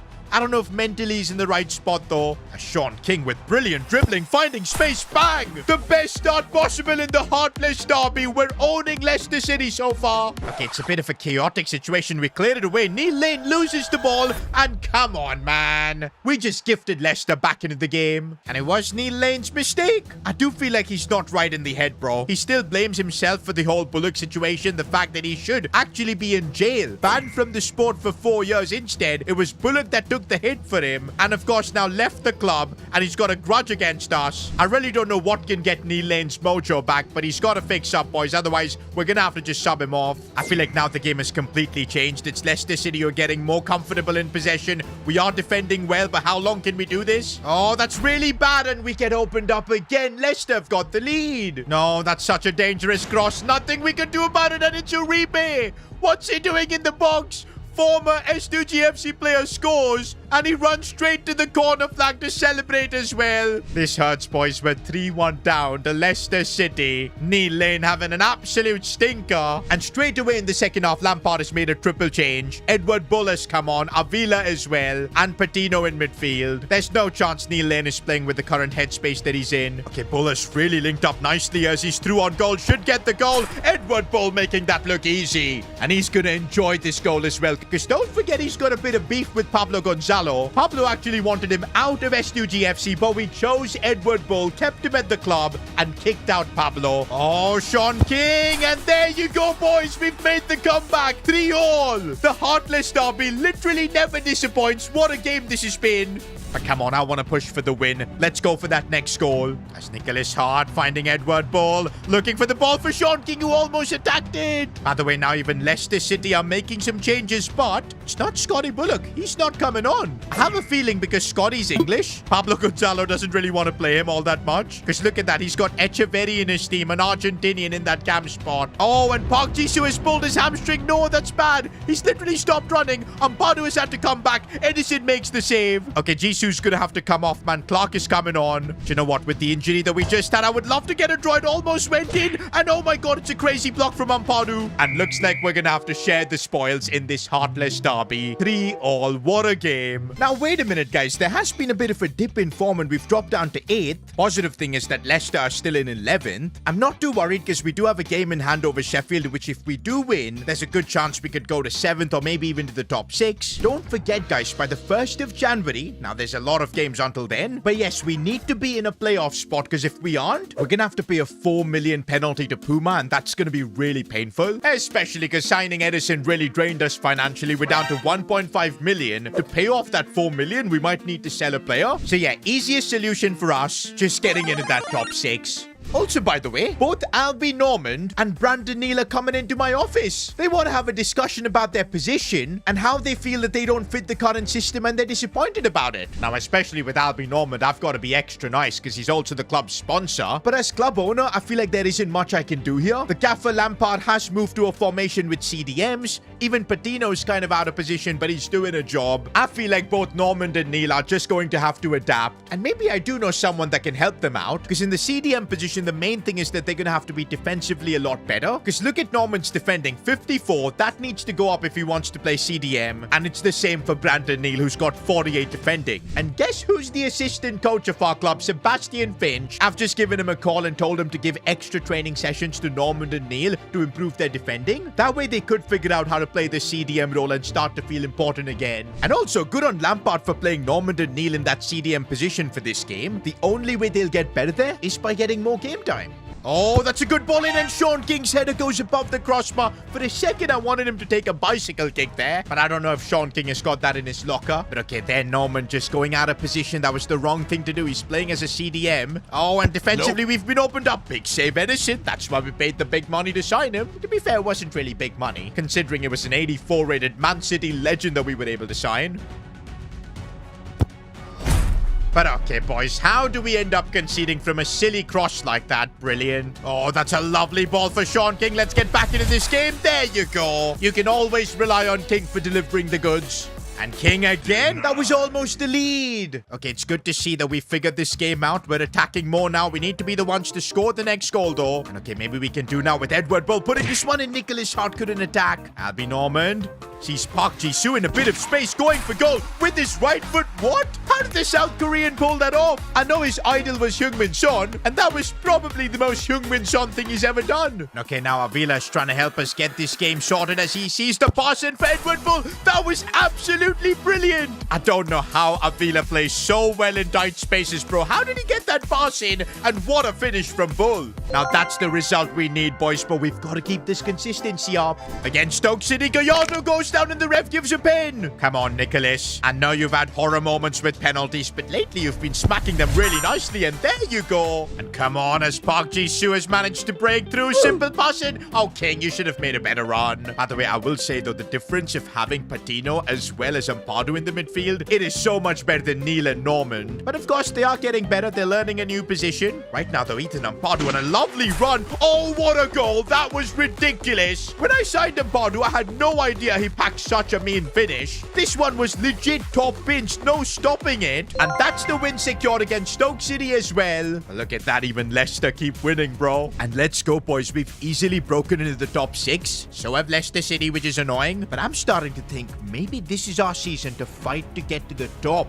Winning the championship and going as champions to the Premier League. I really feel like with the squad we've got, there's a good chance we can make it happen, especially with a goalkeeper like Edison who's been rock solid.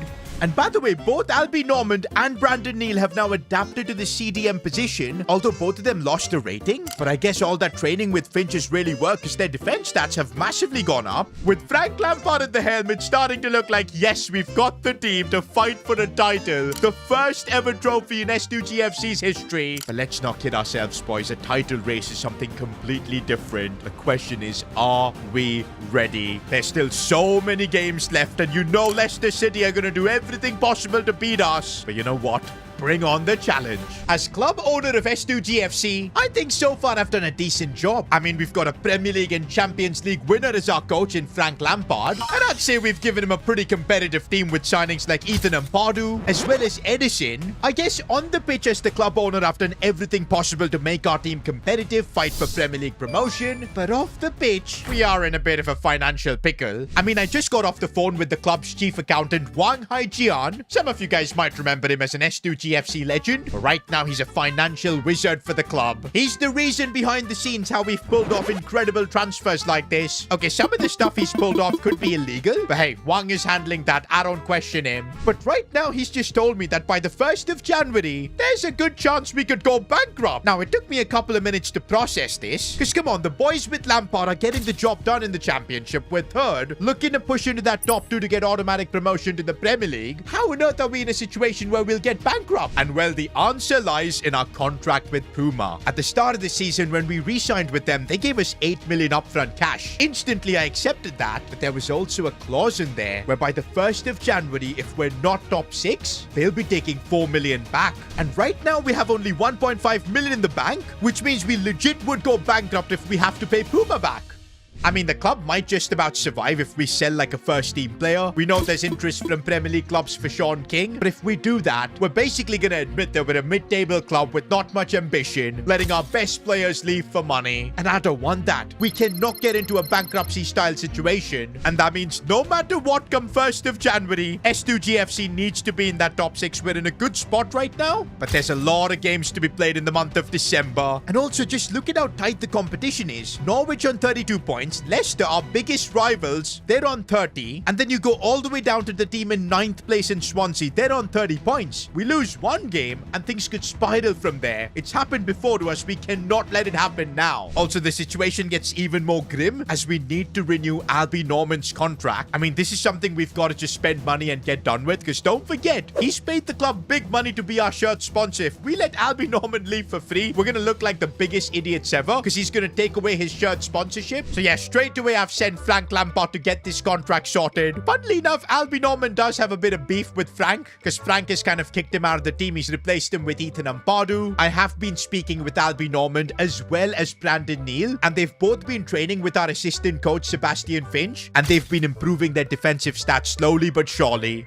And also, boys, it doesn't look like that big of an increase that Normand is asking, especially with the amount of money he's brought into the club with his bakery. I don't mind giving him a bit of a wage bump. There you go. And looks like the man who's just got a new contract, Albie Normand, is getting a start here against Sunderland, which is going to be a big game. Remember, they're the best team in the league right now. First position. They're also the media's favorites to get directly promoted. Also, by the way, Albie Normand had threatened the club that if he didn't get a new contract, he would ban the free croissants that his bakery was providing to all the players. I have a feeling that Frank Lampard is addicted to the croissants, and that's why he's got Normand starting. Yep, guys, a crucial championship game, and basically croissants and baguettes are deciding who starts at S2G FC. It's just another day at this club. Okay, a win here against Sunderland could break us into that top 2. Then we really won't have to worry about bankruptcy. We can focus on, fighting for the championship. And right now, Avila is helping us do that as he opens up some space. Going for goal, puts it wide though. By the way, we're the 3rd top scoring team in the league right now, but look at Sunderland. Super Frank Lampard is going to have a lot of work to do if he wants to, beat this Sunderland team. Also, I can't imagine the situation if we do end up dropping out of the top 6. I feel like it might be a situation where we'll need to sell Sean King. And honestly, my heart won't be able to take that, man. Sean King is such a big part of our project. An absolute goal machine.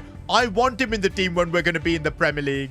Yes, Park Ji-soo on the ball. By the way, looks like he's going to be the captain now under Frank Lampard because he's starting most of the games and he's been absolutely incredible, scoring goals as well. Here goes Park Ji-soo, maybe trying to go for goal. Okay, it's not going to always work. Oh, we've given away space to Brobbey and Sunderland take the lead. There's a reason they're the highest scoring team in the league. And this is what I was saying about, guys. One defeat here against Sunderland, it could really derail our momentum to try and get into that top 6 because it's just that tight. But come on, it's only 30 minutes in. I know we can fight back and get something out of this. That's what S2G FC does. Right now on the charge, and there's so much space here for Edward Bull. I don't know how. Oh, what a clever release. And Sean King fires that one in. Guys, the goal of the season and what that we do, it's also kind of like a moment of the season. It doesn't necessarily have to be a goal. And I feel like that is an absolute contender for this award. My God, man, Edward Bull. The composure for him to do that. Well, it's definitely got to be the best assist at S2G FC. Suddenly, I feel like our team has woken up as Albi Norman. Lovely ball here for Avila, who tries and heads it back for Sean King. Holding up his man. This is what he does so well. Looking for a shooting angle. And Sean King, you are special. It would be an absolute disaster for this club if we're forced to sell King. But come on, guys. If we can wrap up this result against Sunderland, it should put us in a great spot for top 6 minimum. And then there's going to be zero discussion about selling Sean King. Oh, we have been caught out a little bit. Traore is going through. This is problem. He goes for goal and off the post. We are going to need a bit of luck. We do have Edison in goal, so I really do believe in him. Saying that Sunderland have some really good players. Talby down the wing is dangerous. Looking for Brian Brobbey, who's an absolute beast, but Will Fish does really well. Uh-oh, we've given Sunderland way too much space. Kwashi, what an interception. Now Nicholas Hart with a chance, and oh, what a finish. That should wrap up the game here against Sunderland. Crucial 3 points. An absolutely massive result, boys, because it gives us a 4-point gap over Leicester City. We're looking to be in a really good spot to get that top 6. We're now facing West Brom, who are also a really good team. We've always had competitive games against them. But yeah, if we keep winning, top 6 is going to be an easy guarantee for us. For now, we do have a free kick in a good spot. Okay, it seems like Patino is like our best free kick taker, but I don't think he's got the power to get this one up and over. Nobody in our club does. But hey, I still got to try. Let's see what Patino can do, and oh my days. One day S2G FC will have a consistent free kick taker. Okay, why are we so open defensively? And Capaccio did really well. Although I will say Capaccio is one of those players that I don't really notice. Most of the time he doesn't do anything, as he didn't do much here. We concede and West Brom have got the lead.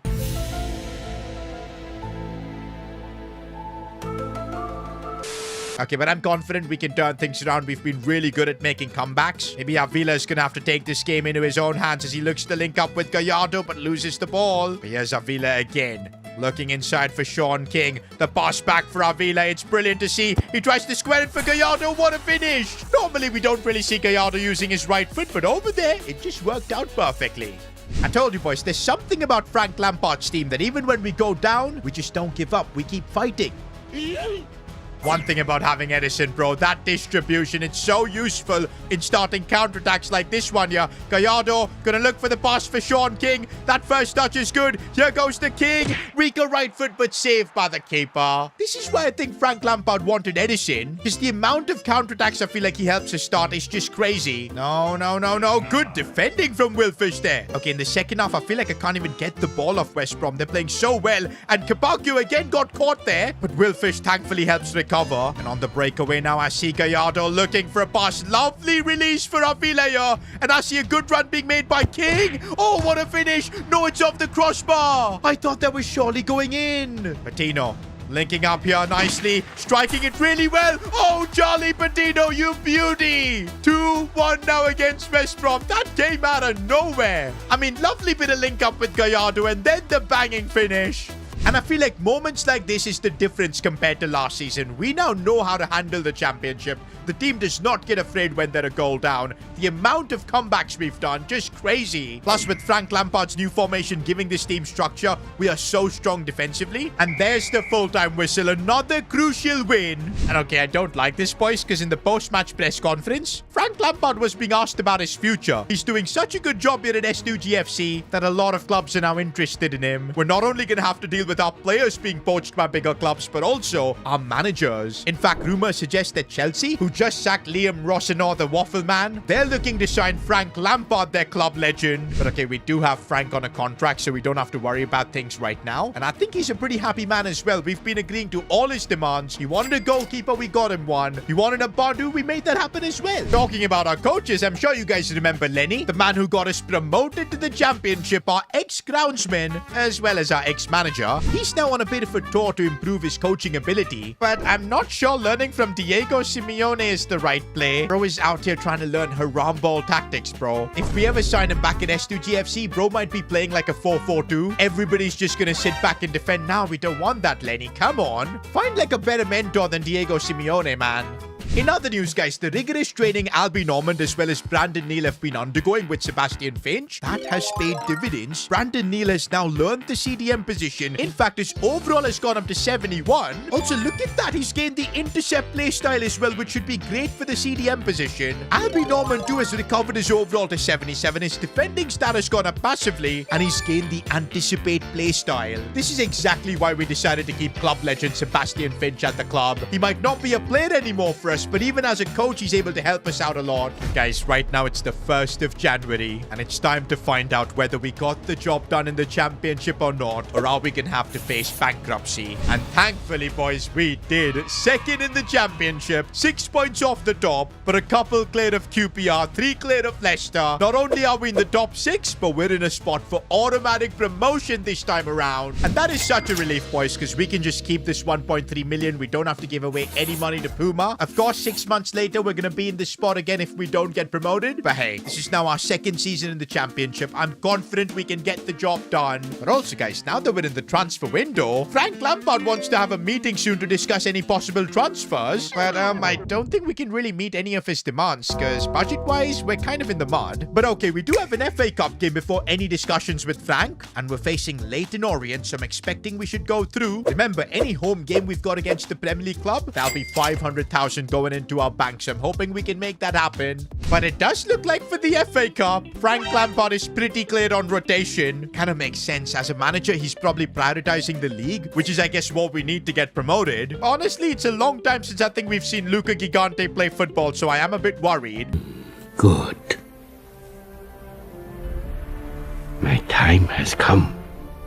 To be honest, guys, I don't think we've really focused on cup competitions, especially since our Virtu Trophy escapades. It would be nice, of course, to have a good run in the FA Cup, but to be honest, based on our lineup, even Frank thinks that it's better to just focus on the championship. But let's take it game by game. It's also a great chance for our second team players. And there's still enough talent like Gallardo. What a ball from Alangu, but he couldn't get there. Okay, I don't like that we've just been gotten in behind so easily here. And 1-0 to Leyton Orient. That's what I'm telling you, bro. Luca Gigante at this level, he ain't him. I feel like the biggest highlight Gigante has had in the last couple of years is trying to cook spaghetti and make everyone in the team just fall ill. I don't remember any other contribution this guy's had. But you know what, boys? We are the comeback specialists these days, so don't count us out just yet as Gallardo's goes on a really lovely run. Lovely finish from the Argentinian. They say he's got the best left foot in the league, and we know that for sure. Oh, and come on, Luca Gigante. Do you even have hands?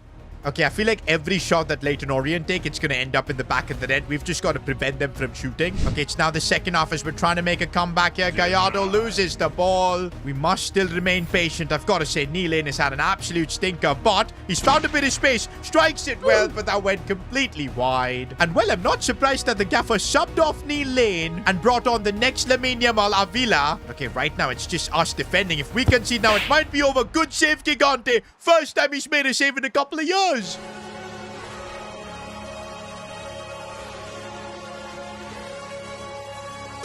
Okay, guys, it's getting super intense now. Clock is ticking. Avila on the ball finally. What can he do? Tries to bring it inwards. Good bit of dribbling. Finding a bit of space. Striking it with his left foot. How was that saved? We're trying some sort of a set-piece routine with Clark. Looking for Brandon Neal. Sees Bobby Malangu. Striking that one. Saved by the keeper again. Okay, for once we need a good delivery, Gallardo. It's a good ball in. Armstrong's header goes wide. Okay, Albie Normand is helping a lot to try and dictate our attacks. As here we go. Avila. Oh, that's a bad pass. And it's going to result in S2G FC getting knocked out from the FA Cup. Domestic Cup competitions last couple of years, we've just been useless. The only positive we've got from this result is that the championship now is all there is. And we've got to lock in and of course secure that promotion.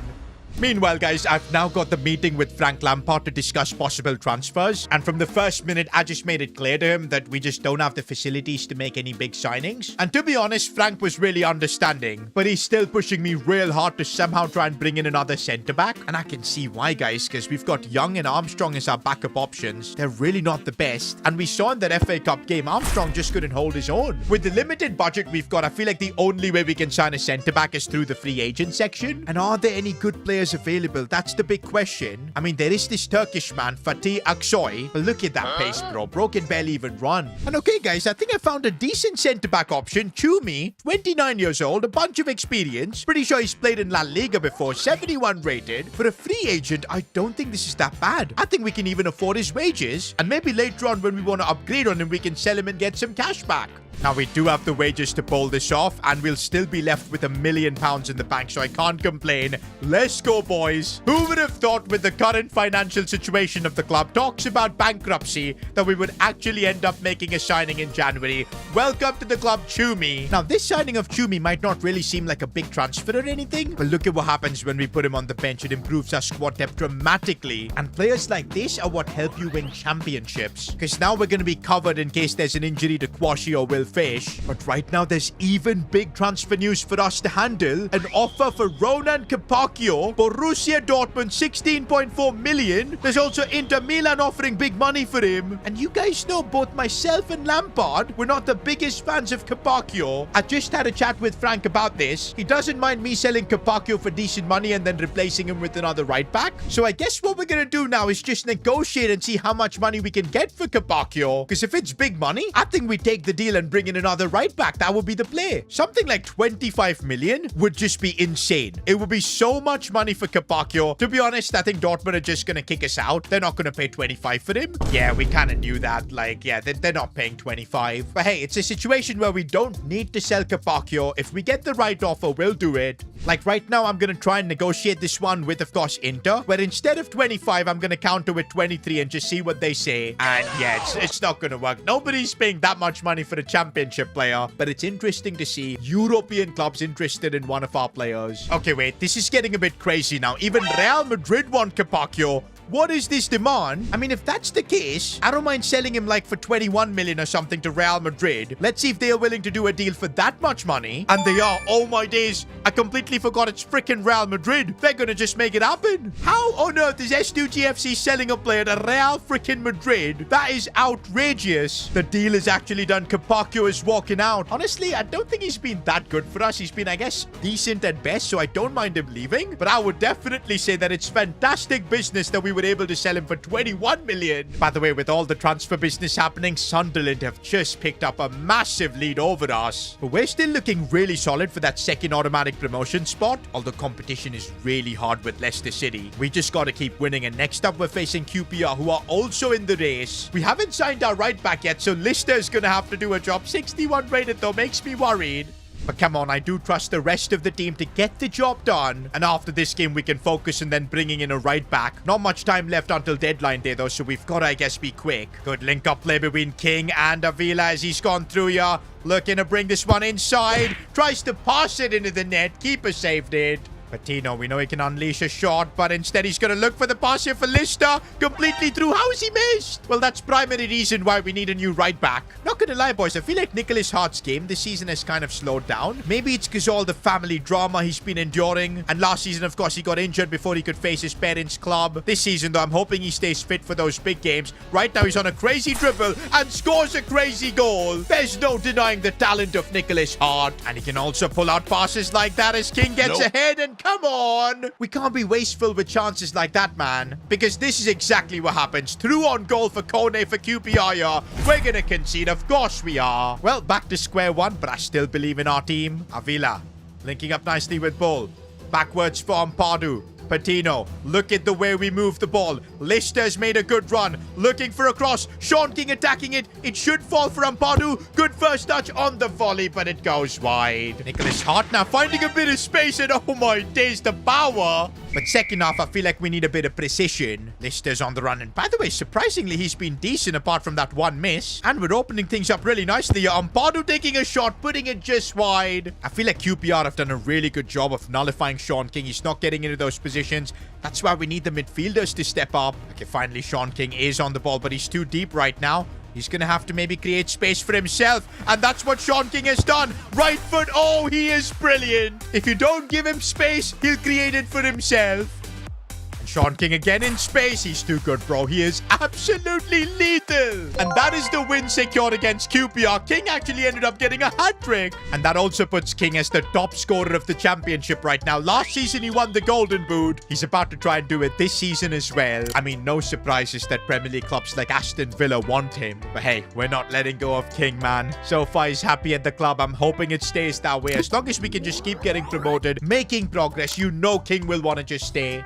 But right now, though, it's transfer deadline day. And forget about getting a playoff spot. The game is now to try and win the league, because 7 points off Sunderland, it's not an impossible task. We can do it. But to pull it off, we're going to really need to reinforce our squad with a right back. And I mean, the benefits this team is going to have if we can win the league. We'll get better sponsors next season. Also, just not having to deal with playoffs would remove so many uncertainties. But yeah, 10 hours, a new right back. Hopefully, we're able to scout a proper baller. But yeah, the clock is ticking. 1 year ago, we came so close to having a chance at Premier League promotion. I mean, that's been our dream since day one, being amongst the likes of Man City, Arsenal, Chelsea. But of course, we missed out on the playoffs by 1 point. And there were a lot of factors to blame. That was only our first season in the championship. It was a completely different level. Also, we had a coach, Lenny, who was kind of out of his depth. But this time around, everything's different. We've got Super Frank Lampard at the helm. We're playing our best football yet. I mean, forget the playoffs. This time around, we're competing for automatic promotion, maybe even the championship title itself. But of course, our big rivals Leicester City aren't going to make that easy. And okay, I feel like our former coach Pablo Gonzalo might be taking this a bit too seriously. I will do anything possible to not see S2G FC get promoted. Like, come on, man. Why does he hate us so much? Yes, we kind of sacked him, but that's because he was kind of incompetent and he just wanted to transform our club into basically Boca Juniors. I think we did the right thing. Now, I thought maybe I'd see some of you guys supporting the club in the comments, but all I can see is that Paddy is fine as hell. What's her at, bro? People are getting upset that Pablo Gonzalo's got his hands around her.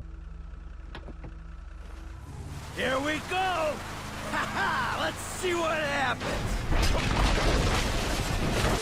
Okay, we cannot let all this nonsense distract us. The focus by the end of today's episode is to secure Premier League promotion. Now, we do have one problem, though, that funnily enough was not caused by Leicester City, but by one of the world's biggest clubs, Real Madrid. You see, they somehow had interest in signing Capaccio. I don't understand why. They paid us like 21 mil. In fact, Florentino Perez personally came to our club to secure this transfer. It does kind of seem like a money laundering scam or maybe like a financial fair play thing, because why on earth would Real Madrid want Capaccio? By the way, Florentino Perez came to our training ground, and this is what he had to say. S2G FC has the worst facilities I have ever seen. Shambolic club. What did you expect, man? You're Real Madrid, and we're a teeny tiny club struggling in the championship. What else was he expecting? You know what? If we get to the Premier League, I think we're gonna have to upgrade our training facilities. By the way, Perez was also shocked at how dusty our trophy cabinet was, which, okay, isn't a surprise, man. We've won 0 trophies. We did have a chance to win the Virtu trophy, if I'm not wrong, but we kind of bottled it. But I'm hoping this time around we're not gonna bottle the championship. I'm desperate to try and win it, but for that we've got to be quick and find Capaccio's replacement. The club needs a quality right back, and to be honest, 16.8 million that we've got, that's a solid budget to pull this off. Gotta be quick though, there's only 10 hours left on deadline day.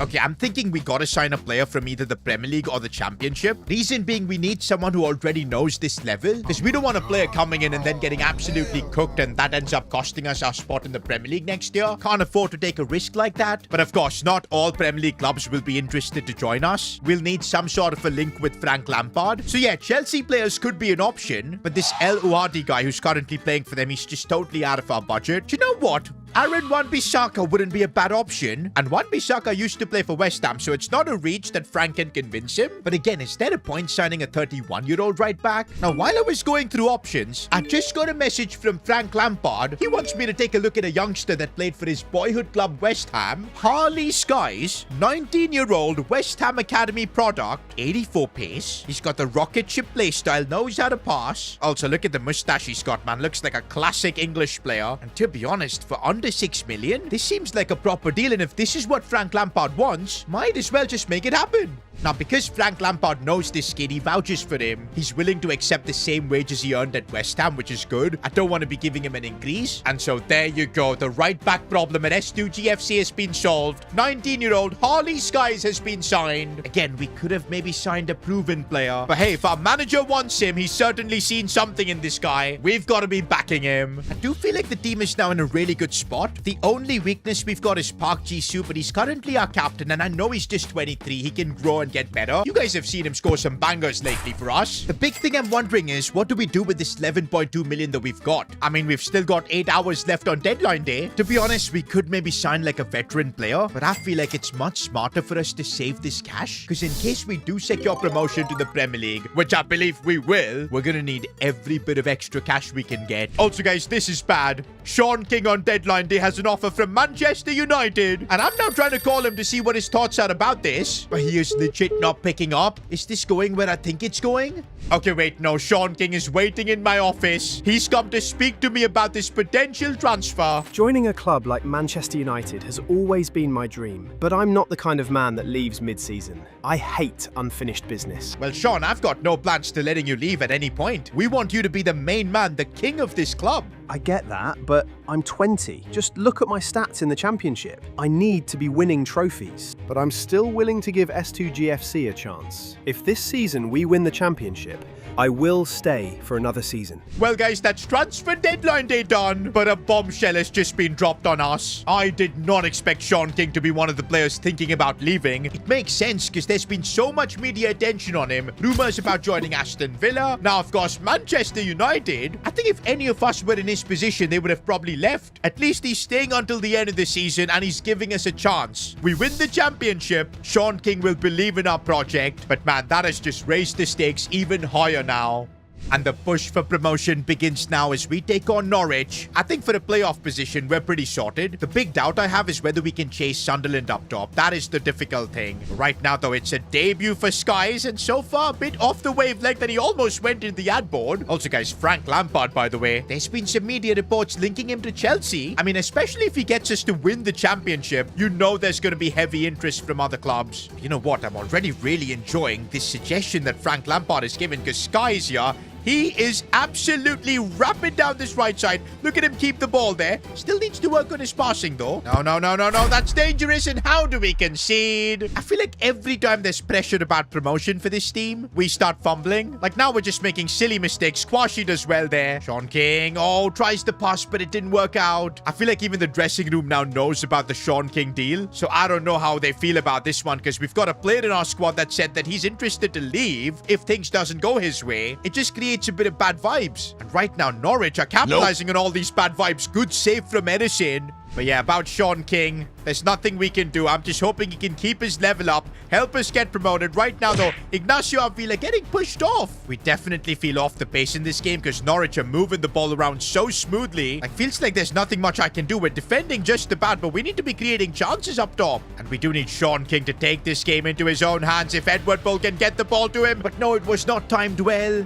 We've been gotten behind here. And again, we're forced to defend quite a bit, which we can't. Edison saved us. And And by the way, Frank Lampard has just made a triple change. Asi Gallardo has come on. Also, Bobby Malangu up top, who's been played in behind. I think he's kept himself on. No, just about offside. But Sean King being subbed off. I think Frank Lampard believes that Sean has been a bit distracted because of all this transfer talk. I wonder how he's going to react to getting subbed off. Gallardo looking for Avila, and right now we need to try and get a goal back. Avila couldn't get the cut back in. I do feel like at the wrong time we've had this transfer talk around King, because he was genuinely in the form of his life. In fact, from the last episode, he is your player of the episode, scoring a hat-trick and whatnot. We're going to be giving him a playstyle after this game. But yeah, you can't deny that it's affected the squad right now. And Bobby Malangu, though, taking advantage of the situation and getting the goal. At least we're going to get a point from this game. In a fight for promotion and the championship, every point counts. I'm glad we got something out of this. Post-match, though, Sean King did give an interview where he stated that he's fully committed to S2G FC, but he specified for this season. I'm just hoping that clears the air with Frank Lampard, because at least we now know King is going to give everything for us this season, and who knows about next season. By the way, we're soon approaching the big game against Leicester City. This could genuinely decide whether we get automatic promotion or not. And also, already the hype is building up for this heartless derby. Scotty Bullock, one of our former players, in an interview just said that he wishes that Neil Lane starts in that game, and it's obvious why. He wants to get revenge. Not just that, there are so many storylines involving the Leicester City game. We've got our former coach Pablo Gonzalo coaching them and vowing to destroy us. Then of course their ownership. It's literally Nicholas Hart's parents. They don't want to see his son succeed. And I do feel this time, with Leicester being just a point away from us, it might be one of the most heated derbies ever. Now before that game though, we are giving Sean King his playstyle for player of the episode. Now, sometimes I feel Sean King's passing is a bit off, so I've given him the tiki-taka playstyle. But okay, we gotta try and get back to winning ways before that game against Leicester. I don't want to be going into that fixture without good form. Also, I want to see more from our new right-back Skies here. He's showing a lot of pace. It's a brilliant run so far. Looks to cut it back for Sean King, who's back in the lineup. Back to scoring. This is the best way for Sean King to show that he's still committed this season. Oh, looking for a cross here for Sean King. Good first touch. Oh, banging finish. That's what King can do. And honestly, if we don't have him next season, it's going to be brutal, man. I want King when we're in the Premier League. And this has genuinely been a solid performance as Gallardo looks to find Sean King. Lovely finish. Completes a hat-trick in 16 minutes. We end up destroying Wrexham. Exactly the result we need before that big game against Leicester. And honestly, boys, I cannot overstate how important this game is. We beat Leicester. I don't think we're going to have to worry about them challenging us for the top 2 spots. We can then focus upwards on trying to topple Sunderland. But if we lose, we might just get dropped into a playoff battle, which is something I absolutely don't want. Also, the build-up for this game has been really nasty. Scotty Bullock has been giving interviews everywhere, talking about how the Neil Lane incident almost ruined his career and how he can never forgive him. And I feel like people don't understand that this has affected Neil Lane as well. His form has never been the same. He still feels an unbelievable amount of guilt for almost ruining Scotty Bullock's career. In fact, whether it's training or on the pitch, Neil Lane just hasn't been the same. Surprisingly though, a big decision from Frank Lampard. Neil Lane is starting against this massive game against Leicester. I think the logic from Frank is that the only way Neil Lane can battle his demons is by facing it on the pitch, facing Scotty Bullock head on and solving the situation that way. Oh man, I've never felt pressure like this, bro. The heartless derby again. I think this would be the 4th time we're facing Leicester City, and so far it's been so even against them. We've won 1 game, we've lost 1, and we've drawn 1. But this time if we do win, we could crush their promotion hopes. But looking at the Leicester City team, and Scotty Bullock is starting, I'm not surprised. I think this is the first time Neil Lane and Scotty Bullock are going to be facing up against each other. And let's give Neil Lane the ball, man. It's a big game in his career.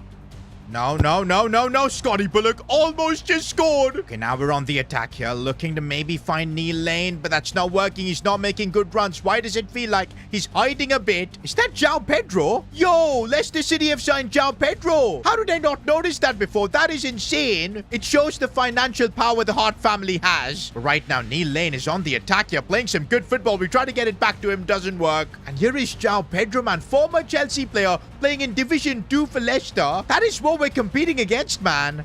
Okay, a bit of space here for Neil Lane, who's linked up really nicely. Neil Lane is through. What a moment this is. Neil Lane keeps going. Can he get the shot off? Oh, he can, but not enough to get the finish. both Bullock and Neil Lane having big chances so far. Oh, but right now it's Sean King who's broken through, finding the angle. Emi Martinez with a big mistake. Pablo Gonzalo is fuming on the sidelines, but S2G FC have taken the lead in this massive game. No. Leicester City straight away getting back into it. This heartless derby, man, it never fails to disappoint. Half-time, scores are level. And to be honest, a draw would be a really bad result because it would allow Sunderland to just keep developing a gap. We don't want that to happen, and that's why Neil Lane down the wing, making a run here, still keeping the ball. He's actually having a tremendous game now as we link up nicely. Nicholas Hart going for goal, and how is that saved? Okay, it's Neil Lane setting up to take a set piece. That is not normal. It feels like he's showing a lot of character, wants to really put in a good performance as he assists Sean King. What a cross that was from Neil Lane. He never takes corners, man. He always wants to be there taking long shots. Celebrates with Sean King. Also, what do I say about Sean King, man? Every game he plays, he just scores all kinds of goals. Headers, volleys, you name it. He can do everything. But so can Scotty Bullock as he tries to play a ball. It's brilliant. How has he managed to pull that off? We just about get it away. Oh, but El Canus has broken through and we couldn't stop him. Pablo Gonzalo's Leicester, man. They just don't give up. Oh, Sean King has broken through. Sean King has broken through and another hat-trick. He is such a goal machine, man. I feel like this season he might end up breaking championship records. And I can see why all Premier League clubs want him, man, because he just does not stop scoring. But come on, can we please defend now? Because I really just want to get the 3 points against Leicester. That's such a dangerous cross, and come on, man. How do we let Uribe again score against us? That's the second time he scored against his former club. Okay, Patino looking inside for King. Oh, he scored a 4th goal. Sean King, you are an absolute legend. This could be a massive turning point in the race for the championship title. It shows that we're willing to do anything to win. But there you go, full-time whistle. We've just beaten Leicester City. Sean King taking home the match ball. Now, I know the headlines are going to be all about King, but we got to appreciate Neil Lane's performance. He was electric down the right flank. Probably the best game he's had in a long, long time. And I guess there was a reason why Neil Lane was so locked in. Because after this game, he's decided to host a press conference. And I can't believe it. He's just come clean. He's just admitted complete guilt for that gambling allegation, which basically means that Scotty Bullock, his name is now free. But also, since this would be Neil Lane's second incident, I think the FA is going to ban him. And okay, there's a statement now from the FA that's come out. They've just apologized for Scotty Bullock for getting the investigation wrong. But they've also announced a 3-year ban for Neil Lane for lying, of course, and also for the gambling itself. That basically means his career is over. 3 years being out of football, Neil Lane will be like 27 when he's back. Nah, he's not getting his football career back now. Okay, Neil Lane has now posted a goodbye message. My conscience would not allow me to continue. I just wanted to share the pitch with Bullock one last time and apologize to him. I never meant to see him getting involved in this. PS, you guys won't have to see more long shots from me. Goodbye. Nah, bro. Neil Lane. I'm gutted. I am genuinely gutted. And it's not just me that's gutted. Even Scotty Bullock did not expect this. All his anger that he had towards Neil Lane is now gone because he's apologized. He's even let his football career go away for this. Now, because of Neil Lane basically announcing his retirement, it leaves our squad really open. We only have Gallardo who can play on the wings, so we are in a bit of a pickle. I guess the positive thing is that we've only got the championship to focus on. We're not alive in any other competitions. And by the way, Leicester City are still keeping up. Look at that gap though we've got to Sunderland. It's 13 points right now. We do have a game in hand. Now, we do play Sunderland next month, which you can't write, man. It's the last game of the season. Oh my days. So if we can somehow stay 3 points of Sunderland come end of the season, we might have a chance to snatch away the title. I know this sounds crazy impossible, but if we win every single game, I think it's doable. Now, with Sean King at the pitch, I don't think winning every single game is unplausible. King and Gallardo doing really well as King breaks through, gets taken out. Referee, that's got to be a red card. Wait a minute, no card? Are you kidding me? Not even a yellow. Okay, anyways, it seems like Gallardo is stepping up to take this free kick. He has scored before, and this angle does really suit him. Can he get this one up and over? Gallardo goes for it, but no power. Nah, bro. Sean King was robbed a goal there. Meanwhile, we're trying to find Gallardo in the box. Controls that one really nicely. Can he finish, though? Oh, that was Messi-esque. Placing it right in the bottom corner. Oh, and Nicholas Hart wants to join the party. Finally, he's getting back to scoring. Feels like this season he's kind of slowed down a little bit. But to be fair, it's been all about Sean King and his goals. But yeah, this is the kind of form we need to maintain if we want to put on a title charge. Sunderland, by the way, are showing no signs of dropping points. We're still 10 points off them. And we've got a tricky game against 6th place Sheffield United. And here's Frank Lampard telling the squad that we can only control our results. So let's focus on winning.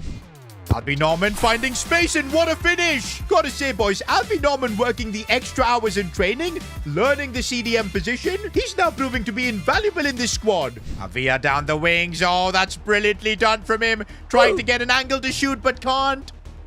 That should be Jisu's ball, but how? Cannon with a cannonball-like header. Okay, it's 1-1 against Sheffield. As I said before, if we want to win the league, we cannot afford a single drop point. And looks like Avila has taken that seriously as he cuts through. And that was a phenomenal strike. Alfie Norman driving the ball forward. Seeing that release for Edward Bull. He could help seal this game for us. And he's put it wide. Come on, Bull. And oh man, we had to grind out this result, but that's what future champions do. But you know what, boys? I'm starting to lose hope. Sunderland are simply unbeatable. They don't even drop points up top. We're still 10 points behind them. 6 games to go in the championship for us. We've basically locked out our promotion spot because Leicester City ain't coming close. They're gonna have to probably go through the playoffs. But I'm just hoping for a miracle, man. What we can only do is focus on ourselves and keep winning.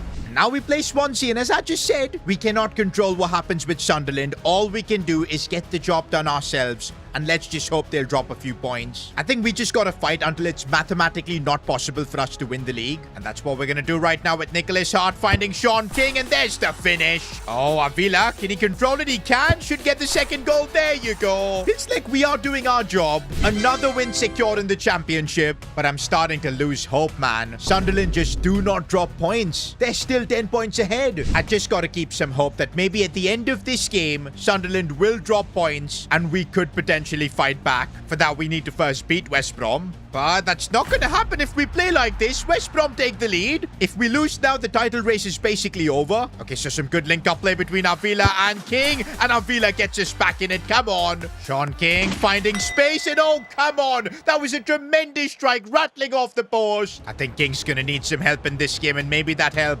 will come from Nicholas Hart as he finds the Bull. The Bull cannot convert his chance. King and Bull linking up nicely. Sean King's header. I can't believe it, man. He scores every shot of goal. And you know what? The reality is sinking in that if we don't win the championship, maybe King will want out. I mean, he's kind of made it clear that he will look for a way out if we don't win the league this season. Avila sees the run of Sean King. I think he's broken the offside trap. Could be another goal. He just can't stop scoring. As always, guys, we keep doing our job, but Sunderland keep winning, man. Just look at this season Sean King has had, though. 33 goals so far, and you bet he's going to be scoring a few more. Hang on a minute, guys. Something interesting has just happened in the championship. The gap is now down to 5 points. 2 games to go. I don't know how this happened, but I'm doing my math right now. If Sunderland drop points in their next game while we win, final game of the season against Sunderland, we could steal the title away from them. There is still hope. I know Sunderland are still the heavy favourites for the title, but what we can do is create some solid pressure, make Sunderland doubt themselves, and that's what Avila is trying to do. Calling this one in. The perfect start we needed. By the way, shout out to Sykes, bro. He's playing like a false fullback right now. Pep Guardiola would be proud as he finds Nicholas Hart finding the space, getting the goal. And we keep the pressure on. Everything now rests on what happens in the Sunderland game. As we approach the final game of the season, we're going to find out if they've dropped points or not. Nah. This is insane. I don't know how Sunderland have bottled it towards the end. But this is the craziest scenario possible. We literally had no chance. But somehow we've come back by just staying alive in the game, giving it absolutely everything. And now we could steal the title right under their noses. Lampard was being asked in the press conference if he's nervous for such a big game. But come on, we all know about Frank. He's won Premier Leagues. He's won Champions Leagues. He's the perfect man for this occasion. And suddenly now, this changes everything for us. We win this game. We're going to be championship winners. Sean King will end up staying. And we can try and build something special in the Premier League. It would be unbelievable momentum. And you know what? The way these boys have manufactured this comeback, they deserve it. And you know what? I would be nervous if it was last season because Lenny was kind of out of his depth. These kind of big games, he never knew what to do. But Super Frank Lampard is different. We're going to play this game with the same mentality we normally have been playing. Okay, this is not the start we wanted. Robbie with a chance. Edison making a big save. Now, we do have history of playing in finals. The last time was the Virtu Trophy, if I'm not wrong, which we lost. And no way Sunderland take the lead. This is the worst outcome. As I was saying, we lost the Virtu final. Are we going to lose a championship decider as well? Okay, we've got to try and stay calm and composed, not go 2-0 down. Horrible defending. Edison forced to make the save. We've got to just stay calm and composed, man, because we have made a lot of comebacks this season. We can do it. Okay, let's get the ball to the magician himself, Avila, who tries something, but it's not working. Dangerous cross, man. Skies does well, but it's cleared only away for a Sunderland player, and they come forward. Skies does really well again. Cleared away. Oh, we've got some space on the breakaway here, Edward Bull. He's got to play that pass through for Sean King. Surely it's a goal. Sean King keeps going. No! Not the cheeky chip. This could be the reason that denies us the title. Honestly, you would bet your house on Sean King scoring that, especially with the kind of form he's been this season. And it's halftime, boys, and we've got to hope in the second half we can have more chances. And for that, looks like Frank is making a couple of changes. Gallardo comes on, so does Albie Norman. Gallardo having an instant impact here, driving the ball forward. Could slide this one for Sean King as he kept himself on. I'm not too sure. No, he hasn't. Albie Norman is now looking to try something as he goes out wide for Avila.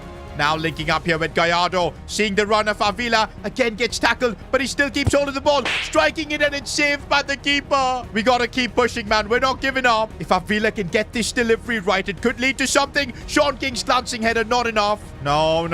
Sunderland have broken through, and they've actually scored. I can't believe it. Our dream of stealing away the championship is falling apart. If only Sean King would have taken that chance, man. Can't even blame him because this season he's been everywhere, scoring all kinds of goals. And Sunderland, I think, are about to make it 3-0. We've just lost all hope. It's over. Sunderland are set to win the championship. It's a weird one. We should be happy because we've secured promotion to the Premier League. But it still feels like a bittersweet end because there was a real chance we could have stolen away the trophy. We lost the Virtu Trophy 3-0 as well. And now we've lost the championship decider 3-0. In the big moments, we're just not able to deliver. Still, one thing I gotta say, this team has done an incredible job to secure promotion. Hiring Frank Lampard was a genius decision. And also, come on, the stats Sean King had. Golden Boot with 35 goals. Nicholas again with a solid season. Avila growing by 10 overalls. What a breakout year this kid has had. One thing's for sure though, we're going up to the Premier League. It's taken us 4 full seasons, but now we're gonna be among the big boys, and I can't wait for that challenge. But looks like even our arch nemesis is going to be joining us on this journey. Leicester City, they've won the playoffs and they too are going to be in the Premier League. Right now, as the season ends, I have a meeting with Sean King, who is about to announce his decision. Are we going to have to start our Premier League campaign without our best player? What's his decision going to be?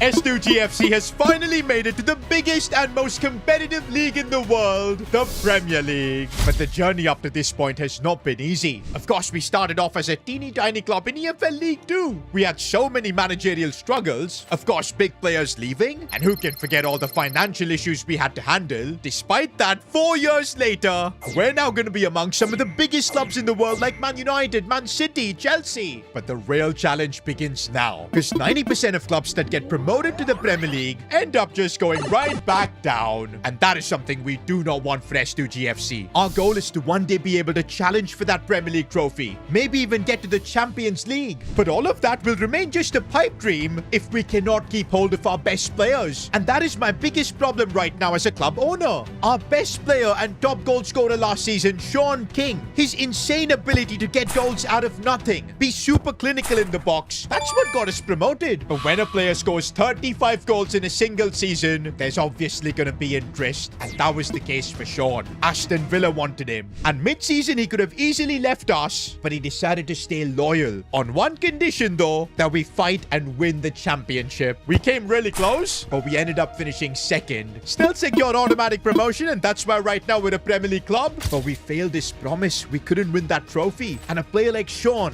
a goal-scoring machine, he wants trophies. He wants to progress as fast as possible in his career. And at the end of the season, Manchester United came in with a proposal. And right now I've got a meeting with Sean. He's going to tell me his decision and I'm so worried about this. Because guys, if Sean King ends up leaving, I have no idea what we're going to do. How do we replace a player that's been so prolific, a leader of the dressing room? It would genuinely put us as favorites to get relegated. Okay, wait, to be honest, the media have already put us as favorites to get relegated, so nothing new. Boss, you gave me your word, and I'm hoping you'll keep it. That Manchester United offer looks really good. I'm not going to stop you from leaving, Sean, but don't forget, at S2G FC, you're the main man, the leader. At Man United, you're just going to be another player. Boss, you're making my decision tough.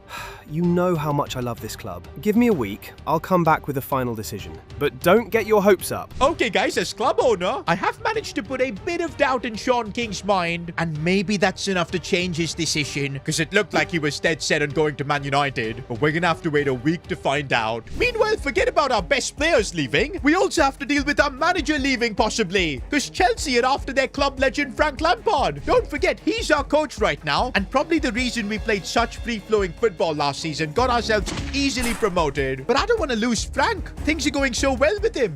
And I'm in a meeting right now with Super Frank himself, and he's kind of annoyed. Listen, lad, my club Chelsea want to sign me, but since I made a commitment to you, I would rather stay. But I need you to keep your commitment as well. The team needs signings, otherwise we'll just get relegated, and I do not want a relegation on my CV. Well, Lampard has made his demands known. At least we know we can keep him. Okay, so we've got Frank Lampard's demands here, and he basically wants me to sign 3 players above an 80 overall, and positions he's specifically looking at are the centre-back spot, probably left-back as well, and definitely a winger, because we're really lacking in that position after Neil Lane got banned and then retired. And you know what? This is why I like Frank Lampard. He wants to get the best out of everyone. He's doing it with the players we've got, and now as a club owner, he wants me to do my part as well by bringing in top players. And so I've agreed with Lampard's conditions, and we're re-signing him for another season. Now, hold up. Lampard is earning 5 million per year, so we are going to have to pay up. Thankfully, we did finish last season with a balance of 11 million, so we're going to cut 5 million straight from that, and we're left with 6. Oh man, for once we don't have to play the brokey gimmick. We're starting the season off at least with some money, but it's not gonna really mean much, because now that we're in the Premier League, it's about time we get a stadium upgrade. Currently, we've got one of the tiniest stadiums in England that can barely house 4,000 fans. But come on, we're in the Premier League. We need a stadium with a capacity upwards of 15,000 at the bare minimum. And right now, there is a stadium I like, but it's gonna cost us 10 million to fund. To be honest, I feel like this is the season we should pull it off, because in the future, if we want to participate in the Champions League, they're going to have a basic requirement of a stadium like this. So if we clear that right now itself, it's probably good future planning. Well, the 6 million we currently have is not going to do it. So we're going to have to sort out our sponsors for the season. And we're starting off with a bit of good news. You guys know about Albie Norman's Bakery Shop, a very successful chain that he's running out of Paris that has now even moved to England. So fair enough, Albie Norman. He's got a really cool side hustle, but that also means he wants to sponsor our club for another season, this time bringing in 12 million. And that too because he's our player. There's no conditions with this offer. It's the best deal ever. Straight away signing it up. It's so cool that a player from our academy is now giving back to this club as a sponsor. And you bet Frank Lampard is happy that he's going to be getting all those free croissants. With that, the budget is up to 18 million, but it's straight away going back down to 8. Because, yup, I am spending the 10 million on a massive stadium upgrade. I think it's about time. Although as soon as the stadium news was announced, Frank Lampard was livid. How could you even think of upgrading the stadium when we lack quality in our team? Well, Frank, chill out, because I've got a plan. We've still got our kit manufacturer deal to lock in. And since we're a newly promoted club, there's a lot of hype now. In fact, there's a bidding war right now between Puma and Adidas to be our kit manufacturer. Now, Puma's deal was good. A cheeky 15 million straight up, and 7 million if we're out of the relegation zone come January, which I think we should be able to manage, especially if we can make some good signings. But then the offer from Adidas, there was ambition in this. 20 million straight up, but a bonus of 15 million? If come January, we can be in the top 10 of the Premier League. Now, I don't know if we can pull that off, but this is a challenge I think I want. Plus, it's Adidas, man. They've got connects with Messi, Lamine Yamal. This is the play, and we're signing it up. Just like that, the budget has gone up to 28 mil, and there is a further 25 million that's going to be coming straight from the Premier League. It's the broadcast revenue. That's right, we've now unlocked a new source of revenue, and that is what makes the Premier League so huge. The broadcast revenue. It's shared equally among all the clubs. And I told Frank Lampard, man, let me cook. We're up to 53 million. But to be honest, in the current market, that's gonna barely be enough to sign like one Premier League quality player, maybe two at best. And that's why I'm thinking a lot of clubs have got a sleeve sponsor. Maybe that is something we need to look into. And I can also think of a company that is right now sponsoring some of the biggest players in the world. Maybe if we try to cheekily reach out. I'm talking about Lego. And yo, if we can get this deal over the line, maybe an S2G FC set. I would love a Lego version of Sean King. Ooh, but Lego are negotiating kind of hard. They're willing to offer us 12 million, but they want to be on the front of our away kit. I don't think Albie Normand is going to be too happy, but I'm hoping he can take this sacrifice for the club because we need the money. We're signing the deal with Lego. And just like that, we're up to 65 million. I don't know if we're going to be able to give Frank Lampard 3 players with this, but at least we can fight and try. We're now unveiling our new kits for the season, and this is what we've got for our home kit with, of course, the iconic Adidas stripes. We've now got, of course, a sleeve sponsor in Lego. But you know what's the coolest thing we've got? That Premier League logo on the left. Oh my days. I love the home kit. But yo, our goalkeeper kit is kind of cold. I love the design in Edison. He looks perfect in it. Okay, guys, I can't deny this might be my favorite kit of this entire series. Oh my days, does this look cold? I love the little Norman logo on the side. Lego, of course, is the shirt sponsor here. But now, bro, our kits for our Premier League debut, they look insane. I'm giving this a 10 on 10. You guys can rate our kits for the season down in the comments as well. And also, while you're down there, subscribe to the channel. Because trust me, man, this Premier League journey that we're going to be on is going to be absolutely epic. Now, although that was Sean King modeling for our new kit, there is still no guarantee he's gonna stay. Wait, bro's actually been milking it on social media, man. Don't tell me he's gonna do like a Netflix documentary about his decision. It looks like, guys, the moment has come. Sean King is walking into my office. And no, he's made his decision. He's joining Manchester United. The deal is done. Fabrizio Romano has announced it as well. Sean King is now walking out the building. I can't believe it. The best striker we've ever had. The most prolific. He literally scored all types of goals, whether it was volleys, headers, you name it. I guess this is what heartbreak feels like, man, seeing Sean King in that Man United jersey. How on earth are we going to replace him? And that's exactly what Frank Lampard is saying as he storms into my office. He's fuming that we sold our best player. How could I tell him that there was a chance that Sean King might go to Man United? He would have probably resigned and left for Chelsea. Okay, but now Lampard is increasing his expectations. He also wants a new striker, obviously. 4 signings, man. Those are Lampard's demands for us to survive in the Premier League.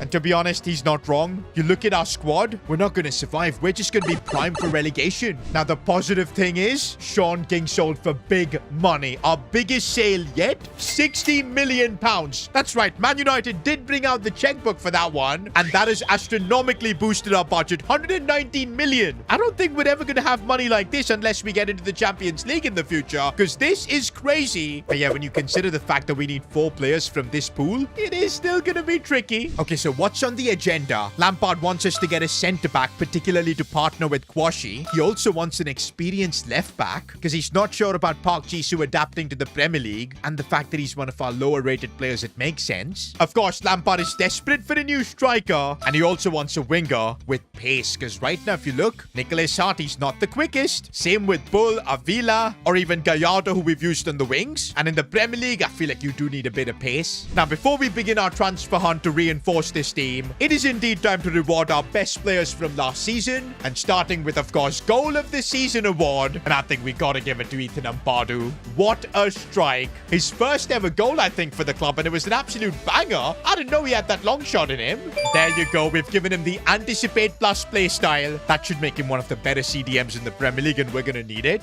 But for Player of the Season, this kind of hurts. There's only one player we can give this to, and you know who it is. Sean King. The season he had last time around, that's what makes me sad that he's now no longer at the club. But that doesn't mean we take away his Player of the Season award. He now has 2 playstyle pluses with the Power Shot plus. Bro's gonna be crazy good for Man United, and it is gonna be indeed emotional when we do come up against him. But for now, we better get to work, because before we kick off our Premier League campaign against Crystal Palace, I at least want to sort out this defense for Lampard, and I'm gonna start with the centre-back position, where I'm thinking if we can maybe go in for an experienced centre centre-back, save a bit of cash. That could allow us to maybe splurge in other positions. Not gonna lie, Ezri Konsa, this could be a really smart pickup because he's only 31. At least has maybe 2 or 3 good seasons left in him. Anticipate plus play style as well. He's gonna be really good at the back. And I feel like this is the kind of player Lampard would want at the back. Him and Kwashi could form a really good back line. And here's the best part. I think because his contract is expiring with Villa, we might be able to get a deal on this.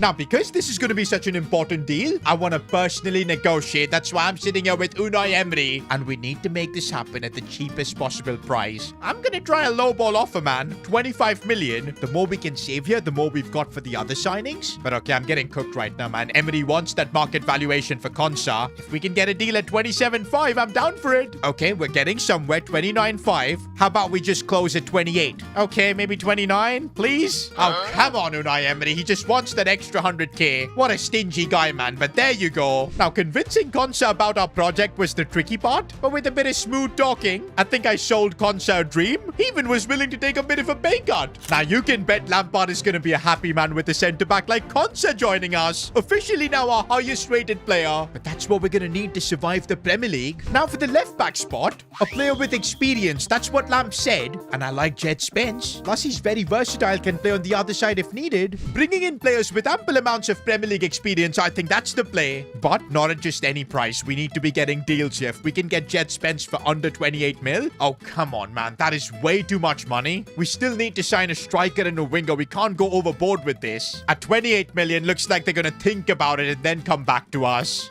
Oh, and looks like we should be able to get Spence for 28. And now I kind of feel a bit confident about our defense because we had Konsa already. But now Jed Spence is coming into S2G FC. Honestly, guys, the defense now looks Premier League quality, especially with Edison at the back. That's exactly what we needed. But there's so much work to do down the wings and the attack as well. But I'm having a chat now with Frank, and he's told me that he's currently talking with a certain English striker. And once he can convince him to join, he'll let me know. Looks like Lampard has got a particular player he wants me to sign for the striker spot. I guess we'll wait a bit to find out who he is. For now, guys, looks like this is the squad we have heading into the Premier League season. I'm a bit worried that Bobank is going to have to be thrown into a Premier League game. But last season, whenever he was called upon, he actually delivered. Also interesting to see that Lampard has now changed his mind and gone for Gallardo. Also, both Spence and Konsa making their debut. Although I can't have Konsa be the captain. Oh, since Park Ji-soo isn't in the lineup, we're going to have to pick another captain. And right now, the only player I can think that can take the armband, Nicholas Hart. Last season, he did have a bit of a slow run, I'd say, with Sean King taking the reins. This time around now in the Premier League, especially in this game where he's the best attacker we've got, I need King to lead this squad.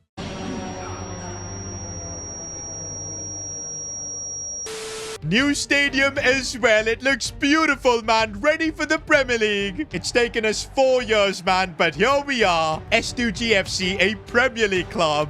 Oh, man, this is going to feel special. Now, if we can make a statement by winning our first Premier League game, wouldn't that be special? Definitely feel like having the likes of Konsa is going to reduce the nerves for a lot of our players because he's been in this situation before. But again, I can instantly feel the difference in quality here. But good defending there from Skies. He's, by the way, a player we signed last season. And honestly, he's been a phenomenal right back. Look at him drive the ball forward and maybe taking a shot from distance as well. Oh, my days, that almost went in. Guys, I'm aware that most clubs that end up getting promoted to the Premier League just end up right back down. But I do feel like we've got something different about us. The extra season we spent in the Championship, I feel like has forged this team to even bigger heights. But there's still a lot of work to do, and the quality in the Premier League is really good. Good defending. I feel like in this game, we are a bit on the back foot because we don't really have a proper attack. As good as Bomang is, he's not Sean King. He will never be Sean King. So far, guys, first half, 0-0. We're showing we can hold our own.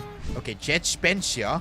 On a really nice run, waiting for Nicholas Hart to join that, but no, it's Bobank instead. But what did he do? I feel like we need to be getting the ball to Nicholas Hart more often because he can beat players that he didn't quite do it, and he should be making the run. Are our players getting nervous on this big occasion? It does feel like it. One player that definitely doesn't get nervous is Bobank, but then he tries stupid stuff like that. Wait a minute. Palace have got Jeremy Doku. Are you joking? How is my defense supposed to cope with him? He goes through like it's nothing. Still Doku. Kwashi ran back and somehow got up with him. Nicholas Hart keeps going, keeps going. What a strike from Nicholas. We needed someone to step up this season. Is it going to be Hart himself? For our first ever Premier League goal, I don't think it could have been any better. Nicholas just thumping that home. Goal of the season contender as well, I'd say. And wait a minute, Bobang has gone through as well. That first touch was so bad and the keeper ended up saving it. And that is full time. A special night at our home stadium. The fact that we kept a clean sheet as well, it looks like our defensive signings have been a massive success. But let's not be satisfied here. There is still work to do.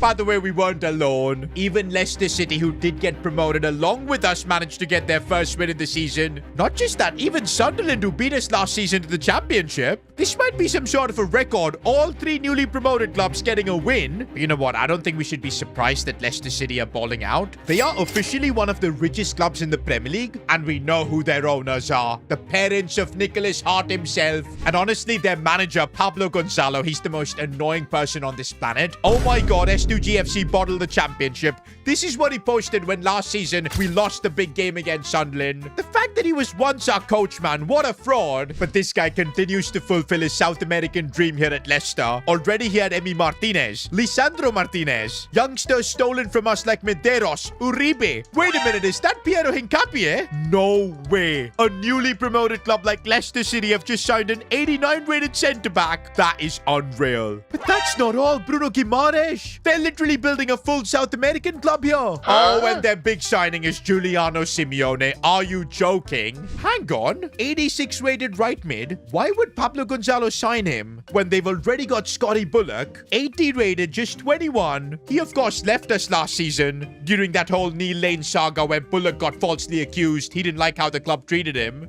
I do feel like something is cooking at Leicester City, and maybe because Bullock is English, he's kind of being phased out of the team. You know what? I need more information on this, so I'm going to send Sebastian Finch to scout a little bit. He's our club's assistant manager, but he's also captained Bullock before, and he's a good friend. He can probably get back some information, because if there's an opportunity for us to bring Bullock back, because don't forget, in the Neil Lane saga, when he did apologize and retire, Scotty Bullock's animosity against our club as well as Neil Lane was completely gone. This is what he posted. Respected Neil Lane for coming clean and apologizing. It was a pleasure sharing the pitch with you. Enjoy your time off. We got to keep all our options open, man. Even though Bullock left us with a bad taste, I've got to be the bigger man and welcome him back to the club if the possibility arises. But now we're getting up to play Spurs in the Premier League. A bit surprised that they're still in the Premier League, but hey, we're 4 years into the future with this S2G FC save, and maybe it's a completely different Spurs side, but let's see. I would love to get back-to-back wins in the Premier League. Against Spurs is where I'm going to feel the absence of a proper striker. And right now, defensively,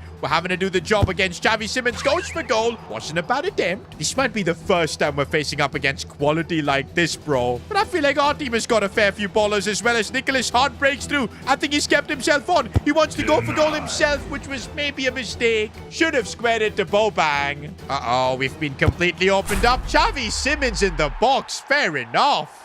And that makes that miss from Nicholas Hart even more painful. I feel like if it was Sean King in the box, 100% Nicholas Hart would have squared it. But I feel like even he didn't really trust Bobang for that chance. But okay, right now he's gone through again. Maybe looking for that pass. Bobang not making the right run. Maybe we're going to need some magic from Ignacio Avila in this game. Definitely one of our more talented players going for goal. Almost pulling off a screamer. We're now in the second half now, and I do feel like we can get something out of this game. Spurs don't look unbeatable. Saying that, they do look like the better team. Edison being forced to make the save. I think the major problem is our attack. We've lost our focal point with Sean King. We're really just relying on Avila or Nicholas Hart to produce something. Lovely ball from Avila. Out wide for Nicholas Hart. Can he bring this one inside? Bad dribbling. Gallardo seeing the run of Ignacio Avila. I don't know if he's kept himself on. No, it's offside. Oh, lovely ball from Malangu for Avila. And now we've got another chance here. Avila doesn't have the pace. And how easily was the ball taken away from him? Okay, now Jed Spence is on the attack. Looking out wide for Avila. Now maybe he can do something here. Finding the space, and there you go. Avila gets his first ever Premier League goal. I told you, boys, we can get something against Spurs. Should we now push for the win is the question. Unfortunately, though, the game ended as a draw. But to be honest, against Spurs, getting a point, I'll absolutely take it. I am sure that everybody thought that this season we'd be huffing and puffing in the Premier League, can't compete. But I think we've proven everybody wrong. 2 games, 4 points, unbeaten. There's a reason I signed that deal with Adidas, boys. I believe we can be top 10 this season, maybe even beyond. And by the way, Sebastian Finch has got some crazy news on Scotty Bullock. Apparently, he's had a complete fallout with Pablo Gonzalo. And this all started when the Neil Lane situation had died down. He'd announced his retirement. At that point, Scotty Bullock had forgiven both Neil Lane and S2G FC. And he started to follow our club, watching every single game on TV, which really shouldn't be a surprise because Scotty Bullock is one of our own, an academy graduate at our club. Of course, he's going to be a fan. And then when Pablo saw Scotty crying after we lost, he immediately kind of disowned him. What a silly reason, man, but that sums up Pablo Gonzalo, really. He's just the biggest S2G FC hater. Because of that, he's now gone ahead and signed Giuliano Simeone, and he's basically willing to kick Scotty Bullock out. Okay, guys, I feel like we gotta do whatever it takes to save Scotty, bring him back to our club. We know he's a fan. And because of his fallout, I think he's been put on the transfer list. And that's why I feel like we're able to get an unbelievable deal for him, just 35.6 million. You could not live with your failure. So what do you do? Okay, guys, I do feel like Thanos right now because Scotty Bullock has come right back to me. I'm not going to show any ego here. It was our fault blaming that whole betting situation on Scotty, making him take the fall. We should have backed him. He was our player and he was the main man. And now, with of course Sean King gone, we need Scotty. We need a player down that right side who can lead the team, get the goals. And for the price, I don't think we can get a better player. And so it is time to forget the past. Scotty is willing to come back. And so finally, the prodigal son returns. Welcome back, Scotty Bullock. By the way, number 11 is vacant, and I feel like that would be perfect for Bullock. And oh boy, that changes our attack so much, man, having Bullock and Hart on either side. We still need to sort out the striker position, and Frank is not going to be a happy man because we're left with just 16 million, and we need to find a striker with that money. But he has told me that he's found a particular player, and he'll give me information about him soon. I'm wondering to see who is that player, how expensive he's going to be. Must be a baller, man, considering it's Frank Lampard personally trying to talk to him. Meanwhile, guys, the Carabao Cup begins. And this is the first time we're going to be in this competition as a Premier League club. I feel like we got to take it seriously. We will rotate the squad here though, giving the likes of Jisoo, Norman, Neil all to shine. But for this game, I need Scotty to make his return and hopefully have an impact. Oh, and we're using our away kits, man. These look so cold. I want to see Scotty score in these. Ipswich, by the way, they are a championship club, so we should have the advantage here. Saying that, they are carving us open right here. Kwashi doing well. And there he is, boys. Scotty Bullock. He looks even better now after playing for Leicester City, looking for the ball for Malangu. What a lovely finish. And that is what Scotty Bullock does. He can put that ball on a plate for any striker. Oh, and Malangu has broken through once again. Maybe another goal straight at the keeper though. Okay, we're having to defend a little bit here. Kwashi, he's so good, but he got completely beat there.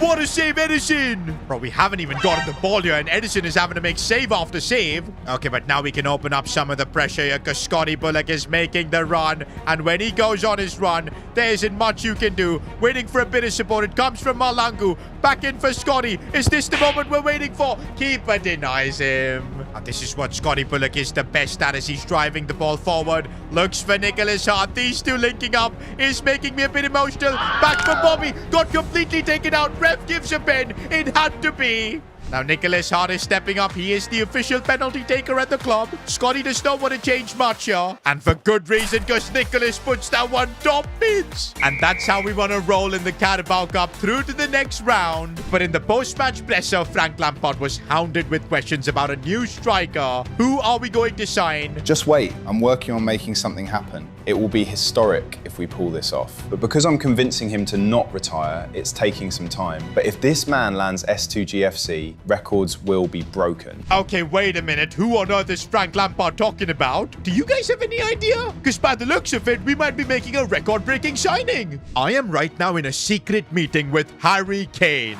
one of England's greatest ever strikers, second most goals in Premier League's history, and somehow we're negotiating with him to get him out of retirement and join S2G FC. Now, you might be thinking, how is a newly promoted club like us in this position? Well, that's because our gaffer is Frank Lampard. When you've got a manager who's got Premier League and Champions League pedigree, access to big players definitely opens up. And he's been constantly in calls with Harry Kane. Now, Kane is 36. He had decided to call it quits with Bayern Munich and retire, but Frank Lampard has been tempting him and offered to get back into the Premier League. But honestly, Kane wasn't that tempted to join S2G FC because, guys, as I just said, we're we're a newly promoted club. There's a good chance we might just go back down to the championship. But then our gaffer reminded Kane of the Premier League's all-time top scorer record, which currently sits with Alan Shearer at 260 goals, and Kane is on 213. There's a good chance if he joins us and he can have one really good season, or maybe 2 seasons, he could break that record and create history. And it looks like the temptation of becoming the most prolific striker in Premier League's history was enough to convince Kane. I'm now negotiating with him as club owner. The positive thing is we don't have to pay any transfer fee because he's literally joining us as a free agent. He had just retired from Bayern Munich, but we are going to have to pay him £100,000 per week, which makes sense, but it is done. Harry Kane is coming to S2G FC. This is by far the biggest transfer in our club's history, and I don't think we'll ever top it because this is Kane. And you know what, boys? Even at 36, I feel like he's still got it. 85 overall. Stats-wise, yup, he lacks the pace, but look at that shooting, passing, and dribbling. To replace a King, I think we needed Kane. But yes, guys, I'm still salty about the fact that Sean King left us, joined Manchester United, but there was nothing we could do. He got us to the Premier League.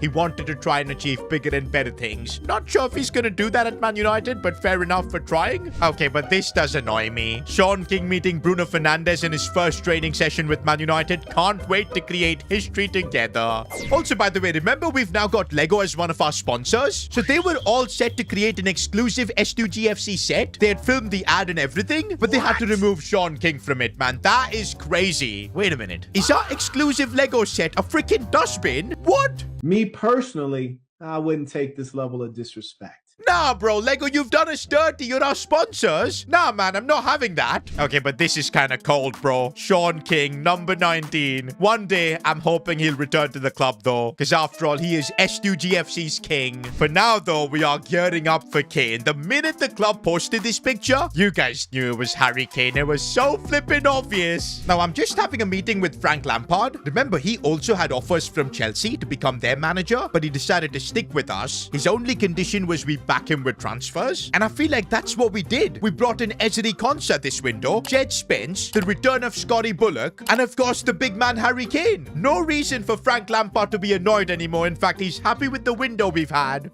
And this is the team we've got to try and survive in the Premier League. And to be honest, we've actually had a really good start to the season. 2 games, 1 win, 1 draw. It's looking like we can hold our own in the Premier League. It is annoying though to see Pablo Gonzalo's Leicester City balling out. 2 games, 2 wins. But yes, the good thing is because we got that Kane transfer done for free, just had to pay his wages, we're still left with like 16.5 million. But I don't think I want to use it now. Let's keep it for January, especially because if we get to January and we are in the top 10 of the Premier League, Adidas will give us more funding as well. They'll give us an additional 15 million. That could be really good for us to maybe sign a player in January and strengthen the squad even more. That'll also give time for Frank Lampard to figure out how we are in the Premier League. I feel like that's the play. So I guess no more transfer action. Deadline day is done. I definitely want you guys to rate our transfer window out of 10. I feel like it's a solid 9. Yes, we lost King, but who would have thought we'd be able to sign Harry Kane? Not just that, bringing back Scotty Bullock, burying the hatchet with him, defensive signings like Konsa and Spence. Let me know in the comments how you think we fared. And oh, while you're down there, make sure to subscribe to the channel as well. And there's Harry Kane warming up, boys. He's ready for his debut. Return to the Premier League. We face Everton, and instead of Harry Kane T4, nah, bro, the fans have locked in. They can't believe it that we've got Kane at the presser park. And there he is, boys, making his debut. This could be iconic. Remember, he's on 213 Premier League goals. He's only joined us for one reason, to try and break that record. Hopefully along the way winning trophies for us. But let's see, boys, what Harry Kane can produce. Okay, I don't want to put too much pressure on him because he is 36 years old. But then again, he is Harry Kane. And we should really know his movement. That's going to be insane as he's holding off the ball, pushing off players, looking to find space to shoot. Gets blocked this time, but already I'm seeing what Kane can really do. But it looks like Everton didn't get the memo. They've just ruined the party here. It's 1-0. Kane, we know he's a good passer of the ball as he finds Avila down this flank. Looks to get back in, but no, we're getting crowded out. And right now, Everton seem to be getting everything against us. They almost doubled up their lead.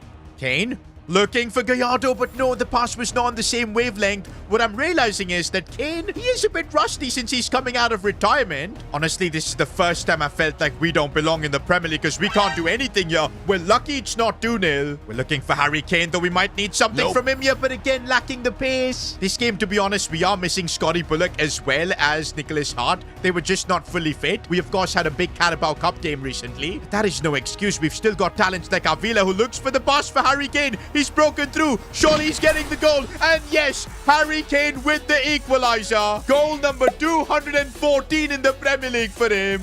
Now I'm feeling like Kane is dusting off those cobwebs. He's on the same wavelength as all our players, linking up nicely, looking for the passes as well. Good release here for Avila, who can bring it inside maybe. Looking for Kane. First time strike. Oh, Harry Kane, you absolute machine. He did that with his weaker left foot. Goal number 215 for him.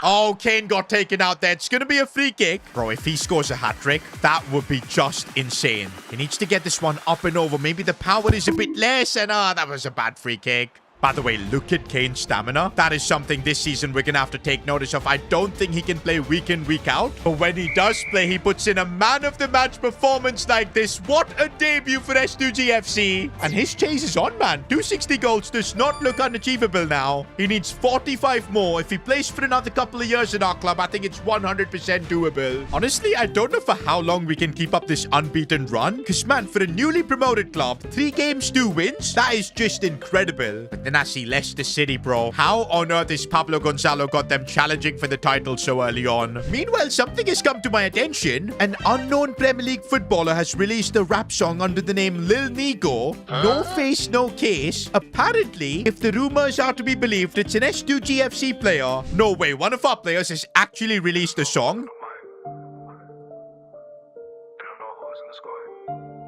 Okay, why is this going hard? No face, no case, I move low key. Masked up, still they all know me. Step on the pitch, whole crowd gets noisy. One touch, now they can't ignore me. Why is this actually going hard?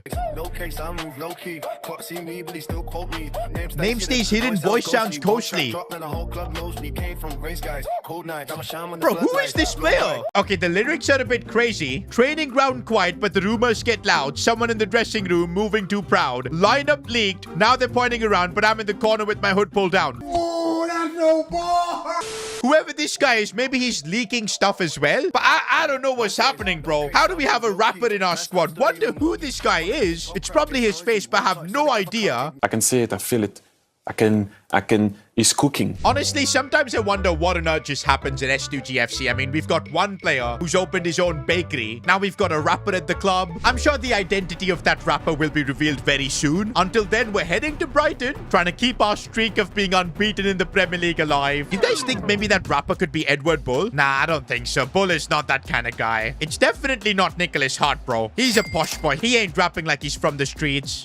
I could never wife in Oxford, straight on the horse like trot trot. I like my tings and crowns and ball gowns, not jeans from Topshop. Okay, how did we get opened up like that? And we're lucky the ball dragged wide. Oh, that pass just opened us up. It's Oscar Bob going for goal, hitting the side netting. Okay, Brighton have really pushed us back. This looks like our toughest game yet in the Premier League. We do have Scotty Bullock back in the lineup, so that's good. Even Nicholas Hart is back in the lineup, and I think we are going to need a performance from him. He looks for Kane. Oh, he somehow got through, but no, Nathan Ake stopped him. Oh, I see that run being made by Scotty Bullock. It's lovely. And here's Bullock looking to square this one for Kane. No, the cutback was not on. No. Edison, what? You know what? Our unbeaten record, I think a lot of it is down to Edison making ridiculous saves time and time again. But I don't think he can keep doing it. Yes, he can. Another crazy save. I feel like this game we just haven't been able to get Kane involved, which has really hurt us. But now he's got a bit of space to run into. At 36, he does lack the pace, but he still keeps going. Still Kane here. Gonna try and get this ball back in, but what was that? And now on the counter-attack, we are being punished here. What a header. That is off the crossbar. We might just be the luckiest Premier League club. No way, guys. We don't deserve to win this game, but we might actually do it here. Cross coming in for Kane, who scores the header, but he's offside. Oh, but Kane has broken through. He's gonna put this one back in. Edward Bull off the crossbar. We could have won it right there. We almost stole this game, boys. But you know what? A 0-0 is probably the fair result. By the way, after the game, Joshua Kwasi Kwashi just posted, no face, no case. And there you go. We've got the secret rapper among our squad. It's freaking Kwashi. I did not expect it to be him. And now that he's posted that, the song is going viral. Although mostly people are just hating on it. But all this clout isn't a reason for Kwashi to demand more wages. To be fair, he's on 30k per week and he's one of the key players of this squad and his contract's expiring. He may be a pretty average rapper, but he is a really good footballer, and I do want to keep Kwashi at the club. I can't believe his rap song has just got him a better contract, man. We'll offer him 50k per week. He should accept that, and there you go. If this stops him from releasing more music, then it's an absolute win. Now, up next, we face Everton again, but it's the Carabao Cup. And before this game, 4 players from our squad approached Frank Lampard. Brandon Neal, Jisoo, Luca Gigante, and Sebastian Lister. They're, of course, part of the OG players we've had. Now that we're in the Premier League, their level just does not seem up to the mark. But they've just told Frank Lampard that they've been training extra hard. More sessions in the night, even after all the other players have gone home. And to be honest, this training has had an effect. Luca Gigante up to a 69 overall. Jisoo is up to a 77. Sebastian Lister 69. And even Brandon Neal has grown massively. This is solid to see. And it does look like Lampard wants to reward our squad players for putting the hours in training. They're all starting. I feel like in the Carabao Cup, we anyway need to just rotate our squad, because I don't think players like Harry Kane can play the Premier League as well as the cup competitions. It is just not going to happen. And so players like Bobby Malangu, what a chance do they have in this competition? Also, of course, the likes of Brandon Neal, who has really improved already, but facing Premier League clubs is a different level. Oh, but I see the run being made by Sebastian Lister. Where did he get this much pace? He tries to cut it back, but nobody's attacking. Avila. Looking for Gallardo, cleverly released for Norman, who strikes that one off the crossbar. Gallardo, but he's offside. Gallardo looking for Bobby Malangu, who's broken through, but he does not have the pace to get through. Oh, Kwashi's on the chase here, but he can't keep up. And Luca Gigante, he was just left standing there. Can't blame him for that. Everton just walked through us. Avila and Gallardo, maybe these two can help link up, create something. Malangu, oh, and he almost got that pass through for Gallardo. Avila is on the charge, and he's made a really good run. If he can get the ball back inside, maybe just going for goal by himself. Oh, come on. That finesse shot had no power. Okay, we need a good set piece here from Avila. Good delivery, but why is Park Jisoo the one attacking? Now, if we get knocked out here in the Carabao Cup, it's going to be really bad for the likes of Jisoo, Brandon Neal, because then I don't know where they're going to get game time. So for their development, these guys better step up here and get the job done. We're 1-0 down, but I know we can make the comeback. We're trying to do that here with Sebastian Lister driving the ball forward. Looks for Gallardo, sees Nicholas Hart completely through on his right foot. No, that was a mistake. And now we're having a defend, which we can't, but Gigante caught that one confidently. Norman driving the ball forward, looking for Malangu. Sees the run of Avila as we keep trying our very best. Looking for Bobby Malangu. Oh, he lost the ball. Norman sees the pass here for Nicholas Hart, finding space, but the shot gets blocked. Okay, Bobby Malangu in a good spot. He makes that turn well. And the finish, that's what we needed from Bobang. On the other end, we're having a defend here, and Gigante big save. Now, don't forget, the Carabao Cup in the early rounds does not have extra time, so this would go to penalties. Gallardo has broken through, and he's got the finish. That's what we needed in the 90th minute. We keep pushing on in the Carabao Cup. I gotta give credit to the likes of Jisoo, Luca Gigante, Brandon Neal. They never really gave up. Not gonna lie, boys, it would be kind of special if this season we could win the Carabao Cup. Although as we progress forward, it's getting tougher. Aston Villa in the next round. For now, we're staying focused in the Premier League, where we've got Sunderland. Kane is back in the lineup. And why this game is interesting? Because if you remember last season, we had a chance to win the championship, but we got destroyed by Sunderland. And now that both of us are in the Premier League, it could be a chance for revenge. I would love to beat them here, keep our streak going. And to be honest, I do feel like we're a lot better. We've got Harry Kane up top. Who would have thought? A few moments later. But right now, we just have gotten opened up, and it's 1-0 already. Out of all the teams, why is Sunderland so tricky to beat? By the way, it feels like ages since Kane has scored more goals for us. He's still on 215. And Sunderland, man, I just can't defend against them. It's off the post. We get super lucky. Looking for the pass. Kane gets it. He's waiting for Nicholas Hart. Should be a goal. Oh, the link-up play there. Kane just perfectly set it up for Nicholas. That is one thing Kane can do better than nobody else in that position. He can set other people up perfectly for goals. Sean King would have never passed the ball here, but Harry Kane will. Even though he's chasing that record, he's still putting the team above his needs. Kane again, sliding this one for Nicholas Hart. It's brilliantly done. And here goes Nicholas. Proper chance that. And he drags it wide. No. And oh, they've missed. Sunderland, how? Oh, Kane has broken through here. Does he have the strength? Oh, of course he has. Harry Kane. Oh, that is brilliant. Goal number 216. You just know Alan Shearer is shaking right now because Kane is coming for that record. Cross coming in. We've got to defend that. And are you kidding me? Jed Spence, how did you let your man get ahead of you? Okay, we're still in a good spot. Let's get the ball to Harry Kane. Hope that he can cook. Of course he can. Just give him a little bit of space. Kane will bang it home. Goal number 217 for Kane. No. How? 90th minute, man. How did we not defend this? I really thought we were finally going to get revenge on Sunderland, but nah, man, it's their fans jumping up and down. They still kind of get the better of us, even though it's a draw. And suddenly, guys, it looks like things are falling apart. 2-0 defeat to West Ham. Bullock has picked up a knock. Okay, at least Bullock's injury isn't serious. He'll be out for a couple of weeks, but that's fine. Avila can't step up and do the job. But also, this is how brutal the Premier League is. You mess up a little bit, and you start dropping down like crazy. We're 14th. And look at where Leicester City are. They're top of the league. Are you joking? 8 games, 8 wins. How are they doing this? Our biggest rivals are top of the Premier League. Also, we're playing Brentford now and we need to get back to winning ways. And there's a lot of talk in the dressing room about how Frank Lampard has just dropped Edward Bull from the Gala 11. Don't think Bull is going to be too happy about it, but right now Gallardo's in good form. We saw that in the Carabao Cup. And right now even Frank Lampard is under tremendous pressure because we've dropped off like crazy in the Premier League. We need to start moving back up. Remember, guys, Adidas will only pay us the 15 million if we're top 10. We can still do it, but right now, it's like everything is going against us. Okay, Jed Spence driving the ball forward is exactly what we need, but come on, silly mistakes like that need to be avoided. Oh, this is good. Kane finding Gallardo, opening space up. Lovely finesse shot. He might not have the best left foot in the Premier League because there's so much quality, but he's definitely among the top 5. There's a reason we call him the Messi of S2G FC.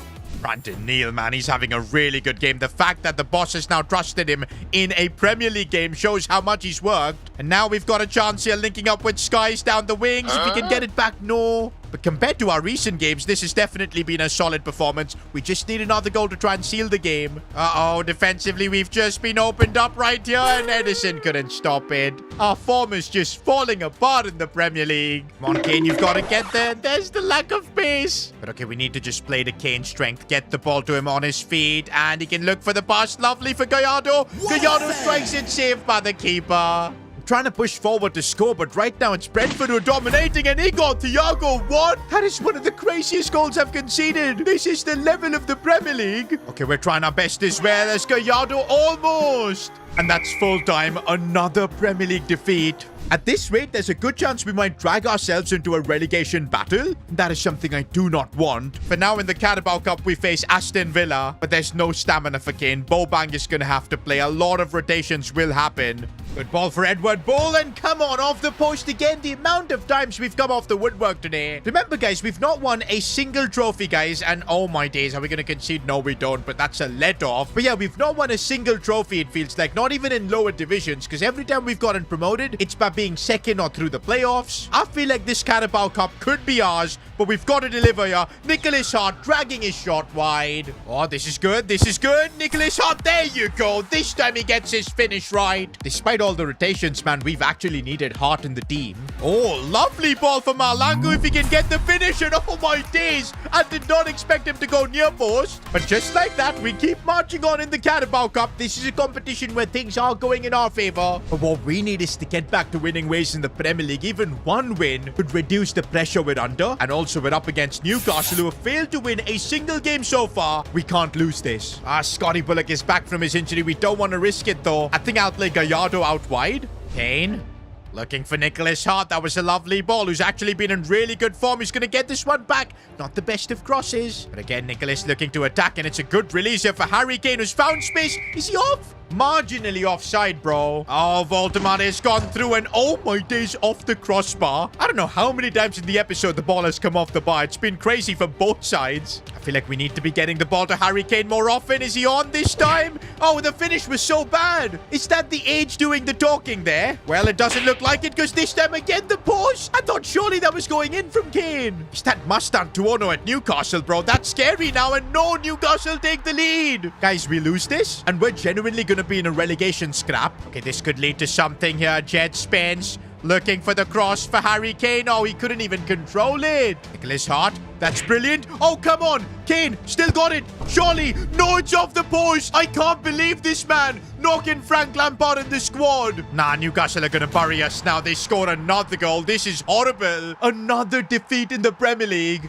Officially, guys, we're in the relegation zone. I genuinely thought after the early start we've had, we're not going to be dealing with this, but here we are. And guess what? Our next game is against Leicester, and I can already sense the smug face of Pablo Gonzalo. But in fact, there's a lot more drama happening. You guys know who owns Leicester City? The Hart family, parents of Nicholas Hart. They've, of course, disowned Nicholas. And this season, Nicholas has been our most important player by the looks of it. He's been filling the gap left by Sean King. But according to media reports, Nicholas was caught in a restaurant having dinner with his parents. Now, normally this would be a non-issue, but we know the rift in that family with the transfer window opening in just a month and the fact that we're facing Leicester City next. I have a really bad feeling about this. S2G FC is officially in crisis. You see, when we got promoted to the Premier League for the first time in our history, we thought we'd be able to compete, maybe get a mid-table finish or even beyond. And early on, that's how things were looking like. We made signings like Harry Kane, brought back club legend Scotty Bullock, also at the back players like Konsa and Jet Spence coming in. But despite all of that, cracks are now visible in our team. The Premier League is proving to be a totally different level which we've never experienced before. And that is why we're now 17th in the Premier League, just outside the relegation zone. And when results don't go your way, there is chaos in the dressing room. Frank Lampard has increased the intensity of training sessions. Some players like it, some don't. But things are getting a bit too intense, because this is how Albie Norman walked into training with bruises all over his face. Oh, but you should see Brandon Neal. He suffered a head injury. Rumors suggest that Brandon Neal blamed Albie Norman for focusing too much on his bakery and not on football. And Albie did not like that one bit. They got into a fight which ended in Albie Norman giving a tombstone to Brandon Neal. No wonder he's got those bandages on his head. But what is going on at our club? A relegation crisis and suddenly the dressing room has become a WWE ring. But this news has gone completely viral. And as the club owner, if I don't take action, maybe suspending both Albie and Brandon, we're gonna look like a fool. But the fact that this dressing room issue is what we're having to focus right now while we're in a relegation battle is just stupid. We literally have one of our biggest games of the season coming up against Leicester City, the Heartless Derby. And by the way, as of now, they're somehow the best team in the league with 10 games played, 10 wins. Also, wait a minute, boys. Just about a couple of weeks before that big game against Leicester, Nicholas Hart has been spotted having lunch with his parents. This is bad. This is really, really bad. Because up until now, the Hart family have just disowned Nicholas. He's not part of their big company. In fact, the Hart family's only goal with buying Leicester was so they can put down Nicholas, get him relegated and ruin his footballing career. But are things changing now? Okay, as of now, there's nothing from Nicholas that we've heard. So maybe I am overthinking a little bit. But man, there's so much drama at S2G FC right now. We've got to sort out what happened between Brandon Neal and Albie Norman. Also figure out what's the deal with Nicholas. All while we're going to need to try and get back to winning ways in the Premier League, man. I don't want to be in a relegation battle. In fact, the implications of S2G FC getting relegated would just be massive. You see Harry Kane right here? He's probably going to retire because there's no way he'll want to play in the championship. Not just that, players like Scotty Bullock, Charlie Patino, none of them are going to agree to go down to the championship. They'll all want to leave. And this project of almost 5 seasons that we've so carefully crafted will completely be destroyed. So yep, we cannot afford to get relegated. We need results. Nicholas Hart, who's just had that meeting with his parents, and I don't know if that's playing over his mind. If rumors are to be believed, the Hart family gave some sort of an offer to Nicholas, but there's nothing more we know about. Looking for Edward Bull, who by the way has been upset because recently Gallardo has been outperforming him, but that's a lovely ball from Bull. Kane controls it, and how's he missed? Come on, Harry Kane, you're on goal number 217. If you want to break Alan Shearer's record, you're gonna have to bury chances like that. No, no, no, how is our defense getting opened up in Edison? You had to save the near post, man. When things don't go your way, it just all piles up, man, and that's what it feels like right now. Nothing that we're doing is working. The pressure is really building up here on Frank Lampard's team, but I'm hoping we can somehow get out of it. Maybe with the help of Nicholas. Come on, he gets tackled. We could concede again here, man. This is so bad. Edison making a good save. And looks like Frank is making some changes. Jed Spence and Bull are coming off. And Gallardo as well as Park Jisoo coming on. I don't think Bull was happy with that decision. But to be honest, he's not having the best of games as Keane almost doubled up Fulham's lead. Frank is starting to look out of his depth here in the Premier League. Okay, Gallardo's got the ball here looking for Kane. It's a lovely ball. And come on, Kane. Where's his shooting boots gone? Yeah, we're going to concede again. Moise Keane getting that tap in. It's yet another defeat for us in the Premier League. I am genuinely out of words at how appalling this current situation is of our club. And bro, what is up with these training injuries increasing at our club? Now, Edison has been caught out. Bro, he's out for over a month. This is crazy. I guess because we haven't addressed the Albie Normand and Brandon Neal issue, the team is still going really hard in training. And the overall morale of the squad is probably at an all-time low. I think, boys, before the big game against Leicester, we got to make a decision on Brandon and Albie Normand. Also, we're now getting more details on the whole situation. Apparently, Albie Normand's knockout was so good that Brandon Neal literally lost his memory. Bro forgot that he was a CDM and he was starting to think he's a striker. And I guess based on the damage, Brandon Neal definitely got the heavier brunt of it. Maybe we should just suspend Albie? To be honest, if we do that, I don't know what kind of precedent we're setting at the club. I feel like we should be fining and suspending both of them. And you know what? That's exactly what I'm gonna do as club owner. Brandon Neal and Albie Normand suspended for 2 weeks, and we'll also fine them their wages. Hopefully that's going to set a precedent at this club that no fighting in training, especially none of that WWE stuff. We've got to show some togetherness to get out of this rot. But of course, since we have decided to suspend Brandon and Albie, they're both going to be unavailable for this heartless derby. Also, Edison is out injured, so Luca Gigante is going to have to come in. He's wanted a big opportunity. We're now giving him that.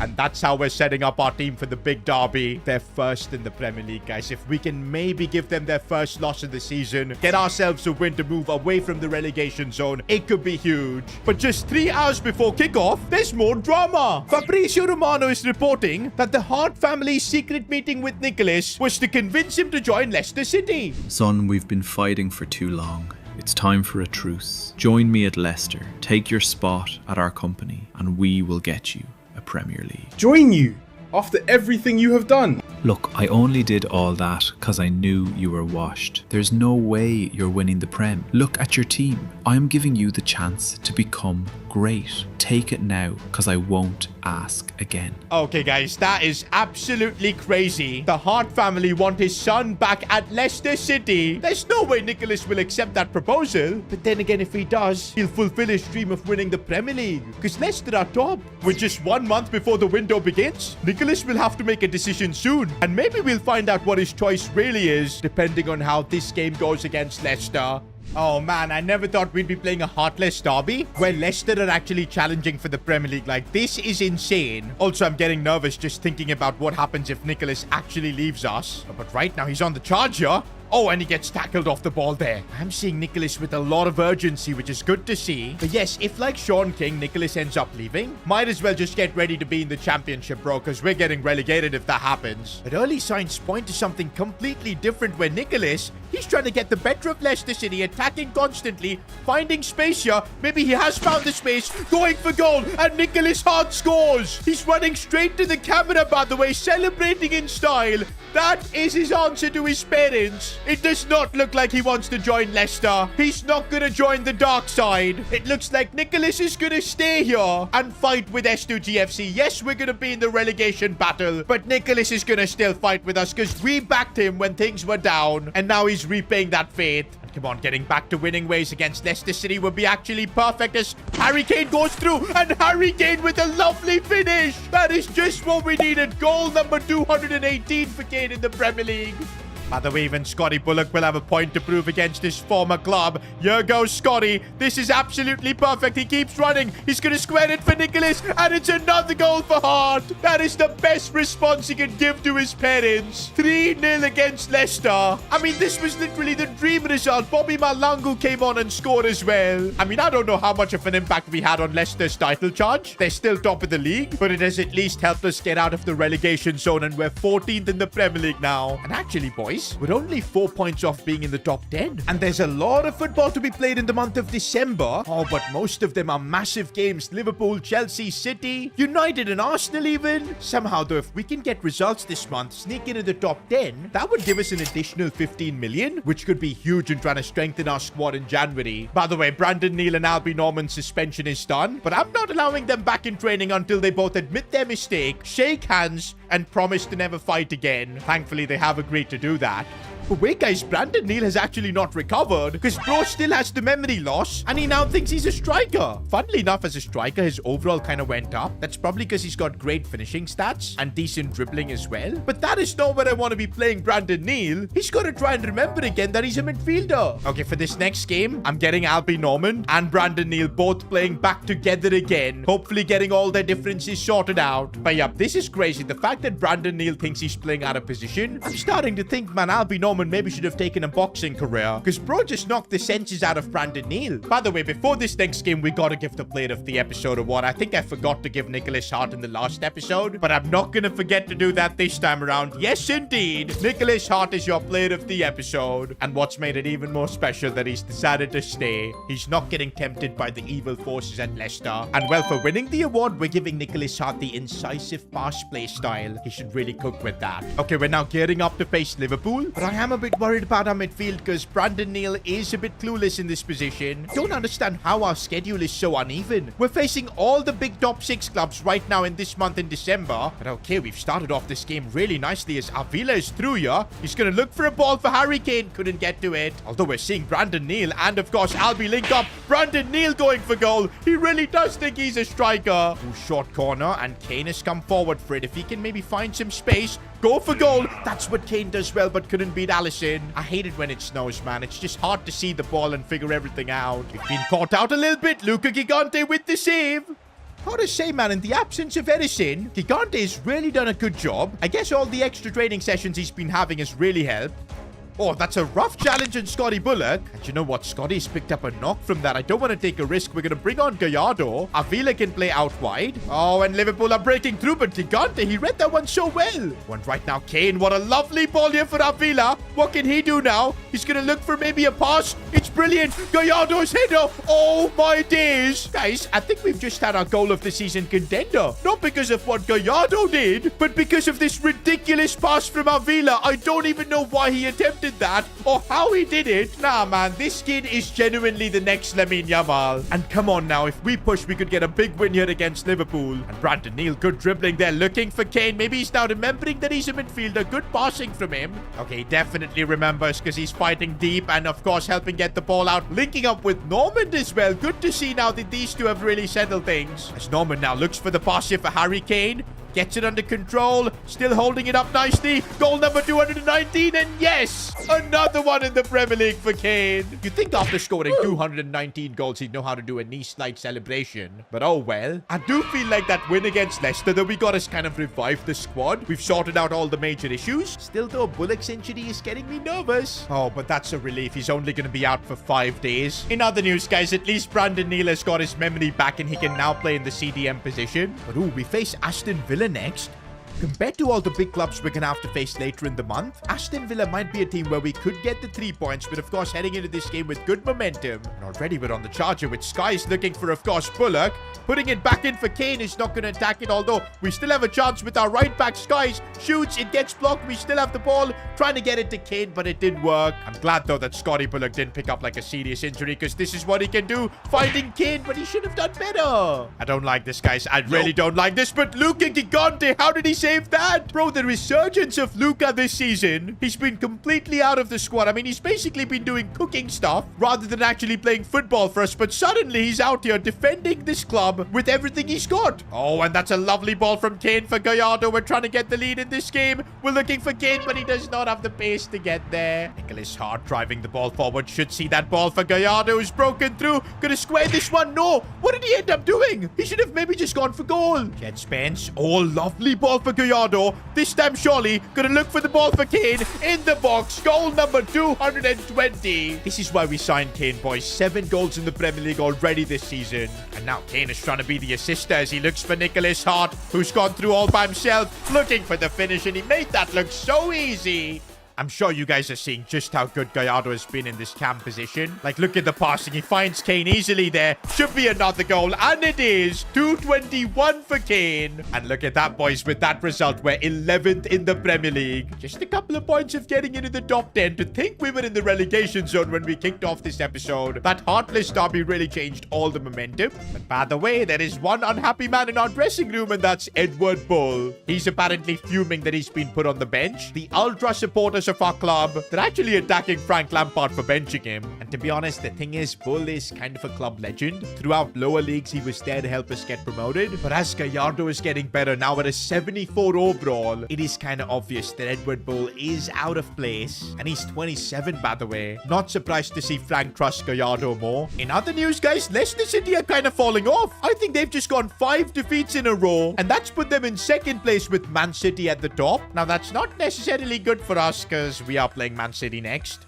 But saying that, we have been in tremendous form lately, beating Liverpool, Villa, even Leicester City before that. But City might be a bit too much because here's Ryan Cherki running through us. I see Haaland as well. So far, Patino doing the job. Oh, Man City have opened us up here. There isn't much we can do, and even Luca Gigante can't stop them. Jet Spence driving it forward, looking for Kane, controls it nicely, and Kane with the comeback goal. That's now 222 in the Premier League. I told you, man, with the form that we're in, don't count us out. I know we can take the fight to City. But then when they attack like this, it is so tough to do anything as we do just about. No, we don't get it away. Gigante forced to make the save. Ooh, Gallardo's got the ball now, and I see the run from Kane. He's got acres of space. This is it for Kane. Goal number 223, and yes, he gets it done. Half-time, guys, and we're leading 2-1. If this scoreline holds, we could end up beating both Liverpool and Man City in the same month. How insane would that be, considering we were in like a relegation scrap? We had our players in training busting each other up. Kane, oh, good release here for Nicholas Hart. We get another goal. It could really help seal things as Nicholas Hart drags it wide. Even Frank can't believe it. Don't want to be giving City any hope, man, because we know how good they are. We could easily end up regretting those misses. And I feel like that is exactly what's happening because Haaland has broken through, looks for the cutback. Phil Foden scores. You don't take your chances against City, and this is what happens. A bit frustrating that we couldn't beat Man City, but to be honest, considering where we were, a draw at the Etihad Stadium, I feel is a fantastic result.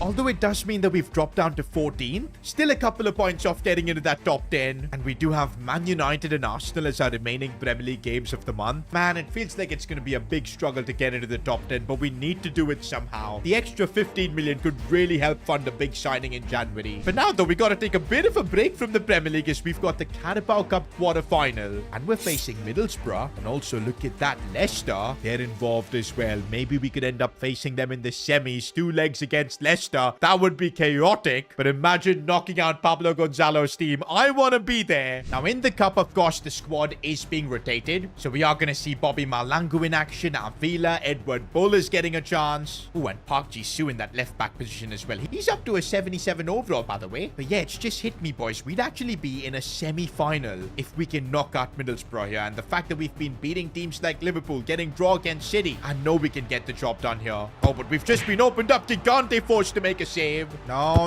a mistake. And Gigante again with the save. What are we doing, man? Suddenly it's a knockout game and the team forgets how to play football. Okay, that's a diabolical challenge from the backside. And it's not even a yellow card. That is a joke. I guess that's how the referee is going to end up playing this game out. Let's see. Okay, we need to just calm down, man. I feel like we're losing a bit of patience. Brandon Neal striking it from distance. What a goal. I'm starting to feel like losing his memory was probably for the good because he's now learned how to play like a striker because I can't believe that strike. I didn't think he had this before in his locker. I guess Albie Norman did the right thing by knocking some senses into him. And now we've got this game under control by the looks of it. Edward Bull looking for options. Avila is there in space. He's trying to cut inside. Oh, but he couldn't get the shot away. Oh, but Lister, what a run he's made. Could square this one back, and Malango in the box gets the job done. It's starting to feel like we've booked our spot in the Carabao Cup semis. And yes, indeed, we have. And so have Leicester City. And oh, wow, we're not going to be facing Leicester City. Instead, it's going to be Bournemouth in the semi-finals. But there could be a real scenario where we end up facing Pablo Gonzalo and Leicester City at Wembley. That would be one of the most most heated games in football history, bro. But for now, we're gonna have to pause what's happening in the Carabao Cup and focus on the Premier League because we're chasing that top 10. It'll be worth 15 million if we can pull it off. Okay, and let's take it one game at a time. We've got Manchester United next at home. Now, they are third in the Premier League, but we need to win this game if we want to get into that top 10. By the way, interesting decision from the gaffer. Even though Edison is almost fit, he just needs about 1 day to get back to speed. The gaffer has gone for Luca Gigante. He's probably rewarding him for all the performances. And I guess unless Edison is 100% fit, Frank trusts Luca Gigante, and that's huge. But also he is trusting Gallardo over Edward Ball. By the way, guess who plays for Manchester United now? It's none other than club legend Sean King. And honestly, I'm not so sure if he's going to start for Man United. Wait, is that him? It is him. He is starting for Man United, number 30 for them. I cannot believe it, boys, that King is going to be facing the kingdom he created. Oh, but right now it's Harry Kane, who's done brilliantly well. What a finish. The man who we've signed to replace King, showing what he's all about. That is now goal number 224 for him in the Premier League, and it puts us in a great spot to get into the top 10. You know what? Surprisingly, our form has been brilliant because now Bullock has gone through as well, and Bullock scores 2-0 S2G FC. Okay, Man United are coming at us, but Dembele, who signed for them, puts it wide. I can't lie, boys. Sean King playing with a Ballon d'Or winner. In that sense, he has made the right choice. But look at the scoreline, boys. You can never count out S2G FC. And somehow Kane is turning back time. Look at the runs he's making. Referee didn't give a foul for that. Bullock looking to try and wrap this game off. Harry Kane with the header. Alan Shearer, bro, you better be prepared because Kane is now on 225 goals. Just 36 away from now breaking the record. Oh, we simmed the rest of the game and we let King score. That is annoying. But still, though, we get the job done. 3-1 win. And okay, that puts us in the top 10. Absolutely perfect. All we need to do is get a result against Arsenal, which is going to be difficult, although they are 9th in the Premier League here. But yeah, we beat them. And yeah, I think we should get that top 10 secured. 15 million will be credited into the bank. And by the way, right now, Lampard has pulled me into a meeting where he's made it crystal clear he wants a big signing in January to reinforce the squad. He's not told me which position, but if he wants a signing, we're gonna need the extra money. I do feel like that it's a good thing we've got Harry Kane, because who better to help us beat Arsenal than Kane himself? He's got a fantastic record against him, and right now, let's see what we can do. Gallardo's on the ball,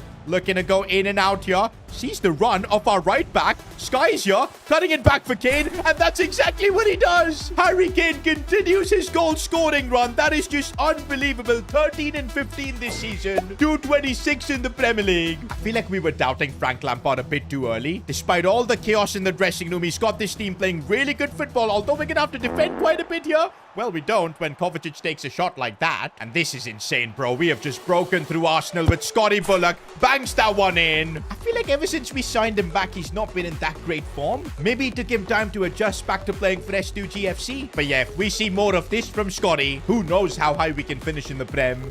Right now, Arsenal trying to get in behind. I made a mistake with the challenge. The big save, Edison. That's why we got to trust him to get back into the lineup. Nicholas Hart looking for Harry Kane. Oh, the first touch and the finish. He is too good. This episode, man, it feels like Kane has scored just goal after goal after goal. Who knows, man, if he keeps this up, maybe this season itself he'll be breaking the record. But you know what? We get the win. And wait a minute, it's not confirmed yet whether we're going to make it into the top 10 because Newcastle have a game in hand. This is bad, guys. Let's make it to January. Oh, and we actually get pumped up to 9th. That is such a relief. Our budget was 16.4 million, but thanks to the deal we've got with Adidas, it's now going up to 31 million. And now we've got to figure out what Frank Lampard's demands are. What does he want for this team? Meanwhile, as the window opens, an S2G FC player has just submitted a transfer request. Surely this can't be a big player like Nicholas Hart. He's told me he'll stay. Players like Ampadu Patino, we can't afford to lose them. Konsa as well. Who could this be?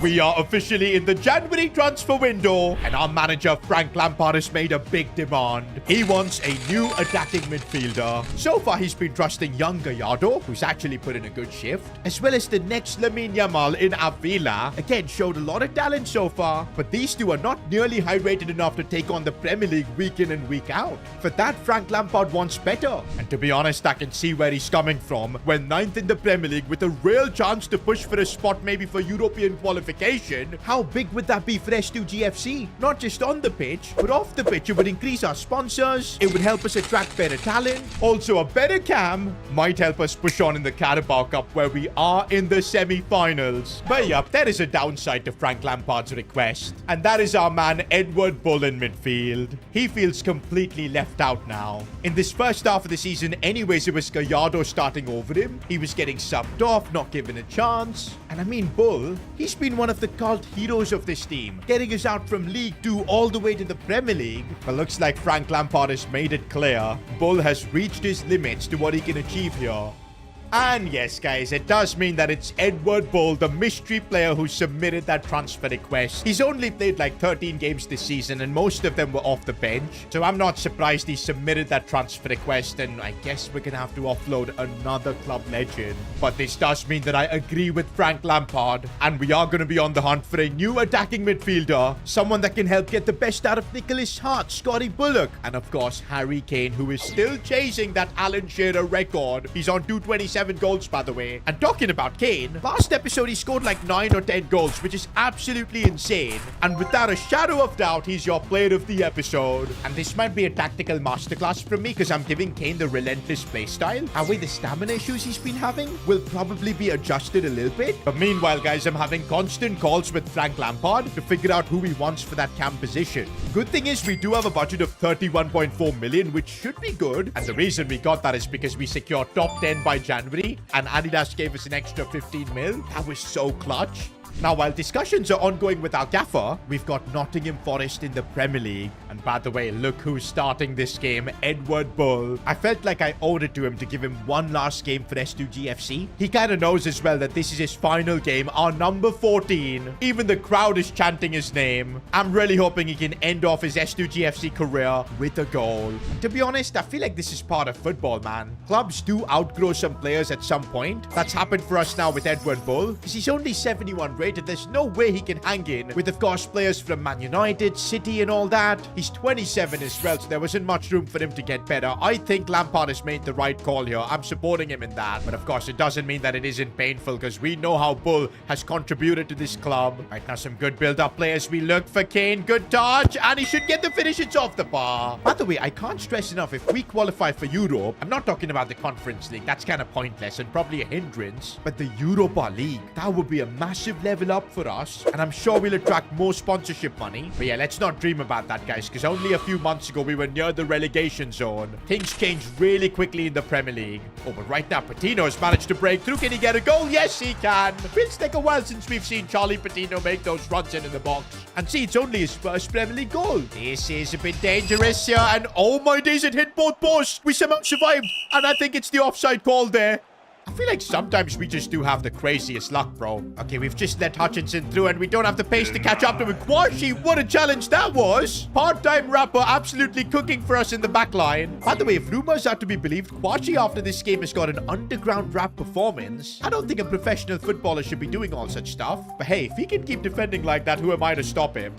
I mean, look at that, bro. Kwashi feeling more confident as time goes on. Ah, see that touch from Bull. He was a great player to have in the Championship. The Premier League is a bit too much. I'm still hoping, though, he can get himself a goal. Yeah, he goes. Maybe an assist instead. It's a lovely ball for Nicholas Hart. Squaring in for Kane. Who's put it wide? Come on, Kane. You're not going to break Shearer's record like that. Scotty Bullock now, and I'm kind of trying to see if we can get this one for Edward Bull. Come on. And that's full time. And Edward Bull's career in S2G FC has come to an end. Couldn't give him like a heroic ending, but still, man, the career he's had for us, the crucial goals, the big moments. We will never forget you, Edward Bull. Wait a minute, guys. Charlie Patino just scored his first Premier League goal, got Man of the Match award, and he's now getting approached by Wolfsburg. And wait, what? That to a free transfer? Oh my days, we have a chaotic contract situation going on at the club right now. 6 players' contracts expire in 5 months, and some of them could end up leaving for free. straight away I'm negotiating with Charlie Patino, man. We cannot let him go for free. Oh, but we're gonna have to give him a big wage bump. Okay, this is not too bad. 29.5. It's almost 3 times his current wages. But then again, we are now a Premier League club. It makes sense. Oh, man, he wants more money. 34k, that is insane. But we will accept it. No way I'm letting Patino leave for free. Also, we're having to give new contracts to players like Sebastian Lister. I think Brandon Neal as well. We've got to give him a new contract. But I am not paying him this much. Okay, he's willing to accept 19k. Let's go. And about Brandon Neal, you guys know he got into a fight with Albi Normand. That was definitely Tchouaméni Valverde vibes. And like Valverde, even Brandon Neal lost his memory. He literally thought that he was a striker. Good thing is he now has got his memory back in a way and he now knows he's a CDM. But actually now I doubt whether he's got his brain cells back. Because look at this, he went and joined KSI's Baller League team. And then he got cooked by KSI as well in the dressing room for being bad. Do you know what? I'm not even mad that Brandon played some Baller League games. But to go there and put in a stinker, getting cooked by KSI, that's like a loss of reputation for our club. But yeah, I'm just hoping now that Brandon Neal has got his marbles straight, because I don't want him going to Baller League anymore. Meanwhile, it looks like I've sorted out most contracts, except Armstrong and Kirk Clark. And to be honest, just like Edward Bull, I feel like these two players, I'm okay with letting go. They're just simply not good enough anymore. Now, renewing those contracts has taken a hit on our budget. We're down to 29.6 million, but that should still be good to sign a proper good cam. Now, I'm speaking with Frank Lampard again, and it looks like he does want a cam that's got Premier League experience, and he also wants a bit of a veteran, at least 28 years old or more. Kind of makes sense, because I don't feel like this team needs a young player, because we've got Gallardo, Avila who can play in that position, and both of these guys are super young. Getting in an experienced player who knows how to handle Premier League situations, that is what we need. Now, before we get into signing players, it's time for Kwashi's underground rap performance. I can't believe people actually came to watch this. Bro was wearing his S2G FC jersey as well, and no, bro, the crowd didn't enjoy this. They were throwing tomatoes at him. Thinks he's Drake. Leave the rapping before the rapping leaves you. Bro, that is exactly what Kwashi needs to do. Not gonna lie though, I kind of love this song. I may be in the minority, but I do feel like this song is a banger. You know what? Maybe other people don't really respect this song from Kwashi, but maybe we should at S2G FC. Why don't we make this our club's theme song? Bro, this song would hit different when we dunk on Leicester City and win a trophy over them. And that's what you guys are saying as well in the comments. We're playing this banger when Kwashi pockets all the Leicester City attackers. We're winning the Heartless Derby for this one. Bro, this is kind of crazy. 22,000 views on this song, man. Insane.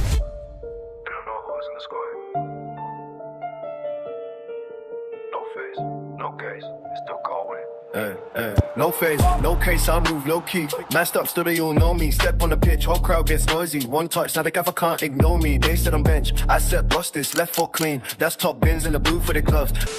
But alright guys, getting to work. These are 3 attacking midfielders I've shortlisted that kind of fit Frank Lampard's profile. Starting with Harvey Elliott, he's probably the best of the bunch. 83 rated already, 26, which means he's got more room to grow. Only problem is, I don't think we can afford him, especially after all the contracts we have to renew. So he's out. Morgan Gibbs-White though, I feel like there might be a chance we can afford him. We might need to sell Edward Bull to pull this off, but I think just about we should have the cash. And honestly, I really like Gibbs-White. Look at his stats. 29 means he's got a few good years ahead. Awesome play styles. And I guess as a backup, if we fail to sign even Gibbs-White, I might then go for Scott McTominay. A different kind of a player. I think we can still play him as a cam. We know the kind of runs he can make in the box. He's good in the air as well. Plus, it's McSauce, man. He's won everything for Napoli. Getting him back to the Premier League would be kind of awesome. His age, though, does not make me excited because even Kane is old. Before we make any moves, we kind of need to get Bull sold. Now, we've not sold Bull, but I got a good offer for Jaden Young, 240,000, and to be honest, every bit of cash right now counts. Also, Stephen Armstrong, instead of letting him go for free, we managed to get about 600k.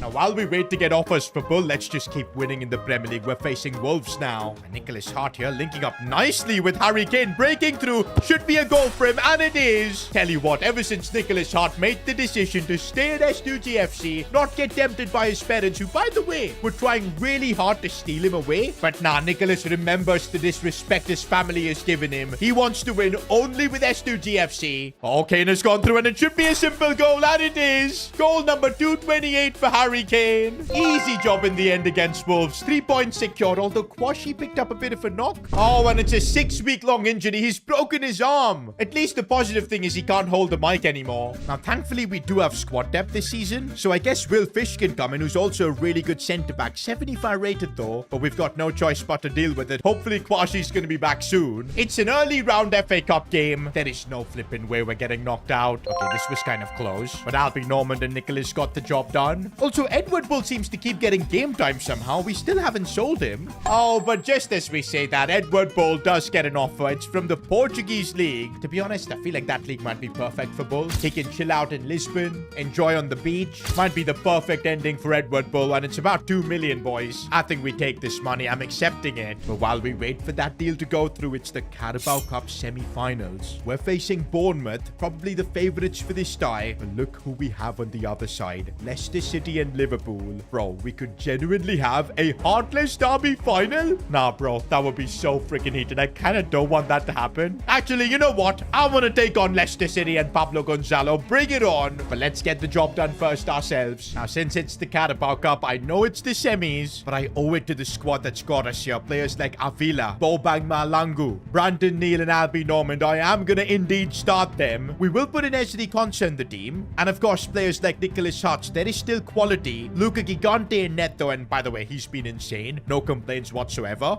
But we have indeed fielded a team that is weaker on paper. But I know these boys can perform on the pitch. Oh, no, no, no, no, no. That is the worst possible start. Garnacho with the goal. Okay, everybody calm. It's only 1-0. 5 minutes played. Oh, and Gallardo has found a bit of space. Is he going to go all by himself? I think he is. He is, and Gallardo gets the equalizer. I told you. We're not going down without a fight.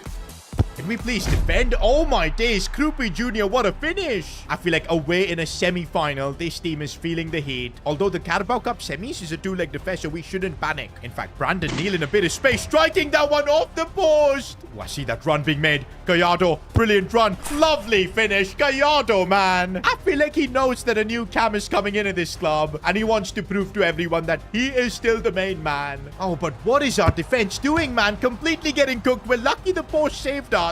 Can we please defend? Krupi Jr. is tearing us a new one here. Again, the post saved us. All right, Nicholas Hart seeing that run being made by Jisoo. Getting it back for Malangu. Nope. Going for goal. How has the keeper got to that? Okay, this team has been super tight. We let them score now. It's going to be a problem, and that's what Garnacho has done. Of course, it's an Argentinian ruining S2G FC's day, man. Okay, there is still time for us to make a comeback here, but we need to make things count. Avila here, maybe looking to put a ball in. It's decent. Concha couldn't attack it. And now it's Nicholas Hart seeing the run of Jisoo. This is perfect. Jisoo. No, the angle wasn't there. He couldn't even get the shot off. 88th minute of the game, and we are still not giving up. But Jisoo, what have you done there? And that's full time, guys. 3-2 Bournemouth. We've got a proper job to do in the second leg, but I'll say this, it is not over. Never count S2G FC out, especially because Edward Bull has just been sold, and that means now with this extra couple of million, we should have the funds to bring in a cam. That's right, our budget is up to 31.8 million. Now on the shortlist, I've added another very interesting player, the Spaniard Draw from PSG. Well, he was a former Barcelona Academy guy. I feel like we might be able to afford him, but Frank has made it clear he does not want a young player. He's got Gallardo for that role. He's got Avila. Do I go against Frank, getting a player like Draw? Because I feel like long-term this might benefit us. But nah, bro, I've seen how Lampard gets when we don't follow his instructions. He's the gaffer. Let's give him what he wants. Gibbs White is my first choice, but I'm not sure financially if we can pull this off. Let's give it a go. I'm gonna have to go for a low ball offer like 27 million. Oh my days. They know that we don't have the cash. They've countered with 37.5. Nottingham are playing this really harsh. We will counter with 28 million. Oh my days, they kicked us out. They legit kicked us out. I definitely want to try again next week. We're not going to give up because Gibbs White is definitely a better option than Scott McTominay, at least long term. All right, boys, a week later, and here we are trying to negotiate this with Nottingham Forest. Again, we can't really go above 28 million all that much. So that's going to be my starting offer. And bro, they've like countered with 37.5. I just don't think we can afford Gibbs White. We're still so limited financially. We're just gonna have to reject this. And I'm looking at my squad as well right now, and there just aren't enough players that we can even sell. I feel like we're just gonna have to bring in Scotty McTominay. To be honest, his stats as a 33-year-old are still good. He's got the pace 75, really good shooting, decent dribbling, solid physical. I still think he could give us a couple of good years. Plus, guys, this is a Serie A winner that we'll be bringing into our club. I reckon we can get him for like 24 million. Wait a minute, man. What is this inflation? They've countered with 33.7. Come on, Conte. Just let me have Scotty McSauce. Looks like even this transfer we're gonna have to negotiate really hard. And okay, finally we're now getting somewhere. 28.7 million. I'm gonna try and reduce this because I need money to pay his wages as well. Let's try and get a deal done at 27. 27.8. You know what? I'm still gonna be stingy. 27.2. Want to save as much as I can. But looks like we are gonna have to meet in the middle. 27.5 million. Let's do this. And now as long as we can afford to match the wages he's getting at Napoli, we should have Scotty McTominay. And I think we do have the budget just about. 120k per week. Submit offer. Is that going to be enough? It is.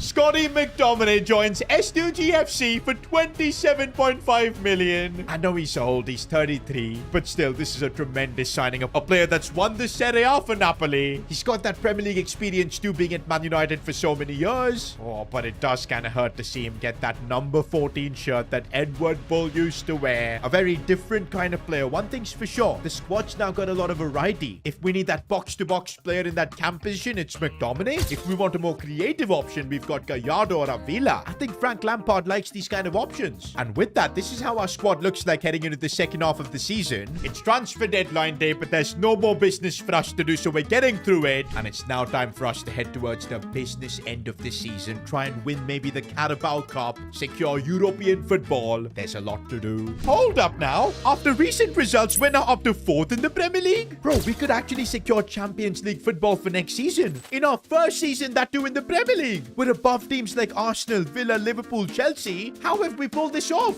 Lampard is genuinely doing wonders with this team, man, and I'm hoping now with McTominay coming in, things are about to be taken to the next level. Come on, let's keep this momentum going. Scotty McSauce's debut as well for the club. Look at how huge he is, man, in that midfield. Anthony Gordon, no, we've made a mistake defensively here. No Kwashi, and we're getting exposed as Anthony Gordon with a ruthless finish. Kane. Good ball for Nicholas Hart, and we should get the equalizer. We do. And now Scott McTominay, bro, so strong in that midfield. Look at him go. Can anyone catch him? And even if they do catch him, they can't get the ball off him. The keeper stops his shot, though. By the way, corners could be absolute cinema. We've got Scotty McSauce in the box. Harry Kane now as well. Let's see what we can do. It's a good delivery. Oh, we couldn't get McTominay's head on it. In the box now for McTominay. Angle has been made and he gets his first goal. This is why we signed Scotty McTominay to S2G FC. Get Spence. Sees McTominay. Space to shoot, and Scott McTominay. What a strike. A brace on his S2G FC debut. Even I didn't expect that. Scott McTominay looking for Harry Kane, who's beaten his man. Could be goal number 229. Kane is now just 31 goals away from equaling Shearer's record. Oh, and by the way, McTominay completed his hat-trick. I can't believe it. A hat-trick on his S2G FC debut. I feel like we've just made the perfect signing. But now, guys, we've got a massive task ahead of us. Second leg, Carabao Cup, and we're losing on aggregate. Bournemouth have the advantage. We're going to have to turn this game around. Meanwhile, look at Leicester City. Somehow they destroyed Liverpool, and now Lampard does have big decisions to make. Does he trust the youngsters enough to turn this game around, or should he stick with the likes of McTominay, Kane, who've been balling out? And you know what? It looks like Frank has made his call. He's going to keep trusting the likes of Albi Norman, Brandon Neal, Malangu up top, Jisoo, Luca Gigante in goal. But these guys now got to repay that faith. We have to turn this around and book our spot in that Carabao Cup final where we will meet Leicester City. Okay, we want to try and get back into this game as soon as possible as Avila has broken through. The angle is tough. He couldn't get the shot off. But yeah, from minute one, we need to be the ones putting in all the pressure. And we've got Gallardo looking for the ball in. Oh, Malangu controls it well. Good couple of touches. Oh, come on, Bobang. From that angle, you had to finish. Oh, but Avila, what a ball that is for Gallardo. No, he took a heavy touch. We've had 3 chances under 20 minutes and we've taken none. Oh, that's a very dangerous cross. And no! Bournemouth now lead 4-2 on aggregate. Okay, it's not over because Malangu turns and Malangu scores. That was an incredible piece of play for him. Did you see that turn right there? It was so classy. And then with his left foot banging it in, it shows that we're ready to fight this. We're not getting knocked out here. Oh, Gallardo wins that. Absolutely clutch. Gallardo goes for goal. We needed that. It's 4-4 in aggregate. And if I'm not wrong, the Carabao Cup probably follows the away goal rule, which means as things stand, we should be going into the next round. But you know what, guys? Let's not leave it to chance. Let's try and get the lead in this game. Mainly, though, I feel we just need to avoid conceding. We've been so leaky goals-wise here. Here we go on a counter-attack. Brandon Neal sees the space here for Gallardo, who's had a phenomenal game. Trying to cut inside. Brilliant bit of work here. Here goes the Argentinian. Still Gallardo, but no pace towards the end there. Oh, meanwhile, Krupi Jr. has found a bit of space. This is bad news, sir. No, Luca Gigante, you had to save that. And we're on the back foot once again. Also, Frank Lampard is making changes. He's given the youngsters a chance, but he now wants to bring on the experienced players to try and get us through. Looks like Kane is on. Scotty McTominay in a deeper role as well. Bullock is on the pitch too. Come on, I feel like we can do this now. Nicholas Hart.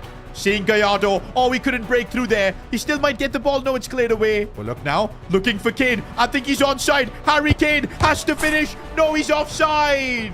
What's he going to do? Looks for Albie Normand. Seeing inside for Kane. It's a lovely ball. Who turns? But no, the shot gets blocked. We got to keep trying, man. We got to just keep trying. That's all we can do right now. Scotty Bullock. Good bit of dribbling. Looks for Gallardo. Albie Normand now. Sees space in the bottom for Jisoo, who's made the run. No, he loses the ball. It's all over, boys. Defensively now, we've just been opened up. Luca Gigante makes the save, but there's no point now. And oh my days, it's a massive injury as well. Everything's falling apart. And that's the full-time whistle as well. We've got knocked out from the Carabao Cup. I really thought we'd be getting to a final and facing off against Leicester, but Bournemouth put a stop to that, and we might now have to watch Leicester City on the telly winning the trophy. Absolutely brutal. And what makes it worse is that Gallardo has torn his calf muscle. That Scotty McTominay signing now proves to be even more important. Now, we are still alive in the FA Cup. And Champions League, we've got a big job to try and get into that top 4. But with the injuries and this big setback of getting knocked out from the Carabao Cup, things are not going to be easy. But also, after the disappointment of getting knocked out from the Carabao Cup, Frank Lampard has been spotted having lunch with Chelsea's owner, Todd Bowley. What could this be about now? Our manager, Frank Lampard, has just been caught having a secret meeting with Todd Bowley, the owner of Chelsea. And I think we all can see where this is going. Frank Lampard being a Chelsea legend, naturally if an option comes for him to become the Chelsea manager, logic says that he will take it. In fact, Chelsea are on the hunt for a new manager, and the kind of financial power he can get at Chelsea, he won't be able to get at S2G FC. So I'm really worried if we're going to end up losing our manager at the end of the season. I mean, honestly, this would be terrible for the club, because with Frank Lampard and his tactical system, we're literally third in the Premier League. I mean, who would have thought in just our second season in the Premier League that we could possibly qualify for Champions League football? Also, even off the pitch, Lampard's transfer decisions, they've worked out wonders for us, like Scott McTominay recently, helping us bring Harry Kane to the club. Honestly, I don't want Frank Lampard to go. If I could give him like a 4-year deal at this club, I would, because he's been that good for us. And don't forget, we're a club that has had a tremendous amount of difficulties in terms of managers. I mean, the first manager we had, Barry Thunderstone, absolute fraud. Then, of course, we had Pablo Gonzalo, who was good, but he had this weird fantasy of just signing only South American players. Had to get rid of him. Now, of course, he's our biggest rival. Lenny, of course, was decent. He was our groundsman, though. So, of course, he was limited in terms of tactical knowledge, but he did help us secure multiple promotions. And now he's kind of on a world tour trying to get as much football knowledge as possible. In fact, based on my recent updates, Lenny is currently the groundsman at Manchester City. I'm kind of wondering why he accepted the job of being a groundsman. He could easily be a manager in like a League 1 or a League 2 club, but apparently he just wants to be in the vicinity of Pep Guardiola to learn tactics as much as possible. One thing's for sure, Lenny is a hustler, but I still wouldn't trade Frank Lampard for Lenny. Lampard has just been insane for us. In fact, I need to now arrange a meeting with him to see if there's some way I can convince him to stay. Now, straight up, I asked Lampard, what was it gonna take to keep him at S2G FC? And he had 3 conditions. 1, we had to double his salary, which was 5 million, making it to 10 million, which, to be honest, I'm willing to pay. The second condition is qualifying for Champions League football. That is going to be tough because we've got competition with Arsenal, Liverpool as well. Aston Villa and even Chelsea aren't far behind, but this is also doable. The final challenge, though, winning the FA Cup. Lampard wants to know if S2G FC can be a winning project, because so far we've made progress, but whenever it comes to winning trophies, at the end we just bottle. Because look look what happened in the Carabao Cup. We made it to the semis. We were so excited about facing Leicester City in the final, but then we choked in the semi-finals. And I can't believe it, boys. Pablo Gonzalo was in the stands for that semi-final, and he was laughing his way as we got knocked out. Wait a minute, is that the same interviewer that's been reporting on a lot of our games? No way, she's Pablo's girl! Keep my wife's name out your mouth! Okay, it's kind of annoying that our ex-manager is winning in life in every way. Because, bro, he's in a title fight with Man City. He's also in the Carabao Cup final. This could have been where we are. Maybe it could have given Frank Lampard proof that we are also a winning project. But instead, we're going to have to try and fulfill all of his 3 objectives if we want to keep him for next season. Doesn't help that we're dealing with a bit of an injury crisis. Kwashi's going to be out for a couple more weeks with a broken arm. But I'm glad he'll be back soon. By the way, his song, we've now officially made it the club's anthem, which is kind of cold. Gallardo is the one, though, that's going to be out for the next 90 days, which is so annoying. His performances in the last episode were absolutely brilliant. Scored a lot of goals, assisted as well, especially before the signing of McTominay. That's why he's going to be our player of the episode. And for that, we're giving him a cheeky first touch play style. Too bad we can't use it for the next 3 months. But guys, let's focus on what we can, and that's trying to qualify for Champions League football. That could help convince Frank Lampard to stay at our club. We're facing Brentford now, and we have been in good form. We are missing a few players like Kwashi and Gallardo, but I still think we should be able to get the result, especially with Scott McTominay, bro. He's been so good in that midfield. Tried to feed it through for Kane, didn't work. By the way, Harry Kane, he's on 229 Premier League goals. Not far away from 260, bro. Kane linking up with McTominay as he finds Harry Kane. Through on goal. Lovely finish. Goal number 230 for Kane. Okay, this is looking good. If we maybe cross this one for Scott McTominay in the box. He should have scored that after winning the header. You know what? One player I think we need to give a lot of credit is Will Fish. I have not felt the absence of Kwashi at all. He's a brilliant player to have in the squad. Ooh, what a ball that is for Scotty McTominay, yo. He's found a bit of space. Tries to cut it back for Kane. And no, it's off the post. Come on, Kane. You're not going to break Shearer's record with finishing like that. And on the other end, Utara has just broken through our defense. This is not good. Edison, big save. And come on, man. Oh, wait. How did we not concede there? Oh, Scott McTominay has found a bit of space. Good bit of dribbling. Looking for Bullock as I see the run of Harry Kane. Oh, we couldn't get it to him. Oh, we got Thiago's just broken through. And now Damsgaard can't catch up to him. He goes for goal and puts it wide. I can't lie, bro. This game we have been lucky as I think Damsgaard is pulled up there. Yep, he just got injured and got subbed off. Leave the football before the football leaves you. The football's left them. Good for us, I guess, as we can focus on trying to get this win sorted. Here's Bullock running through. I need support. It comes from, I guess, Scotty McTominay. Oh, we couldn't get past the defender. I see that run, Scotty McTominay. Let's go. If we get another goal, that should settle this game. Tough angle. McTominay, where are you shooting? Corner coming in. How did we let that header go in? Scotty McTominay was marking him, but he didn't do a thing. And now I feel like the pressure's building up. We could have easily won this game. And just like that, we've dropped out of the top 4. That's what I'm saying, bro. It's not guaranteed that we'll qualify for Champions League. We're really going to have to battle it out. And of course, our next game is the Heartless Derby, man. Now, if I remember correctly, we did smash them earlier on in the season. Gave them their first defeat of the season. It was a big game as well for us, with Nicholas Hart possibly being tempted by an offer from Leicester. But he responded that he's staying with us. He's not going to his family's club. But this time we faced him in different circumstances, with a lot of players not being fully fit. It's a midweek game. We're gonna have to rotate the squad. The likes of Jisoo are gonna have to come in. We don't have Kwashi, but do I take a risk? I think I have to. His broken arm is not completely healed, but I'm still putting him out there because I absolutely don't want to lose this game. Sebastian Lister is gonna have to play. Avila too. There's no way Kane can play this midweek game. We're gonna have to play Malangu. Albi Normand and Brandon Neal are gonna have to come in, and even though Nicholas Hart is on half stamina, I think we gotta play him for at least the first half.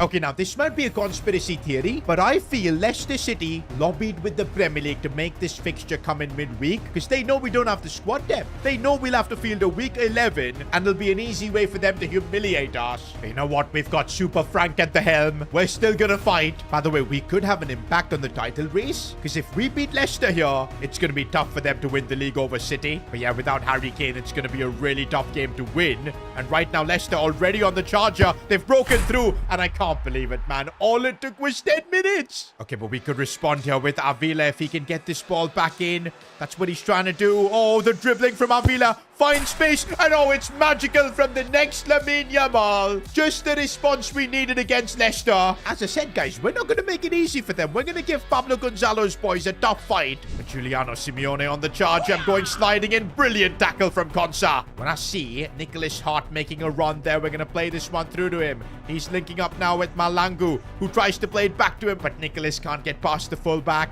Once again, Leicester coming at us here. Oh, Mavididi, that touch was too good. I was completely dumbfounded there. 30 minutes in, 2-1 for Leicester. The Heartless derby never disappoints, man. What a game it's been so far. Right now, it's Nicholas Hart. He would love to score with his parents watching. Nicholas goes for it. Of course he scores. Oh, and look at the celebration from Nicholas. Nah, man, that is cheeky. His parents are probably fuming in the stands. A few moments later. Ciao Pedro going for goal, and no! Every time we take the lead, Leicester respond. Give it Brandon Neal's found a bit of space and striking that one, forcing a big save. Nicholas Hart. Ooh, sees Avila, who's managed to break through. Cheeky Avila. No, he tries the jib. If he would have just shot normally, that would have been 3-3. To be honest, despite his mistakes, Avila has still been phenomenal in this game. The way he's just able to glide through. Oh, the last defender got him.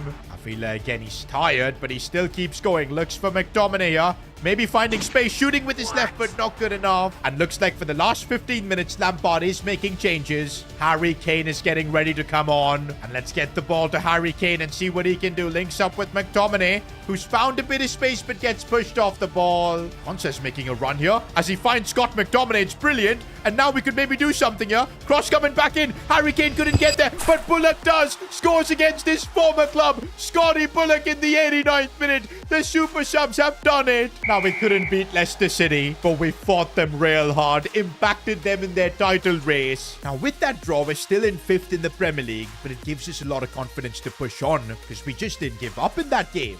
Meanwhile, for now, we're going to have to switch our attentions to the FA Cup, where look at the draw we've got in Spurs. They're actually above us in the Premier League. And the big problem is we just had that massive game against Leicester. Our squad isn't going to be fully fit for this. Rotations are going to be needed, man. Once again, we need to rotate the squad quite a bit, although players like Scotty McTominay, Nicholas Hart, they're just going to have to play through. Honestly, I'm not sure what to expect from this game. But you guys know Lampard wants us to, of course, win the FA Cup this season. Then he'll reconsider the Chelsea choice. But yeah, forget winning the FA Cup. Right now, I'm worried about Spurs. Oh, it's a free kick in a really good spot, and I wish we had Harry Kane on the pitch. Right now, it looks like Nicholas Hart is the club's best free kick taker, which is really bad. But if he can get this one up and over, you just never know. Nicholas Hart, oh my days. The accuracy just wasn't there. Okay, it's so nice to have Scott McTominay in the midfield because nobody can get the ball off him, man, and he can just make these kind of runs. McTominay, oh, that's what I'm talking about. He is so freaking good. Burst through. Can he get the finish? Of course he can. That was an incredible goal created by himself, Scotty McSauce. Okay, this is not nice. This is not nice. Spurs with an instant response. Oh, look at the quality Spurs have as well with Xavi Simons. He's just walking through, and Edison forced to make a big save. Oh, and the header again saved by Edison. By the way, I thought of playing Luca Gigante in this game, but seeing all the other players we were missing, I felt like we needed to keep Edison in the team. Here's Nicholas Hart making a really good run, and I see Bobby Malangu. He's done really well, but the header puts it wide. Having a defender, and here's Chumi marking and does really well. He's barely gotten a chance, and then he gets pushed off by Tell. This is not good, but Willfish does the job. And now Nicholas Hart sees the run of Bobang. Here we go. This could lead to something as he finds Scotty McTominay through on goal. There's the finish. A brace from Scotty. 2-1 against Spurs. Come on. Oh, we got to defend this, man. I can't believe it. Again, we let Spurs get back into the game. And now Spurs are just really taking things up to the next level as the crossbar saves us and the header goes wide. Oh, what a ball that is for Bobang. I think he's kept himself onside. Bobang with the finish. Let's go. Can we please not concede? I would like the game to just finish as is. You know what? We're now keeping the ball really nicely. Smart football here. 75th minute. We don't need to do anything stupid. But we're still having a defend, though, on which we're absolutely failing at. No, man. Wait, offside.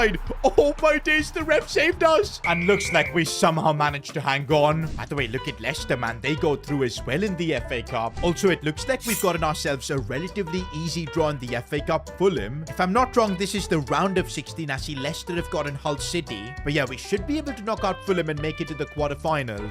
By the way, before this game, Luca Gigante once again approached Frank Lampard, saying that he deserves a chance in the cup competitions. He's been working really hard in training. And to be honest, that can't be denied, man. Look at the growth he's had, up to a 74 overall. And I think Lamps is going to give him a chance. He's going to start in this FA Cup game. If he does well, maybe he'll start for the rest of the tournament. Oh, and a good run from Scotty McSaucia. Should be able to square this one for Kane. Simple goal. It's not going to count towards Harry Kane's Premier League record, though, because this is the FA Cup. But hey, it's a goal that can help us win a trophy. Oh, and look at the space for Harry Kane. Fulham right now just can't seem to compete as Kane keeps going on and on. Should be another goal for him, and it is. And just like that, we're marching on in the FA Cup. Fulham have been knocked out, and no flipping way. It's a freaking heartless derby in the quarterfinals of the FA Cup. We just had to meet them in a cup competition. And you know what? I'm glad we're facing them, because when we knock them out, it's going to be glorious. This season, we faced them twice. Once we beat them really badly. Once, of course, it was a 3-3 draw. But I think we're in good form right now. We can take them on.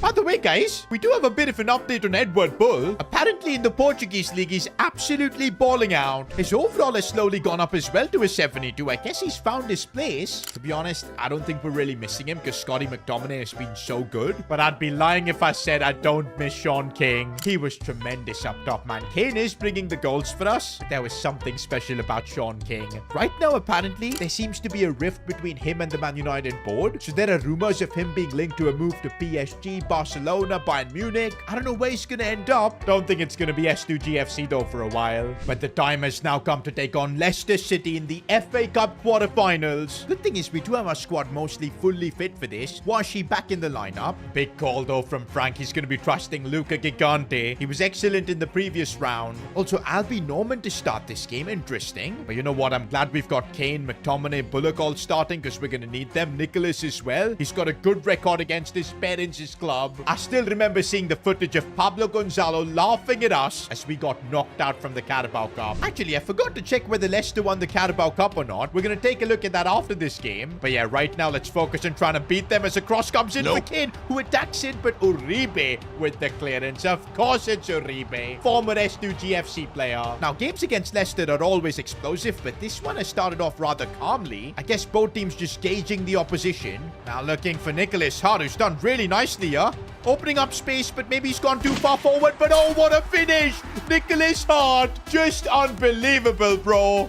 Ever since his parents tried to lure him to Leicester City, demean him and get him there, he of course said no, and his response has been on the pitch. He's taken his game to the next level. And I feel like now this game is going to open up, and we need to be the ones taking advantage of it. Good ball for Skies here, who gets this one back inside of McTominay almost. Freaking Uribe is really improved. I feel like the team has learned from the past. We're not letting Leicester get back into this game. We have been a bit more defensive, but hey, it's a knockout game. That's what we need. Oh, but right now we've just given Leicester away back. What a save, Luca Gigante. The trust we've put in the Italian giant is really paying off. There's still a lot of defending we need to do. Again, Gigante makes a save. Here we go with Bullock on the charge. He's playing against his former club. Don't forget, he does not like Leicester as well. As we get the ball here for Bullock. It's a brilliant run. And I see McTominay in the box. One touch and bang. That's what Scotty McTominay does inside the box. 2-0 against Leicester. Surely that's done. Normand. What a ball for McTominay. I don't know how he's managed to get through there. 3-0 now. And that does mean we've knocked out Leicester City. Oh, this does feel good. And by the way, I wanted to check what happened to Leicester City in the Carabao Cup. Oh, no, they did win it. And that is something Pablo Gonzalo referenced in the post-game. Leicester City have one trophy. S2G FC have none. No, it looks like Pablo will still be the last one laughing because we've drawn Man City in the FA Cup. I don't know if we've got what it takes to knock them out. Because look at even the Premier League, man. They're running away with the title. And by the way, we're now 31 games into the season. And we've kind of dropped off. We're 6th now, 3 points away from being in the top 4. Remember, it's not only the FA Cup Lampard wants. He wants us to do well in the Premier League too, getting top 4. And you know what? We play Bournemouth next. And you know what? It's an opportunity for Kane to get more goals. He's already on 20 in the Premier League. And also, I'm hoping Kane can get some goals in this game because look at the Golden Boot race. He's 1 goal behind Gyökeres. But yeah, 20 goals for Kane is kind of crazy because that puts him at 233 goals. He's coming close to Alan Shearer, man. But come on, guys. We've got a score to settle against Bournemouth. They knocked us out in the semi-finals of the Carabao Cup. I want revenge. I don't know why Bournemouth are so difficult to play against because I just can't keep the ball. Okay, Avila is playing this game. Looks like a tactical decision from Lampard. And for good reason as he finds Kane. I don't know if he's onside. I think he's off. Nicholas Hart has found a bit of space here. And this is awesome because he can look for the pass inside for Avila, who looks for Kane. No, that was a mistake. Avila probably should have gone for goal. That's what Scotty McTominay would have done. Okay, Scotty Bullock now looking for Avila. He sees that run being made by Kane, who couldn't get through. Scotty Bullock, good bit of dribbling as he now sees the run of Skies, who could put the ball back in for Kane, who didn't even attack it. And looks like Bullock is being subbed off for Scotty McTominay. I believe Avila will then play out wide and McTominay back in cam. Aggressive change here from Lampard. Okay, Nicholas Hart has found a bit of space. Maybe he can run through here. Still Nicholas, he goes through and gets the goal. That's what we needed. Nicholas has been in fine form lately. That's his 13th Premier League goal.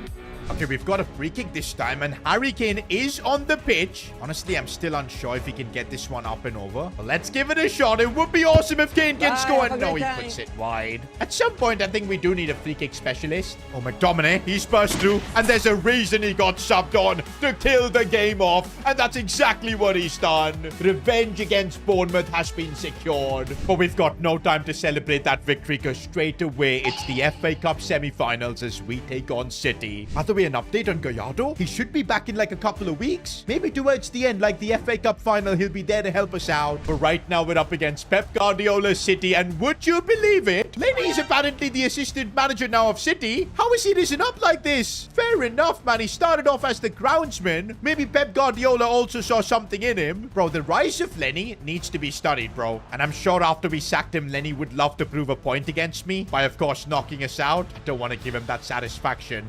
And that's why Bullock is broken through, and this is a chance here for us. Oh, good defending, Guardiola. Nicholas Hart looking to bring this one inwards. Sees Harry Kane in a bit of space, who's broken through. Harry Kane here. There's the goal we needed. 1-0 against City in the FA Cup semis. So far, guys, Frank Lampard is outsmarting Lenny. And that's kind of why I want to keep Frank Lampard at the club. And currently, we're on the right path. We're proving that we can win trophies like the FA Cup. Oh, but look at the open spaces here. Harry Kane taking one from distance, but Donnarumma saw that coming. This is some of the best football we've honestly played as Kane breaks through. Should have made it 2-0. Oh, no. We've let Haaland through and he scores the equalizer. And this is why we shouldn't have dreamt earlier of winning the FA Cup, because that's what City can do. They crush dreams. But okay, the game is still in our hands. It's still 1-1. But not if we just let Marmoush through like that. We're really in a bad spot right now. Cut back and Render scores. Suddenly we're 2-1 down to City. Oh, McTominay. He's broken through. He's broken through. That's a gift for Scotty McTominay. We're not giving up against City. Bullock. He's broken through. Scotty Bullock. Surely. Let's go. It's Scotty Bullock who's done the job. The two Scots that we have, McTominay and Bullock. They've absolutely clutched up in this tie, and surely we can hang on now.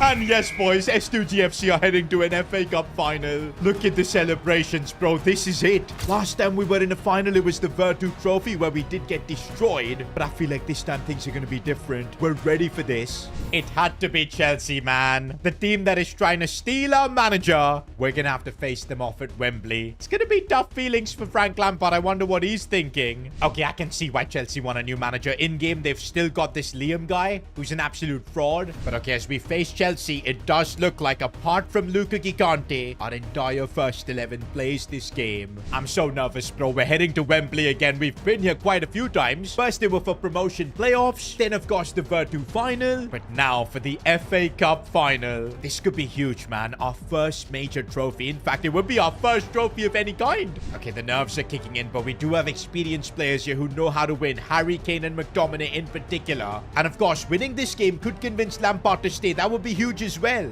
Oh, but Chelsea are on the charger with Cole Palmer. Lovely ball in, and come on. How do we get opened up so easily? The quality between Palmer and Delap, we just couldn't handle it. And come on, man. Another cup final and we're on the back foot. But okay, Nicholas Hart has managed to break through. Tough angle, but can he finish? Come on, Kobel stopped him. Okay, Patino's going to be the man to deliver this into the box. It's decent. Kane's header cleared away. Oh, come on. Chelsea have broken through again. And Luca Gigante, big save. The rebound is in a tough spot. And Pardud as well. Uh-oh, we need to clear this one away. Gigante again with the save. It's complete chaos, but we do get it away. I feel it's another cup final and the team is feeling out of its step. But on the counter-attack here, Bullock could maybe create something. He's got the pace, but he makes a mistake. No. Don't let him shoot. What a challenge of Badu. How is that being given as a pen? He got the ball. Referee. He got the ball! Guys, there is no denying he got the ball there. I can't believe this. Luca Gigante, it's on you. But it's the coldest player of all time taking the pen. Where's Palmer gonna go? Down the middle. Are we about to bottle yet again? Because it's 2-0 Chelsea, and I'm losing hope. Okay, we're gonna need to try some sort of a different approach. And okay, it's working here. Maybe if we can get the cut back in. Scotty McTominay, brilliant play there. It's not over. It is not over yet. Time is running out. We need to do something soon. Patino is making the run, and I see Nicholas Hart out wide. Could this lead to something? He needs to bring this one back inside. That is what he's doing. A ball in for Kane. Oh, it's off the post and in. I thought he missed, but he hasn't. Harry Kane, when it matters most, always delivers. Also, a couple of aggressive changes from Frank. He's brought on Albi Norman and Avila and moved McTominay to midfield. Jisoo as well coming on. Looks like it's all about having the fresh legs now. The fact that we came back from 2-0 down genuinely makes me feel that we can pull this off here. Oh, Albi Norman, the steal of the century. Norman goes through. The big man himself. Whoa, what can Norman do? Oh, come on, man. He just did have the pace. And now this final is going into extra time. And wait a minute. We've just let Arda Güler through. And are you joking? How did he just walk through like that? It might be all over, boys. We've got 30 minutes to try and save this. Well, look. Sees the run of skies. Gets it back for Bullock. This might be it to get the equalizer. No! Surely that was the chance. Look at the way Chelsea is celebrating. My goodness, they've completely cooked us there, but it's offside. And that means we have one last attack. Getting the ball to Avila. Now to Kane. If we can move forward here and create something, maybe there is hope. Scotty Bullock. Oh, he lost the ball. He lost the ball. It's all over. It is all over. Chelsea win the FA Cup. I can't believe it, man. Another night at Wembley where S2G FC has bottled. This should have been our FA Cup, man. It's now been 5 seasons of our club's existence and we haven't won a single trophy. And that continues. And what's worse is that Frank Lampard post-game was asked whether he's going to stay at S2G FC. And he just replied with an I don't know. Meanwhile, the Premier League season also comes to an end where we do end up finishing 5th. But yeah, that does mean no Champions League football. Chelsea, in fact, somehow get it. And you know what that means. Breaking news. Frank Lampard has signed a deal with Chelsea to become their new manager from next season onwards. That's right, boys. Even after such a tremendous season, where yes, we didn't qualify for Champions League, but we are going to be in the Europa League next year. That in itself is huge. We almost had a Golden Boot winning player as well in Kane. Of course, FA Cup final. Despite that, we're left in a position where we don't have a manager, and I really don't know what's next for S2G FC. Do we go out in the market and maybe try and find a new manager? Of course, now that we are a Premier League club and in the Europa League, some big managers would be interested in this job. Or do we go with people that we know? Who is going to be the new gaffer? That is the biggest question. When we secured promotion to the Premier League, nobody believed that we could survive here. In fact, our good friends in the media, they had us as favourites to get relegated. But boy, did we surprise them. Signings like Harry Kane, Scott McTominay, Ezri Konsa. We really became the ultimate underdogs of the Premier League. And forget a relegation battle, we were fighting for Champions League football. In the end, we just missed the mark. Finished 5th, but qualified for Europa League. And also we even got close to winning a major trophy in the FA Cup. But in extra time, our hearts were broken. And wait a minute, we've just let Arda Güler through. And are you joking? How did he just walk through like that? And yes, a lot of memes are being made about our empty trophy cabinet. But still, as a club owner, I feel like we've made tremendous progress. And now in our 6th season, if we can just get the finer details right at the club, maybe we could challenge for the Premier League. Maybe even compete for European glory. But there is a massive problem that we have. You see, the man that's orchestrated all this success for us over these last couple of years, it's our gaffer Frank Lampard. He came in with a different tactical system, had a lot of ideas in terms of signings, and I worked with him together to build this team.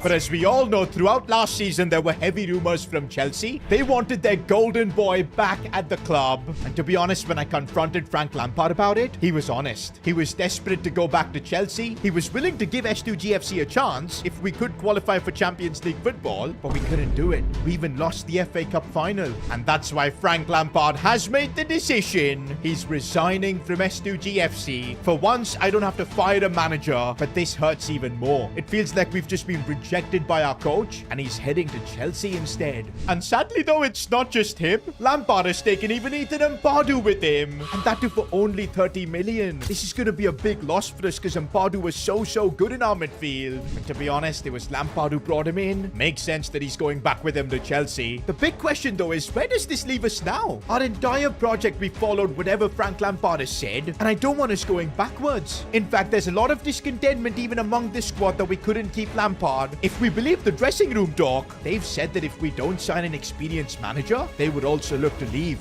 So, yup, heading into Season 6, as the club owner, I have a tremendous amount of work to do. And here I thought being 5th in the Premier League and of course getting to Europa League football would let me just chill out a little bit. But no, that is not how running a football club works. I guess we just gotta start with the admin stuff. Because yeah, the club needs money if we want to go out there and hire a manager. Not just that, we need money for the signings he'd want as well. Good thing is though that we're not starting out broke. The money coming in from Ampadu is going to count. 30 million is what we'll start with. And boys, it really looks like now we're in the big leagues because we're getting that juicy Premier League TV money. That's going to be an additional 30 million. But then because we've qualified also for the Europa League, UEFA is going to be giving us some revenue for that as well. And to start with, it's only 20 million. But for every round we progress in the Europa League, that's going to be an additional 5 million into the bank. And just like that, the budget is up to 80 million. But of course, I'm going to really focus heavy on the Europa League because we could end up getting a tremendous amount of money through that competition.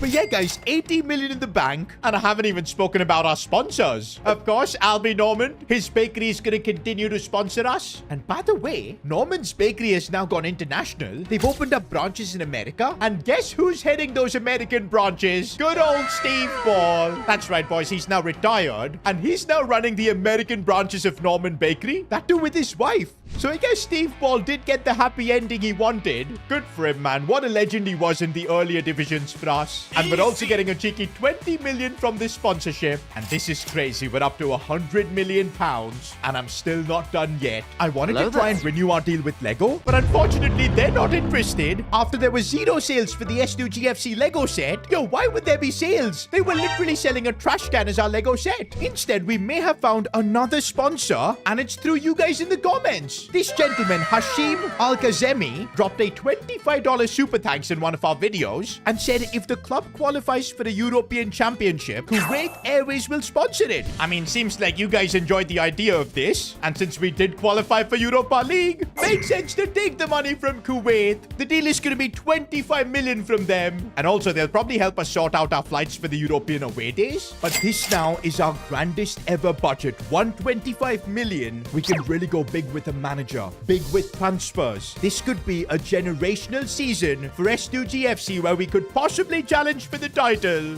And yo, I'm starting off with our goalkeeper kit, and that might be the coolest kit I've ever seen. Nah, bro, this design is absolutely cold. And I can't lie, the home kit is also looking really nice. A totally new design. Although, why are those stripes giving me like Homelander vibes? But nah, this is still one of my favorite kits so far we've had. And now for our away kit, this is what we have. I love the Kuwait Airways logo, especially after they wired us 25 million. But yeah, a bit of a different kit. I don't think we've had this color so far. The Norman Bakery logo on the sleeve as well. I think we've got banger kits for this season. Rate them out of 10 in the comments, and while you're down there, subscribe to the channel because I feel like Season 6 is going to be epic. But now it's time for me to get on the phone because we need to hire a manager. Alright, I'm first looking at who are the other managers in the Premier League, and a lot has changed. Diego Simeone is now the boss of Arsenal. For some reason, that kind of makes sense. Frank Lampard, of course, the Chelsea boss. Arne Slot is still at Liverpool. Interestingly, Man City don't have Pep Guardiola as a coach. And apparently that's because Pep Guardiola has resigned from Manchester City. Bro, he literally won the Premier League last season, but he still resigned. Do we put him on our shortlist? I think we should. Don't know if we'll be able to convince him to join us, but that's an option. And honestly, in the Premier League, I don't like any of the other options. Right now, it's only Pep on my shortlist, and also another manager affiliated with Man City. Of course, Lenny. We gotta put him on the shortlist as well. Our former manager who helped us throughout the lower divisions. Now, of course, we sacked him because he was tactically inept, but then he went on a footballing world tour, learning from Diego Simeone, from Pep Guardiola as well at City. But the only issue with signing Lenny is that it's still a bit of an unknown variable. I don't know if the squad's gonna accept him. We're so used to having a winner like Frank Lampard at the helm. Already we saw Ethan Ampadu follow Lampard and leave the club. If we go with a manager like Lenny, who maybe half the squad doesn't trust, I'm sure players like Bullock, Nicholas Hart, Kwashi, they'll all be trusting Lenny because they've got experience with him, but the likes of McTominay, Kane, I could easily see them leaving.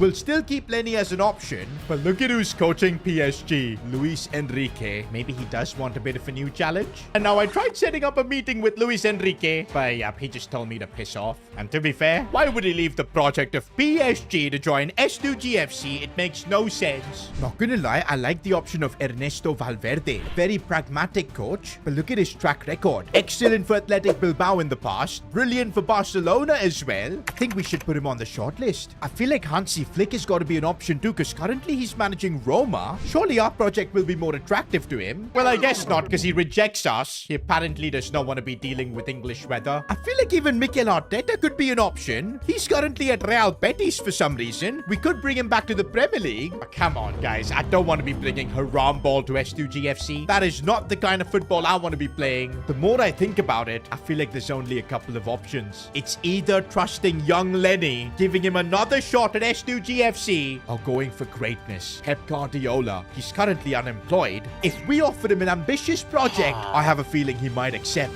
And so a meeting has been set with Pep Guardiola. All right, Senor Pep, thank you for coming for this meeting. And you know what's coming? I've got a tremendous offer for you to become the head coach of S2G FC. What makes you think I will join your fraudulent club? I'm the most successful manager in the world. I mean, Pep, no disrespect, but a lot of people do say that all your success is because you're going to just the big clubs in every league. And this could be a chance to prove all of them wrong. Taking a teeny tiny club like ours to Premier League glory would without a doubt make you the greatest. I get your point. And I also want to get back to managing soon. But if I sign for your club, it will be completely on my terms. And okay, I can't believe it. Negotiations are actually going well with Pep. But look at his demands. He wants complete control of every incoming and outgoing transfer. Basically, Pep is going to be completely running our transfer policy. He also wants complete control over the tactics and the squad. And that, to be honest, makes sense. That's why we'll be paying him. And about the payment, it's going to be 20 million per year. Okay, now this changes everything. If we paid the 20 million for Pep, it would reduce our budget down to 105. It might make it more difficult to sign quality players. But then again, we'll have Pep Guardiola running the window for us. The other option, of course, is Lenny. And if I look at his requirements, he's okay with me making decisions transfer-wise. But he does want control over the tactics and the squad. And wait a minute, he's only charging like 50,000 for the entire year? Nah, bro, this is basically like having a manager for free. I guess that's because Lenny hasn't really coached a first division team. He's only been assistant manager at City, a student at Diego Simeone's Atleti, but that's exactly why I feel like, now is not the time to go for Lenny. We've got to pay up and just go for the experienced man in Pep. And to be honest, I think our team will be in a better spot if we just trust Pep Guardiola. And to be honest, how many teams can say that they've had the greatest manager of all time coach them? I want to be among those clubs. And so we're agreeing to all of Pep's demands, signing the contract, and this might actually be S2G FC's greatest ever signing. Pep Guardiola is our new manager. Now, the first thing Pep Guardiola does is completely change our tactical system. Gone is the 4-2-3-1 we played under Frank Lampard, which is a bit of a shame because we were so successful with that system. But this is Pep, and no surprises that he wants to see us playing a 4-3-3 holding. We're going to be moving back to having just one CDM. Also, we're going to have proper wingers now. This should be good for the likes of Nicholas and Scotty Bullock. Also, our wingbacks are going to be playing super attacking football as well, bombing up the field. Makes sense, this is classic Pep Guardiola. The only thing I'm worried about, though, I don't think the players we've got in the team are exactly what Pep wants. You guys know how particular he is with a lot of positions. In fact, he's already done his homework and he's given me a list of positions where he wants improvements. Top of the list, though, is a CDM. And not just any kind of CDM, someone who can control the game. Think of a player like Rodri or Fabian Ruiz from PSG. Also, he wants another centre mid, more of a playmaker, because he does not think Scotty McTominay fits into his system.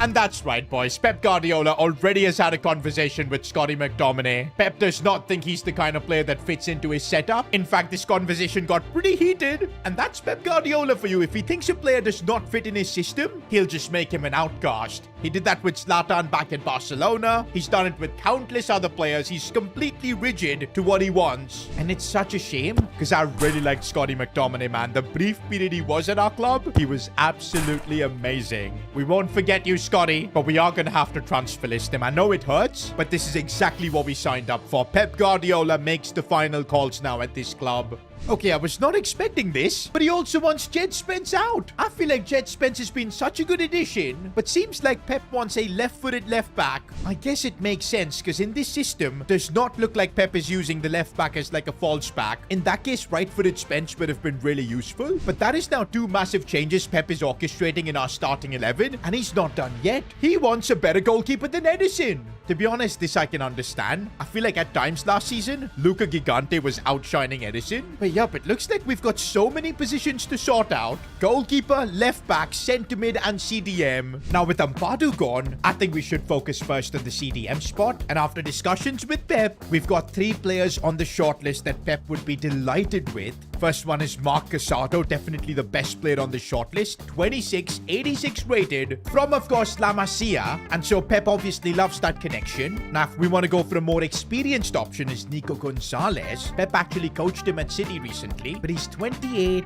The option I like the most is Marc Bernal. He's kind of different to both Casado as well as Nico Gonzalez because he's really tall. Not like your usual Pep Guardiola player, but of course, being from Barca's academy, I'm sure he'll understand Pep's philosophy. And in terms of valuation, I think we can get him for a solid deal. And also, he's a lot younger than everyone else, just 23. Under Pep Guardiola, he could really end up growing like crazy. And there you go. For 42 million, we've given Pep Guardiola exactly what he wants. Marc Bernal from Barcelona is joining S2G FC. All right, that's the first signing of the Pep Guardiola era, but we still need a new goalkeeper, a centre mid, as well as a left back. Now, okay, I don't think we're gonna have time to pull off everything before our first game of the season against Arsenal, by the way. And I think it's better we sort out the goalkeeper spot first. And I'm liking the option of Unai Simon. He's good with his feet, exactly what a Pep Guardiola system needs. Because of his age, we're signing him for a really solid deal of just 19 million. Okay, that's now 2 key areas that we've sorted out, goalkeeper and CDM. Still need to work on left back and centre mid, but we are starting to run out of cash now. I guess in the next couple of weeks, the goal is to get some player sales sorted. And okay, a £5.5 million offer from Manchester United for Edison. I'll take the money, bro. Can't lie, boys. What a tremendous service Edison has given to this club. He was such a big upgrade to Luca Gigante. But hey, Pep wants an upgrade, and that's exactly what we've done. Okay, it's almost time for match day 1 against Arsenal, and still no offers for either Scotty McTominay or even Jed Spence, which is really worrisome. But yup, it looks like Pep has already made a statement on the pitch. It's Albie Norman starting in midfield. Scotty McTominay, he does not want anything to do with him. Similarly, in left back, it's Jisoo starting. But here we go, boys. Pep Guardiola's debut. He's already got the tactical board. Honestly, I cannot wait to see the kind of football we play. Already you can see it's a bit more patient build-up play. A lot of passing in the midfield, but we've been opened up right here, and the challenge was not good, but Unai Simon with the save. Premier League debut for S2G FC.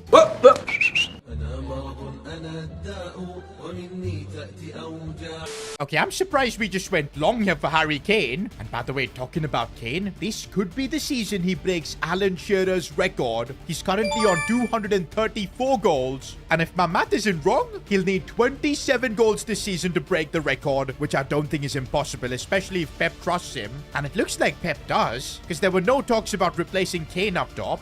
To be honest, when Kane is a striker like this who finds space, scores goals, why will Pep Guardiola want to replace him? 235 Premier League goals now for him. I feel like with Pep, this could be a special season where Kane breaks the record and we could possibly win the Premier League. I mean, we are showing signs. And just as I say that, Ekitike scores. Brilliant. Kane looking for the pass here for Charlie Patino. He's going to try and put this one back in for Kane, who attacked it almost, but Patino missed. Marc Bernal, he's so good at controlling the game. That's what we want to see from him. Marc Bernal out wide for Scotty Bullock. This is good. Charlie Patino chesting it down well. Good couple of touches. Back for Bullock. This is brilliant. Now, if we can get the ball to Harry Kane in the box, which we do. Lovely release for Albie Norman. No, he messed it up. This is where Pep wants a better midfielder to be signed. But okay, Okay, we keep attacking and Park Ji-soo, the South Korean, is flying. Here he goes. He could cut this one back. Who was in the box? Nobody was there. Also, Pep has made some really controversial changes. He's brought off Harry Kane. Gallardo playing at striker? That is one thing I didn't realize. Without the cam spot, what role does Gallardo have in this team? And I guess we're getting the answer now. A false 9. Pep Guardiola is trying something really different with Gallardo. Avila has been brought on out wide as well. These are the kind of brave changes that, of course, Pep always makes. Don't think with the Pep Guardiola team we're going to be that good with set pieces. Yup, the ball gets cleared away for Nicholas Hart. Takes a couple of good touches though. Goes for goal. Off the crossbar and in. Nicholas Hart. Oh my days. I feel like bro just wanted to impress Pep Guardiola and he's definitely done that. We might just have a goal of the season contender right here. Don't think Pep is going to be happy with Jisoo for letting Saka through as the cross comes in and Ekitike scores. I think I saw that from a mile away. I feel like the system Pep wants us to play, it is working. It's just that right now Pep does not have the players he needs for it. But still, here's Nicholas Hart finding space. Could score another one. That wasn't too far off. Okay, this might be the last attack of the game as Nicholas Hart has broken through here. Tries to bring it inside. Still Nicholas Hart. Finesse shot in the 94th minute. He is him. I feel like this might be the season when Nicholas says he's the man. He wants to take the responsibility. You know what, guys? I think we need to give credit to Mark Bernal there because he made that crucial interception that led to the goal. And Pep Guardiola, because of that, has secured his first Premier League win with S2G FC. And that too against one of the contenders for the title. Pep is off to a good start as you'd expect. Post-match press conference though, Pep was a bit grumpy. I guess that's because we did concede 2 goals and he's not got all his signings yet. But don't you worry, Pep. We're working on it. Now, right after that game, an offer has come in for Jed Spence, about 35.8 million. Bro, we should be able to get a lot more money for him. I know he's 30, but let me try and negotiate this. Because if we can get like 45 million or so, that could make a huge difference for us. Okay, because I think we put him on the transfer list, Arnie Slot is playing hardball. It's 2 ball guys negotiating right now. Maybe 40 million could work. And yup, at least we get a deal here. Now, hoping before the Palace game this deal can go through. And looks like it doesn't because I wanted to make that left back signing. By the way, Pep Guardiola has decided to bench McTominay as well as Jed Spence for this game. Hopefully that Spence deal can go through so we can then, of course, sign another left back. But yeah, right now I want to focus on maybe getting back-to-back Premier League wins. And oh, I see Rafinha for Palace. What a transfer that is. And here is Sykes on the ball. I finally get his name right, bro. I always thought his name was Skies. Okay, Kane finding a bit of space. Big deflection. Scotty Bullock driving the ball through midfield.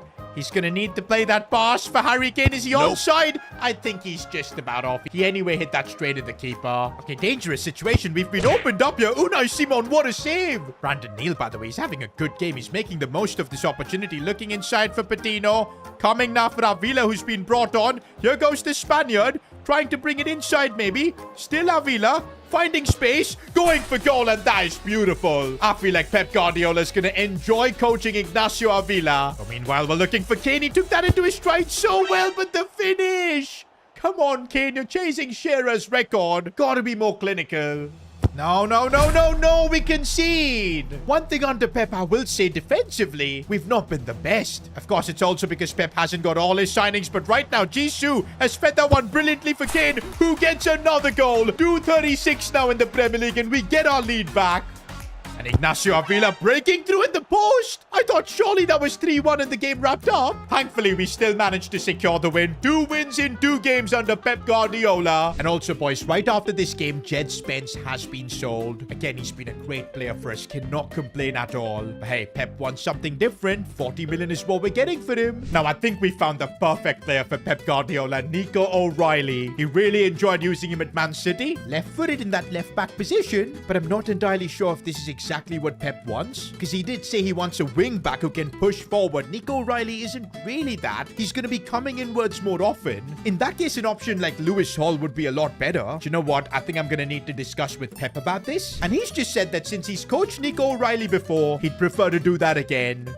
And we're doing what Pep Guardiola tells us to do. Nico O'Reilly joins S2G FC. Although we had to bring out the checkbook for this 58 million. Not just that, the wages were quite a bit as well. Can't lie, boys. Our defense now looks really solid. It's just that Scott McTominay, we kind of need to sell him, get some cash for him. Because, yeah, without him, we've only got 16.3 million, and that's not going to be enough to sign another midfielder. Meanwhile, guys, before we get ahead, we do need to take a moment to award our best performers from last season. Starting with, of course, goal of the season, which actually Actually, we're going to change the moment of the season and give it to Ignacio Avila for this absolutely ridiculous assist. I genuinely don't know how he pulled this off. To be fair, Gallardo's header was good as well. But we're going to give this to Avila. And of course, for that, he's earned himself the finesse shot plus, which I think is going to prove to be really useful. And now for player of the season, I don't think it can be anyone else but Harry Kane, who was unstoppable last season. 21 goals in the Premier League. And this is going to be really funny because I gave him rapid plus. Bro's got 63 pace, so I'm not sure what kind of use it's going to be for him. But hey, if it helps him break the Premier League record, we will be there. But now, guys, we've got about a week to try and get a new midfielder. For that, of course, we need McTominay's sale. But hang on! It's breaking news from Fabrizio Romano. Sean King has had a fallout with Manchester United. He wants to leave. In fact, in a press conference, he's just said his first choice would be to go back home to S2G FC where he belongs. Wait a minute, guys. This changes everything. 84 rated Sean King. Insane potential. Don't know how we're going to pull this off financially, but if he's available on the market, maybe we can conjure up something. But of course, there's a lot of unknown variables. This is not what Pep wants. He's happy with Kane. He wants a midfielder. But wait, apparently clubs like Real Madrid and Barcelona are circling as well. We're gonna have to make a choice. I hired the greatest manager of all time, Pep Guardiola. I mean, to think a teeny tiny club like ours, who 5 years ago was in EFL League 2, but now we're in the Premier League, qualified for Europa League, and we've got Pep as the manager. And already Pep has had a huge impact at the club. He's completely changed our tactical system to more of a 4-3-3, brought in players like Mark Bernal and Unai Simon, and even his former player at City and Nico O'Reilly. But this is Pep Guardiola, and he's not going to be a happy man until he gets everything he wants. He's still pestering me to bring in a playmaking midfielder. The only problem is we've got 1 week until the window shuts, and after all the signings Pep has made me do, we're only left with 16 million. I don't think we're bringing in a player that Pep wants with this kind of money. That's why it's imperative that we sell Scotty McTominay. He's already a player that Pep Guardiola does not trust. It kind of hurts the way Pep is treating McTominay. He's been so good for us, he deserves better. But when we signed Pep, we knew he's got the habit of not liking players and then completely leaving them out of the setup. Hopefully within the next week we can get McTominay sold. By the way, a lot of S2G FC fans are kind of saying that Pep is scamming us because he is charging 20 million. I don't buy this question. Also, Pep Guardiola is not impressed looking at our club's trophy cabinet. To be honest, guys, I do believe Pep is worth every penny we're paying. 2 wins in 2 games in the Premier League, and I'm sure things are going to only get better when we get Pep the midfielder he wants. The ultimate needle mover, the head of the table, the tribal chief, in God mode himself. But guys, maybe the play is not to bring in a midfielder, but a striker instead. Because there's breaking news. Sean King has had a rift with the Manchester United board, and he's looking for a way out. And you guys remember Sean King? The absolute goal machine that we had. Broke all sorts of goal-scoring records at the club. Although, to be fair, there weren't many records. He was probably the one who was setting them. But yes, if an opportunity presents itself to bring one of our own back, 84 rated. Bro, he's only 22. 90 pace, 91 shooting.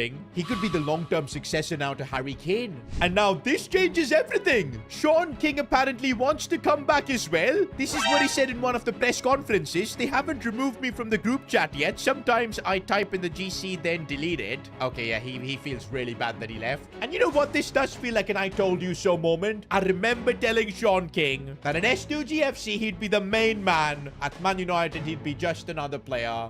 Now, the problem is, if I want to bring back Sean King, it's gonna cost a lot. Look at how much his valuation has risen. And of course, we've only got 16 million. Let's say we also sell Scotty McTominay. That should give us another maybe 35-40 million. Still, that's not even coming close to what we need for King. But then you guys made me realize, regarding all our club sponsorships, we got money from Normand & Co Bakery. We got money from Kuwait Airways. But Adidas, you cheeky fellas, you have missed your payment. And we literally kind of did free marketing for them. So of course, now they're gonna have to pay up, and they're willing to give us 30 million this season. Kind of similar to what they gave us last season, but this time they're giving the cash all up front, which could be key in possibly signing Sean King. And just like that, boys, the budget is up to 46 million. And now if we sell Scotty McTominay, possibly even using Harry Kane in the swap deal, I think it is possible. We might just be able to bring back the King. Now, for the next week or so, the Sean King operation was all I was focusing on, but then Pep Guardiola got a riff of it, and he stormed into my office. If you sign King, you best believe he'll be training with the youth squad. Okay, guys, Pep Guardiola does not want Sean King. He's more than happy with Harry Kane this season. Besides that, Sean King is kind of a different player, more of a goal poacher. You saw his stats. He's not good at passing, not good at dribbling. He does not fit Pep Guardiola's system. And Pep is actually furious that I'm not focused on bringing in a midfielder. Instead, I'm just chasing Sean King without his approval. And Pep has made it very clear, if I make a transfer without his approval, he'll just resign. But if we don't make a move for Sean King now, Madrid or Barcelona will. They're the clubs he's being linked to right now. I feel like we made our decision the moment we hired Pep. We're going to just completely follow whatever his transfer policy is, whatever his team decisions are. I wasn't a big fan the way he treated McTominay. I'm also not liking the fact that we've now got an opportunity to bring back King, yet we can't act on it. I guess we're just trusting Pep Guardiola, and to be honest, he's earned that trust for what he's achieved in this sport. We've just got to believe him. While we were having the pipe dream of bringing back Sean King, we wasted a lot of days, and now we've got this game against Aston Villa before we can, of course, try and sign the midfielder Pep wants. By the way, offers have come in for Scotty McTominay, so we are trying to get him sold. Hopefully after this game we'll be able to act on it. Aston Villa with a chance from a free kick, and how do these always go in? I thought a new keeper like Unai Simon will be able to stop that. A goal down to Aston Villa. To be honest, guys, although we've won our first 2 Premier League games, it's not been an easy ride. We've really had a lot of difficulties, so it does feel like the results have papered over the cracks. I'm still waiting to see the magic that a Pep Guardiola system has, so I guess we're just gonna have to be patient. He will, of course, say that we haven't given him his midfielder. That's why things are like this. Oh, again, a chance here for, of course, Aston Villa, and they should have made it 2-0 there. I feel like the squad is also affected by the way Scotty McTominay has been treated. Maybe everybody at the club is a bit surprised at the amount of changes that are happening, and that's causing a bit of rift among players. I don't know. But let's try and sort it out here with Harry Kane, who's running through. Oh, we couldn't get the shot off. Again, we're getting opened up just way too easily there, and Kwashi can't win the ball back, and it's 2-0 for Aston Villa. Okay, this is starting to get a bit worrisome here. Has Pep Guardiola destabilized the dressing room that we had? Because Frank Lampard had left the club in completely good vibes. The squad wanted to play for each other. Suddenly now it feels like players are worried about their position in the team. If they don't fit in the Pep Guardiola tactical style, they might be kicked out. But here's Brandon Neal, who's opened up some space and gets a goal. In all this chaos, there's also opportunities, and a player like Brandon Neal is taking it. Oh, but we have been opened up. Konsa good defending. If we concede now, we're not getting anything out of this. Okay, Nico O'Reilly's breaking through, and he sees the pass here for Avila. Completely open, and Avila scores. 2-2 against Villa. One thing I'll say, with Pep's system, this team always perseveres. They just don't give up. And we're seeing a Pep Guardiola signing there. Nico O'Reilly coming into the midfield, finding Avila. Unfortunately, though, there's no time for anything more. We're gonna have to settle for a draw. And post-match, Pep is furious. He's disappointed that the ownership has not backed him, and that's kind of crazy. I've literally given him 3 solid signings so far, and he's still pissed that we haven't gotten him a midfielder. But I guess this is what you're gonna have to deal with when you sign a manager of his stature. His demands are gonna be ruthless, but that's because his ambition is sky high. But you know what? We are making some progress. An offer did come for Scott McTominay from Bayern Munich, and we took it. It wasn't the best of deals, 28 million. But hey, we kind of got our money back that we spent on McTominay. Plus, he's not a player that Pep wants in his system, so this was the best decision for everyone. But yeah, we will not forget the brief period McTominay was at the club, because he was sensational. But now, guys, the budget is up to 73 million, and we are on deadline day. We better focus everything on getting Pep his midfielder. All right, guys, so I sent Sebastian Finch. He's still, by the way, the assistant manager officially. I don't know if Pep Guardiola even speaks to him, though. But yeah, we did send him on a bit of a scouting project, and he's brought us 3 interesting players that do fit Pep's system. First up is Alexis McAllister. He's 31, so he does have a few good years ahead of him. 87 rated, and would fit our budget right now. And look at the traits he's got. He's press proven. He's got the ping pass. Exactly what a Pep Guardiola midfielder needs. The next option is Tijani Renders. He played for Pep Guardiola, so he knows the system. But he's a bit older at 32. Okay, I think Rodri Mendoza was basically shortlisted because he's got Rodri in his name. And the last time a person named Rodri played for Pep Guardiola, he went on to win the Ballon d'Or. And to be honest, I feel like Rodri Mendoza might just be the smartest pick of them all. Now, because of his height of 6 foot, you'd assume that he's not your usual Pep Guardiola midfielder. But look at his best stat. It's his dribbling. He's got decent passing stats, which I think we can get him to work on. Good play styles, and he's only 25. Do you know what? It is time for S2G FC to sign a few younger players when opportunities presents itself. Otherwise, forever we're just going to keep having old players. I think the play is to go for Rodri Mendoza. Plus, I think we could get him for a solid deal. Now, I'm not sure if Pep Guardiola likes this signing, but I certainly do. Because for 37 million, million. I feel like Rodri Mendoza is a solid deal. It leaves us with a good chunk of cash that we can possibly use in the January window. Because you bet that as Pep gets used to these players, he's going to want more changes. But yeah, for now, we are getting through transfer deadline day. Probably one of the craziest windows in S2G FC history. I mean, just look at all the signings we made. I want you guys to rate our transfer window out of 10 in the comments. Do keep in mind, this also includes signing Pep Guardiola, but also selling the likes of Scott McTominay, Jed Spence. One of the craziest windows for the club for sure. Oh, and by the way, while you're down there, subscribe to the channel as well. By the way, in other news, Sean King's transfer did go through on deadline day to Real Madrid. Oh man, how impossible it is now going to be to bring him back ever. Pep doesn't want him, so we're not even thinking about it. But it still does hurt just thinking about it. We could have had him back in our club, yet we had to pass up on this opportunity. But regardless, there's no point repenting over the past. We've got to look towards the future, and the future is the Europa League right now. That's right, boys. To think S2G FC is going to be playing in a European competition. And remember, this could be financially massive for us, because every round we go through, that's 5 million that gets added onto our budget. Okay, maybe this money won't come to use this season, but next season it could prove to be massive, especially if we can make it all the way to the final and win the trophy. Okay, but I don't think Pep has got the memo, because I don't see him take this competition that seriously. He's completely rotated the team. Gallardo is playing as somewhat of a false nine. Rodri Mendoza is getting his debut though. I feel like this might be the first time Pep has experienced Europa League football, so he does not care at all. He considers only the Champions League as the elite competition, but I'm not sure if that's the right mentality, because money-wise, the Europa League could prove to be huge. But again, that's not what Pep cares about. He wants performances, and you bet this season itself, he's trying to aim to win the Premier League. I guess we should also just trust our backup players, because we do have a lot of talent here. And Ignacio Avila on the ball, curling this one in. That's what I'm talking about, boys. Maybe it's not that Pep doesn't take this competition seriously. He wants to give some of the youngsters who are hungry for game time, hungry for competition, a chance to shine, and the Europa League could be a perfect platform for them. Gallardo in this false nine role. Very interesting to see this happen here, as he looks to slide this one for Rodri Mendoza. Cutting this one back. No, we made a bit of a mistake. Uh-oh, we're on the back foot here, but we've got Luca Gigante in goal, who seems to just be getting more confidence. Avila and Gallardo here linking up.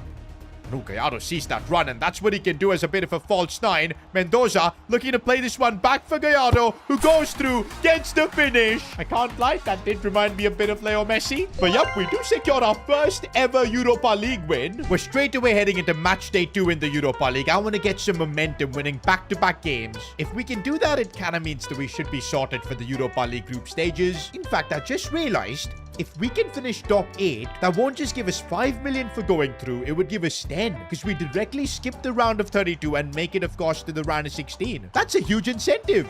Gallardo sees the run of Scotty Bullock. He couldn't play it through, but I can see why this false nine works. It completely relies on Gallardo playing the final balls. But right now, we got to rely on our defense, and Unai Simon, good save.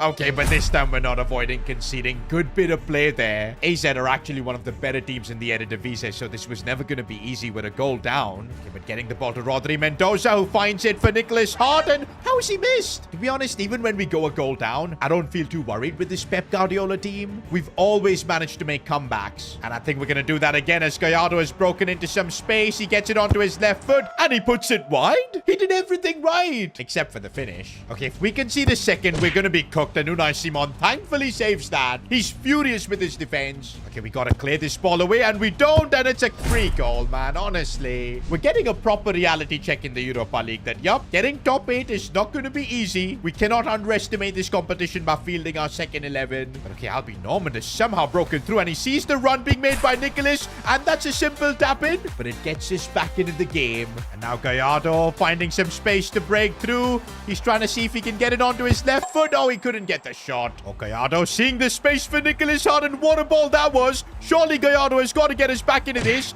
But how did he get caught up so easily? Okay, Gallardo now looking for Albi Norman. Surely that's his goal. And the Frenchman puts it wide as well. Pep cannot believe it on the sidelines. Guys, I don't think we can blame Pep for this result, because the chances we've missed in this game, absolutely atrocious. And now on the other end, we're going to get punished. I can't believe this.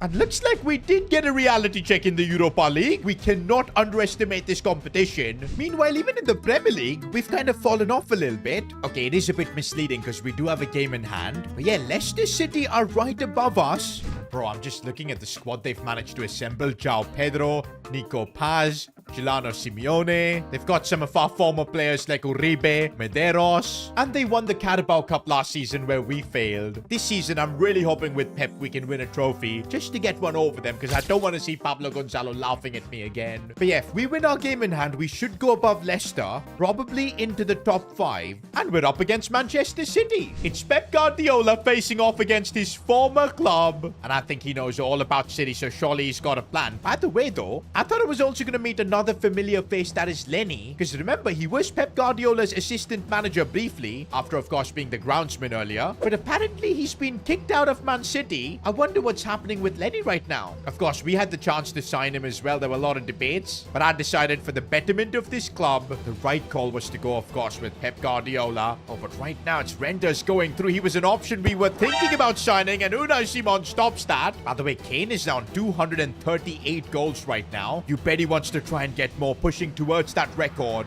Oh, Phil Foden has turned me there, and now Nico O'Reilly against his former club. Good defending. And here's Rodri Mendoza. Let's see what he can do. Oh, he gets caught out there. Man City are really frustrating us in this game. And we're being opened up here. Haaland looking for Renders, and we couldn't stop it. Is Pep Guardiola getting exposed? I'm sure the media is going to start asking that soon, because the first time he coaches a non-big team, results have been dubious. Okay, Kane doing really nicely as we see Bullock making the run.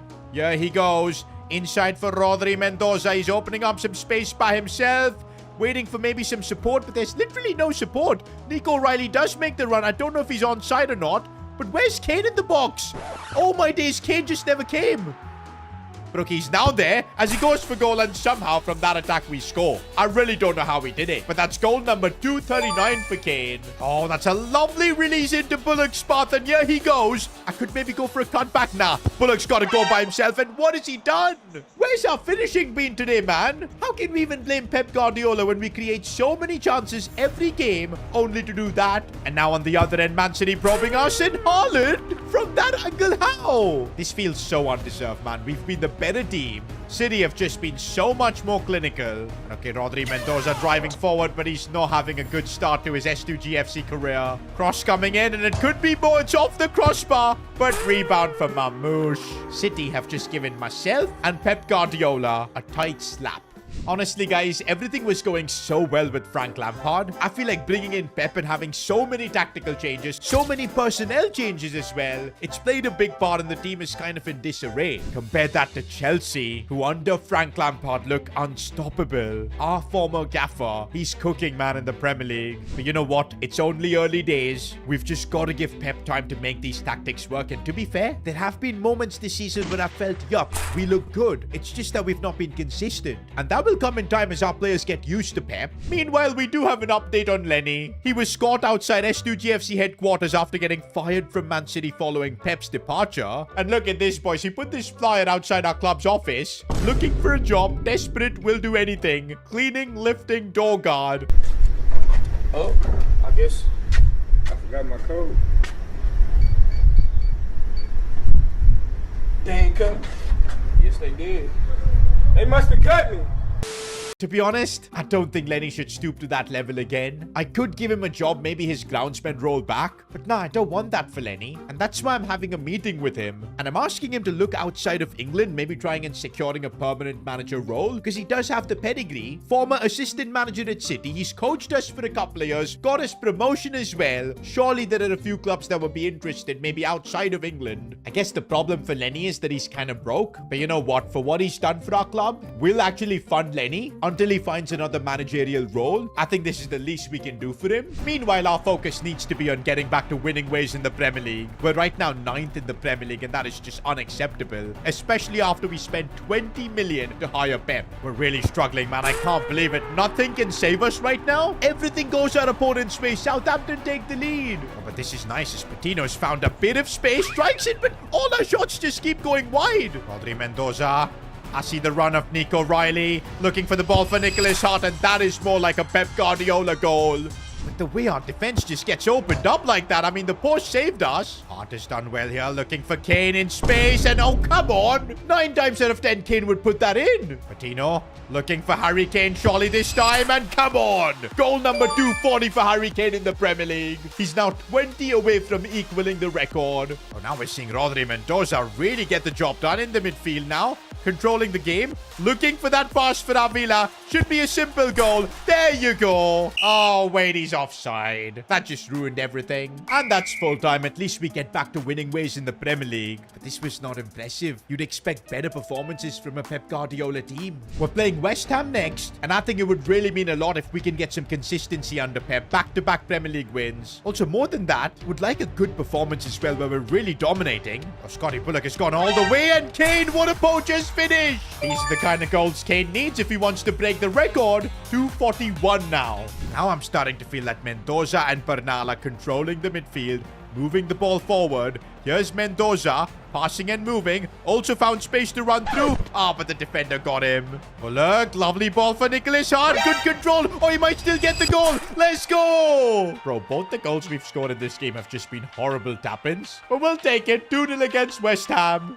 And we do end up securing the result here. And suddenly, this good run of results has changed everything. We've moved up to 3rd in the Premier League, above Chelsea and City. Oh, but we need to focus more on the Europa League, because right now we're going to get knocked out in the league phases. But I definitely think things are getting better with Pep. The team is understanding his system. Although I'm not sure if the team is happy with this new system, because the players have just staged a protest. They're angry with Pep Guardiola's tactical system. They're tired of doing all these crazy passing drills in training. And they believe Pep is being too harsh with so many players. Like, this is genuinely the most unserious thing I've seen at this club. And honestly, we shouldn't be surprised. We bring in a world-class coach with ideas, and I don't know why our players are not getting on board. No wonder on the pitch we're not seeing the tiki-taka flowing football from Pep. The players are still not on board. The media is also reporting crazy stories about Pep. First time in his career has the entire team protested against him. Bro, this never happened at Barca, Bayern, Man City. Yet at teeny tiny S2G FC, there's a revolt against Pep. As the club owner,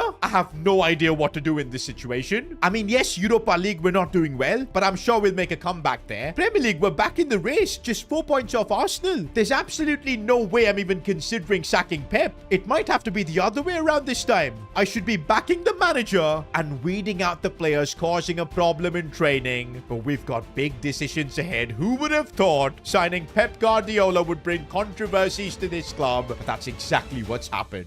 I hired the world's greatest manager, Pep Guardiola, and I thought that this was exactly what we needed to start winning trophies. Instead, some of our players are staging a revolt against Pep. Apparently, majority of the squad is unhappy with Pep's tactics. Not just that, they're finding his training sessions too intense, and overall, there's a sentiment in the squad where they miss Frank Lampard. And right now, we're still in early stages of this protest, so as the club owner, I should try and cool this down. Now, when we hired Pep, we knew what we were getting into. He's a manager that's headstrong. He has his own tactics, his own philosophy. He's not going to budge from it. And that's exactly what we wanted. To win the Premier League, to win the Champions League at some point, we needed the best. And there's no denying that Pep Guardiola is the best. But of course, he has made some decisions that haven't sat well with the squad. Of course, changing the formation to a 4-3-3. That's kind of put Gallardo completely out of position. Same with Avila. But also, he got rid of Scott McTominay in a brutal way. And that's classic Pep. He's ruthless. He wants to win and he'll do whatever it takes to win. But that really hurt the squad because McTominay was one of the leaders. Amidst all that, results on the pitch are a bit dicey. We're 29th in the Europa League. Premier League, we're doing much better in 3rd, but still, we've not been playing exciting football, especially compared to the Frank Lampard era.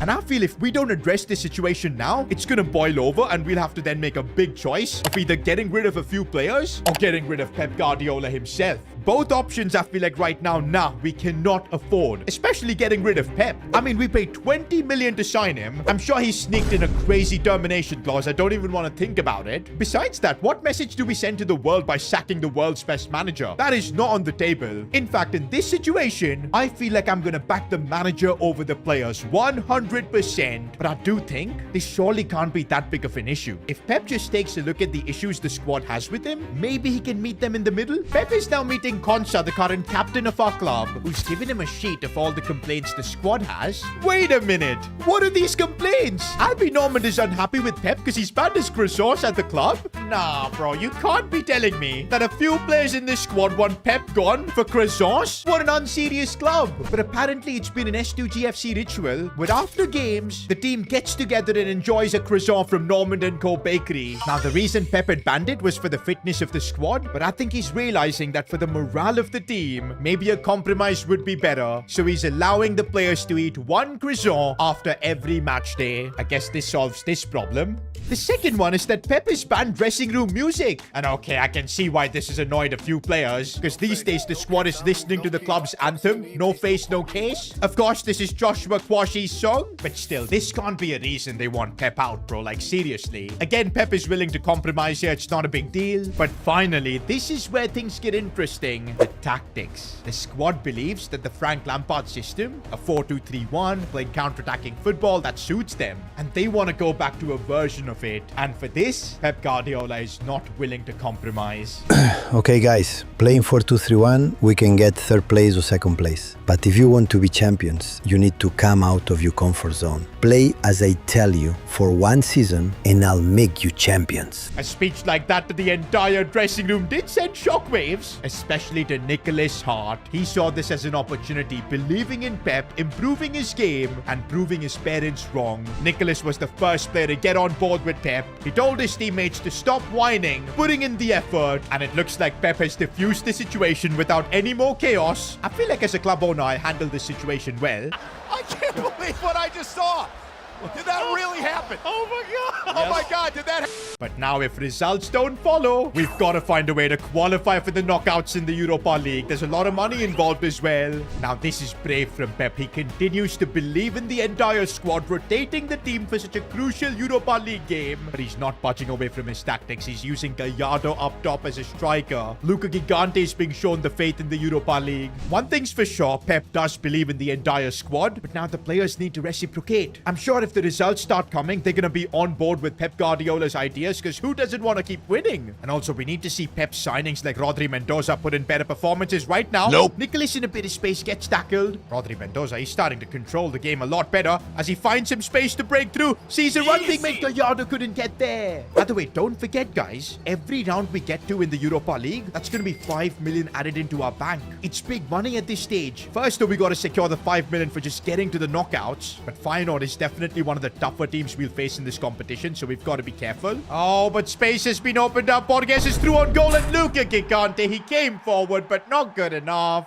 If results don't go our way, that is when there's going to start to be a bit of unrest in the squad. But okay, on the counter-attack is where we can maybe cause damage. Here's Avila running through. He's been a key part of Pep Guardiola's team, but he makes a mistake there. And again, Borges goes through. How are we letting them all in? Thankfully, he misses. False 9 of Gallardo has been criticized quite a bit, but he's played it through for Nicholas Hart there, who gets the goal. And it's so important that the man who showed faith to Pep Guardiola scores the goal. And by the way, for that goal, did you see that pass from Gallardo? That's what he can bring as a false 9. Like, look at the way he was able to play this one for Rodri Mendoza. Here he goes. Chance to score. And what a finish. Pep wanted a Rodri. We couldn't get the Ballon d'Or winner. But Rodri Mendoza is still decent. Okay, let's not get too excited because we still have to defend this. It's really poor defending from Kwashi, I think. And we concede. Just awful, especially after getting the lead after so much hard work. By the way, the squad should be motivated to try and get the win because they only get the croissants when the team wins a game. I feel like that's very smart from Pep. That's going to keep the players motivated.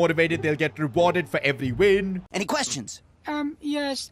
Are you going to finish that croissant? Knock yourself out. One thing I'm realizing, though, is that the Europa League is tough. Feyenoord are one of the best teams in the Eredivisie, and this game was not easy. And also, looks like no croissants for the team. Okay, that draw has made us climb up the table a little bit. We're up to 26th, but we need to start getting wins in the Europa League if we want to go through. Firstly, though, I think we got to highlight Nicholas Hart, because he's been putting so much effort in training sessions, really trying to improve his game. I feel like, especially after last season, where his parents demeaned him and gave him the offer to come back to Leicester, that kind of spurred him him on. He's now really keen to improving as a footballer. And look at that, guys. His passing from 72 has gone up to 83. His overall has shot up to 82 as well. Nicholas is really turning out to being a leader now in the dressing room. Yep, we need to start winning in the Europa League if we want to go through in this competition. So yeah, the team needs to get a result. Patino, oh, what a ball for Nicholas Hart. Controls it well, but the finish. I guess he's been focusing too much on his passing. Oh, I see Nico O'Reilly making that run, and Nicholas Hart completely free. Easy tap in.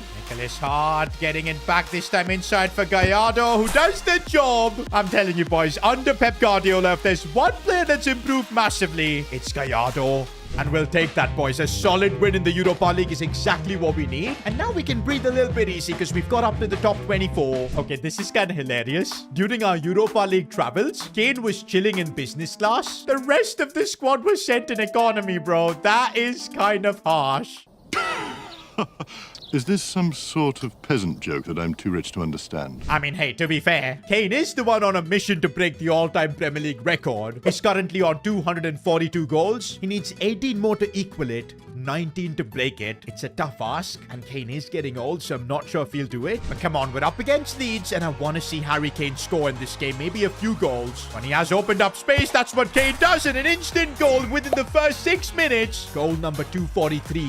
Scotty Bullock, who I feel is the one player under Pep who's not really shined. I guess because he's not really an inverted winger, and because of that, he's not getting opportunities to cut inside. Oh, and right now we could end up conceding. Big save Unai Simon. But yeah, as I was talking about Bullock, he was probably the one player that was on the forefront of all the protests. And I can definitely see why we're not getting the best out of him in this system. But there's always going to be a case where maybe things don't work out for a few players. They are just going to need to adapt. But right now, Nicholas Hart has broken through really nicely. He's going to cut this one back for Harry Kane. I think even Nicholas knows that Kane is chasing history. Goal number 244. I see Kane making a run through the middle. Can he beat his man, though? That's the real question. Harry Kane? Nope. No, he does not have the pace, and I think he's out of stamina. The game does come to an end with a 2-0 result. We'll take it. And also, we pick up back-to-back wins in the Premier League, beating Fulham. And Kane, by the way, does end up scoring, so he's on 245 now. As crazy as it sounds, we might genuinely be in a title race. 6 points off Spurs. But come on, it's Spurs. We know at some point they're going to bottle. What's interesting to see is Pablo Gonzalo's Leicester City in no man's land, and apparently Leicester City right now are in complete chaos. The Hart family is absolutely frustrated with the results. I have a feeling that Leicester are going to spend big in January, but hey, we'll deal with them when the time comes. For now, it's time for a reunion. We're facing Chelsea. Now, before the game, Frank Lampard had some positive words to say about S2G FC. Good to see that someone that's left us is not just straight away dissing us. I definitely want to beat Frank Lampard and Chelsea here. It would be a massive statement, and to be fair, no denying that we do have the better manager right now. Of course, Frank Lampard was great at man management. The squad loved him, but I'm starting to feel slowly the squad is getting on board with Pep. Few players like Bullock are still struggling to find their feet, but everyone else, they're putting in good performances. But look at the talent Frank Lampard's coaching at Chelsea, man. Arda Güler, we defend that well. By the way, interesting to see Ampadu not in the starting 11 for Chelsea. Did he make a mistake joining Chelsea? Right now, Rodri Mendoza looking for Nicholas Hart. Come on! That was onside as well. Okay, sees the run of Scotty Bullock. I think he's onside. No, he's off. Come on, man. He's got to be holding his run in these instances. Scotty Bullock. Oh, lovely release here for Sykes. And I can maybe get this one for Kane. No. One thing I'll tell you, with Pep Guardiola's tactics, we are the ones controlling the game. Lampard is having to play completely on the counter-attack. And that's the difference of having a manager like Pep. Of course, there's no guarantee we'll win, but it does mean we've got the best chance of doing so. But yeah, on the counter-attack like this, it could pose problems. Now we need to see how the team handles this. Cross comes in. Easy for Kwashi. A lot of tired legs, and looks like Pep is going to have to make changes. He's going to try something with Bullock on the left and Avila coming on the right. Also, fresh legs in midfield with Albi Normand and Brandon Neal. One thing I'm surprised with Pep is that Normand and Neal, they featured quite heavily under him. I think he likes the energy they bring. O'Reilly, Brandon Neal, looking for Avila here. Should be able to get the goal. Oh, come on. That was surely the chance, but we got to keep believing. Oh, Bullock now. He's playing in the position he wanted, and that's what he can do. Scotty Bullock cutting inside. Absolutely brilliant. And now with the lead, we're looking so much better. Nico O'Reilly cutting this one back. Bullock again. He's literally having a dream game. And what a result, boys. We just beat Chelsea. Guardiola's changes were absolutely perfect. Suddenly, it's starting to feel like Pep has got us dreaming. winning. We're 2 points off Arsenal, 6 off Spurs, but things are looking good. We are creating a gap to Chelsea. By the way, guys, Harry Kane's contract is expiring in 6 months, but he's showing no signs of renewing. Why do I feel like this could be his last year at S2G FC? To be honest, it makes sense that he's 37, and that's why I kind of want him to break the record this season itself. Hopefully, we'll be able to pull it off. But now we're back on the Europa League grind, and we're heading to Italy to face AC Milan. Who would have thought, boys, S2G FC would be enjoying European nights like this? Ooh, and to be fair, Milan aren't having the best of seasons. They're 15th. I feel like we need to win this game if we want to guarantee ourselves a spot in the knockouts. There's still going to be 2 games after this, but I'd much rather get it done now. And also, Pep has rewarded Bullock on this right side for his performance against Chelsea, and Bullock is making it count already. No, he gets tackled. That's one thing about Pep. If you perform, he is going to reward you. Gallardo chipping this one in. What a header from Konsa. Should have been 1-0. I feel like Pep definitely has a strategy in the Europa League to use the false 9. He thinks maybe the extra midfielder helps us control games like this against AC Milan, because talent-wise, they probably do have the better team. One positive is that definitely we've been the better team against AC Milan, controlling this game. We're just missing that goal. Brandon Neal, though, sees Gallardo, and maybe now we could move for the goal. I need Avila to make the run. Now he's cutting inside. Avila finding space. How has Mignan stopped that? Well, I guess that's what a top-level goalkeeper can do. Okay, it'd be really harsh if we now end up conceding. Rafael Leao. Oh, Sykes, that's brilliant. To stop a player like Rafael Leao like that shows how good he is. And now Gallardo, he needs to play that pass through for Brandon Neal, who's broken through against Milan. No, ref, how have you not given a penalty? Guardiola is fuming on the sidelines. Okay, but now Avila does so well. Gallardo, oh, he puts it wide. Oh, but right now Gallardo again gets there first, maybe looking for a way to get it inside. It's brilliant, but Mignan, how? He's been the wall of Milan in this game. We just can't break through. Full time, and I feel like we've been robbed. In fact, post-match presser, Pep was blaming the referees because that was a stonewall penalty. And oh man, that draw does mean we're in tremendous pressure in the Europa League. We've dropped down to 20th, and our remaining 2 Europa League fixtures are not easy. Fiorentina can give us a fight, Olympiacos as well. But yeah, there's still a month for those games, so we do have time. Plus, it's going to be in the January window. Who knows what Pep might want. For now, though, we're facing Spurs in the Premier League. They're 6 points behind us. I kid you not, we win this game, and we're going to be just 3 points off the leaders. How funny is this game for Harry Kane, though? If he wants to win the Premier League, push forward towards the record, he's gonna have to hurt his boyhood club Spurs. And to be honest, we're gonna find out in this game where we really stand. I feel like Pep Guardiola in his career has gotten the number of Spurs quite often. It's just that, do we have the complete squad to fight for the title? That is the only doubt I have. But right now, Kane has turned his man, goes for goal, and I can't believe it. He has just scored against Spurs, and of course he's not gonna celebrate. That's goal number 246 in the Premier League now.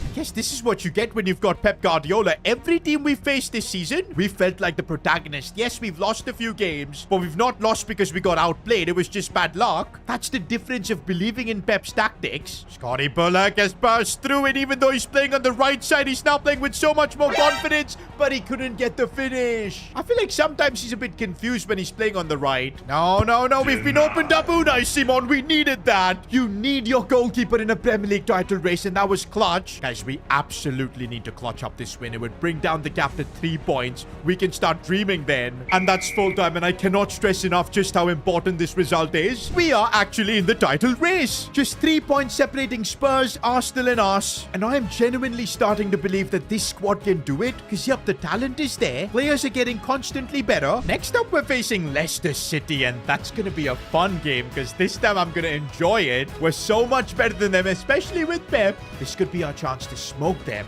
But hang on, Leicester City have filed a complaint with the Premier League regarding financial irregularities with S2G FC. They're trying to get us under FFP allegations. If found guilty, S2G FC could receive a transfer ban. Bro, there is no way we've breached FFP, man. We've been literally acting like a broke club, having to sell players here and there. Yes, this window we were able to make big signings, but that's because of all the sponsorships. But Pep will be furious if we're not allowed to sign players in January because already he's thinking about plans. We've got to get this mess sorted, otherwise it could derail our season where we are looking like contenders. For the first time in our club's history, we're in a Premier League title race. And to think 6 years ago, we were in EFL League 2, an irrelevant club. We barely had the money to sign a proper manager. Our best players kept on leaving. We had so many financial issues. But despite that, here we are in the Premier League with Pep Guardiola as our manager, competing head-to-head against the likes of Arsenal, Spurs. And this genuinely looks like the season we could become champions of England.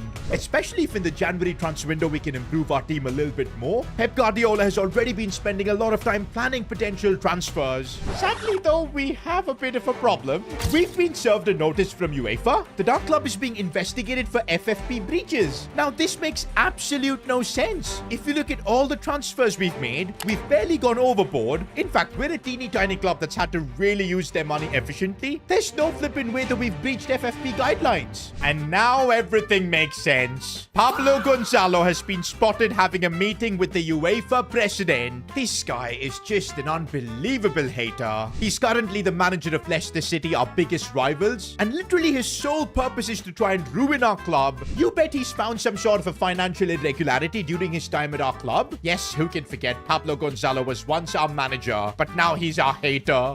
And I think because his Leicester team have completely flopped this season, they're trying to bring us down by any means necessary. The good thing is, we have our accountant, Wang Haijian. He's also my quant, and he never gets his numbers wrong. He's giving me the complete confidence that we have not breached FFP, and that's why we're immediately filing an appeal. The problem is the appeal takes anywhere from 1 to 3 months, and this is bad because while we're under appeal, we're still not going to be allowed to make transfers. And I really don't want to be the one breaking this news to Pep because he's already been planning what signings the team needs. But as things stand, until there's an outcome for the appeal, we're not going to be able to make any transfers. So right now, whatever plan Leicester City and Pablo Gonzalo have conjured up, it's working. The thing that is in our hands right now is to beat Leicester City on the pitch, and now I'm even more desperate to pull that off. And by the way, before this game, we gotta give Nicholas Hart the Player of the Episode award, and it's gonna be right in time as he faces his parents' club. But yeah, last episode, when the team was kind of in turmoil, the players weren't ready to back Pep Guardiola. It was Nicholas who stepped up, said that he was gonna back the manager, and then performed on the pitch as well. That's what kind of got this squad united again,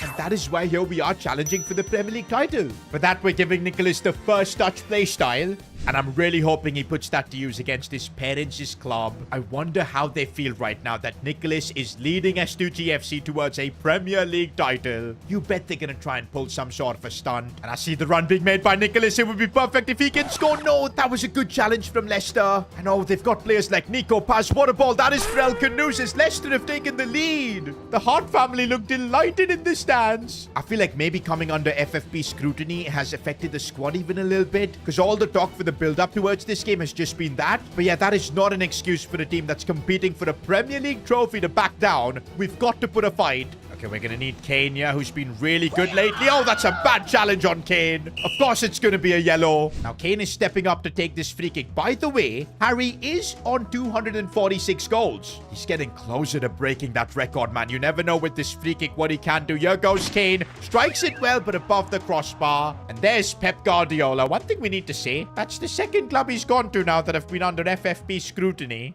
I'm so happy, believe me. Kane. Oh, good bit of build-up play as he looks for Sykes. And here we go. On the charge, looking for Bullock. There's a bit of space opening up there for Rodri Mendoza. There's the goal. Right before halftime, we level things. Okay, we can't let João Pedro score. Good bit of defending. Now we need to stay calm and composed. In, of course, the build-up we are. And now we can drive the ball forward with Charlie Patino playing it out wide. I see a bit of movement here from Kane as well. This is one of the best counterattacks we've produced, but Kane needs to bring the ball back. Maybe finding an angle to shoot. Oh, it gets blocked. One thing with Kane on the counterattack, we are a bit redundant. But hey, at the same time, he scores so many goals that that's a compromise we're, I think, willing to make. Here's Patino. Now looking for Kane, who's trying to hold up the play. Does well. Looking for Nicholas Hart. Oh, gets challenged. Rodri Mendoza looking for Nicholas Hart. This is the moment we've all been waiting for. He goes for goal, and he scores against his parents' club. That is the response for Nicholas Hart as he's driving us to a Premier League title. Hart Sr. is absolutely fuming in the stands. Oh, but I guess he's going to be happy now because we end up conceding right after. I can't lie. The quality that Leicester have, I don't know what's Pablo Gonzalo doing there. Because, man, they've got João Pedro, Nico Paz, Giuliano Simeone as well. But I feel like we're now under tremendous pressure. We're struggling to defend. Good job, Kwashi. As on the break, maybe we could do something. Kane and Bullock link up really nicely. As here we go. Scotty Bullock. He's going to lay this one off for Nicholas Hart. No! Okay, wait, he still has the ball. He still has the ball, and he manages to finish. I thought the attack was gone, but the presence of mind from Nicholas to keep going. He's just scored a brace. Full time, and I cannot stress enough just how big this result is for the title race. We keep winning, even though Leicester have sabotaged us with an FFP investigation. On the pitch, we're still getting the job done. Now, after the game in the tunnel, James Hart met his son Nicholas, and it was a huge back and forth conversation. And what's crazy is that James Hart actually apologized to his son. And he also made him an offer. Join Leicester City and the team will be built around you. We'll win the Premier League together and you'll earn my respect again. Now, upon finally having his father apologize to him, it kind of moved Nicholas to tears. Because all his life, that's all he wanted. Approval from his parents. That he's doing good, that he's doing the right thing. And that's why for a second he was tempted to make amends with his family. Maybe going to Leicester, their family will be whole again. But then he remembered what kind of a leech James Hart is.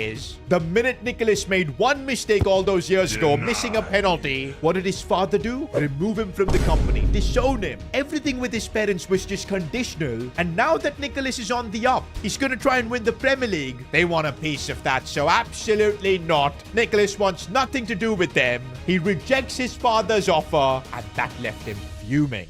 I do feel like Leicester gonna pull something soon. But for now, Nicholas is one of our own, and he's in this fight with us. And oh boy, what a fight this is turning out to be. Same points as Spurs now, 2 points behind Arsenal. We gotta keep this up. Meanwhile, we do play Liverpool in the Premier League, which is gonna be a real challenge, boys. But they're not in the title race this season. They're 7th. Maybe that's something we can take advantage of and pick up the 3 points here. Because yeah, these are the kind of games we're gonna need to win if we want to be champions. There's Kane now playing out wide somehow as he tries to bring the ball inwards. Can he play a cutback in? He can. And there's Rodri Mendoza making the run. Remember how we were criticizing him at the start? Because he wasn't controlling the midfield, this and that. He's of course doing the job in the midfield, but now he's also making these runs in the box. Oh, look.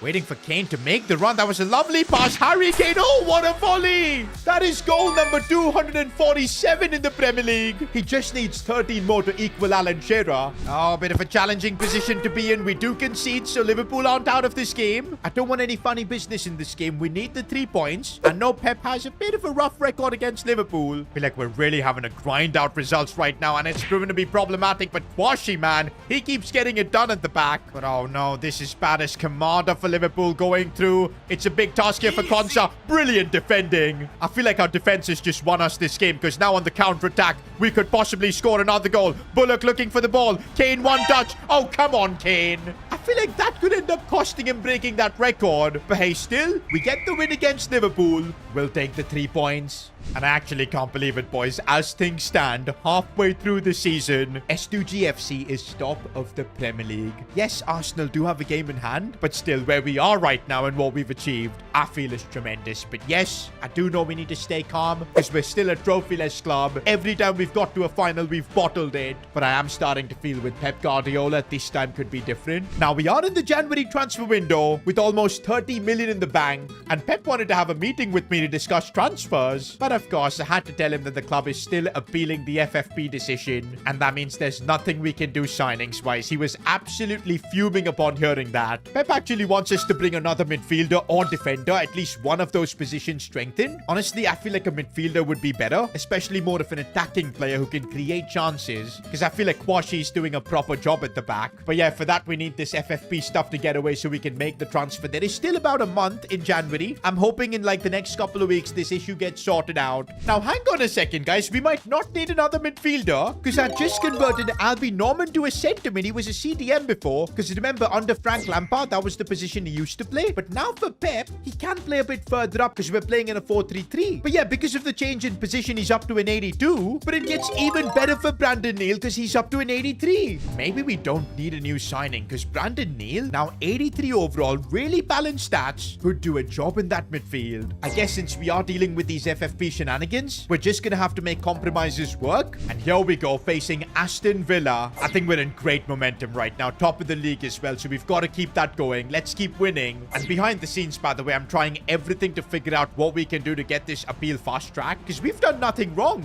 Okay, but we are going to have to do a bit of defending here. Unai Simon, good save. Moving the ball around nicely. And Harry Kane, if he can turn his man, which he's really good at. And there's the finish. Goal number 248 for Kane. Oh, and again, he's gone through. Could be another goal here for Harry Kane. Makes it down 249. Can I just say, Brandon Neal has been electric in the midfield. Looking for options. Finds Kane. Now Nico O'Reilly out wide, who could maybe even shoot. Goes for goal, but it gets blocked. Oh, but now we're trying to get that Harry Kane hat-trick. We should be able to get it. We do. 250 Premier League goals for Harry Kane. He's only 10 behind Alan Shearer. And we've absolutely destroyed Aston Villa. The form we're in. Okay, now we've got to take a bit of a break from the Premier League because we've got an FA Cup game where we are going to rotate the squad considerably. I can't believe it, man. How did we get knocked out? Harrogate down that too. That's kind of embarrassing for our second team. To be honest, maybe we don't need the distraction of the FA Cup. Taking on Arsenal in itself is going to be a big challenge. And also, don't forget the Europa League. After 6 games, we're in a position where there's easily a chance we could get knocked out. And getting knocked out would be catastrophic. One of the biggest embarrassments in the club's history. To be fair, we've actually suffered quite a few humiliations so far. Now, Pep continues the tradition of using second-team players in, of course, the Europa League. The likes of Gallardo, Avila, even Luka Gigante in goal. But that is not an excuse, boys. 32 teams take part in the Europa League. Surely we can at least finish top 24. Facing a bit of difficulties at the start and we concede. Bro, I don't think we're going to make it out of the league phase. If we lose this game, it's just going to be impossible. Rodri Mendoza, I'm waiting for Park Ji-soo's run. Finding Nicholas Hart, opening up some space. Oh, lovely finish. Oh, and this is bad as we concede again. Gotta say, in Europe, our defense just seems to fall flat. Maybe if we can get the FFP stuff sorted, we can actually sign a centre-back. That might be what this team needs. Oh, Brandon Neal is breaking through as he sees Avila. And now Gallardo in the box. Come on! If that was Harry Kane, you know it would be in the back of the net. Oh, this is a dangerous situation. Good challenge from Kwashi. We needed that. As we also see Avila making a run. And here he goes, the Spaniard breaking through. Brilliant bit of dribbling. And he gets the finish as well. Oh, Gallardo. Lovely ball for Rodri Mendoza. There's the goal we needed. And that is where the Gallardo false nine experiment really works. Nacio Avila really just keeps getting better, bro. Look at him cut inside, finding space, going for goal. That was magical. I have a feeling that this boy is soon going to start demanding to be a starter because he is him. Massive results secured against Fiorentina. And by the way, we followed that up with a big win against Norwich where Kane did score. So he's on 251 Premier League goals. Now, okay, we're in a much better spot in the Europa League, 17, but we're like 1 defeat away from being kicked out of the top 24. But you know what? I'm confident the likes of Avila and Gallardo will get things done for us. Oh, and right now, Sykes looking for the cutback. Avila in the box. I told you. Gallardo in a bit of space.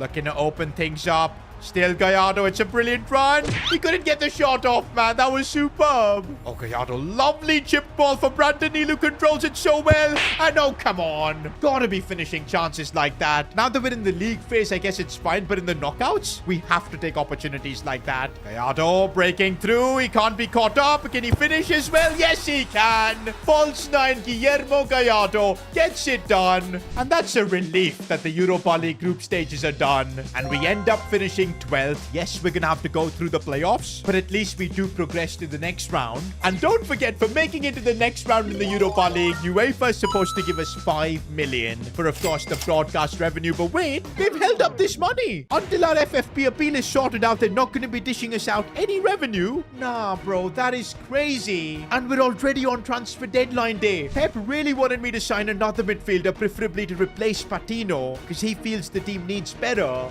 Hold up. Apparently there's something really fishy happening at our training ground. Albie Normand, while warming up before training, saw someone hiding behind the trees with the binoculars. Unknown man spotted filming S2G FC training session. No flipping way, bro. That is not an unknown man. It's Pablo Gonzalo. This is like our version of Spygate. And you know what happened to the club that did this? Southampton literally got kicked out of the playoffs. If we file a complaint against Pablo and Leicester, they might just get banned from the Premier League and relegated down. But okay, wait, you know what? I could maybe use this in my favor. You see, if Leicester take back the complaint they filed with UEFA, the entire case goes away. I'm going to be free. We'll be allowed to make signings. We could use this situation, barter it with Leicester, and go away scot-free. Or we could avoid making any signings this season and just watch Leicester City get relegated to the Championship. Because, yeah, if we file a complaint here, it is going to go down in our favor. But you know what? I'd rather have Leicester City be there, watching our success, watching the Hart family get angry, watching Nicholas win the Premier League title over them. And that's why I'm making a call right now to the owners of Leicester City, James Hart. They were shocked at what Pablo has been doing. But yup, once I threatened them with this, they instantly pulled out all those FFP investigations. They were all a lie anyways. And now, guys, we just got the money from UEFA. We're up to 34.6 million. And I had a quick emergency meeting with Pep, and he's made his decision. He wants me to upgrade that midfield. And I think the only way we can do it is by maybe trading away Patino. We've only got 10 hours to figure something out. So yeah, we better get to work.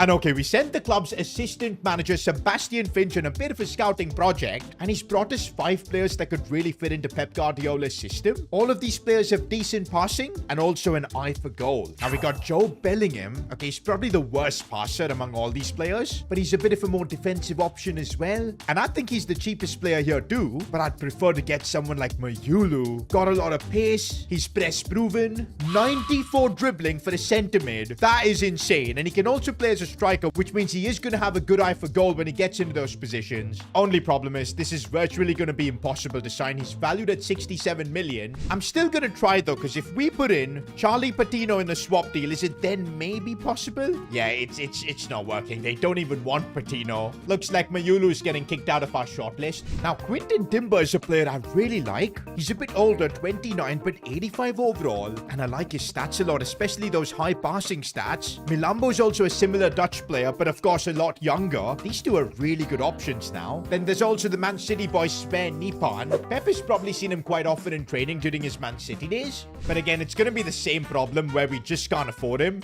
I also don't think Man City will want Charlie Patino. Actually, they will, but they want a lot more cash as well. It's not happening. We just don't have the funds. Don't forget, guys, we're still like a Europa League club. Had to deal with all these stupid FFP allegations. And I just don't get this, man. Leicester City saw us struggle like this for every signing, and they still tried to get us for FFP. How stupid could they be? I feel like right now we're gonna have to choose between Quinton Timber, who I think is the brother of Julian Timber, the right back who plays for Arsenal. But yeah, I think he might be the best option here.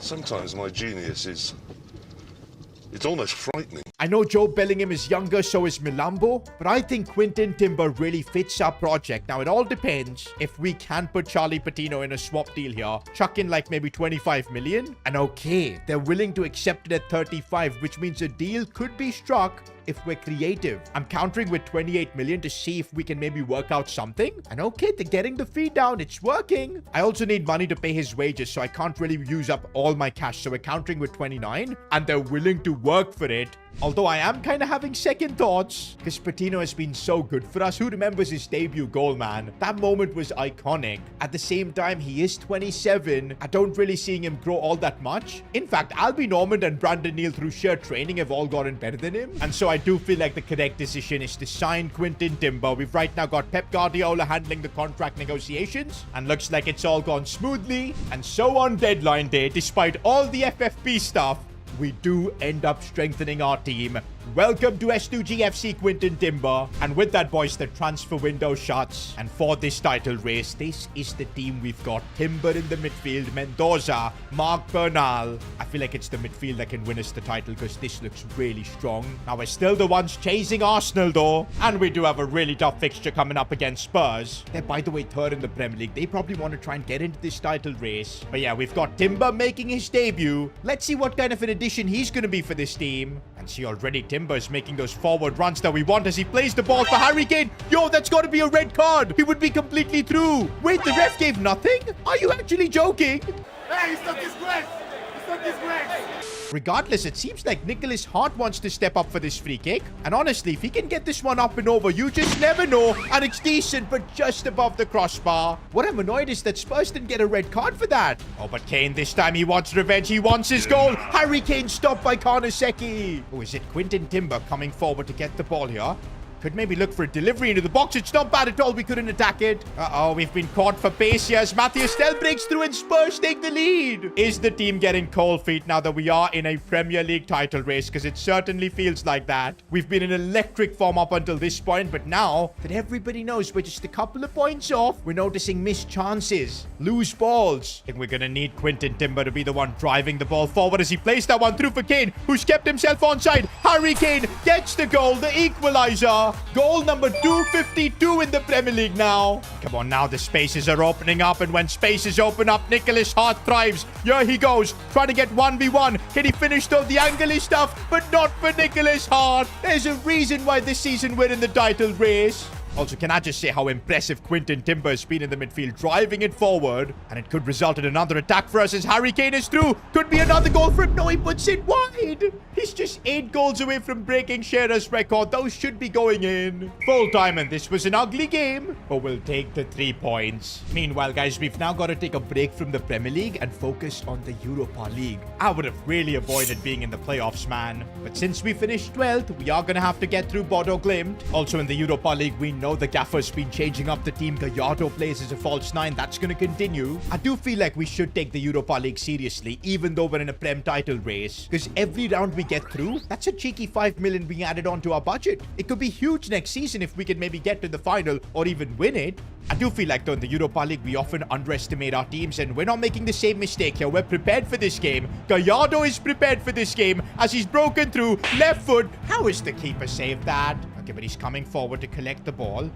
Gets it back here for Mark Bernal, who's found some space here. Couldn't get the shot off. And Gallardo looking for Lister, who's made the run. He's a right back. What's he doing there? Gallardo looking to open things up. Brandon Neal now sees the run of Avila. I think he's kept himself on. No. Oh, but Gallardo and Albi Norman linking up nicely. Surely this is his chance. Norman breaking through. There's the finish. Look at him celebrate. You bet he's excited to have a croissant post-game. And now we're sending Avila through on goal, who's desperate to maybe score in this game as he cuts inside, holds on to the ball, finds space, simple goal. I'm telling you, boys, Avila has been playing so well, probably even better than Bullock. I have a feeling soon we're going to have to make a decision to make Avila a starter. Hey, that's going to be Pep's call, but for now, we're enjoying this victory against Bodo Glimt. Meanwhile, in the second leg, we managed to hold on to a 1-1 draw. But yup, that does mean we're through to the round of 16, and our budget goes from 4.4 million straight to 9.4 million. And then it could be really useful next season.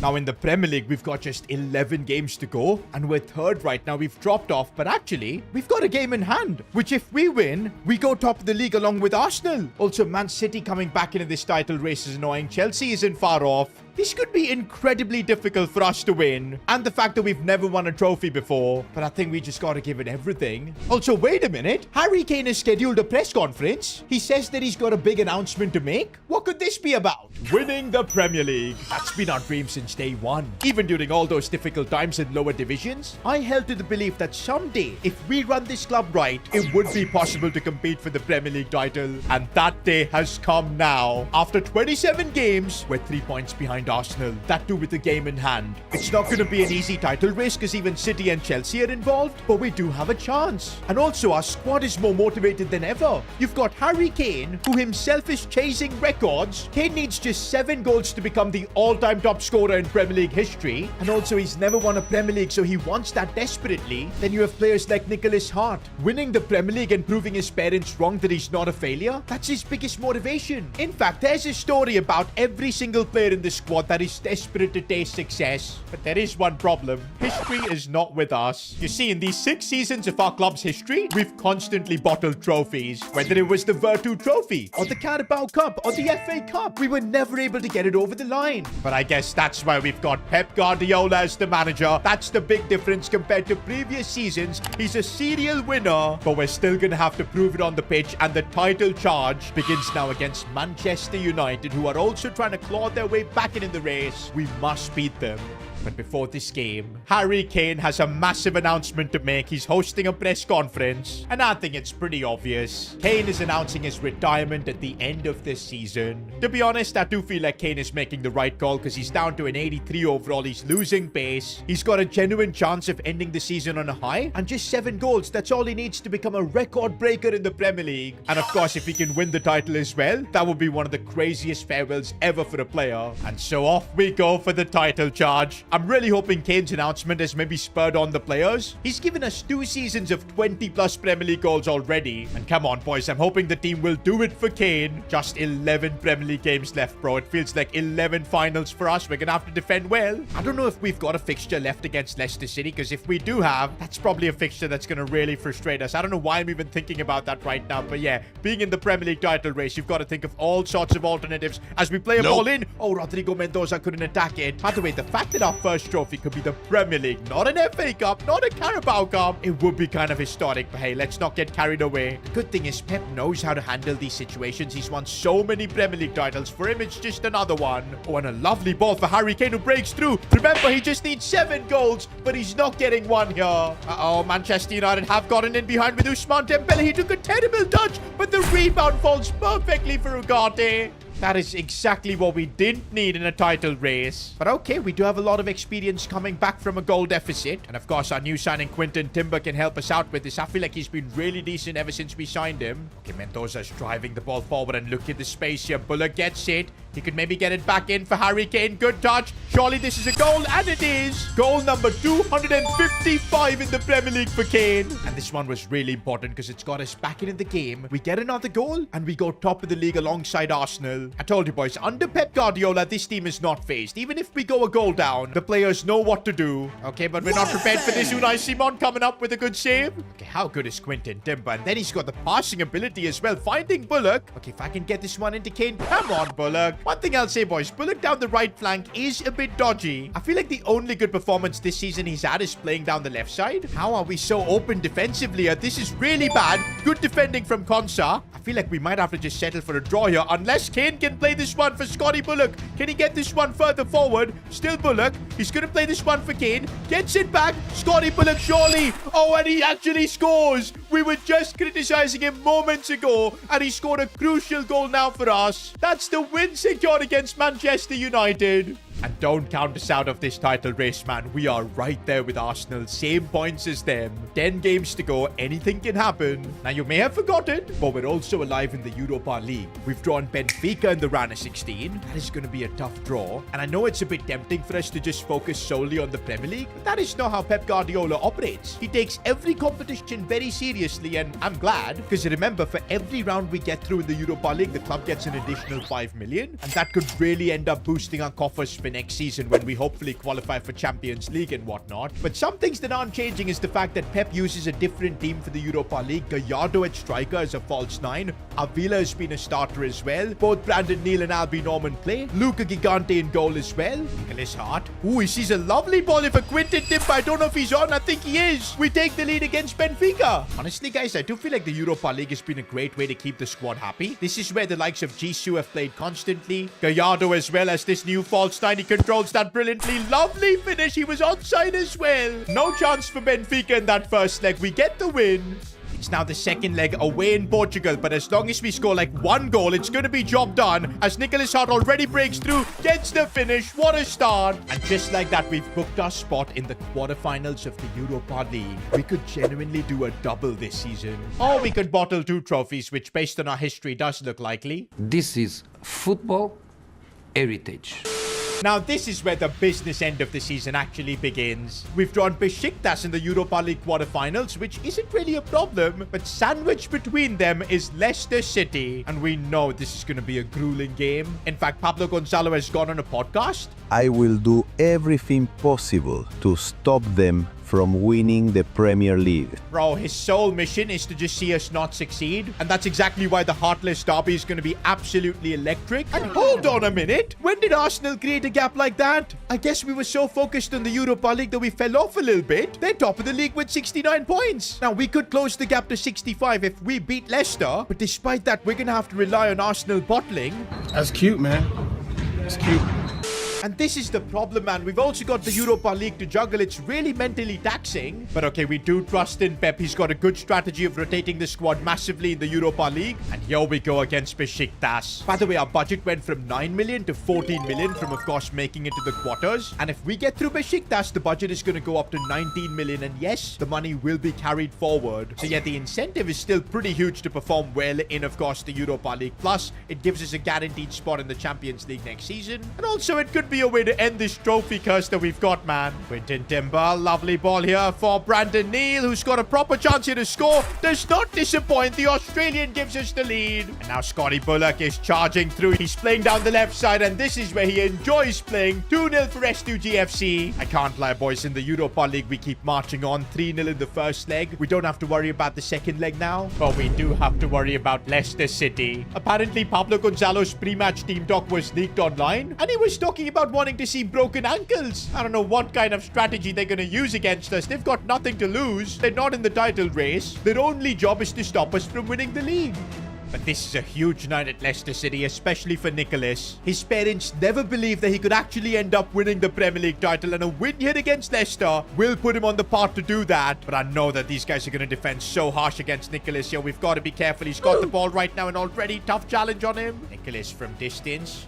Looking to maybe fire a shot, and he's making the run all the way by himself. Oh, what a goal! Nicholas Hart, can you believe that? Oh, and the cheekiness to do the calm down celebration. That is a statement. And now Harry Kane, could be another goal for him, and it is. Leicester City have completely collapsed. That is goal number 256 for Kane. He's 5 away from breaking the record. Honestly, guys, we're completely dismantling Leicester City. And by the way, you can see Avila is starting in this game instead of Bullock, which is very interesting. Well, whatever Pep is doing is definitely working right now, because we've got Leicester completely on the back foot. Oh, this is bad as Giuliano Simeone hits the crossbar. We needed that. I feel like we should try and go for the third goal just to seal this game, because otherwise I don't want to leave any room for Leicester to make a comeback. Kane looking for Rodri Mendoza. Oh, come on. That should have been 3-0. Meanwhile, Nicholas Hart finding space. Oh, come on. That should be illegal. A cold Nicholas performance against his parents' club. He's completely blown past the shadows of his parents' legacy. He's his own man now. And you can see that James Hart is absolutely fuming. In fact, I don't think I've ever seen this before. James Hart has walked down to the pitch and he's fired Pablo Gonzalo on the spot. He's kicked him out. I can't believe this. That is so deserved, man. The fraudulent Pablo, he's gone. Yeah, this is... We've beaten Leicester City 4-0. Kane actually scored another goal. That means he's on 257. But the fact that we've sent Pablo Gonzalo packing, it's beautiful. It's still really a tough ask for us to win the Premier League from here. But if Arsenal start dropping points, and yup, they do have some tricky games like facing Chelsea next, it is going to be possible. By the way, second leg in the Europa League, we draw 0-0 against Besiktas. That does mean we march on to the semi-finals. We take another cheeky 5 million onto our budget. Also, an update on Leicester City. They've hired Barry Thunderstone as an interim manager. I feel like a lot of you guys might have even forgotten Barry. He was the first coach in S2G FC's history, and he was a bit of a fraud. But yeah, I'm very curious to see which is the next manager Leicester City end up getting. No matter what, I think we're going to always be better than them. Look at Harry Kane, bro, getting interviewed constantly. Everybody's talking about his record. He is just 3 goals away now from equaling Alan Shearer. So a hat-trick would actually get it done. And I wouldn't be surprised if he pulls it off here against Southampton. Nicholas Hart looking for Kane, and well, he could get the first goal. Oh, the bit of dribbling there from Kane, even at the age of 37. Goal number 258. Oh, and Harry Kane has broken through once again. Gets the shot off. 259. I genuinely feel like a hat-trick could be on the cards. And Avila looking for the ball for Harry Kane. It's superb, but the keeper had to ruin the party. He's gonna get this hat-trick, bro. He's just unstoppable right now. Harry Kane gets it. The most goals scored in Premier League history right now. Harry Kane on 260.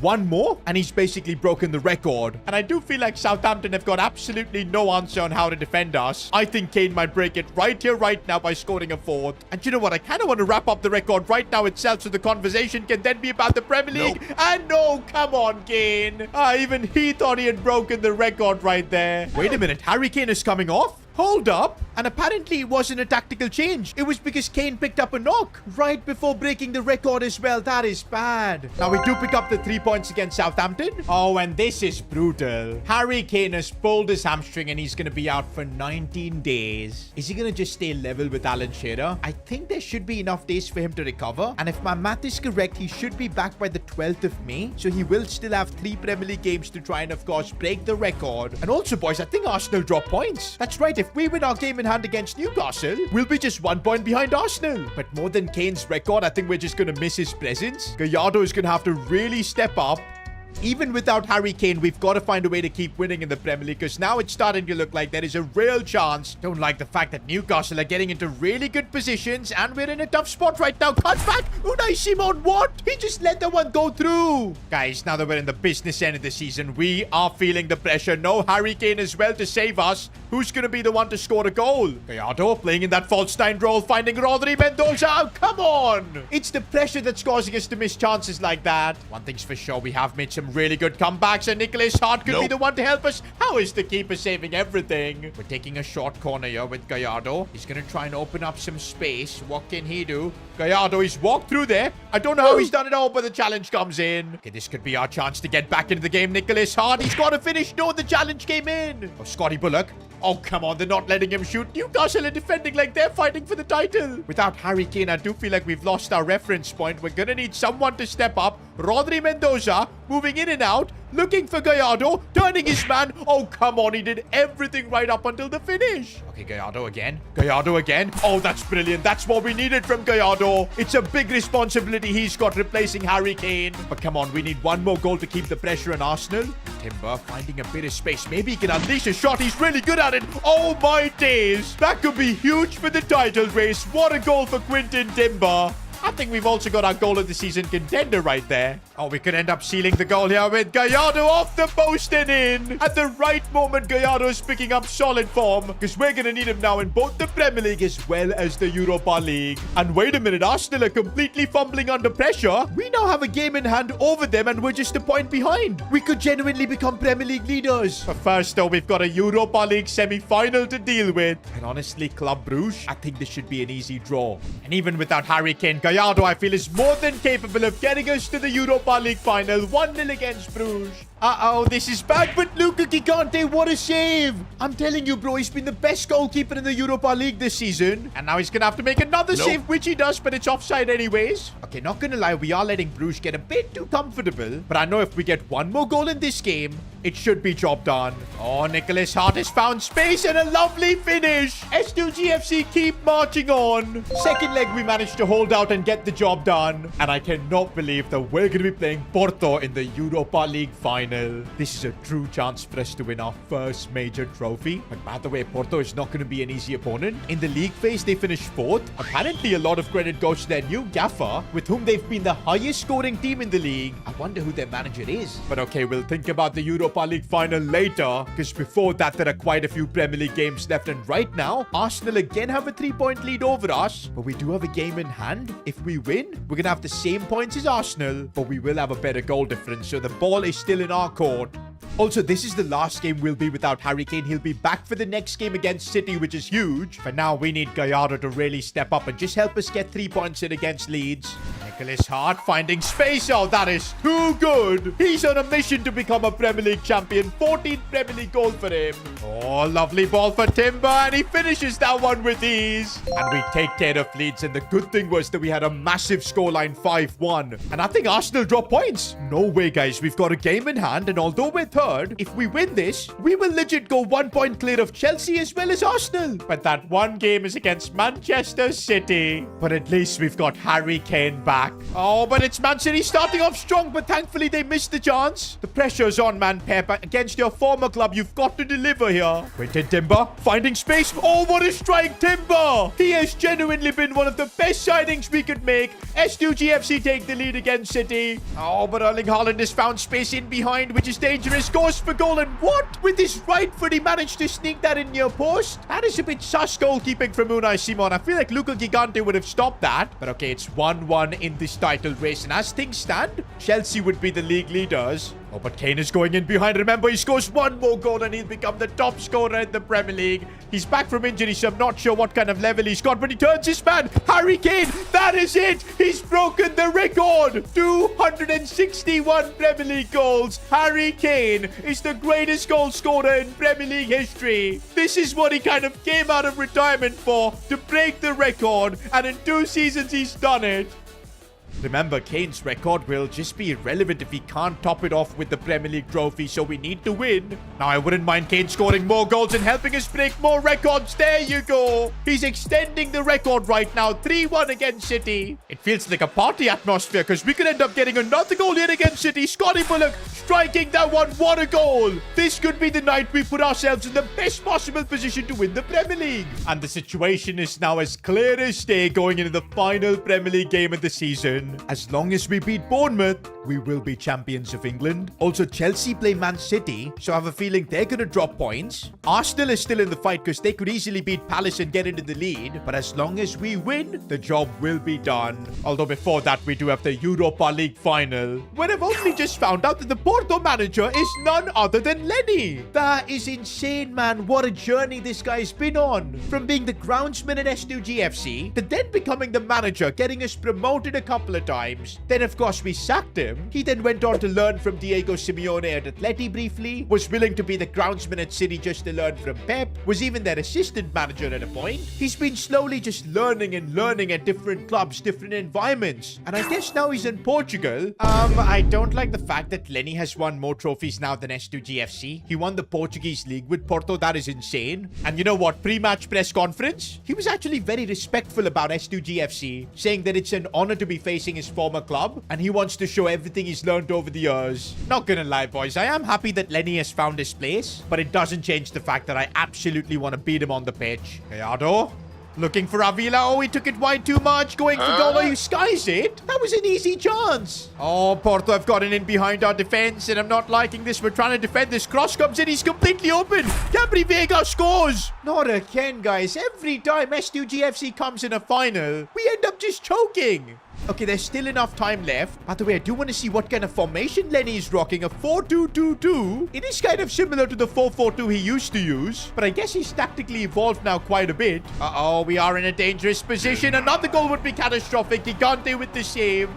you know what? This first half, we're being pummeled. I just want to try and survive, get into the second half with a plan. But Gabri Vega just getting into space constantly. We defend this well. He gets the ball back. Gigante with the save. Once again, we've been left open down this left flank. We can't defend it. It falls for Gabri Vega again on the volley. This time it goes wide, but we do need this breather at halftime. I feel like Lenny knows our team completely, and he's got everybody perfectly set up. We're just not able to break through any spaces. Like, look at that. Gallardo just can't do a thing. Guys, we've only got like 12 minutes until we lose yet another final. I don't want that to happen, but right now, Lenny has got our number, man. Unless from this counter-attack we can maybe do something, but no, we give it away. Brandon Neal scores. No! That was the moment, and he can't believe it either. And it's done, guys. Porto have won the Europa League. Lenny has just gotten the better of Pep Guardiola. I genuinely can't believe this. We continue to constantly bottle it. At this point, I can only congratulate Lenny.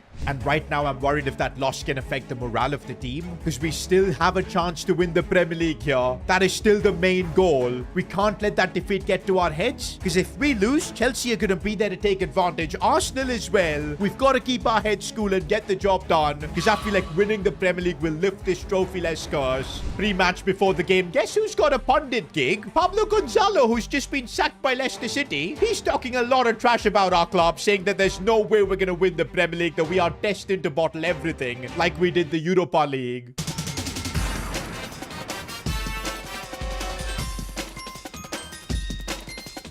I mean, there are so many people we can prove wrong here. The fans are also desperate for this, and Nicholas as well. He can finally prove to his parents that he's an elite footballer, a Premier League winner. Come on, guys, we've worked so hard for this. This has been 6 years in the making. And also, it just clocked that it's also Harry Kane's final game as a professional footballer. He could end his career as a Premier League winner. Mendoza looking for Nicholas Hart. I don't know if he's onside or not. I think he's off. He made that run a bit too early. I guess it was the nerves. Counter-attacking chance Valencia, and Scotty Bullock has broken through. It would be nice for him to be the one to get the goal. Bullock, he's tried to square it for Kane. Didn't work. Nico Riley, he's finding a bit of space, striking that one with his right foot off the crossbar. And Nicholas looks to cross this one for Harry Kane, and how? Nicholas looking for Kane. I don't know if he's kept himself onside, but regardless, the keeper saves. He was actually onside. I don't know why our players are getting nervous making these runs early. They've just got to stay calm. Guys, we're now already in the second half, and I'm starting to feel the history of this club. We've never won a major trophy, and that thought is just lingering past me right now. But all it takes is one moment as we try and find Rodri Mendoza, who can't get there. We've got just 30 minutes left. I don't even know what Bournemouth are playing so hard for. Just let us go, man. Nicholas Hart, I need that run from you. Riley, there you go. Perfect. Riley has made the run. He goes for the cutback. No! How was the shot blocked? Okay, loose ball. Controls it. Harry Kane. It had to be him. The goal that could win us the Premier League title. Okay, now we just got to defend. 20 minutes of agony, and we'll be champions of England, our first major trophy. Scotty Bullock now looking for Kane in his final appearance. He could get another one. Surely that's it. 79th minute, and Kane gets his second. And yes, we're champions of England. 6 years after we incorporated our club, starting from EFL League 2, we've taken S2G FC to Premier League glory, despite everything that was against us. But you know what? Despite the fact that we've just won the Premier League, I still want more. We're gonna be in the Champions League next year, and with Pep Guardiola, anything is possible. But wait a minute. A week after winning the Premier League, negotiations with Pep Guardiola have stalled. He's rejected every possible renewal offer that we've given him. And what am I seeing here? Leicester City's owner James Hart unveiling Pep Guardiola as their new manager. Oh no, here we go again. After 6 years of hard work, climbing all the way down from EFL League 2, we pulled off the impossible. Premier League champions, the first trophy in S2G FC history. But now that we've tasted success, I want more. The Champions League is the dream now. And with Pep Guardiola at the helm. But wait a minute, Pep Guardiola has refused every renewal contract offer. Breaking news, Pep Guardiola set to sign a record-breaking manager deal with Leicester City. I cannot believe this, bro. Pep has betrayed us. Our biggest rivals, he's gone on and joined them. Everybody knows the history we have with Leicester City. They're the club owned by Nicholas Hart's parents, whose sole objective is to put Nicholas down. But of course, that didn't happen. Nicholas stepped up, became a Premier League champion without the Hart name on his t-shirt. But I feel like that really offended them. And this is their response, signing Pep Guardiola from us. And apparently, they're offering him unlimited money for this season. Just give it to me, bro. Just give it to me.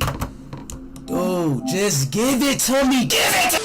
Fair to say, I think our title rivals are going to be Leicester City. But the question is, how do we now cope without Pep Guardiola? We built our entire team around his tactical system, and now we suddenly need to find a new manager. And we've got to get this decision right. There's no room for errors, especially because we're the defending Premier League champions. We're also going to be gunning for the Champions League. We need a manager who's capable. Now, at least the good news compared to previous seasons, we're not broke. We've got £34 million in the bank to start off the season, and most of this money came from the Europa League, where we reached the final last season. Of course, we did end up losing to Porto. And wait a minute, in that game, it was Lenny who outsmarted Pep Guardiola. And we do need a new manager, and with all the experience Lenny has gained, he's won a European trophy now. He's been in Spain at Atletico. He's been even at Man City under Pep. Is it maybe time to bring him back? To be honest, Lenny does know most of this squad. The likes of Nicholas Hart, Bullock, even Kwashi, a lot of the players on the bench like Avila, Brandon Neal, and Normand. And we were down in the dumps. In EFL League 1, in the Championship, it was Lenny who guided us through it all. But of course, the big problem we had with him was that he was tactically inept, didn't really help in the transfer policy of the club. But I think all of that is different now. For sure, Lenny has learned. And I'm looking at some of the other managers in the Premier League right now, like Frank Lampard at Chelsea. He's still there, former S2G FC manager. I don't think we can convince him to come back, because that would have been an option. He was amazing for us. We could also maybe go with managers that have retired, like Jose Mourinho. But I feel like that would be such a stark difference in the style of play. It just wouldn't work. I feel like we just got to be trusting Lenny, because ultimately we lost a European final to him. That itself proves that he deserves an opportunity to return to S2G FC. And that's why I have set up a meeting. And honestly, I thought Lenny was just going to be a yes man. But no, he wants 15 million for the season. And also he wants control over the tactical setup of the team, the transfer policy, which is totally different compared to what Lenny was when he was at our club. And you know what? Let's get it signed. Lenny the G is coming back to S2G FC. Okay, one thing's for sure. His outfit, bro. He's still got negative aura. Is he actually going to be wearing this while managing in the Champions League and whatnot? I guess that's Lenny for you.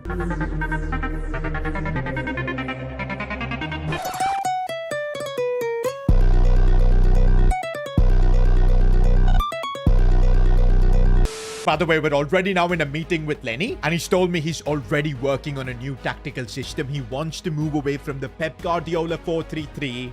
But yeah, I'm sure once Lenny comes up with a tactical system, he's going to have big demands for players. Because, of course, we're going to have to replace Harry Kane this season. He's retired. And I'm sure there's going to be a couple more new faces Lenny wants. Now, the good news is Adidas are willing to renew our contract, but they're only offering us 25 million. I was kind of expecting more since we're in the Champions League, but apparently it's because we've lost the star power of Harry Kane. Now, with that, we're up to 44 million. Now, remember our sponsors from last season, Kuwait Airways? I think we got to renew with them again, because look at this. This man who's probably like the Prince of Kuwait or something, he's dropped a $50 super chat. That is actually crazy, bro, and thank you, good sir. And he says, in celebration of your Premier League title victory, we're delighted to renew our partnership and present a new sponsorship offer. Ooh, but this time they're putting in a condition. They want us to secure a world-class striker to reinforce the team's attack. To be fair, I'll take that deal. And that's where the 50 million from Kuwait Airways is going to come clutch. They're going to be our airline partner as well during our Champions League journey.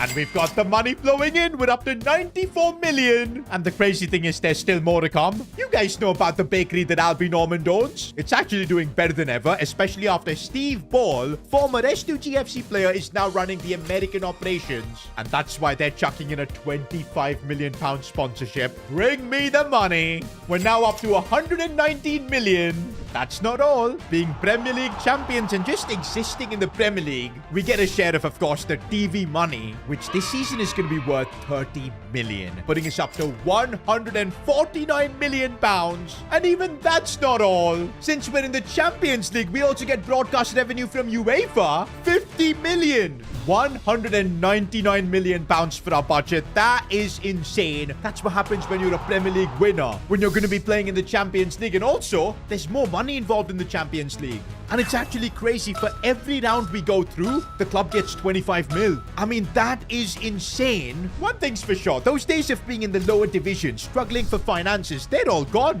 We're now in the big leagues.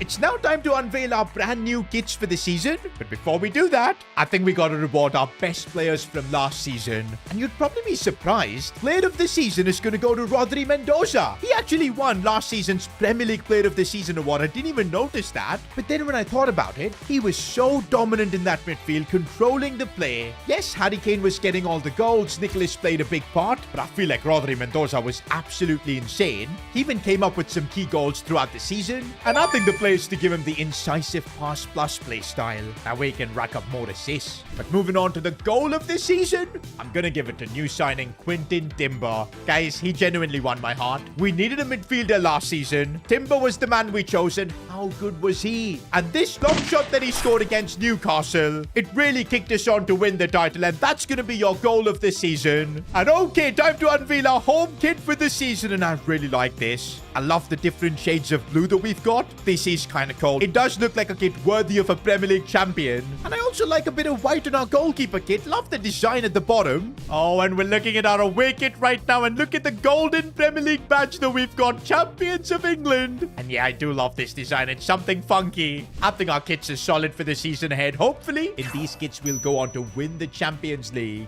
Rate our kits down in the comments out of 10. And while you're down there, subscribe to the channel, because I think this is about to be a sensational season. Meanwhile, it does look like Lenny has got a new tactical system set up for the team, and I thought it was going to be a 4-4-2 because that was what Lenny was known for back in the day. Looks like he's evolved his style of play. He wants to play a very aggressive 4-3-3 attack with an extremely high line. Even with Pep, we didn't play with such a defensive line. But the interesting thing is that he wants Gallardo to be the centerpiece of the team. Remember, under Pep Guardiola, Gallardo was used mostly as a false 9, but Lenny wants him in that cam position. I feel like this is good for Avila as well, because he can get game time. They're probably probably instead of Bullock as well. But in terms of transfers, the first thing Lenny wants me to do is bring in a centre-back. He feels if we are going to play this high line, it's going to be very tough to rely on a 33-year-old Konsa for the entire season. We need another option. And to be honest, with 199 million in the bank, we can definitely make something work. And honestly, a very interesting signing I'm thinking of, Julian Timber, 87 rated, right back. I know Lenny wants a centre-back, but I feel like this would work out really well. We just convert Timber to a centre-back. He's got all the attributes to excel there. Plus, in that super high line that we're going to play, his space is going to be really useful. And also, we've already got his brother in our team. He won't take too long to adjust. I feel like this is a really smart signing. And although his market value is about 59 million, I feel like we might be able to get a good deal here. Maybe like a 48 million offer could work. Oh, and we're negotiating with former S2G FC manager Lampard. And okay, he is proven to be a bit difficult. He wants 60 million. We'll try and negotiate this one hard. I'm countering with 50. And oh, we've already got it down to 55. Looks like Lampard is not good at negotiating, because I reckon we can get a deal here at 52. Okay, Lamp sees he's making life difficult here. Let's just get a deal at 53 and call it quits. And no, they want 54.7.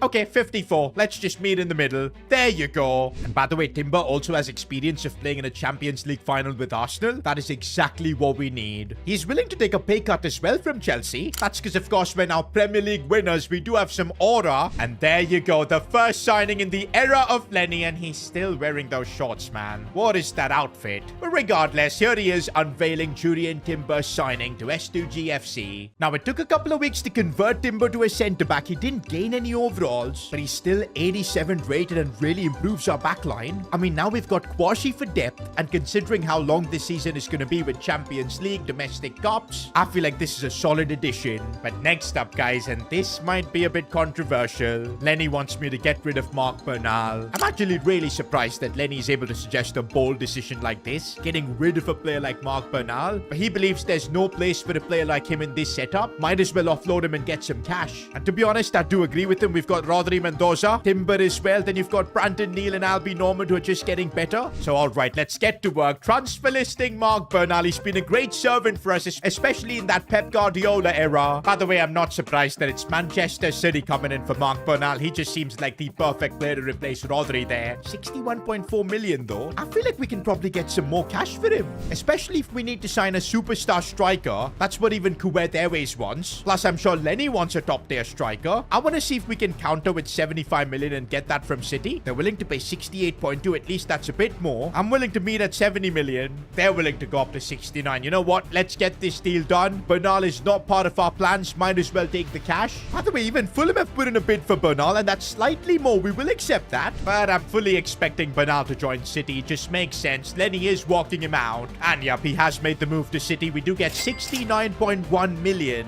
And now the third task Lenny has given us, getting that striker. It was obvious. That's the major improvement we need this season. Someone who can replace the goals that Harry Kane brought in. And with over 200 million, we do have some incredible options. But there's one particular player I want to try and really go for. Before we do that, though, it's time for the Community Shield final, where it seems like Lenny has made some emotional decisions. Albie Norman captaining the team. Jisoo plays. Luca Gigante in goal. Gallardo at cam. Nicholas Hart is going to play as striker, while we of course find a new striker. One thing that Lenny hasn't changed is that he will continue to trust players that he has complete faith in. I don't know if that's a good thing or a bad thing, but yeah, the likes of Albie Norman, Brandon Neal, they could really end up having a lot of games this season because Lenny knows what they offer. The same can be said for the likes of Avila and Gallardo. They need to take this opportunity. And by the way, this would only be our second ever trophy, and I really want to win it because, hey, at S2G FC, chances to win trophies don't come by that often.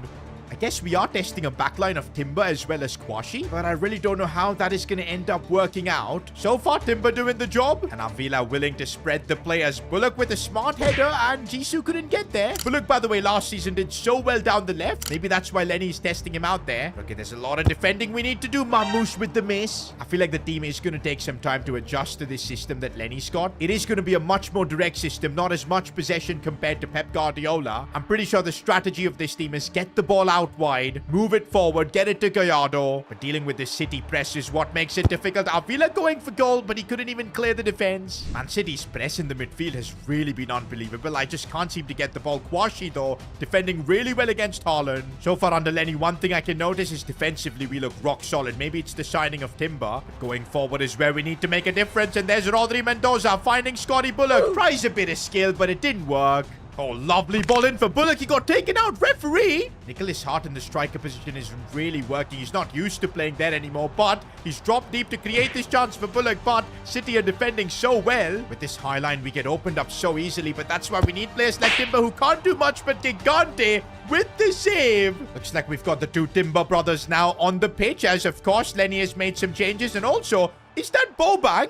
He's finally playing. Under Lenny, he's getting a chance to shine. Last season, Pep just did not like him at all. I feel like a lot of players that struggled under Pep this season might get a chance here to shine. And right now, it's Nicholas Hart who's managed to break through. If he can get the ball back inside, he can. Goes for goal. Oh, it's come off the post. I gotta say, though, first game for Lenny, and I really feel we've been the protagonists in this game. City have not really had that much of a look in. Obviously, not having a striker meant that we struggled to score. But let's get through penalties and see if we can add our second trophy in our club's history. And Man City definitely have more sorted penalty takers, so I am worried. Luka Gigante versus Erling Haaland. This is probably going to be an impossible penalty to stop. Not for Luka Gigante. And Nicholas Hart, he's going to respond by going top bins. It's Marmoush now versus Luka Gigante. He's going to stay down the middle. Luka Gigante, are you insane? And now Bobank's chance to give us another lead. There you go, 2-0 up. Ryan Cherki versus Luka Gigante. Nothing has gone past him.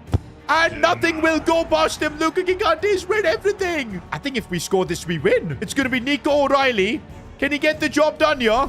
Strikes it well. Beats Donnarumma. Luka Gigante. What have you pulled off here? The greatest goalkeeping I've seen in a penalty shootout. I'm telling you, there are some players in this team under Lenny that are going to completely see a resurgence. But now we're lifting our second trophy. I know it's not the most important, but hey, it all counts. The Lenny era at S2G FC has officially begun. Bro, Lenny's a completely different man. Post-match interview. This is what I do. I'm here to win. By the way, it looks like there's no time for Lenny to celebrate because he straight away messages me. He wants that striker signing sorted before our first Premier League game. And to be honest, I feel like that's what we should do as well because our first game is against City and then we also play Chelsea. What a difficult start to our Premier League season. And I think you guys know which striker I'm desperate to bring back. Sean King. In fact, I even wanted to bring him last season, but Pep Guardiola flatly refused. He didn't want a player like Sean King, because if you look at his stats, seemingly all he can do is score goals. And that is not what Pep Guardiola really wants, but under Lenny, it's completely different. He wants a goal poacher. He wants a goal machine. Sean King was the player that scored the most goals under him when we were in the championship. But the question is, how do we get him from Real Madrid? Apparently, compared to his time at Manchester United, at Real Madrid, he's been killing it. He won the Pichichi last season, and that is why for us to buy him, the cost could go well up to 200 million. We have that kind of money after the Bernal sale. That's the big question. Oh, yes, we do. Just about 200 million.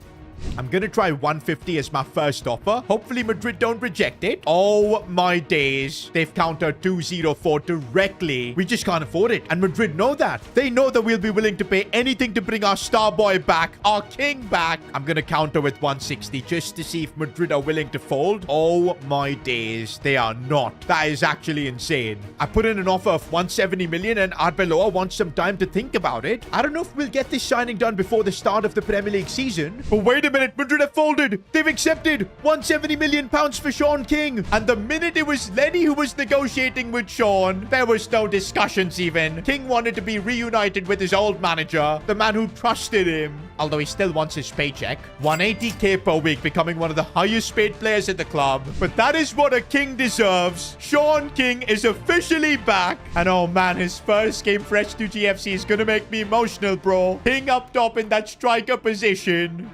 And so we kick off yet another Premier League campaign. And you know what? I know we won it last season, but I want to defend our title this season. Especially because I know Leicester City are going to be coming for it. I don't want this season to just be about the Champions League. I want to try and win it all. But here we go, boys. The return of Sean King begins. I'm so desperate to see him score. And already Nicholas trying to get the ball to Sean. He's made the run. Plays the ball back for Nicholas. Look at the link up. It's like he never left. Look at the pressure we're putting them under as Gallardo is in a bit of space.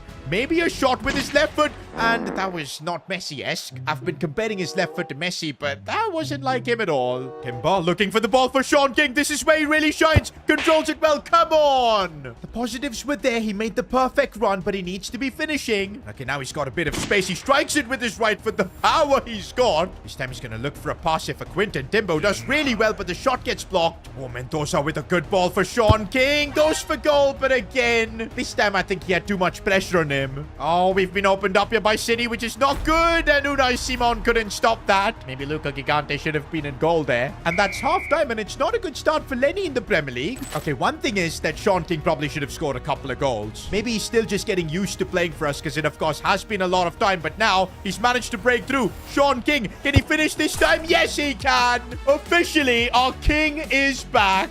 Couple of changes now. Avila has come on, as well as Brandon Neal. I will say Lenny's a lot more proactive with his changes. But right now we're having a defend, and Timber doing a good job reading that from Haaland. Full time, and it's a 1-1 draw. We're yet to win a game in 90 minutes with Lenny. We've got to start figuring out a way to win, because with Lenny so far, 0 wins. That's not nice. I do feel for Lenny in terms of the fixture schedule, because now we're heading to play Frank Lampard's Chelsea. But look at that, some proactive changes from Lenny. Luca Gigante starts this game. I mean, after he made 3 penalty saves? I'm not surprised. In fact, I feel like this season might be Luca Gigante's season to compete for a starting spot. To think at one point this man was like a chef for the club, cooking the worst spaghetti possible and getting our players sick, to now potentially fighting for his place. Okay, let's try and get our first win of the season. Gallardo doing really well. They're looking for a ball inside, but Sean King couldn't fight for that. Nico O'Reilly. Oh, lovely ball for King. He fights for it, and come on, how is the keeper saved that?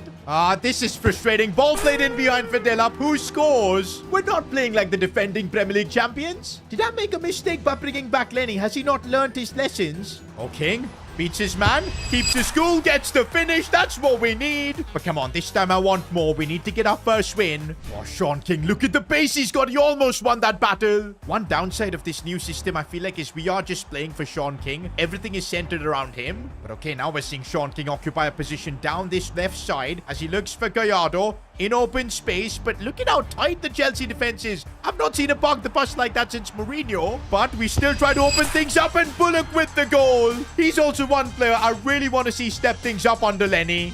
Wait, how is Delap not offside? How is he not offside? But what a save from Luca Gigante. Bro, I feel like player of the episode. There's no doubt it's got to be Luca Gigante, man. He has been insane. And full time, Lenny does get his first managerial victory in his new stint here at S2G FC. We'll absolutely take that. All right, guys, we now need to focus on building consistency. We're facing Newcastle next. In this one, I want to see a more confident performance, an easier win. Sean King, this time setting it up for Nicholas Hart. Couldn't shoot. Oh, we have been opened up here by Newcastle, which I'm not really enjoying. And this time, Unai Simon is in goal. Couldn't stop the shot. I'm starting to feel like Luca Gigante might need to become our main starter, boys. Oh, good ball that for Gallardo. Surely he needs to score this one, and he does. Now, that is the response we needed. A few minutes later. It's unbelievable, guys. This entire second half, we couldn't create a single good chance. And that's going to be full time. A 1-1 draw. I'm still not convinced with Lenny ball. Yes, we beat Chelsea, but against Newcastle a draw, against City a draw. We're not losing, but we're not winning either. If we play like this in the Champions League, we're going to get destroyed. But forget the Champions League. Our bigger rivals might be Leicester City, because Pep Guardiola has brought out the checkbook. And just look at the players Leicester have signed. 87 rated Luka Vuskovic, Chevalier as well. Are you kidding me? João Neves? It doesn't stop here. Alejandro Balde. And I cannot believe it. Lamine Yamal. The Hart family have spent over 700 billion to assemble Pep Guardiola's squad. This season, the Heartless Derby, it's going to be bigger than ever. El Clasico level of superstars. And would you believe it, we face them next in the Premier League. Forget the Champions League for now. Defending the Premier League, I feel it's going to be like a nightmare. Our biggest rivals, Leicester City, did the unthinkable. They stole our manager, Pep Guardiola, from us. I mean, I couldn't believe it. I offered Pep a substantial renewal, but he didn't accept it. The Leicester deal was too good to be true. He was getting paid 40 million a year, and also a budget of over 700 million to rebuild Leicester City. And Pep has already spent all of it. Lamine Jamal to Leicester City. I just can't believe what I'm seeing here. João Neves as well. Players like Chevalier and Balde. The owners of Leicester City, who are of course the Hart family, they are desperate to win the Premier League over Nicholas now. Now, of course, as Leicester are getting stronger, there's no way we could just sit back and relax. And that's why we brought our king back. That's right, Sean King from Real Madrid to S2G FC. Not only that, we signed Quintin Timber's twin brother, Jurien Timber. But the biggest signing of them all was bringing back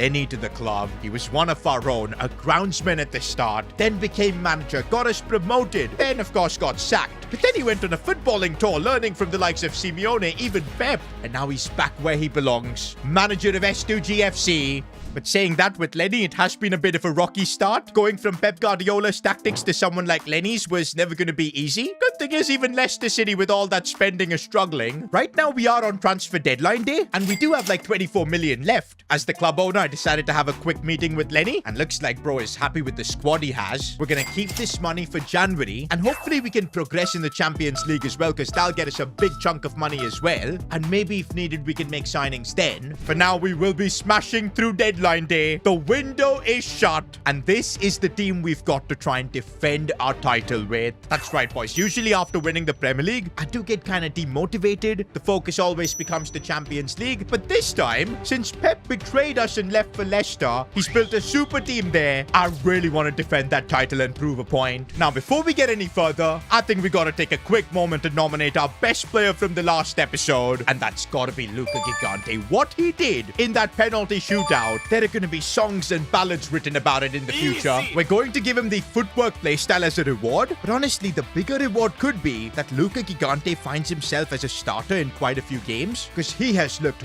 really impressive so far this season. And I mean, from where Luca Gigante started, remember all those days where he was just useless in goal? Or then he went on a cooking arc and making spaghetti and giving everyone diarrhea. From that to now a goalkeeper that created history, saving 3 penalties in a row. It's crazy, man. And with Lenny back, I feel Luca Gigante's got a big chance of having a solid season. Ooh, but there's interest in Luca Gigante from other clubs like Frankfurt, and his contract's expiring. But you think with Lenny back at the helm, we're gonna let Luca Gigante leave? Absolutely not. He's getting a cheeky renewal, massive wage hike, and look at how big this smile is. He's getting a lot of money signing back for S2G FC. But look at this, boys. The aura from Lenny. Second trophy in S2G FC's history. Nobody can say that we've got a dusty trophy cabinet anymore. Also, it looks like our Premier League trophy has been fixed, because I remember during like the bus parade, and oh, by the way, why is this the official S2G FC team bus? We gotta buy a better one, man. This is so ugly. But if that wasn't enough, Brandon Neal, I think, dropped our Premier League trophy. I can't believe it. It broke. I'm glad it has finally been fixed. But oh yeah, this image kind of sums up Luca Gigante's performance. He was him, bro, in that game. I still can't get it out of my mind. 3 penalty saves in a row. Where were you when Luca Gigante became prime Buffon?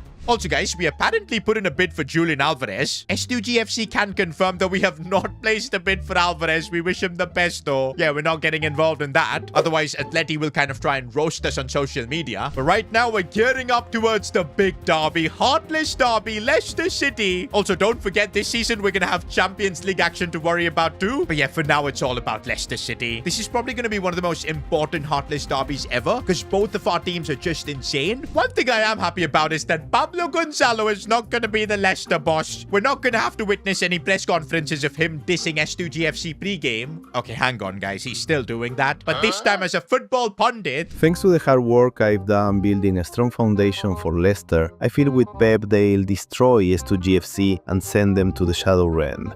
What kind of an analysis is that? But here we go, guys. The biggest rivalry in the Premier League right now. Heartless derby. Luca Gigante, by the way, is starting. And okay, for this being the biggest rivalry, we're both kind of nowhere in the Premier League. I'm kind of wondering, is Lamine Yamal gonna start? And I do see him there wearing the number 8. Oh my days. Who would have thought Lamine would be at Leicester City? But that is exactly what Pep can make happen. Oh, I see a bit of run there being made by Nicholas Hart, who's gonna play this one for Sean King. Oh, he did everything right. We're gonna have to be careful against this Leicester team. Look at the players they've got. Giuliano Simeone. I saw João Neves as well. Nico Paz. This is a super team. But honestly, we gotta remember who we are. Premier League champions. And if I can get the ball through for Sean King, who's broken through. Sean, there's the goal we needed. Heartless derby. Lenny versus Pep. It's Lenny who's got the early advantage. Sean King with his 3rd goal in the Premier League.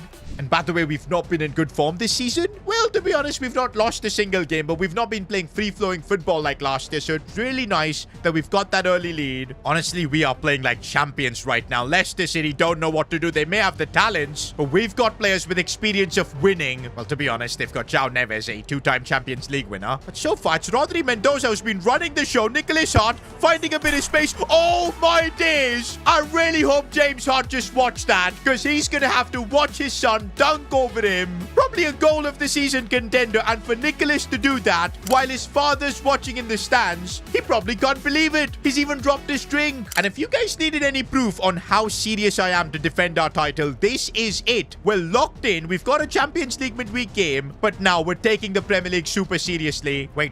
No. Giuliano has opened us up there, and Leicester get a goal back. Well, that's how this game can change, because now in the second half, Leicester could make the comeback.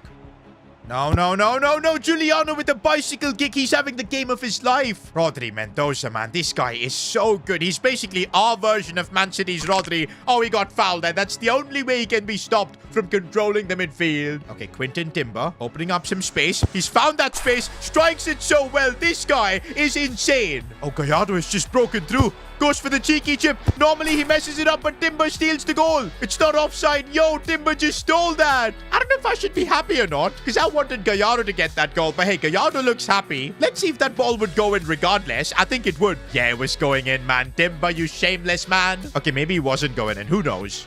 What matters, though, is in the first Heartless derby of this season, we have floored Leicester City. What a statement win from Lenny, because quite a few media guys were doubting him. Is he fit to step into the shoes of Pep? And well, he showed exactly that by beating Pep Guardiola. Now, with that win, we've moved back into the top 4, which is solid. But I also feel like Leicester City, even with Pep, they aren't going to be much of a threat. You can bet that Nicholas's parents are absolutely fuming. Should we drop some predictions by when they'll sack Pep? With the way things are going, I feel Christmas.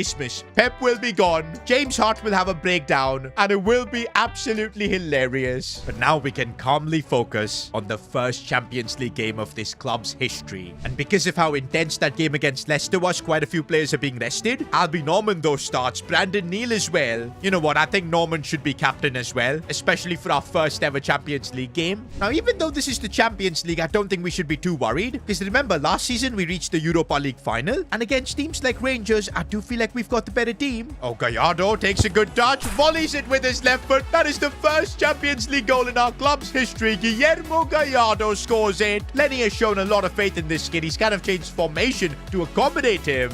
Gallardo looking for the ball for Scotty Bullock, who's playing down this right side for this one. This is where he really enjoys. Looking for the ball for Sean King. Lovely header. There's no one better in the box than King. He's probably the player with the most Champions League experience in our team after playing for Real Madrid. But that is exactly what we needed. A no-nonsense victory to start our Champions League campaign. My goal is definitely to get into the top 8. And if we do that, don't forget we'll get an additional 25 million plus more 25 million for technically skipping the round of 32. Now, Champions League things are going smoothly. 2 games, 2 wins for us. On the flip side, our title defense is kind of falling flat because we've now dropped down to 9th in the Premier League. And it's super annoying to see Leicester City jump ahead of us. Well, I guess we can fix that by defeating Manchester United. Sean King trying to play a pass. And one thing I'll say, his passing is woeful. I think he's just totally all about goals. And Nicholas Hart, he's going to play one at the back post for King, who won the header. Couldn't put it on target, though. Avila looking for options. He's going to wait for that pass, maybe for Guillermo Gallardo. Oh, brilliant defending. Oh, what a ball that is for Gallardo. Lovely finish, but he's offside. Oh, Mendoza looking for Nicholas. Oh, Nicholas, he got past another one. Goes for goal. Oh, he's having a phenomenal season. In fact, so far, this is starting to look like his best ever season. The goals he's scoring, the impact he's having down the left. Hey, you never know. If we win the Champions League this season, and probably the Premier League, we could probably see a Nicholas Hart Ballon d'Or campaign. Talking about Ballon d'Or, here's Ousmane Dembele, the Ballon d'Or winner, who's now looking to help create something for United. Unai Simon, by the way, back in goal. Good save. I feel like throughout the season, we're going to see both the keepers rotated quite a bit. Right now, Man United coming at us with everything they've got. Managed to turn, but they missed. Needed that bit of luck, and that's kind of why I want to push for another goal just to be safe. What a switch that is for Nicholas Hart, whose first touch is as lovely as it gets. Now Nicholas looking for options. Sees Guillermo Gallardo. Lovely touch for Avila now. Strikes it well. It's beautiful football for S2G FC. Compared to Pep Guardiola, the players are playing with so much more freedom. You're seeing some long balls. You're seeing some quick build-up play. You're seeing a bit of everything. And that's exactly the result we needed against Manchester United.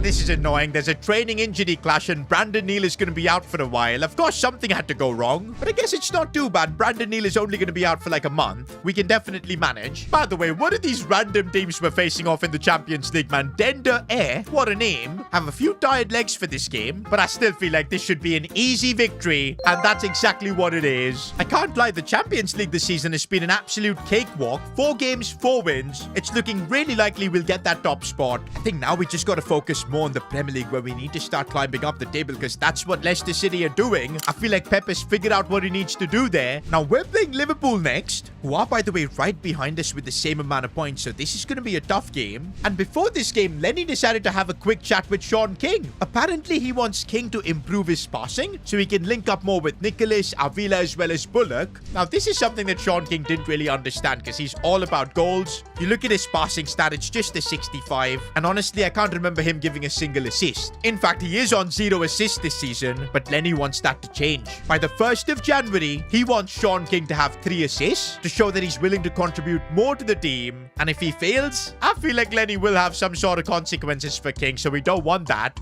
I think what I can do is put King on a development plan to improve his passing and stuff like his ball control and dribbling, because he's got the shooting and pace on point. It's just the other stuff he needs to work on. Now we are gearing up to face Liverpool, and probably in this game is not where I really want Sean King to be focusing on giving assists. I just want the goals, because we're going to need that against Liverpool. And to be honest, he does have time to work on his passing, get those assists up, because we're currently in November. Got a couple of months for him to do that. Oh, Scotty Bullock has made a really good run here looking for Sean King, and come on, man. Why does Lenny want Sean King to be assisting when in the box, this is what he can do? 7th Premier League goal of the season. I don't think we felt the absence of Harry Kane because of Sean King just being such a goal machine. But okay, he could play a pass here in for Rodri Mendoza. If he can score now, that would be an assist, but he's too wide. Did we just let Liverpool run through our defense here? Can we please catch up to Fatawu? I don't know why Konsa isn't making a run there, but Unai Simon, good save. I feel like the healthy competition we've got between our goalkeepers, that's kind of improving both their levels.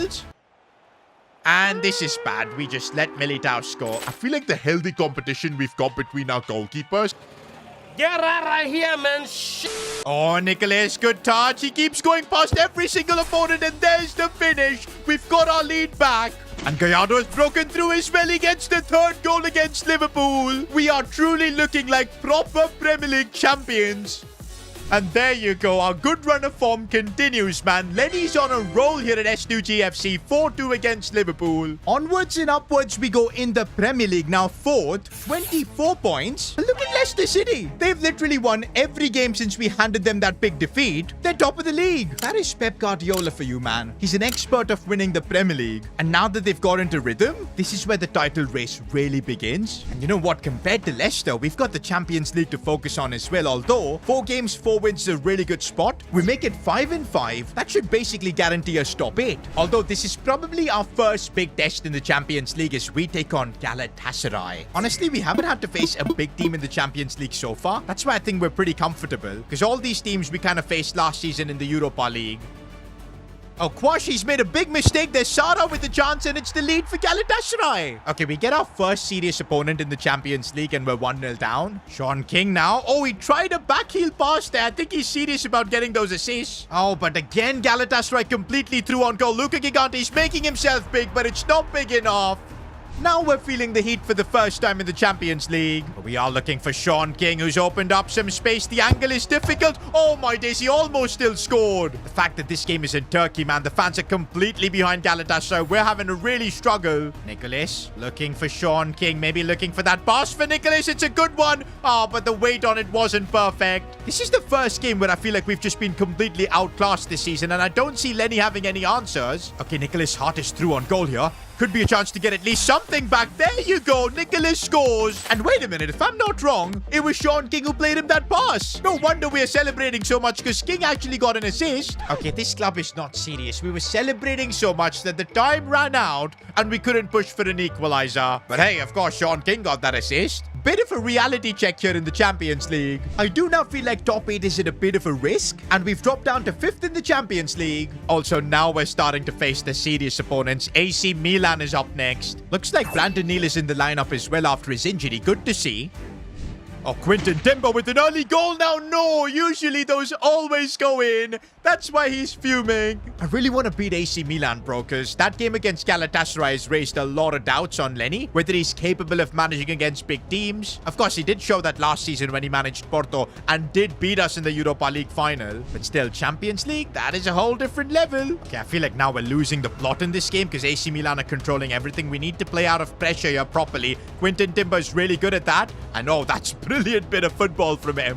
Now we're going to switch to play onto the other side for Nicholas Hart. We're playing some good football here, moving the ball nicely as we look for Gallardo. Takes a good touch. What bit of build-up play that is. One of the most phenomenal goals we've scored, and the fact that it's in a Champions League game, brilliant to see. Oh, I don't like this. AC Milan just walking through our defense. This is what happens when we play such attacking football. You do get caught open, and in the Champions League especially, it can be really punishing. Not gonna lie, it is a bit worrisome that the 2 times we faced a serious opponent in the Champions League, we've not been able to win. Now, at least we got a draw against AC Milan, but with this, I don't know if top 8 is going to be easy to get. Okay, we're still in a good spot, but we need to try and win our last 2 group games. Also, in the Premier League, the pressure's piling on. Leicester City just won't lose and now are 5 points clear of us. This is not good.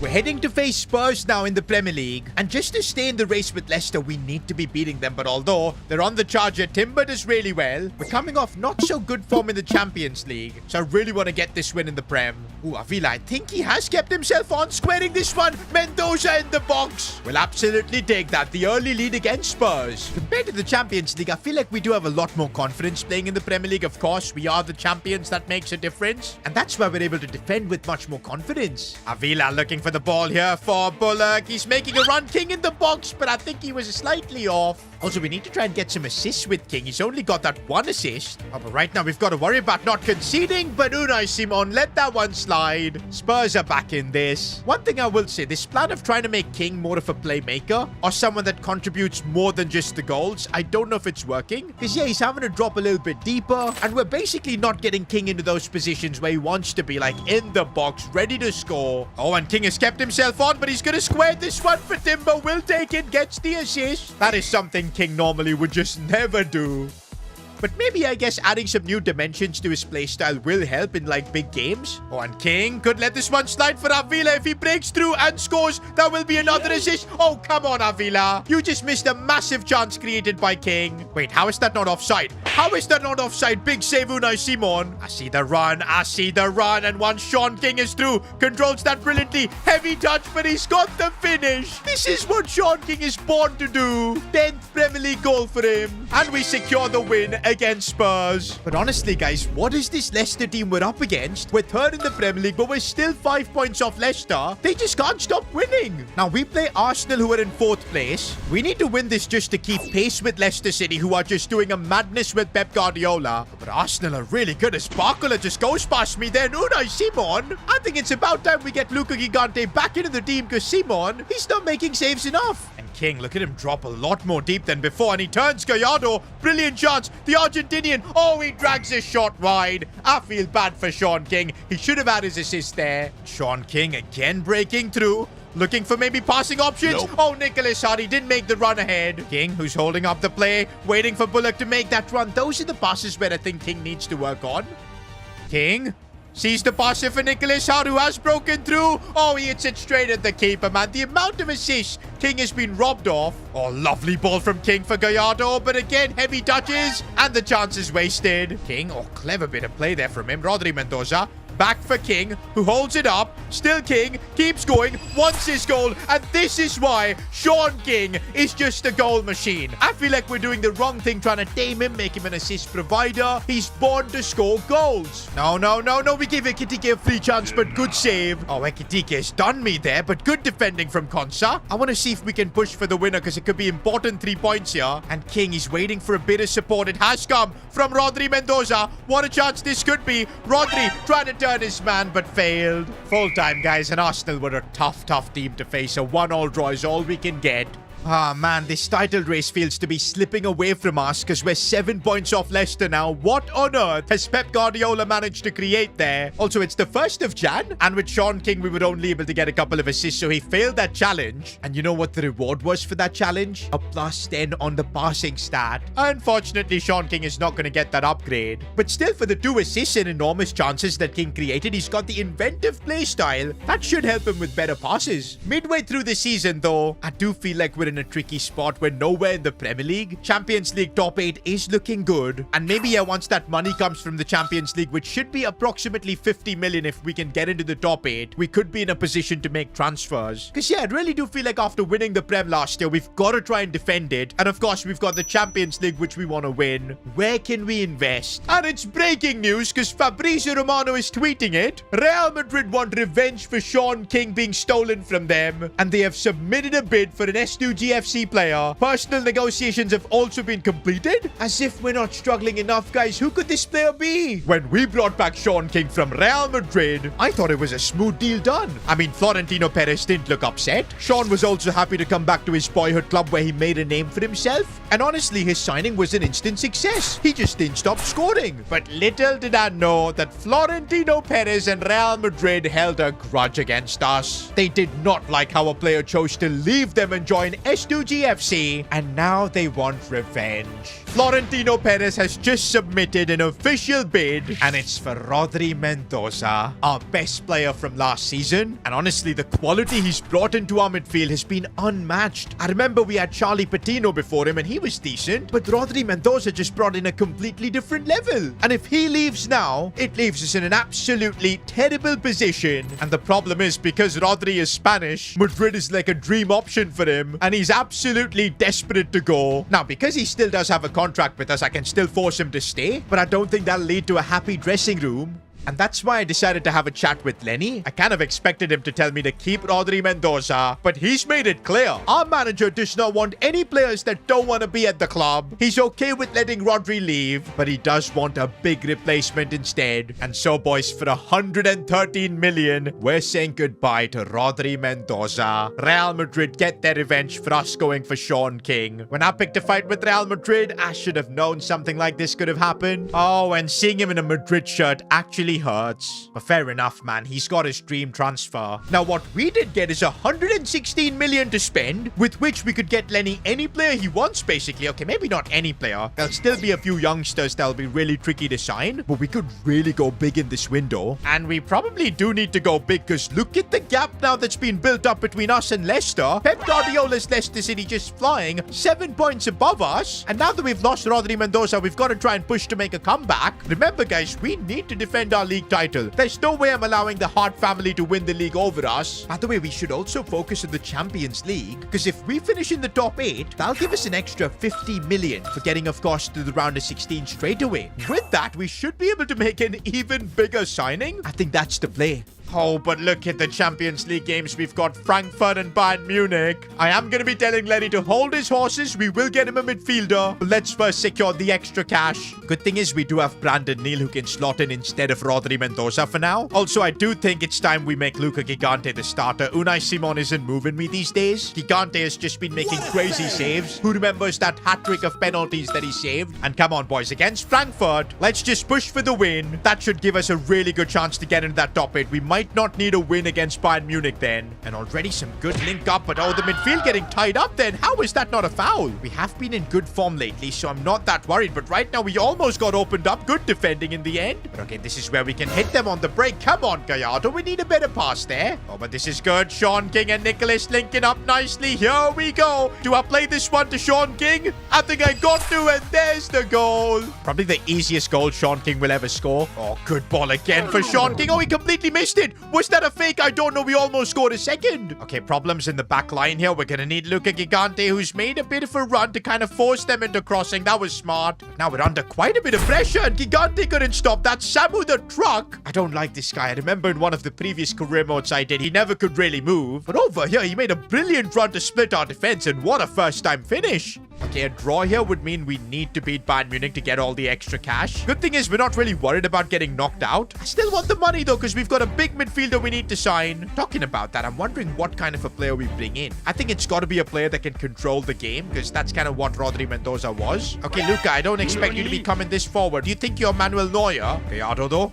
Sees the pass for Sean King. Brilliantly done. He almost got pushed off and no. I thought after he held off the defender, he would score that, but the post. I don't like this. I don't like this. We are in a dangerous spot. Good defending that. Gotta clear this away. Don't want to be conceding from a corner. Not happening on Luca's watch. Okay, I see a bit of pace here from Scotty Bullock. If he can keep that run going, I could feed him, and that's what Sean King does. And here goes Bullock. He could maybe square this one for King. That's exactly what he does. The King keeps scoring. He does kind of feel like the biggest step in Merchant, bro. But hey, if we're scoring, we're winning. That's all what matters. Oh, I see that run being made by King. Oh, he's going for a hat-trick, but tumbling down he goes. Nicholas. Sean. Oh, good touch. Good touch. Oh, my day, Sean King. That might be goal of the season. It has to be one of the craziest goals I've ever scored. Nicholas Shaw dinking it, but the way he controlled it with his chest, I don't know how he bounced it up like that. But the volley then was outstanding. No wonder Real Madrid were pissed that we stole him from them. I do feel like this win has secured our top 8 spot. Okay, we're on 16 points. I think no matter what happens against Bayern Munich, who, by the way, are kind of washed. They're 24th. I think no matter what happens, we should be through, because we've also got the goal difference to go along with it. Bro, do I take this risk and sim this game? Imagine we get booted out of top 8. We legit lose 25 million. Simming this game could legit cost me 25 million. But you gotta risk it sometimes, bro. Oh, no. Oh, no. Oh, no, no, no. Oh, no. We lost 3-1. Bro, if that got us kicked out of the top 8, I'm gonna be fuming. But thankfully it didn't. 5th is where we finish in the Champions League. An absolute relief. We are through to the round of 16 in our first season itself, and we did look like contenders throughout this tournament so far. And the best part now is we've got that extra 50 million, 166 million to spend. But can we fill the gap left by Rodri Mendoza's departure? We need to figure out the perfect player to bring in, because I do think we're going to need that midfield quality if we want to try and make the comeback over Leicester. They're still 7 points ahead. Just look at the season Lamine Yamal is having for them, bro. 14 goals in 23 games. How crazy is it that Pep Guardiola's joined Leicester and he's got the likes of Lamine playing for them? Just insane. Now, I was having a chat with Lenny on which players he wants me to sign. Of course, I suggested players like Pedri. You guys know me. And the crazy thing is, we might just be able to afford him. But Lenny completely shut me down. Apparently, there's a Moroccan midfielder that has completely mesmerized Lenny, and that man is Ayoub Bouadi. Bro, did you guys see him at the World Cup for Morocco? Well, Lenny clearly saw him and he was so impressed. And honestly, if we are replacing Rodri Mendoza, Bouadi does seem like the perfect player.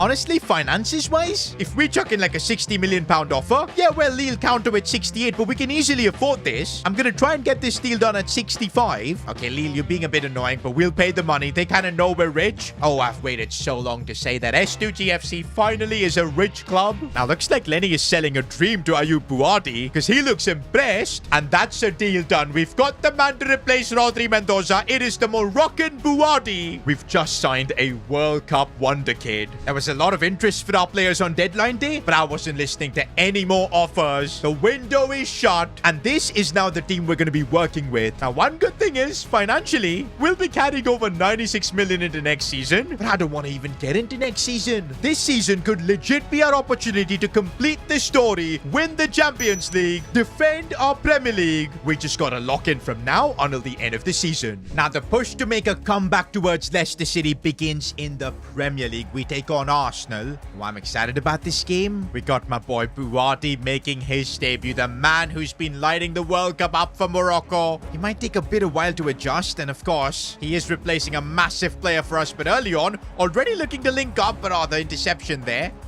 But Guardiola getting taken out there. That's a rough challenge. I'm worried about him picking up a knock. Well, that is him getting a taste of Premier League football early on, but he seems to be fully fit. Going for goal. Oh my days, Buardi. You can't write this stuff. Debut for S2G FC, and it's a banger like that. Honestly, I don't know which goal was better. That volley Sean King scored, or this ruthless strike from Buardi in the top bins. You guys can let me know in the comments, bro. Honestly, has there ever been a better debut? I don't think so. Oh, nope. But as he could respond, Luca Gigante. I'm telling you, bro, this season now, I think he's got to be the man being the starter. Oh, we've been opened up, and Gigante again with the save. Remember, guys, if we're going to chase this Super Leicester City team, we have to get 3 points against teams like Arsenal. No, it's complete chaos. We just about get it away. Gallardo, oh, he sees the run from Nicholas on. Perfect movement there. And now Nicholas 1v1 has to finish. Come on. Those are chances you've got to take in a Premier League title race, man. Nicholas, he wants to make amends for his mistake, and he does exactly that. Gets the goal. And yeah, boys, that is exactly the result we need to keep fighting in this title race. Hold up, guys. Leicester City are bottling it. The gap was 7 points not a few games ago. It's now down to just 2, and they've dropped down to second place. And we've got a game in hand. Chelsea are right now the league leaders, but guess what? We face them. I can't lie, boys. If we go to Stamford Bridge and beat Chelsea, I really think we'll be able to defend our Premier League title. Okay, Chelsea have started off strong. Liam Delap finding a bit of space, and good save, Luca Gigante. Gotta say, boys, Buardi's been a phenomenal signing. Really good at moving the ball around. And now we could really do something here with Bullock if he can get through all these players. Looks for Buardi as well, who's found a bit of space. Cleared away, though. Oh, that's a good ball for Palmer. We can't stop him, and he's put it wide. I'm telling you, bro, Chelsea are serious. There's a reason they've recovered to top spot. I feel like we're going to need Buardi to control the game here and maybe look for those passes. Good ball for Scotty Bullock. Inside for Timber, and he's messed it up. Oh, but Sean King couldn't win it. Nah, this Chelsea team with Enzo Palmer, Arda Güler as well. It's kind of insane. Oh, and now Palmer's broken through. O'Reilly's got to make the challenge. He does. This game has been a proper midfield battle, bro. Oh, and Arda Güler's gone through. What a challenge from Timber. That could save our title race. Oh, Güler has completely opened things up, and Chelsea take the lead. This is horrible for the title race. We're trying to play this one in behind for Sean King. Oh, he got taken out there. Oh, and we did take out Arda Güler. The poor kid is lucky he didn't get injured. Gonna be a yellow for Konsa. Oh, Enzo's gotten through here, and what a save from Luca Gigante. 2-0, and we wouldn't be coming back from this. And oh, I just remembered, bro. Frank Lampard is the Chelsea coach. That explains everything. He's the one currently leading this title race. It's literally 3 S2G FC coaches that are in this title battle, and we've got right now Lamps and Chelsea dominating. Sean King, though, trying one from distance. I didn't know he had that in his locker. Kobel saved it easily. But we're going to need something like that to happen. No. Enzo Fernandez, stop him. And he puts it wide. But man, Chelsea should have really scored like 3 goals here. We just couldn't compete. And we do take an L. Frank Lampard outclassing Lenny. Good to see a bit of respect between these two managers. But where does that leave us in the title race? Well, not in a good spot is the best answer. 6 points now behind Frank Lampard's Chelsea. Leicester City still stay a couple of points clear. For now, we've got the Champions League to worry about. We've drawn Olympique Lyon in the round of 16. Now, we are seeing some interesting changes from the gaffer for this one. Avila playing at cam. Jisoo starts. That's the thing, boys. Competing both the Premier League and the Champions League, it is going to be draining. There are going to have to be rotations. Although I'm wondering what is more important for us this season. Is it the Prem or is it the Champions League? From an emotional level, to prove Pep Guardiola wrong, winning the Prem is just massive. But to complete what we set out to do, becoming the world's best club owner, for that, it is obviously the Champions League. And honestly, this season with the team we have, there's no denying we do have a chance. We need to just keep our composure. But that is what we're struggling to do right now. We do clear it away. Okay, we need to just calm down. This is the first leg, and we're getting absolutely cooked here, as Luca Gigante can't stop that. Lyon have the lead. I know this is our first ever Champions League knockout game, but this is unacceptable. We've got to be starting better. I'm still confident in this team for turning things around. Lovely ball for King. Makes it look so easy, and there's the finish. We're not backing down from a fight in the Champions League. Oh, and Sean King has broken through. We can always rely on him when the going gets tough. He strikes it well from distance. I think he had the pace to keep going ahead. We have been opened up. You know, it's a bad challenge, and it's a tap-in for this second guy. Come on, man. 2-1 down now. Once again, we're on the back foot, but again, just got to remember it's a two-leg tie. We can't get annoyed and start throwing things away. We've got to be measured in our approach. Sykes is making a lovely run with a ton of pace if he can whip this ball in. I see Buwadi making a lovely run. Back post, but what was that header? Even Lenny is shocked. No way. We've committed way too many players forward. We're completely exposed. Not like this. In the 90th minute, we concede a third. Leo have a 3-1 advantage going into the second leg. Disaster, man. Post-match, and Lenny's being hammered for his decisions, but he just says one thing to the reporters. 90 minutes at the presser park is a very long time, and it better be a long time, bro, because we've got a monumental task for this second leg. But look at the fitness issues. Nicholas is going to have to play with half stamina. Kwashi's going to have to play instead of Konsa.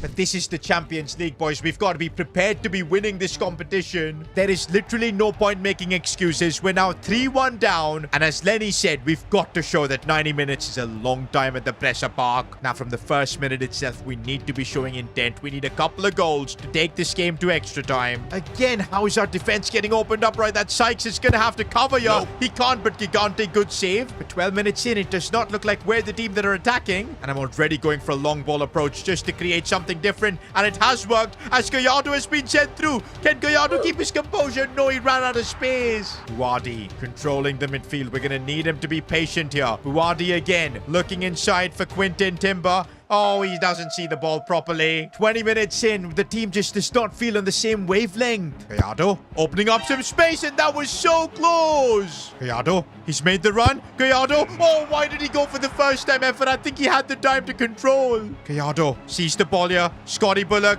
he's going to cross this one. Sean King, oh, he's put it wide. That was the chance, King. 9 times out of 10, that'd be in the back of the net. How did he miss? We've got just 45 minutes. Otherwise, we're going to end up getting knocked out in the round of 16. That would be a total disaster.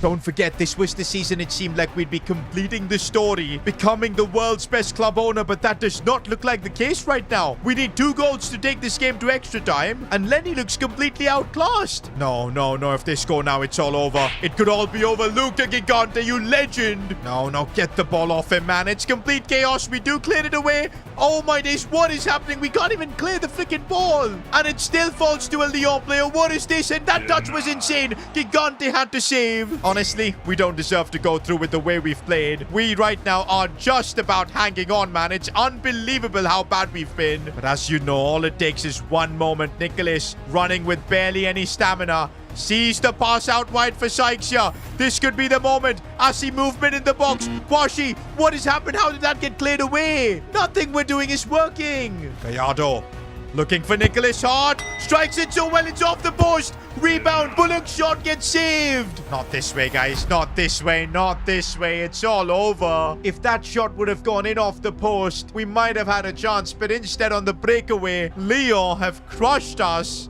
And officially, we have been knocked out. Humiliated and humbled is the best way to put it. And already Pablo Gonzalo has made a post laughing at us. Unbelievable, bro. I thought this was the season I've become the world's best club owner. But we failed. Honestly, up next, we've got the Carabao Cup final. Can I be honest? I don't even care. We just got knocked out in the Champions League in such a brutal way. Well, at least the good thing is Sean King scores. We do win the Carabao Cup. It's another trophy for our cabinet. But what we needed was to go on a Champions League run. I'm still not going to get over it. But you know what, guys? This season is not done yet. We're still in a title fight. 4 points off Chelsea, 5 off Leicester City, but with a game in hand over them. I really want to defend our Premier League title, bro. I don't want to let Pep Guardiola, who betrayed us and joined Leicester, win the league over us. Nah, man. And the only way to just feel good about our season is to win the Premier League. And would you believe it, boys? Next game itself, Heartless Derby. Last time we faced Leicester City, we did thrash them, but this time it's different. They've got all the advantage with that 5-point gap. And just look at the team Pep has assembled, bro. Giuliano Simeone, Lamine Yamal, Nico Paz, João Neves, Hincapié, Vuskovic. Are you joking? Pep's got a super team, and that's what we're going to be up against. Fresh off getting knocked out in the Champions League too, but this, we need to win to save our season.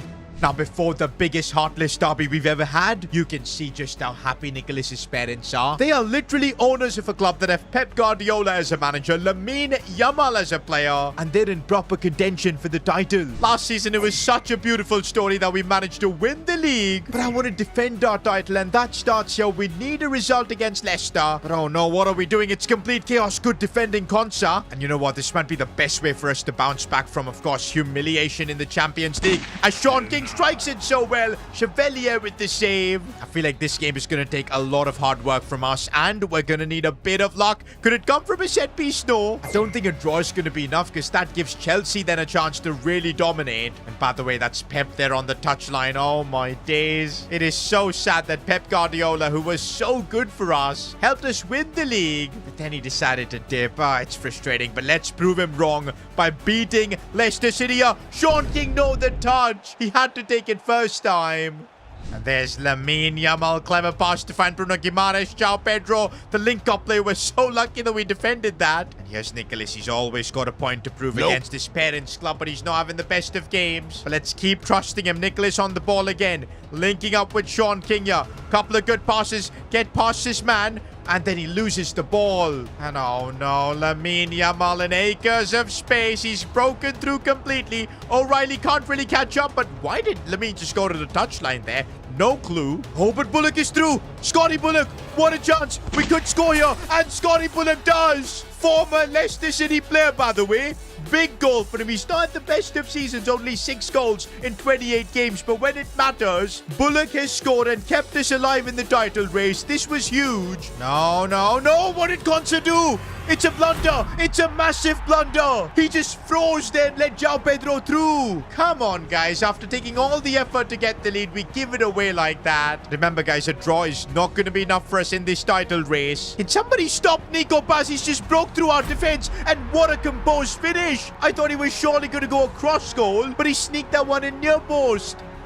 Our entire season is falling apart, man. 30 minutes on the clock. We need 2 goals to stay alive in this title race. This Leicester team now definitely looks like a Pep Guardiola team. We just can't get the ball right now. Durian Timber's broken through. He's literally our centre-back, but he's got the strength to keep taking the ball forward. And Sean King does so well. He's put it wide. You'd bet your house on King scoring from there. At what point do we say that we've just got no luck? Our season, after looking so promising, has just completely fallen apart. No, don't let them score another. Gigante stops it, but it's anyway just damage limitation, because we do end up losing. I think with that, officially, our title charge is over. And you can see Nicholas's parents enjoying this moment. Why is Pablo Gonzalo in the stands enjoying this? He literally got sacked by Leicester.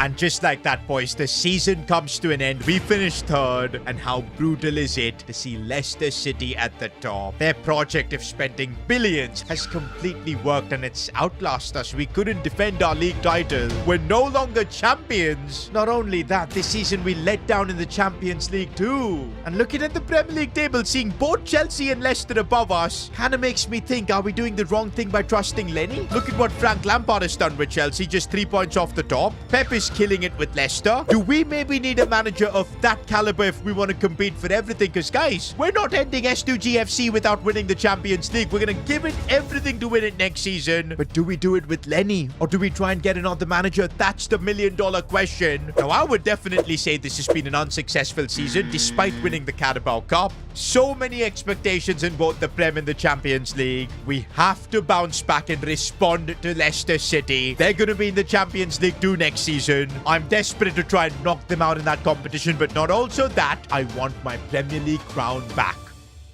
Leicester City, our biggest rivals, took everything away from us. From our manager Pep Guardiola to even the Premier League trophy. It was a massive setback because I really thought it was finally time to take S2G FC to the next level, defending our Premier League title, winning the Champions League, becoming the world's best club. But once again, it feels like we're playing catch-up. Leicester City have the best manager, they've got unlimited money, and now a lot of football pundits are questioning how I'm running the club. Is Lenny good enough for the job to take on Pep Guardiola is what everyone's asking, which to be honest is a fair question, because last season we couldn't compete against Pep's Leicester. Lenny was tactically outmatched, and also in the Champions League, a massive embarrassment as we got knocked out in the round of 16. Now, what's crazy is that Jose Mourinho is available. In fact, he's personally submitted his CV to the club. To be honest, when I'm looking at Mourinho's CV, the clubs he's managed, he could be the perfect man to take on Pep Guardiola and Leicester. But as crazy as it sounds, I want to give Lenny the G more time. I have seen firsthand how good of a manager he can be, because if you remember when we faced him in the Europa League final when he was the manager of Porto, he beat us. He beat Pep Guardiola. His first season back at S2G FC, things were chaotic, especially mid-season losing Rodri Mendoza to Real Madrid. That was a big blow. I feel we do owe it to Lenny to give him one more chance to get us those big trophies, winning the Premier League back again, the Champions League, possibly the treble. You know what? I'm tearing up this CV by Mourinho. We don't want him. We're trusting Lenny.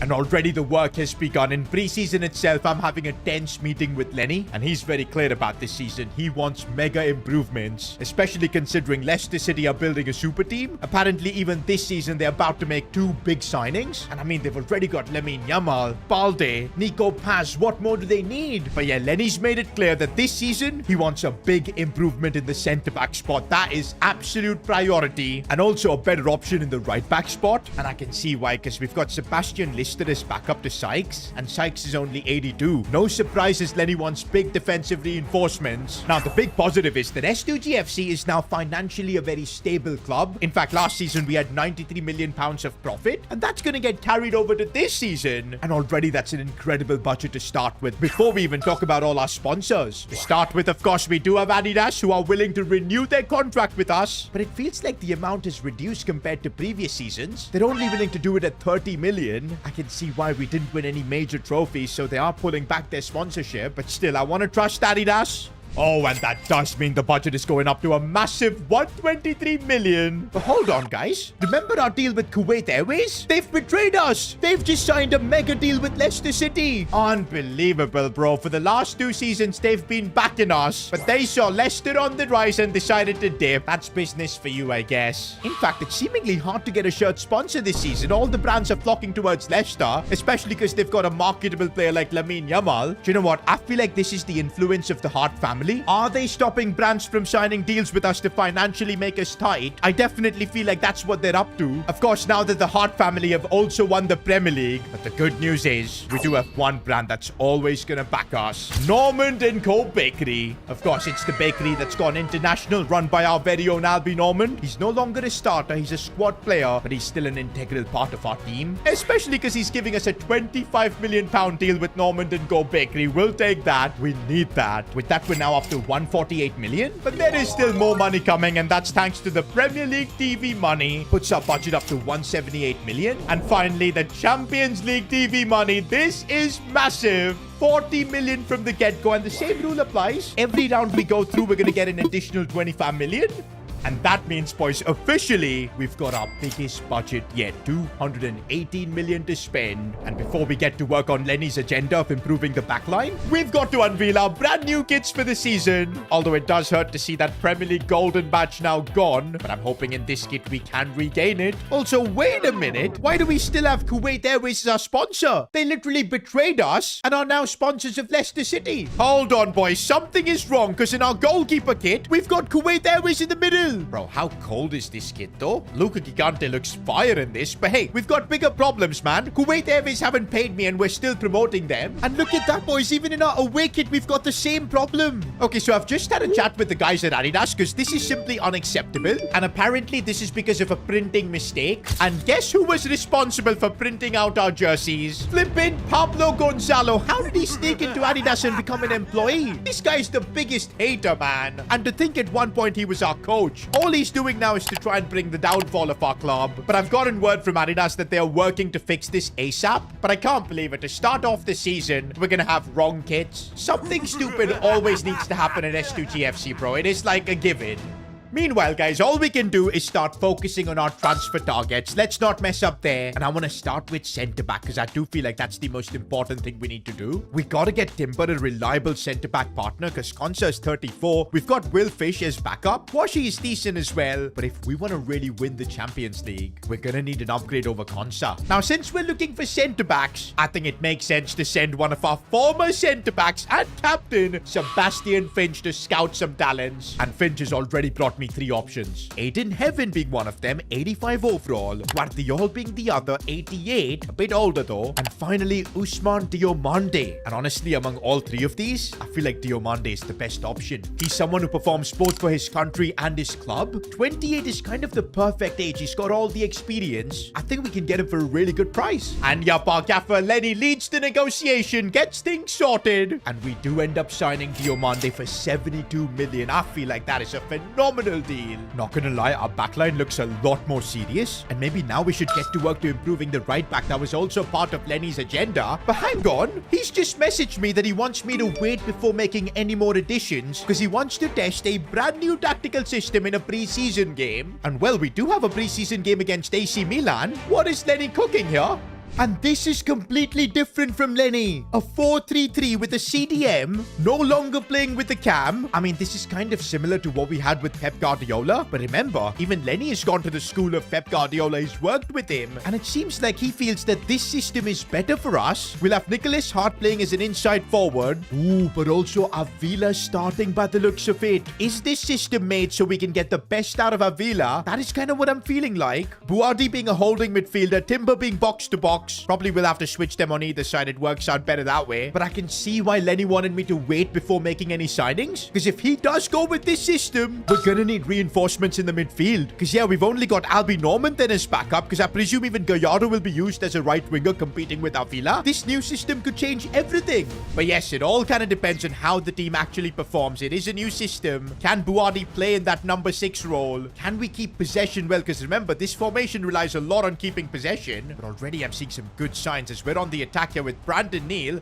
Looking for maybe a cross for Sean King. We attacked well there. And now King. Maybe King will work better in this role as he looks for a pass for Brandon Neal. Tries to get it back. Avila attacking it. How did McNan save that? Oh, it's Avila on set pieces. I feel like this season, Lenny has realized he needs magic if he wants to succeed. So giving Avila more of a responsibility, because of course he is the heir to Lamine Yamal. So far we've kept the ball really well. Some good link-up players. Nicholas takes advantage, gets the goal. I feel like in this system even Nicholas could benefit because he's going to be playing closer towards goal.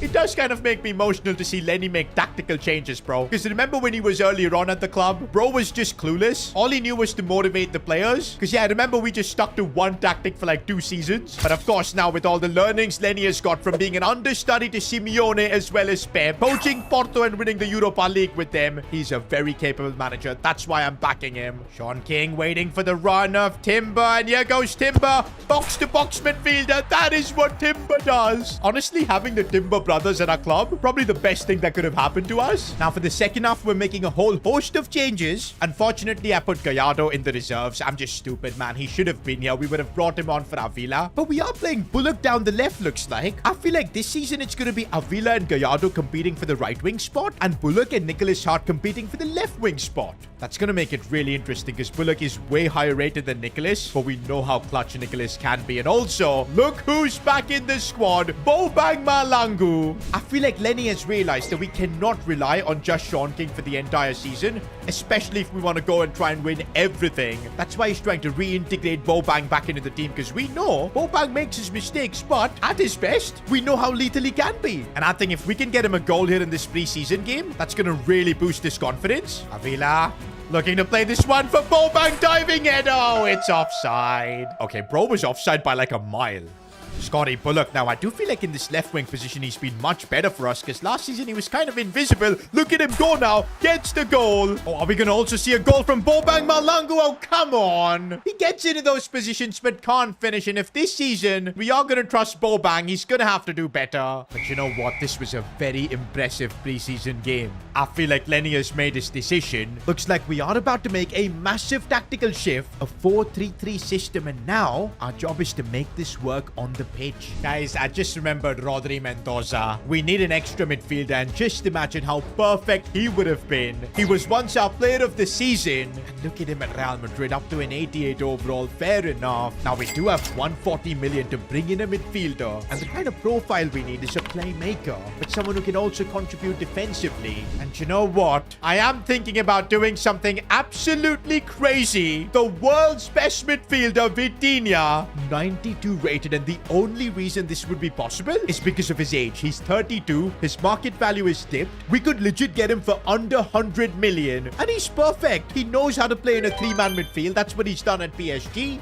I reckon if we get a deal at 80 million, this would be just insane. Okay, they do want over 100. We are talking about the world's best midfielder here. Even at the age of 32, I think we're going to have to go above 85 million at the very least. So let's try that out. And okay, they're bringing the fee down to 93. Should we just meet in the middle at 90? They want 91.5. You know what? I'm not going to negotiate any further. Luis Enrique, I think you have a deal. And this is exactly the kind of signing S2G FC needs. Vitinha to our club. Who would have thought, man, when we were in EFL League 2 that one day we'll be signing the world's best midfielder. But that's what S2G FC does. And looks like Leicester City saw us make signings and couldn't sit still. They've brought in Jeremy Doku. They've already got João Neves, man. That's why I'm glad we signed Vitinha. But also, guys, apparently Leicester City are on a massive hunt for a new striker. I wonder who they're gonna sign, bro. Meanwhile, guys, we're still left with about 34 million. I thought we'd be left with a lot more, but Vitinha's wages, bro, that took up a lot. Lenny still wants me to sign another right back. Don't think it'll be possible right now, but I'm thinking if we can finish top 8 in the Champions League, we'll probably get another 50 million added onto our budget. Then we can probably make an upgrade for the right back spot. So we are going to have to wait until January for that, but that's probably our plan. And for now, I feel like this is the team we've got. Honestly, it does look like the best team we've ever had. There are still a few big question marks, like who starts in the right wing position, Avila or Gallardo. Gallardo has been converted to a right winger, and his overall kind of dipped to 82, but let's see. The other big question mark is between Nicholas Hart and Bullock, but I think on the pitch we know who's the main man. And then we've got Luka Gigante and Unai Simon. Gigante is now up to an 83. He is 33, but he just seemingly keeps getting better. And you know what? I think for last season I am going to give him the Player of the Season award. I know maybe the likes of Sean King had a better season individually, but look at the impact Gigante had. He came, created a record by saving 3 penalties in a row, winning us a trophy, made solid saves throughout the season, and again in a season where we couldn't win the league, couldn't win the Champions League. I feel like we shouldn't be giving this award to an outfield player. That's why I am giving it to Luka Gigante.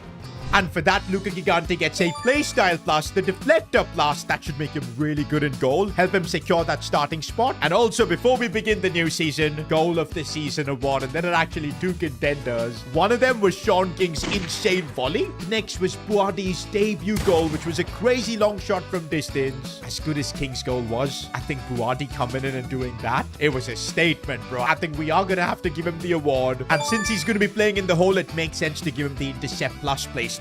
Meanwhile, guys, it's about time for our Premier League season to begin, and looks like this is our best 11. So a lot of questions are being answered. Gigante is going to be the starter, Avila and Hart on either side. Vitinha makes his debut, and also the armband is going to go to Nicholas. He's going to be our captain for the season by the looks of it, and so a new Premier League season begins. This time we're not heading as defending champions, we're the ones chasing Leicester City. Honestly, it makes us even more desperate to win it, as we've got Vitinha making his debut. What a ball for Nicholas Hart. We should have done better. Okay, but Newcastle have just broken through our defense right there, which is not nice to see. Diomande is there, but Sykes is having to make the block. He couldn't do anything there. Diomande helps clear it. The post kind of saved us there, and I did not like how Sykes defended that. Why are we looking all over the place? We've been the ones defending so far. Timber's done a good job. Buadi's controlling that midfield. We need to be a bit calm now. Oh my days, our defense has just been opened up. Gigante, big save. There's a reason he's number 1 now at this club. Guys, I don't know what's happening. We're getting pummeled there. It's a corner off the crossbar, and Botman! That might be the worst miss I've ever seen. Honestly, guys, I'm just bemused at how Botman has managed to miss that. The whole goal was open.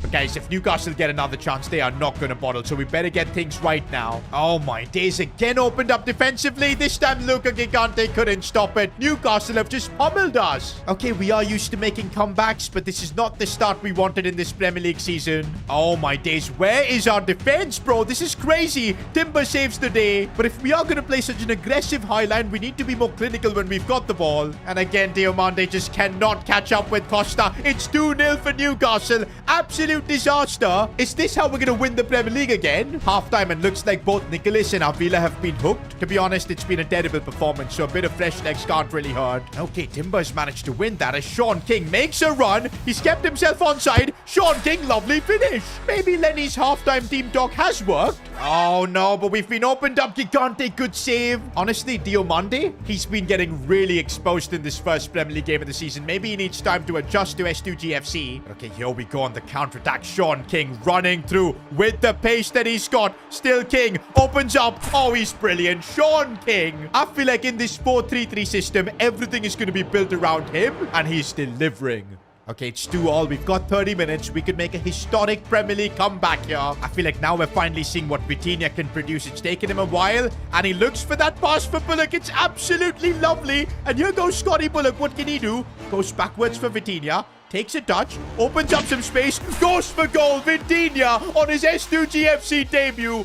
What a strike. Whatever Lenny did at halftime, it's absolute genius. You know what? When Vitinha opened up that space, I kind of felt it. I knew the goal was coming. Not gonna lie, boys. This comeback has really impressed me. For how horrible we were in the first half, we were just that good in the second. We get the 3 points. Vitinha as well shined, especially in that second half. And also, Lenny making some bold statements in the post-match presser. Nobody's place is guaranteed in the team. Everybody's got to deliver. I think that goes straight to Avila and Nicholas, who didn't have the best of halves. Because when Gallardo and Bullock came on, the game kind of changed. It does look like we've got the most confident version of Lenny possible. But look at that, boys. We are going toe-to-toe with Leicester City. They won their game as well. We now play Manchester City, and this is going to be a challenge.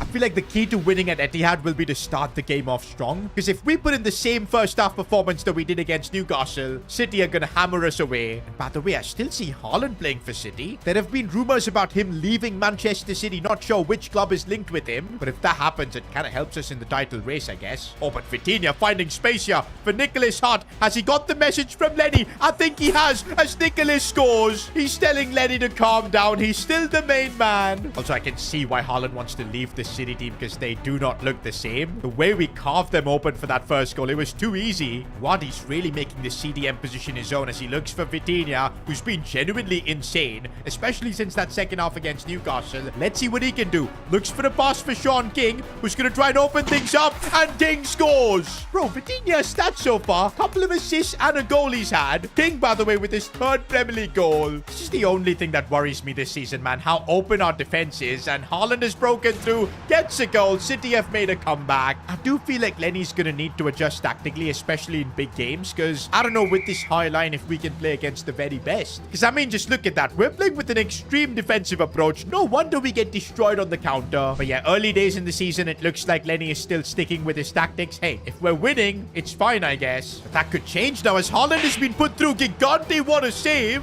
Also, Lenny's bringing on Gallardo because Avila is not having a good game. He's keeping Nicholas on because he scored. But yeah, Avila, you're the next Lamine Yamal, bro. We're expecting more from you, kid. Gallardo. Oh, that's a good delivery for Sean King, who couldn't win the header. I feel like we're going to need that 3rd goal if we want to just secure the 3 points here. Good ball that for Nicholas Hart, who's broken through. Can he keep his composure? The angle is tough, and he puts it wide. Oh, but Nicholas has found space again to get the goal, maybe. And no, he's put it wide again. Lenny's fuming on the sidelines, and I think he's seen enough. Bullock is going to come on. Also, more changes with Norman, as well as Malangu. It feels like this season, Lenny's willing to use his entire squad, even if it means subbing off some of the big players. He does not care. Well, I think Lenny's made the right choice, because look at Bullock on the counter with that pace. Should get the goal. Oh, what a finish. Super sub Bullock hits different, bro. That should settle this game against City. And there you go. 3-1. Gotta give Lenny credit here. Top class management from him.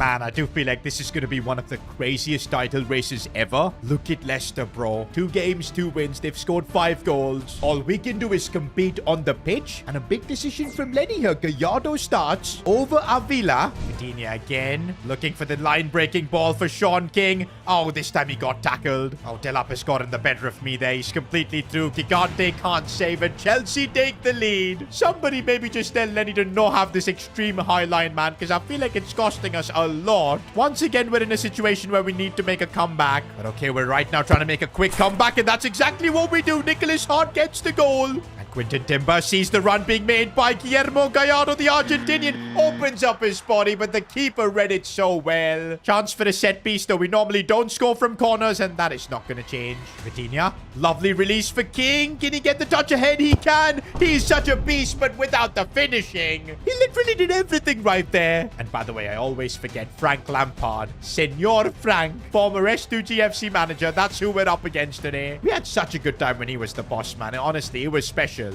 Right now, we're being harried here. Liam Delap, what a goal. Didn't know he had that in his locker. Gallardo's made a lovely run. This time, surely he can keep his composure. Guillermo Gallardo, we needed that from the Argentinian. Pressure Chelsea are putting us under, man. It's a classic Frank Lampard team by the looks of it. Buardi making a crucial interception. But now on the break, look at the space we've got here. Gallardo looking inside. No, he made a mistake, but he still got it. Guillermo Gallardo, what can he do? Cuts inside, gets the finish. It's his night. The young Argentinian has done it. 3-2 now against Chelsea. The gaffer's also making a bunch of changes to try and settle this game. Jisoo has been brought on to deal with Arda Güler on the counter-attack, and Asi Bullock being brought on, but there's also Gallardo who's on a hat-trick, so I have to play this one to him. Oh, he can't bring it inside. But it is full-time. Another game where we fought all the way to the end. 3 points against Chelsea. Bit of respect shown there from Frank Lampard to Lenny. Oh, and look at that. Leicester City have dropped points. Right now, we're top of the league. We're showing that we want our Premier League crown back.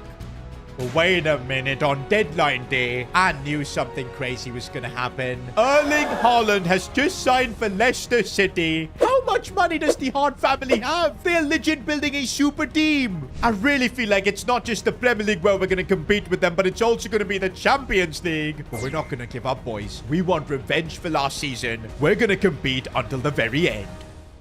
Last season, we lost everything. From our manager Pep Guardiola to even the Premier League title. Leicester stole them all. Even in the Champions League, we were embarrassing, getting knocked out in the round of 16. And this season, things are getting harder. Leicester City have basically unlimited money with the ownership of the Hart family. And they've got the world's greatest manager in Pep. And now they've also got a goal-scoring robot in Erling Haaland. I mean, how do we compete with the Premier League champions? Haaland, Lamine, João Neves. They've got a super team. But if there's one thing you know about S2G FC, we just don't back down. We decided to trust our gaffer in Lenny, which was considered a very controversial decision by the media. But slowly, Lenny's proving his worth. He's made massive tactical adjustments this season, going back to a 4-3-3. Also, signings like Diomande have slotted in really well. But the big one, though, superstar signing of Vitinha. The media is saying that he might be past his prime, but Lenny feels otherwise, and so do I. On the pitch, he's looked beautiful so far. And with the players Leicester have, this is the kind of quality we're going to need to compete. And you know what? Competing is what we're exactly doing. Top of the Premier League right now. Leicester City drop points, so we have the lead. But this title race is going to be one of the most brutal ones ever. We just know that Leicester aren't going to give us an inch. For now, though, it's transfer deadline day, and I don't want any surprises. There are quite a few offers coming in for our players, but I'm not inclined to accepting any one of them. We're straight away just getting away from the transfer window. We're done. These are Lenny's boys, and our goal is to take them to both Premier League as well as Champions League glory. Although there's a lot of media noise about Luca Gigante maybe not being good enough. The same with Sykes. They're the 2 lowest rated players in this team, but Lenny trusts them. To be honest, Lenny has secretly sent me a message that we need to be on the lookout for a new right back. Problem is, we've got just 35 million, but remember, if we get top 8 in the Champions League come January, we'll be getting an additional 50 million added onto our budget. That's when maybe we can make some improvements. us. And talking about the Champions League, look who's also in here. Flipping Leicester City with their super team. That's right, they're the Premier League champions. Of course, they had to qualify. And that means this season, the Heartless Derby is not going to be just limited to the Premier League. It's going to be taken all the way into Europe. Imagine the scenes when we face off in the knockout rounds at some point. You just know that's coming. Ah, man, why does this always happen? A training injury clash between Malango and Gallardo. These guys were slowly getting into the team, getting more opportunities. And right before our first Champions League game of the season, they've just gotten injured. Please tell me it's not serious. Okay, Malango's just out for 10 days. That's fine. Gallardo is out for 177 days. That's almost 6 months. Oh my days. Absolute disaster.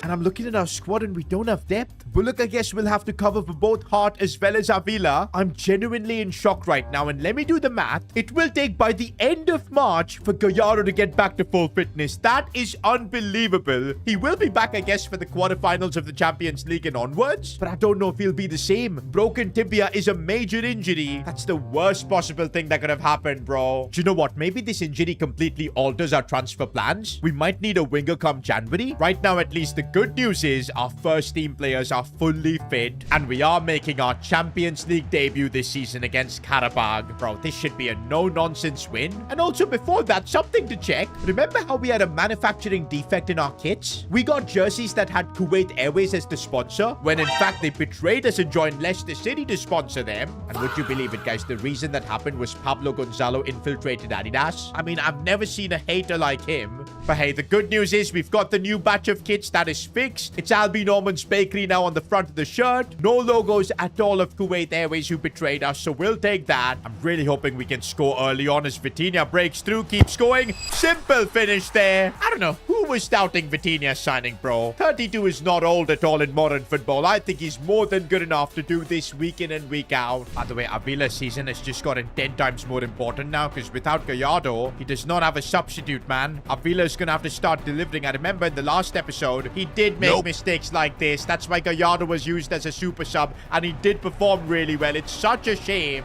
Okay, Nicholas Hart opening up some space, going for goal. How was the keeper saving that? Good delivery from Avila. Could prove to be dangerous, but he's just not good with set pieces. Oh, Nicholas has gone through, and this could help settle this game. He puts it wide. Nicholas, you're gonna have to be more clinical, man. I feel like this season he's feeling a bit of the heat because his parents have now also become Premier League winners with, of course, Leicester. They're chasing the Champions League. But right now, it's Avila on the ball, looking to curl this one in, and again, it's just not going in. I really want that second goal to just seal this game, get our first Champions League win so we can just move on. King, lovely ball for Avila there. Surely he scores this, and yes, this is great for Avila's confidence. And also feels like Sean King has been working on his passing there. That was a lovely assist. I remember how last season we were struggling to even get one assist with him. And yep, we do start off our Champions League campaign on a good footing, but of course this was only Karabakh. I think we need to get tested. By the way, look who we had in the stands for our first Champions League game of the season. Steve Ball, man. The streets will not forget him, man. One of the biggest legends in S2G FC history. He was there with the Ultras. I'm kind of surprised our club does have Ultras. But yeah, good to see him show support for the club. Now, talking about getting tested in the Champions League, this game away from home against Juventus will do just that. Look at that. They've got Hakimi captaining them. It's probably going to be a tough Juventus team. We'll know where we stand. Remember, these are the kind of teams we're going to be facing in the knockouts, and last season we completely fluffed it. That's why this time around in the group stages itself, I want to prepare. Oh, and this is where Juve can look really strong. They've broken through, and Jonathan David, he's such a good player. For some reason, against the big teams in the Champions League, we just get opened up. Now, this is where I do want the experience of Vitinha because he can really control a game. Playing this one out wide for Sykes. Could look for a cross maybe because I see Sean King in the box, but Bremer is solid. The positive thing is now we are looking likely to attack. Sean King holding things up. Oh, he couldn't slide that one through. Okay, Vitinha now he needs to play this ball, and he does so for Scotty Bullock. Yeah, he goes through on goal. He's going to try and cut it inside. Does so successfully. Lovely finish. A genius decision from Lenny to start him over Nicholas Hart. I feel like this season, Lenny's going to be selecting the lineup based on the opposition rather than because of the names. Nobody's going to be a guaranteed starter as such. Everybody's going to have a role to play. Oh, that's a dangerous cross, and Avila sacrificed a lot to win that header. Hoo-yah! Oh, that was a nasty challenge from me. I couldn't find another way to stop them. Clear yellow card, man. I think we got lucky in a way. Also, I don't think Lenny wants to risk it. He's also subbing off Diomande. Also, others like Jisoo, Brandon Neal coming on. Brandon Neal, I said this season, everyone's going to have to play a part, including the likes of Brandon. As here's Avila breaking through again and again. Gets the goal. I know I've been harsh on him because he's not performed to the level we expect, but that's just because Avila's ceiling is so high that we expect the very best from him. There's a reason we call him the next Lamine Yamal. Oh, that's a dangerous cross, but Sykes did really well there. A lot of talk about us replacing him, but he was really solid. Full time, and we do get the win against Juventus. A big test that I thought that maybe we would flop. Instead, we win against Juventus. I'm really feeling like the Champions League group stage is not going to be a problem. We should have top 8 secured. Meanwhile, guys, in the Premier League, let's take a moment and laugh at Leicester City, because look where they are. We got to go all the way down to 9. Their title defense is absolutely shambolic. Meanwhile, guys, we've been perfect in the Premier League. 6 games, 6 wins. I do feel like by the time we face Leicester City in December, we should have the Premier League title wrapped up at this rate. Wait a minute, guys. Another injury. This time it's Buardi? Why are we dealing with this injury crisis, bro? Good thing is he's only going to be out for a couple of weeks. I guess it's time for Albie Norman to shine. Or actually, might be playing Timber in a deeper role because he can defend a bit better. And probably would be smarter to then play Brandon Neal. But that's what I'm telling you, bro. In a long season where we're trying to go for everything, all of our players are going to prove to be really important. Sean King is right now being interviewed before we've got a tough game against Arsenal in the Premier League. King is currently the top scorer with 6 goals. Feel like though in the Champions League he kind of drew blanks. But let's see what he can do back in the Premier League. We're going to need him at his very best if we want to beat Arsenal. Oh, Bullock is broken through. He's broken through. Scotty Bullock off the post. And Nicholas's first touch was horrible. Oh, Xerxes has done me then. Look, Gigante couldn't stop that. Arsenal take the lead. This is exactly what happens when on the other end you don't take your chance. Are we about to get our first defeat of the season? Problem is, now because of all the injuries, we don't really have any impact subs. I feel like that's going to affect our season quite a bit. Second half and the 11 on the pitch, they're going to have to try and turn things around here. Vitinha could see that pass for Sean King. Strikes it first time. King is just phenomenal. Full time and we avoid losing, but we have to settle for a draw. But you know what? I think in a title race, these are the kind of results where if you can nick a point, you could really go a long way, and that's exactly what we've done. Also, credit to Vitinha, bro. 5 assists in 7 Premier League games. What a transfer he's been.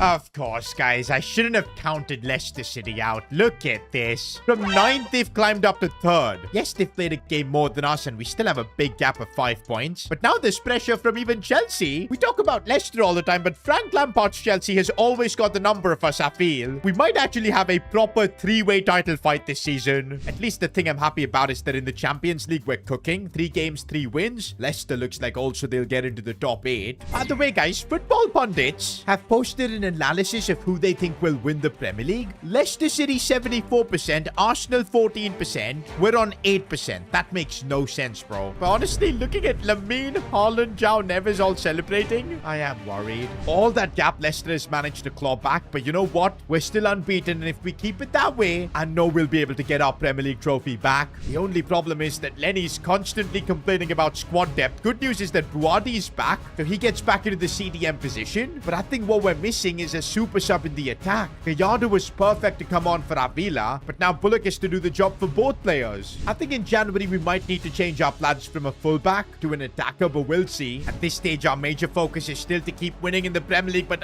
Liverpool have opened us up as they've scored with an early goal. Once again, our unbeaten record is a threat. Again, we've got an opened up here. Kamada, oh my days, that was a foul. Was that a red card? That should be a red, but it isn't a red card, but it is a goal from McAllister with the free kick. A horror start within 10 minutes. How did we not get a red card for that? It was a last man challenge. We're so lucky. But yeah, we're still 2-0 down. Liverpool are absolutely cooking us. They want more, bro. I just can't defend right now. O'Reilly with the block. Okay, this is good. This is good. Sean King getting in behind. I don't know if he's kept himself onside. He might have, because the goal does stand. Goal number 8 in the Premier League for the King. And now let's fight for the comeback. What a start to this game. Vitinha Oh, threads that one like a needle. And oh, Sean King, you had to score. Okay, we're looking menacing after going 2-0 down. Normally, teams would lose a bit of confidence, more mistakes, but instead, we've looked totally different. Oh, but again, we've been cut open here. Estevao with the chance. He misses. Luca Gigante made himself really big in that instance. Something needs to be said about our high line, bro. We talked about it in the last episode, that quite often against the big boys, we do get exposed, and it will end up costing us quite a bit. But at the same time, it allows us to create chances like this, with Sean King scoring. Just like that, we're back in the game. Oh, but oh, Luca Gigante, what a save. McAllister's having the game of his life. King looking for Vitinha, and now we've somehow got the lead right before halftime as well. I sometimes feel like Lenny's willing to make this sacrifice defensively with the high line because it makes us so good going forwards. It genuinely feels like at any point we can outscore any team in the world. But saying that, last season, when it came to the Champions League, we couldn't outscore Lyon. We got knocked out. Maybe that's why this season the gaffer's gone for a more balanced midfield. I guess it's showing, man. We're still unbeaten in the Premier League. Oh, we've been opened up. I think that's off. That's got to be off. Luca Gigante saves it anyways. One question mark, though, for sure that's been answered is who is our #1 goalkeeper? Without a doubt, it's Luca Gigante. Unai Simon has now become backup. King breaks through and should be the goal to settle this game. Sean King, you are special. A hat-trick against Liverpool. Bro, at this rate, he might break the Premier League record for most goals in a season that's held by Haaland. I wouldn't put that past him. The unbeaten record stays intact. We keep winning. You know what, guys? This is the craziest title race I've seen. We are unbeaten in the Premier League after 15 games. Invincible. Yet we're not top of the league. Chelsea, they've only lost 2 games, 42 points. Yes, we've got a game in hand over them, but this is unreal. And also, Leicester are right back in the race. As I said, this is going to be a 3-way battle. And oh my days, next week we do face them. 25th of December. Mark your calendars. That's when we face Leicester City. It could be an early title decider, bro. To be honest, I feel like Frank Lampard and Chelsea are going to be chilling watching that game. Now, the positive news is that in the Champions League, we don't have to worry about much. Even here, though, it's Leicester, Chelsea, and us. The 3 same teams dominating. But yeah, I really feel like we've got that top 8 locked in. Kind of like last season, and I guess it's going to be the knockouts where the real competition begins. By the way, an update on Gallardo. He is recovering well. Now he's going to be out for about 3 months. It's kind of brutal, though, and we're really missing him because off the bench, and even as a starter, Gallardo offered so much. But hey, let's hope we can make it to the Champions League quarter, so once we're there, Gallardo can be back and ready to contribute. By the way, guys, the night before we faced Spurs, it was the Ballon d'Or ceremony, where, would you believe it, Lamine Yamal takes home the award. Honestly, taking Leicester City to a Premier League trophy, fair enough, man. I can't complain. But what's cool was that Sean King was in attendance, and he ended up finishing 6th in the Ballon d'Or charts. And rumors say that he was fuming that he wasn't in the top 3. He believed he deserved it, and to be honest, he had the stats to back it up. I feel like that's why this season we're seeing crazy numbers from Sean King. He is desperate to be a Ballon d'Or winner. That too with S2G FC, and if he wants that, he's going to have to not only win the Premier League, probably also deliver in the Champions League. For now, let's focus on this game against Spurs, get a result here. Avila has broken through, and this is looking really nice. Avila tries to put it in for Sean King, and he's of course there. Right place, right time. His Ballon d'Or charge is in full flow.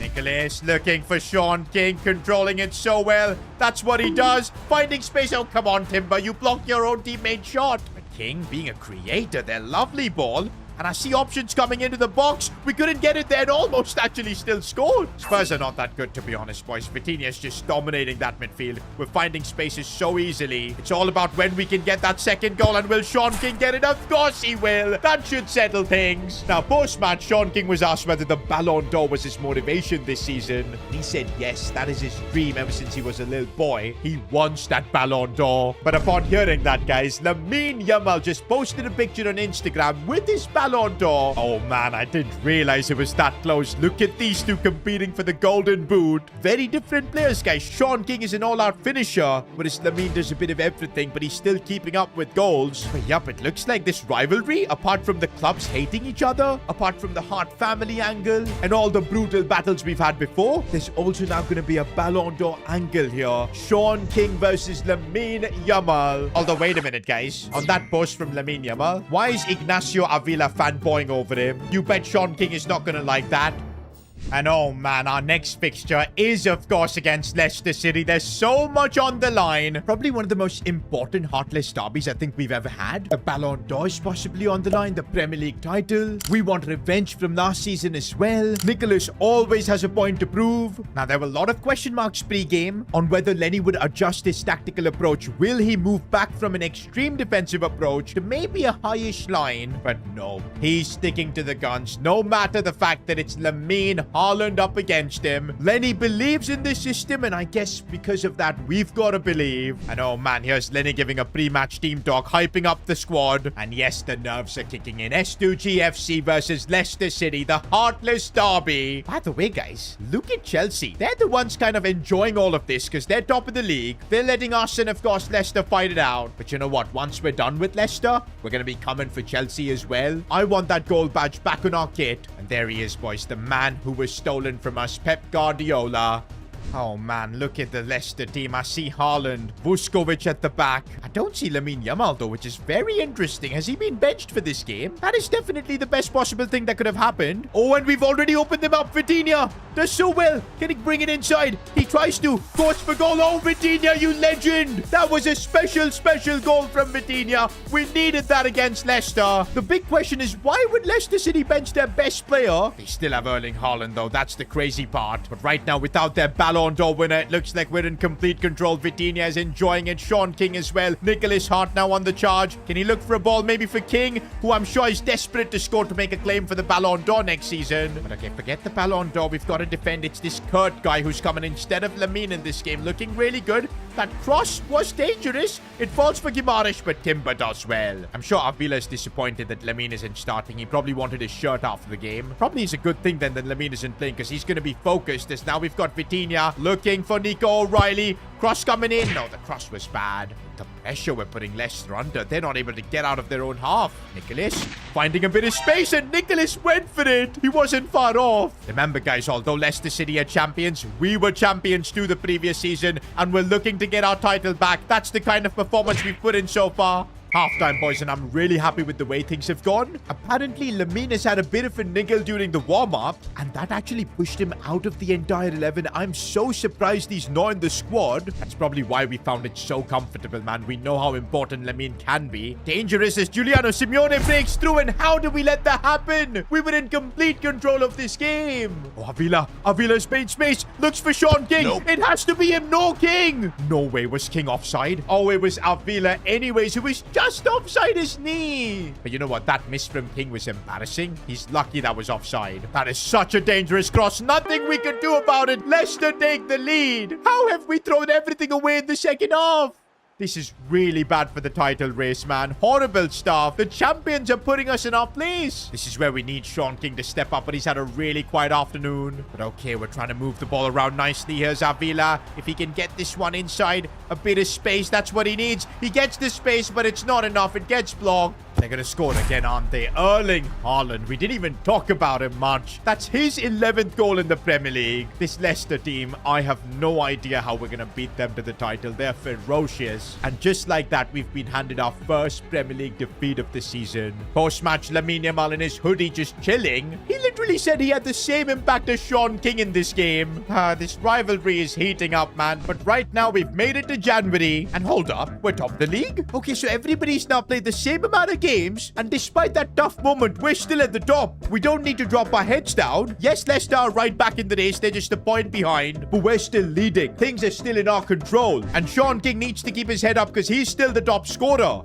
And Champions League 2 top 8 is looking locked in. That should mean we'll be getting an additional 50 million added into our budget. We'll have 85 million to spend in January. And the message has now come from Lenny. He wants us to be active in the transfer market. And he's got 2 major demands. I think whatever these demands are, we need to focus on fulfilling them. Because so far we've trusted Lenny. We're top of the league, doing well in the Champions League. So let's continue backing him. And okay, the demands are a new right back to compete with Sykes. But also a new winger to come on as a super sub. And honestly, both these demands are very understandable because Gallardo is still going to be out for a couple of months. We're going to need some depth. Bullock is great, but we need another winger. But right back is going to be the more important position to bring in someone quality there. I do feel like we're going to have an active transfer window, and that could decide the fate of S2G FC. We bring in the right players, and we might compete for the biggest trophies, maybe even win them, and definitely make S2G FC then the world's greatest club. But if we mess things up, bring in the wrong players, we could genuinely be cooked. My dream was to one day become the world's best club owner. And at the start, it looked impossible. We were in EFL League 2, barely any finances, a teeny tiny stadium. But season after season, we kept getting better. Superstars were born, the right managers were signed, and here we are 8 years later, top of the Premier League. Now, we've actually won the Premier League before. It was a couple of seasons ago. But since then, a lot's changed. Leicester City are the new top dogs as they stole our manager Pep Guardiola. They've signed the likes of Lamine Yamal as well as Haaland. They are without question our biggest rivals, and the owners of Leicester City, the Hart family, they want to prove themselves as the best club owner. But this season we've got a chance to put a stop to that. I want to take revenge for last season, win the Premier League. But not just that, this season I want it all. We're going for the treble, the FA Cup, and even the Champions League, where also it looks like Leicester City are going to be one of our big rivals. Now, halfway through the season, things are going pretty well, apart from Gallardo's injury. A broken tibia means that he'll be out for another 67 days. Stop it. Get some help. He's already been out for a couple of months, man, so it's a long injury that he's recovering from. And Lenny has made it clear we need him back. And the big question is, while he's out for another couple of months, do we bring in another winger? We've got Nicholas Hart right now, Avila on the other side. There's Scotty Bullock who's been playing as backup. But if we go for a winger, it might make it tricky to sign a new right back because that's the priority given by our manager, Lenny. He wants me to bring in a quality right back that can lead the defense. Makes sense because both Diomande and Timber are phenomenal. Nico O'Reilly as well as one of the best players in the team. We need someone capable down that right back spot. To be honest, I'm feeling like if we top the Champions League group stages, which we should if we can get results against Benfica and Barca. To be fair, Barca is going to be tough. But yeah, if we do that, we're not going to have a Champions League knockout game until March. And by then, I think Gallardo should be fully fit and ready to go. We will have the squad depth. Maybe we don't need to sign a winger. But yes, for the right back spot, I've already sent our assistant manager on a scouting project to bring us some options. He'll be back soon. Gotta give our assistant manager Sebastian Finch a shout out also. He's one of the club's greatest cult heroes. Helped us get promoted during our earlier days, and he's still helping the club now that we're chasing a treble. For one thing, guys, our budget is just 35 million, and that's not going to be enough to sign a good right back. We want a world beater.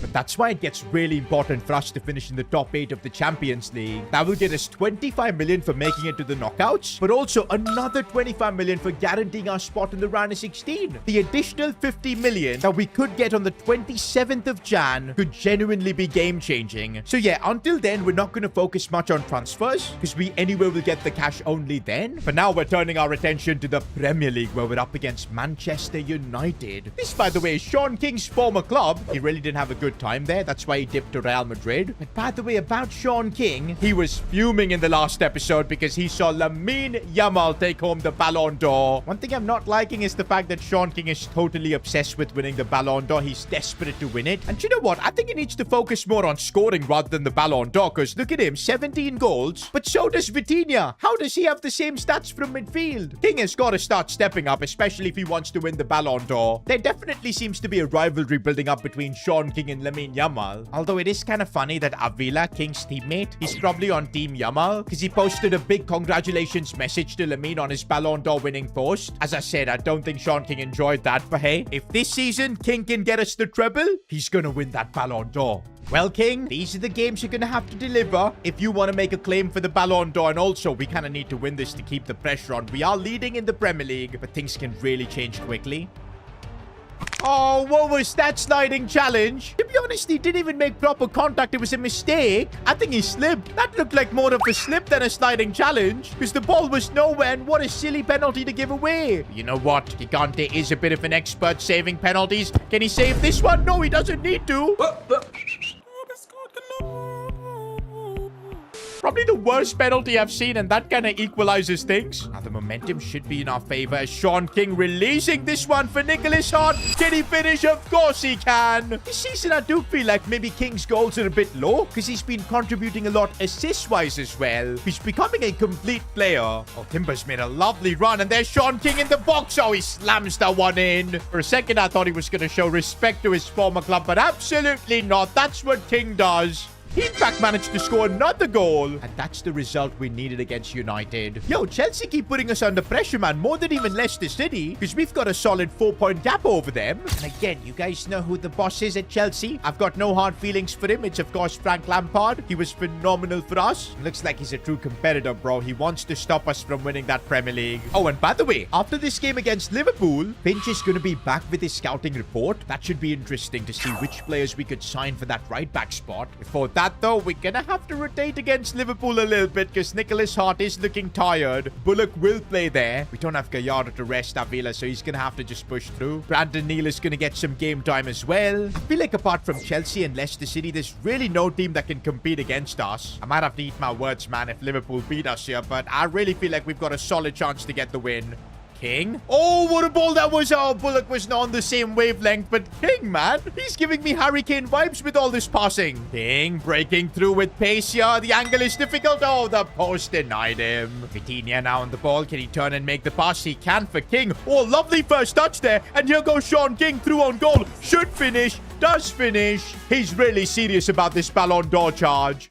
Scotty Bullock really enjoys playing down the left, man. It just works for him. Look at the dribbling there from him. Oh, Liverpool have opened us up nicely here. But Timber, big block. Still a lot of defending to be done. And Sykes, they're coming clutch. Vitinha, when he sees that run from Sean King, you know he's going to play that pass as King's touch is brilliant. Tough angle though. Oh, he couldn't score from there. It was too tight. Vitinha sliding this one for Scotty Bullock. Making it look easy. I told you, down the left is where Bullock enjoys playing his best football. Sadly though, he has to compete with Nicholas Hart. But hey, he's getting his moments to shine. And that's the 3 points we've secured against Liverpool. And meanwhile, Sebastian Finch is back with his scouting report. He's got a couple of right backs that we should look at. And one of them is a familiar face. Ronan Capaccio. Bro, he's 89 rated.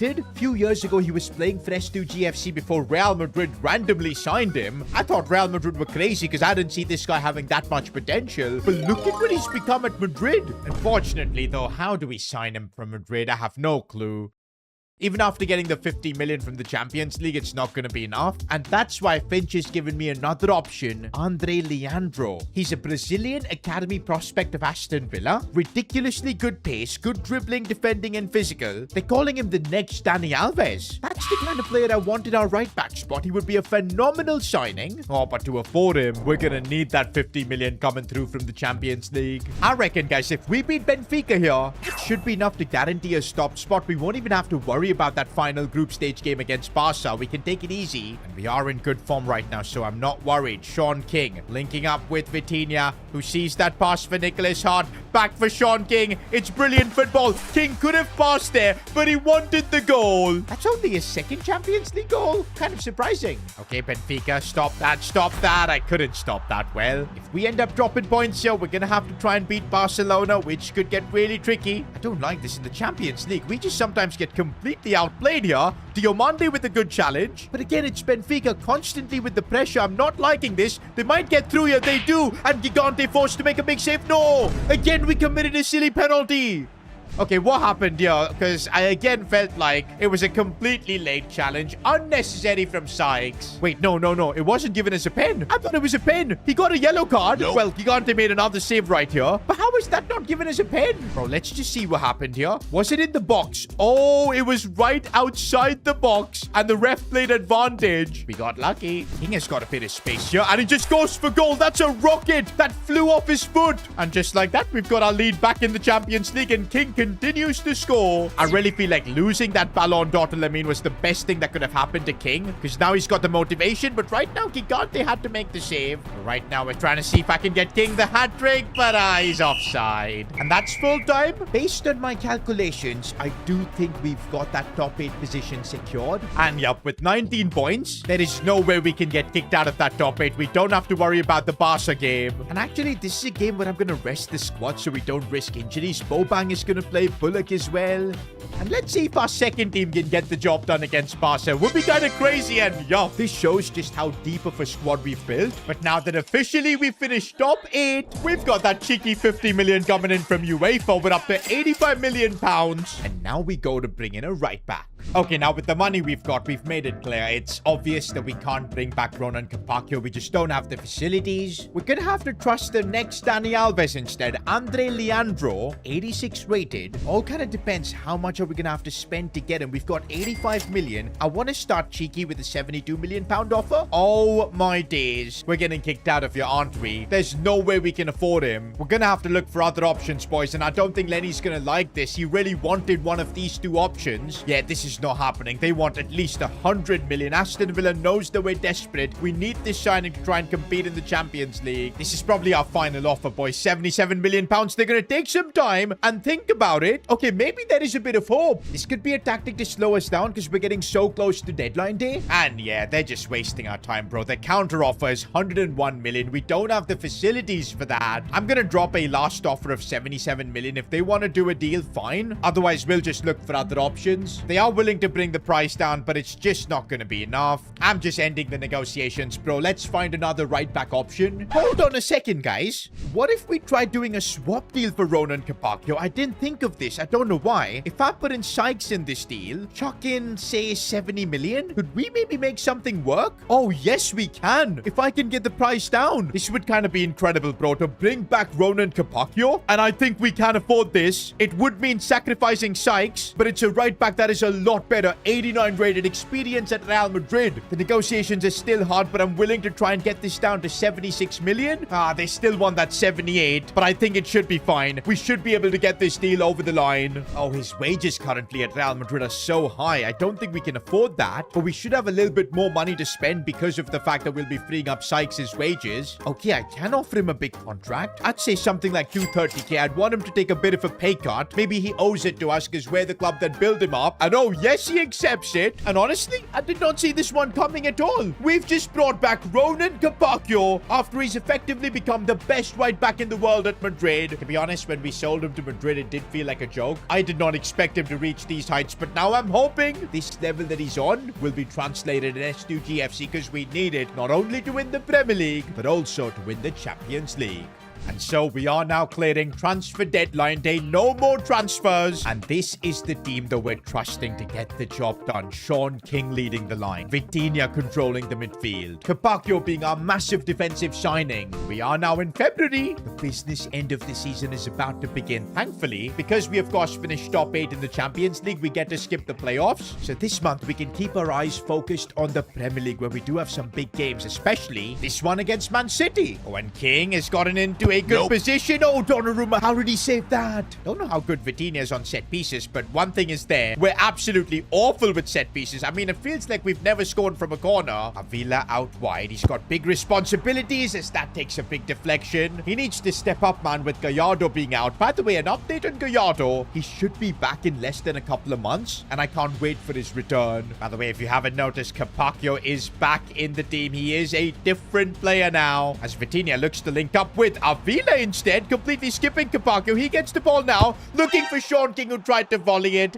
For a second, I thought maybe a pen. Oh, City have caught us by surprise here. Gigante, big save. No, it could go in, but cleared off the line. See the run being made there. Avila gets there. And I do see Sean King in a good spot. Donnarumma, man.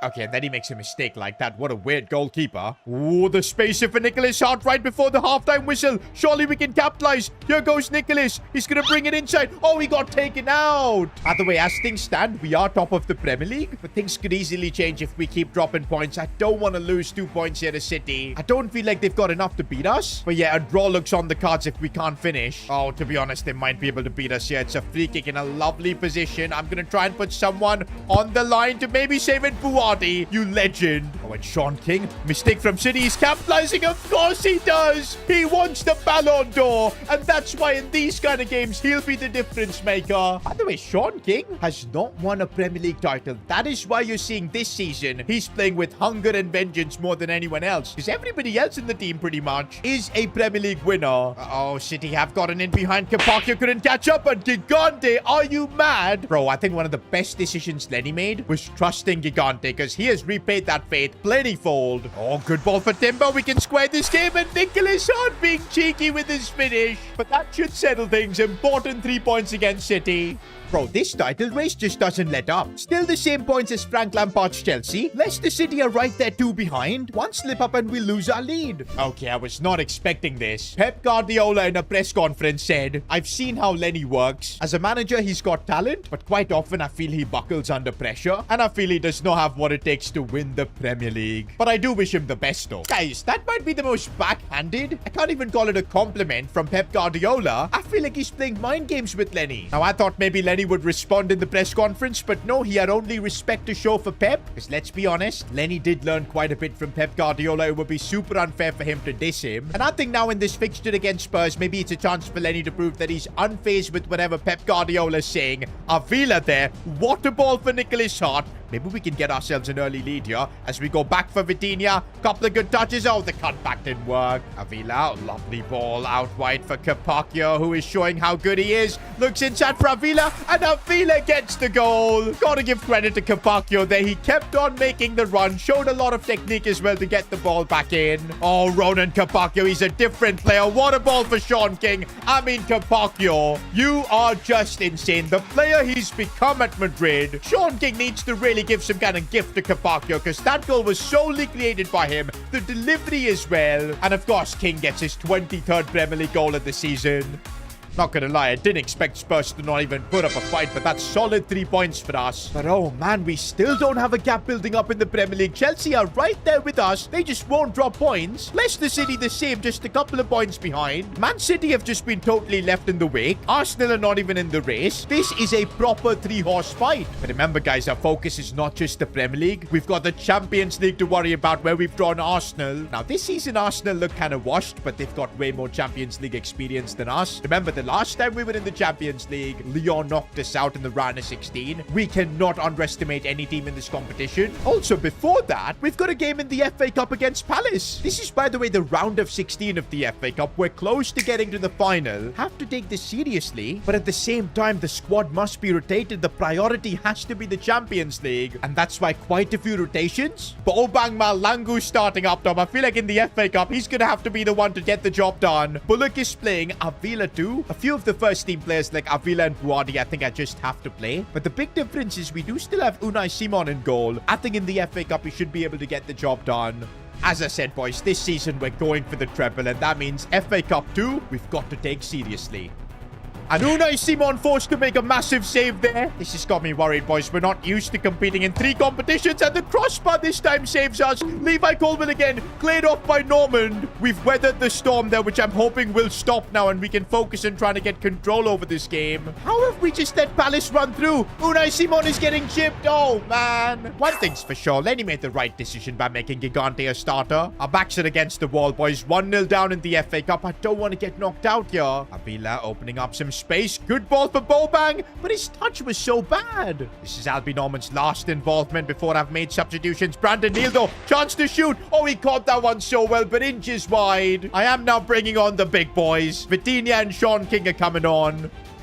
Oh, and King has turned his man already. Instant impact. Sean King, that is what he does. His first involvement in the game. Straight away gets us back in it. It's still only level now, but with the big boys on the field, anything goes. As Sean King has done so well, tries to slide it through. Palace are a really good team, man. They're opening us up nicely, but Lister does well. Brandon Neal, King. Oh, clever release. Bullock, what was that touch? That was the heaviest touch I've ever seen. This game has now, by the way, gone into extra time, which is the last thing we needed, because don't forget, we've got a Champions League game in a couple of days' time. Scotty Bullock running through here. trying to play this one back for King, but not enough. Bro, it feels like the FA Cup has given us our most challenging game of the season. Oh, and Brandon Neal has picked up a knock. That is why I hate trying to compete in all the competitions. But here's Sean King through on goal. Can he finish? Of course he can. That's what King does. He's desperate to win the Ballon d'Or. And everything he's doing so far is leading him to that. I'm also making a bunch of substitutions to try and settle this game. Nicholas Hart has been brought on, and he's brought on exactly for that in the 120th minute. We made this FA Cup round of 16 a really hard one, but we get through it. But now the real battle begins. The Champions League. By the way, look at Leicester. They've already got their win. I feel like at some point we are going to meet Leicester City in the Champions League. Who knows when? But that will be one of the most iconic games in this series. But of course, if we want to manifest that game, we're going to have to get through Arsenal. Ah, and look at that. The FA Cup game has caused fitness concerns, especially for Buardi and Avila. Wait a second. Gallardo is back from his injury. But straight away throwing him in a Champions League round of 16 tie. You know what? It's Gallardo. We're going to just do it. I guess we're going to have to start Albie Normand in this game too, with Timber playing in CDM. It's not ideal, but hey, if we want to compete for all competitions, we're going to have to make decisions like this. Let's go, boys. At the Emirates, we've never gotten past the Champions League round of 16, but to be fair, we've only had one attempt, which we bottled. It was a round of 16 exit to Lyon, but this time I feel like there's something different in the air with a much better team. And Vitinha's already broken through. Didn't expect that. I didn't expect this at all. The perfect start compared to the FA Cup game where it was such a struggle. Look at Arsenal. They have no clue what's hit them. Oh, and now Sean King is through as well. This is a complete disaster for Arsenal. Oh, but we could have made it 2-0. Vitinha's again making the run. He's been so good in this game. That's another one for him. Oh, but he's picked up a knock in the process. He's still celebrating fine. Oh, Nicholas, don't get up on him. He's injured, and he really doesn't look that great. I don't know what kind of an injury it is, but I think we bring him off. Brandon Neal can come on. Got to make that sub, especially considering 20 minutes in with already 2-0. Arsenal look like they just cannot compete. Got to give credit to Lenny, boys. His tactical system has worked on point here against Arsenal. He has learned from last season, but at this stage we completely messed up. And now Gallardo is well back from his injury. That is the moment we needed. The confidence Gallardo needed, that he's ready. And I mean, this couldn't have been a better start for our Champions League campaign. 4-1. Gallardo scored again. Post-match, he spoke about how his teachings from his mother is what kept him going during this brutal injury. And to be honest, we know how mentally strong Gallardo is. He's gone through a lot. This injury wasn't going to stop him, and I'm now so glad he's back. And I feel like he's going to play an integral part. Maybe not as a complete starter, because Avila is better, but he'll have his moments. But you know what, guys? I'm starting to dream. Champions League, we've all but confirmed our spot in the quarters. FA Cup 2, we're in the quarters. Premier League as well, we're leading. It is starting to look like this might finally be the season S2G FC goes for the treble. There are going to be a lot of doubters because we've never done it before. But after 8 years of building this club up from nothing, this is our moment and we have to seize it. S2G FC is on the verge of creating history by winning a treble. I mean, to think this teeny tiny club we established 8 seasons ago could complete football, but yup, the possibilities are there. We're top of the Premier League, although competition is stiff. From Frank Lampard, our former manager's team, Chelsea, and of course our biggest rivals, Leicester City, coached by Pep Guardiola. They've got players like Lamine Yamal, and we all know the beef we have with them. This title race is not going to be easy. FA Cup 2, we're in the quarterfinals with a chance to win, and Champions League, we're on the verge of knocking out Arsenal and making it to the quarters. The treble could be on, but we have to stay composed. Because remember, last season, we were trying to pull this off as well, but we got humiliated in the Premier League by Leicester, knocked out in the Champions League's round of 16. But this time around, things feel different. The team has clicked in a way like I've never seen before. You've got Luca Gigante in goal, who might not be the highest rated goalkeeper, but he pulls off spectacular performances, leads the back line, and to think at some point he was so bad that he was used as like a chef, which by the way, he never did a good job. He got the players diarrhea once, but hey, at least now he's channeled his inner Buffon. But even players like Nicholas Hart, who of course has got so much to prove against his parents' club Leicester, he wants to win the Champions League before them. Then you've got Avila, who's trying to replicate Lamine Yamal, Sean King, who's chasing that Ballon d'Or with everything he's got. It really does feel like the perfect recipe to have a treble winning team. And to be honest, I don't think we're going to get a better opportunity than this. We have to make this count. This is my shot at becoming the world's greatest club owner, and I have to take it. But oh man, I'm nervous though, because earlier on in the season we did face Leicester and they absolutely cooked us. But one telling image from that game was Nicholas Hart screaming, "It's not done." And he's right, it is not done indeed. We've got the lead currently, same points as Chelsea though. But would you believe it? Chelsea is exactly the team we face up next. I'm telling you man, the business end of the season is here. Every game is going to be like a final. But hey, with Lenny at the helm, I'm hoping we can get over the line. He spent last season kind of figuring the team out. It was a disappointing season, but we decided to back him, even when managers like Jose Mourinho were available. But we decided to stick with Lenny, because I do still feel he can surpass Pep Guardiola. He's, of course, one of his students. But here we go, boys. First, we need to surpass Frank Lampard. His Chelsea team have been ridiculous, and to be honest, one of the most successful eras of S2G FC was under Frank Lampard. So it does feel like destiny that if we want to win the Premier League, we're going to have to beat our former manager. To be honest, there's no animosity between myself and Frank. He gave everything for this club. And of course, when his boyhood club Chelsea came calling, he had to go. Do you know what? I feel like the one team that's going to be enjoying watching this game is flipping Leicester City. No matter what happens here, they might move up the table in a second. Okay, we need to be the ones winning for sure. Timber looking for Ronan Kabakio, who was our new signing from Real Madrid last episode, who's by the way a bit insane. As we now look, Nicholas Hart. Oh, come on. Nicholas, if he can get it onto his right foot, that's where he can shine. Looks for Timber. Clever ball for Sean King on his right foot. Oh, he's too good. He is desperate for the Ballon d'Or, but also I think he's chasing Premier League records. 25 goals already this season. I don't know if there are enough games, but if he can get to 36, he equals Haaland. That might be impossible. He might be able to overtake Salah or even Ronaldo if he gets to like 32 goals. And I don't think that is impossible by Sean King's standards. It would do huge for his Ballon d'Or charge. Oh, Nico Williams has done really well there. Oh, we almost made a complete hash of it, but good save, Luca Gigante. Do you know what? Subconsciously, I think I do know our true rivals are not Chelsea, but Leicester City instead. And that's why I feel like it's so important that we get the 3 points here. Oh, Ignacio Avila squaring up the defender. He's opened up some space. Good cross with his weaker foot. Oh, Sean King. That's got to be illegal. What a header. How do you stop this man? He can score all sorts of goals. That's now 26 in the Premier League.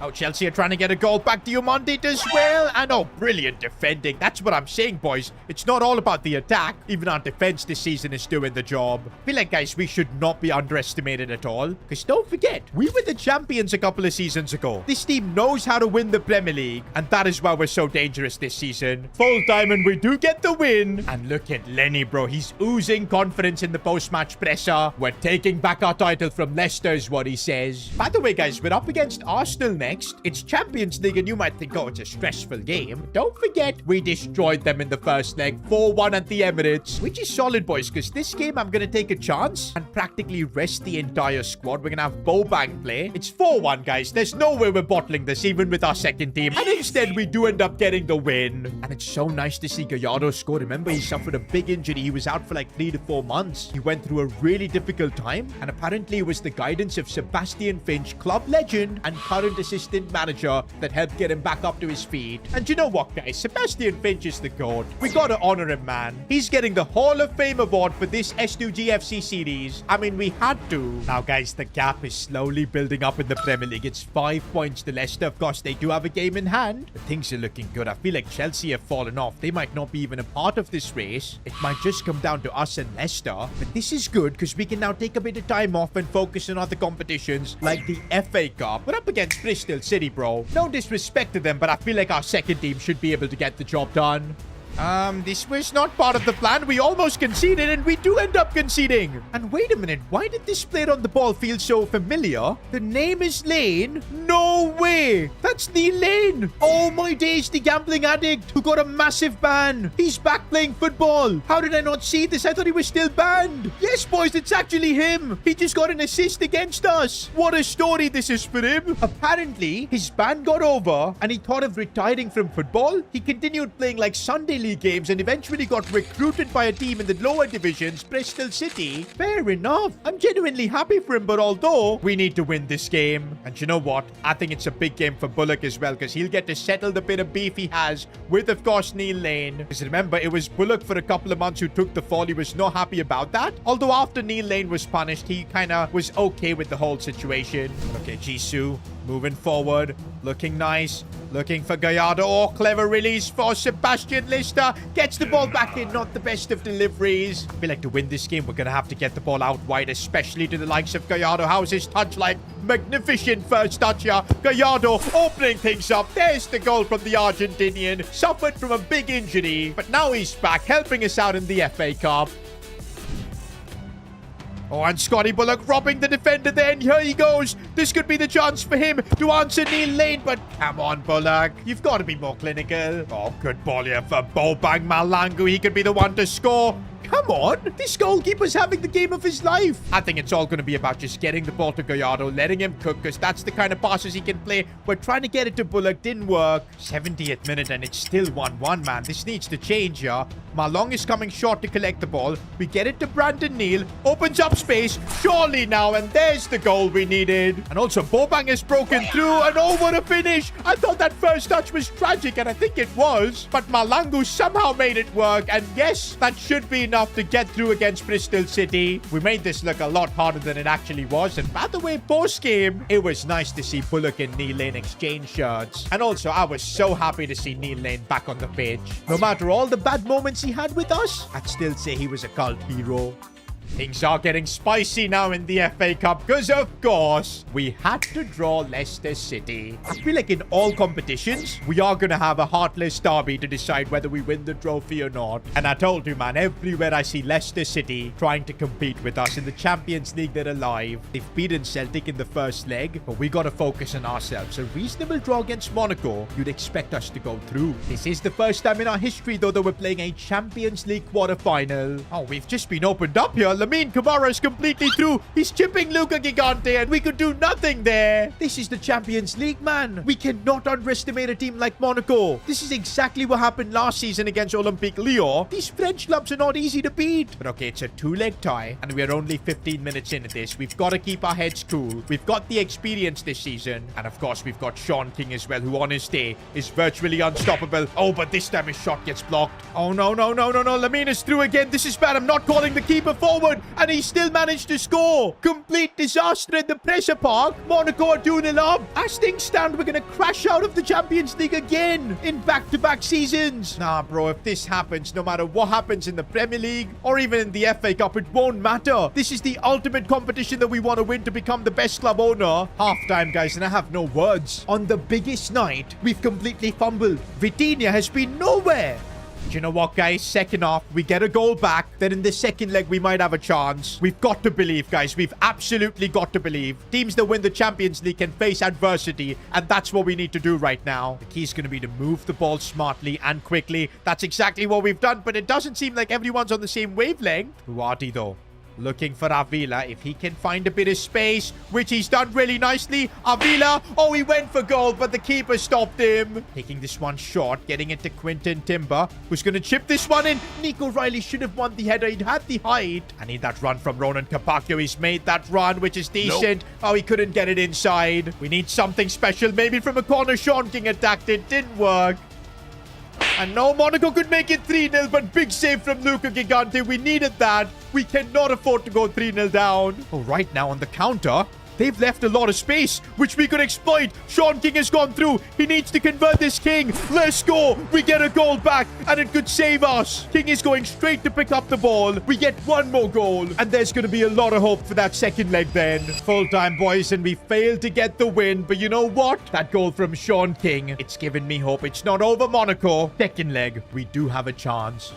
And for the second leg, it looks like a brave goal has been made by Lenny. Gallardo is in the lineup. There he is in the right wing position. Vitinha sees Nicholas Hart. We could get an instant impact. Can Nicholas get the job done? No, the final tackle came in. Okay, we need to be patient here because we get that one goal. That's all we need to take this game into extra time. Let's be smart about this. Capaccio trying to get it back corner, though. I think the smart place is to take the short corners, especially with Gallardo on the pitch because he can turn and then maybe do this. Gallardo off the post. Genius decision from Lenny to start him. Instant impact. It's all squared against Monaco. Okay, we need to keep this momentum up. I don't want to give Monaco any sort of hope in this game. And with the way we're playing, doesn't look like we are giving them hope. Gallardo is brilliant. Find Sean King. What's he gonna do? Oh, he tries to square it for Nicholas. No, King, you had to go for it yourself. Vitinha does so well there. And look at King completely open in the box, of course. We've turned things around. No, not this way, not this way, not this way, man. Are you joking? After all the effort we put in, we gift Monaco a goal. It's 3-3 and we're back to square one. And no, this Lamine Kamara guy, man. Honestly, he's put in a generational shift over these two legs. We're somehow surviving. Come on the breakaway. I see that run being made by Gallardo, and here he goes.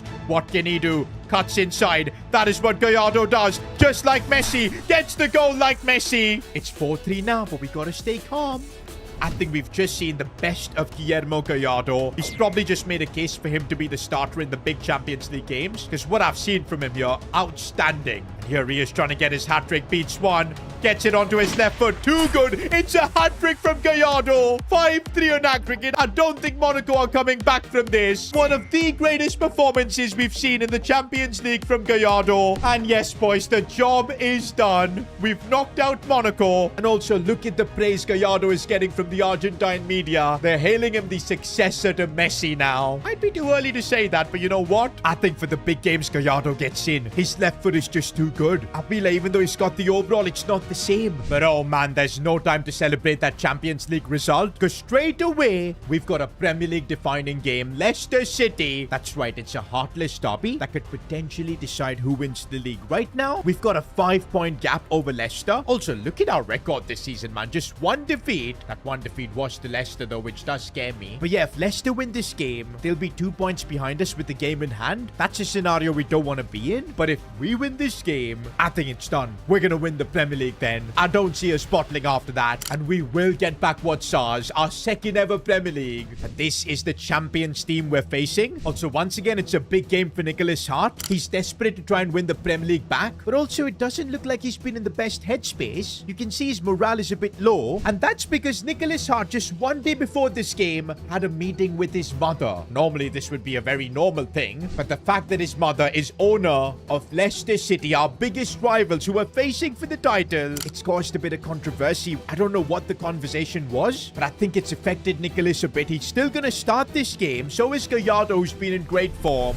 But oh man, now looking at this Leicester team that we're up against, Haaland, Lamine, Pep Guardiola as their manager. They are the only team this season that have beaten us. But we do this now, and we won't have to worry about the Premier League. Now, I don't see a difference in Nicholas's performance. He's still making those runs, and he still picked that one out. Impressive goal from Nicholas. And he wants to square up with someone. I don't know if that has any meaning. But regardless, it's a big goal early on in this title battle. I feel like we've caught Leicester City by surprise. They weren't expecting to concede in the first 8 minutes. But now we've got control of this game, which is huge. Lenny here needs to show that he can beat Pep Guardiola, because don't forget, the Premier League is not going to be the only competition we're facing Leicester. Soon at some point, we're going to face them in the Champions League, in the FA Cup probably too. So yeah, we need to be prepared. And Nicholas Hart is one player that is prepared. Good touch. Looking to maybe cross this one in. Brilliant ball. Timber. Oh, what a volley, but it's offside. Oh, but Haaland is broken through. I think he's off. He's got to be off. Gigante makes the save. We got to clear it away. Oh, my days. He does clear it away in the end. Even though we took the early lead, it was never going to be an easy night. We are going to have to fight through and suffer in this game, which we are doing.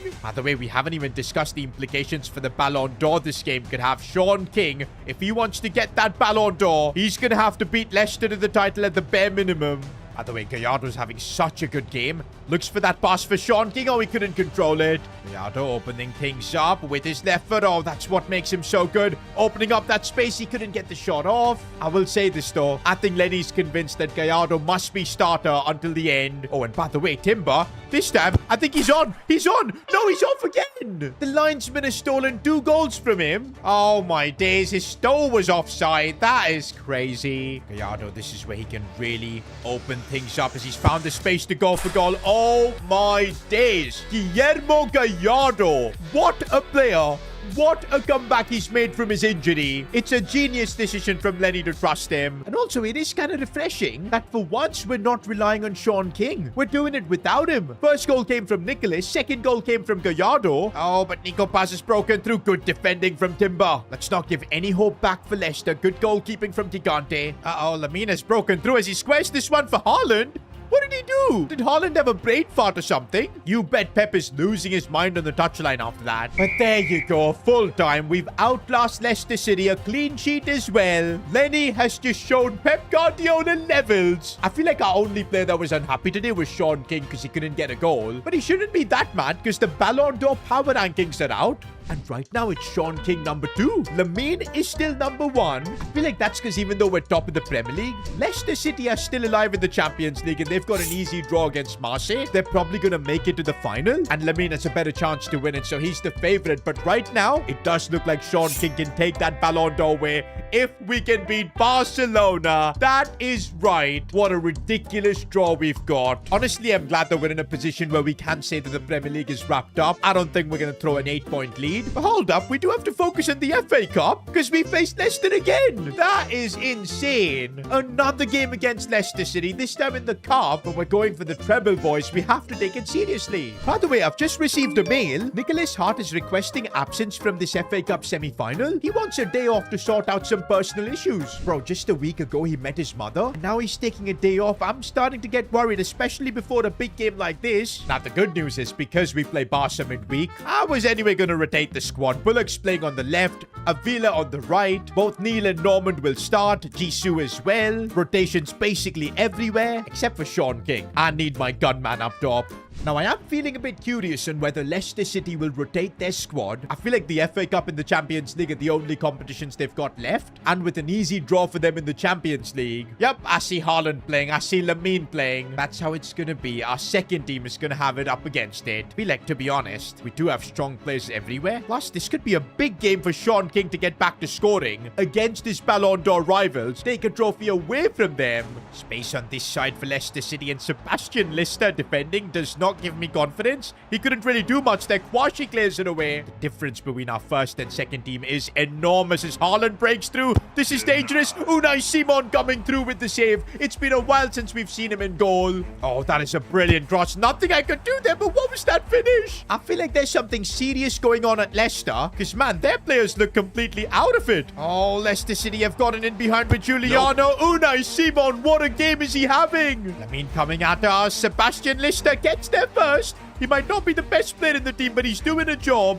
Oh, no, no, no, no, not this way. Scotty Bullock has picked up a knock and it looks serious. We're going to have to sub him off, but Nicholas Hart isn't available for this game. What do we do? I guess play Gallardo down the left. That's our only option. I might actually put Avila there. He might be better there, but I'm just hoping that's not the end of Bullock's season because I still feel like he's got a job to do. Sean King is yet to score against Leicester City. If he does that here, it could be massive. Sean King opening things up. That's what he does. He wants that Ballon d'Or, and this is a performance that could get him closer. Leicester look like in a complete state of shock right now. They've lost the ball here. Sean King, with acres of space, strikes it, and that's a rocket ship. There is only one king, and we're living in his kingdom. The sheer obsession he has for the Ballon d'Or will get him there as we knock out Leicester City in the FA Cup. Through we go to the first final that we'll be playing this season, although I am worried about Bullock. Oh, and this is rough. Scotty Bullock's season is over. He's out for the next 67 days, of course. A broken elbow. The good thing is Nicholas Hart is back. He should be available for the Barcelona games. And apparently the reason Nicholas took a day off was to support his mother, who has just filed a divorce against Nicholas's father, James Hart. Apparently Nicholas's mum has come to her senses. She wants to reunite the family, get Nicholas back in, acknowledge him as a self-made player, and not try and put him down. But the ego of James Hart is unwilling to do that. He's willing to throw his entire family away just to try and win the Champions League before Nicholas. And that's why Nicholas right now has made it his mission. He must win the Champions League over his father. That might be the only way for him to save his family. Now, I think we know Leicester City are going to make the final, but we need to make it as well. And to be honest, Barcelona are probably the favorites for this side. The history they've got in the Champions League compared to ours. I mean, it's only our second season here. But saying that, this is a Barcelona team that don't have Lamine Yamal. I think we might be able to get at them. And also, it does look like Nicholas Hart is extra motivated for this game. Do you know what? We've got Gallardo who can make Barcelona fans remember about another Argentinian. We know who I'm talking talking about. Nicholas Hart right now couldn't get there. Oh, and I made a really bad challenge there, which could be a red card, I feel. Oh, man, it's a relief. It's a yellow. Got to be careful now while I defend. It's just that Barcelona are so intimidating when they come forward. It's a free kick, but no threat. But, man, when we were in EFL League 2, who thought we'd be playing against Barcelona in the Champions League? This is a dream come true. But, okay, we shouldn't be showing too much respect to Barcelona, otherwise they'll eat us alive. Vitinha brings it inside. Looks for Nicholas Hart. He wanted that moment. He went for goal. Oh, Nicholas has just broken through. I didn't expect that. He goes for the finish. It's off the post. By the way, do you see that news up top? Albie Norman considering retirement. Oh, and we almost got distracted by that. Man, this season, there are so many storylines, bro. Norman's retirement. Nicholas trying to reunite his parents. Of course, Sean King chasing the Ballon d'Or. And the most important thing of them all, becoming the best club owner. Everything will happen only if we can win the Champions League. So we've got to step things up here. King can find a bit of space. We know how powerful of a shot he possesses. That's what he does. How did that miss? Gallardo finding space, and that's what we needed. Barca fans are getting a throwback here with an Argentinian and his beautiful left foot. They have no choice but to stand and applaud because that was brilliant from Guillermo Gallardo. Didn't go for power, placed it. And now we've got the all-important lead. That too at the Camp Nou. Bro, honestly, Gallardo, I still can't believe the level he's displaying. Water ball out wide for Vitinha, who's trying to bring it inside, can't. But since he's back from his injury, it really has been the Gallardo show. Like, look at the touches he's making. How do you stop him? He keeps going. Sean King could get a goal. He almost does. Is he going to get it? Oh, he missed in the end. Could have been 2-0, but we're settling for a 1-0 result. Lenny so far, man, every obstacle that's come ahead of him, he's managed to surpass it. Also, post-game, Gallardo was asked his motivation and how he's in such incredible form. He said he's doing this for his mother. Remember, early on in the series, she passed away. It was a tough time for Gallardo. He wants to show her now that he can be the best player in the world. To be honest, even though it is King with the Ballon d'Or charge, Gallardo has been the best player in the team for the last few weeks, so he's doing his job. Now, Lenny knows the job is not done yet, because it's now the second leg against Barcelona. We've got a slight advantage, 1-0. You guys know a 1-0 advantage is basically nothing in football. We're going to have to put in a good shift here. And if we do, we're going to be playing this club's first ever Champions League final. We're already on course for the treble. This looks like the most difficult hurdle we have. I think if we score first, that would be massive for the tie. Kind of depends if we can create the chances. Vitinha trying to do his best here. Brilliant bit of dribbling. Still Vitinha gets the goal.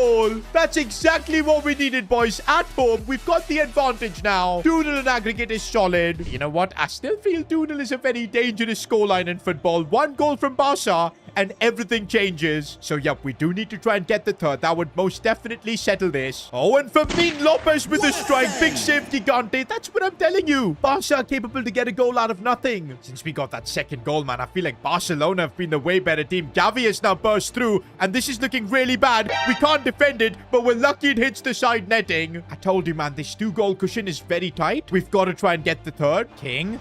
This is what we need. That's what we need. Sean King scoring a crucial goal. 3-0 on aggregate. I think it's all over now. Yep, even the bench feels that way. But oh man, it actually wasn't over because Barca got a couple of goals back. But I guess the 3-0 scoreline got the job done. I can't believe this, boys. S2G FC is going to be in a Champions League final. Question is, who will be facing? I mean, was there ever any doubt? It just had to be Leicester City, the team that's been our biggest rival for the past 5 or 6 years. And it'll all come down to this. There's so much at stake here. We could genuinely become the world's best club if we can pull this off. Before that, though, we've got the FA Cup final at Wembley against Ipswich Town. To win the treble, this is the first hurdle. And also, guys, you remember that news we got about Norman's retirement? He has now made it official. This season will be his last in his professional career. Honestly, what a cult hero he's been for the series. I think we gotta give him the Hall of Fame award. I mean, we have to. Not only he's been an incredible player from day one up until now, but look at the logo we've got on our jersey. On this side, he started his own bakery company. Got that to be our sponsor. Brought in so much money to the club. Absolute legend, bro. And you know what, guys? For this FA Cup final, he's gotta be the captain. Now, it was very important that a couple of seasons ago, we broke the duck of winning trophies. We got that Premier League title. I feel like that gives us the confidence to go into this game strongly. We are the far better team against Ipswich. I know we can win this. Kind of wanted Bullock to start this game, but because of his injury, he's not available, and that's why Nicholas Hart starts this game. I'm sure he'll want to be the man to score. Instead, he looks for a pass for Avila here. Out wide for Lister. If he can get the ball back in, which he does, and Avila finishes the job. And I don't know, he just rammed himself into the post. He doesn't know what to do, boys. It feels like it's ages since he scored. Finally, he gets his celebration. It does feel like Ipswich are completely outmatched here tactically. We're bullying them right now. We're trying to get another goal. Avila almost did. Or maybe Nicholas Hart will do right now, and he just skies that one. I do feel like Ipswich don't really pose much of a threat, but right now we might be caught by surprise. And yes, we are. Unai Simon, how did he not save that? We're paying the price for underestimating Ipswich. Okay, it's still all square, but that's a bit of a wake-up call. It's a cup final, man. There's a reason why Ipswich are here. Let's not underestimate them. And Nicholas wanting to get an instant reply off the post. How many times is this man going to hit the post? King does so well, and deservedly puts us into the lead. I feel like now we're taking this game seriously. We're trying to push for the third. It's a good ball in. Mistake, and Albie Norman capitalizes. It had to be him. His final game. Albie Norman is captain. Oh, this is making me emotional, man. That's the best way he could sign off.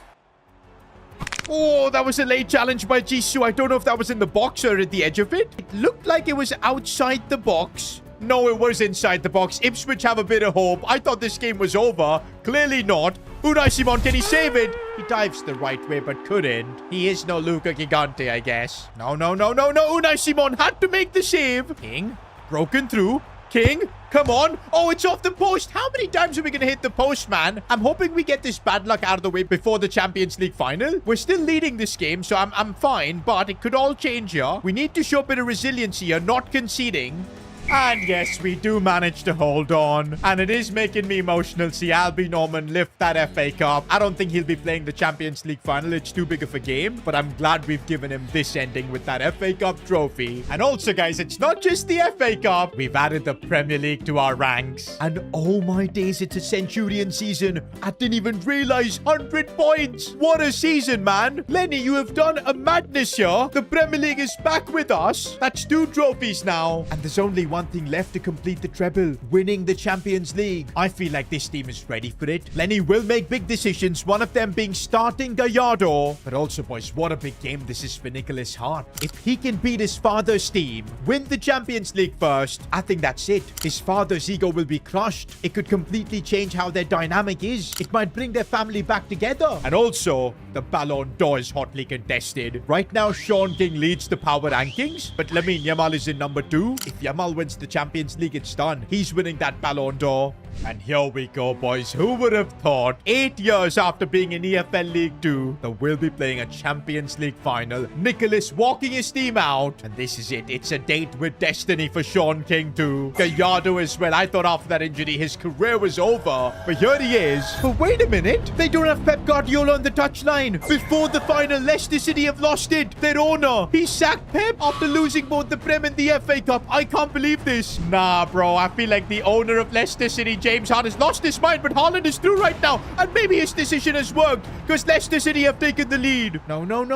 This is not part of the script. They don't even have Pep right now. Let's not mess this up. By the way, in the stands for this game, we've got S2G FC royalty. Neil Lane is in there. Steve Ball as well. But yeah, we don't want to be losing in front of them. And that's how this game has started though. But we know that if we be patient, spaces will open up like this one. I'm sending it for Gallardo. Not good enough to keep it in. I feel like the occasion has gotten the better of the squad. We are getting a bit nervy. And here we go. Gallardo this time looking nice. Getting it inside. This is what he does. But he misses. He went near post this time and that was a big mistake.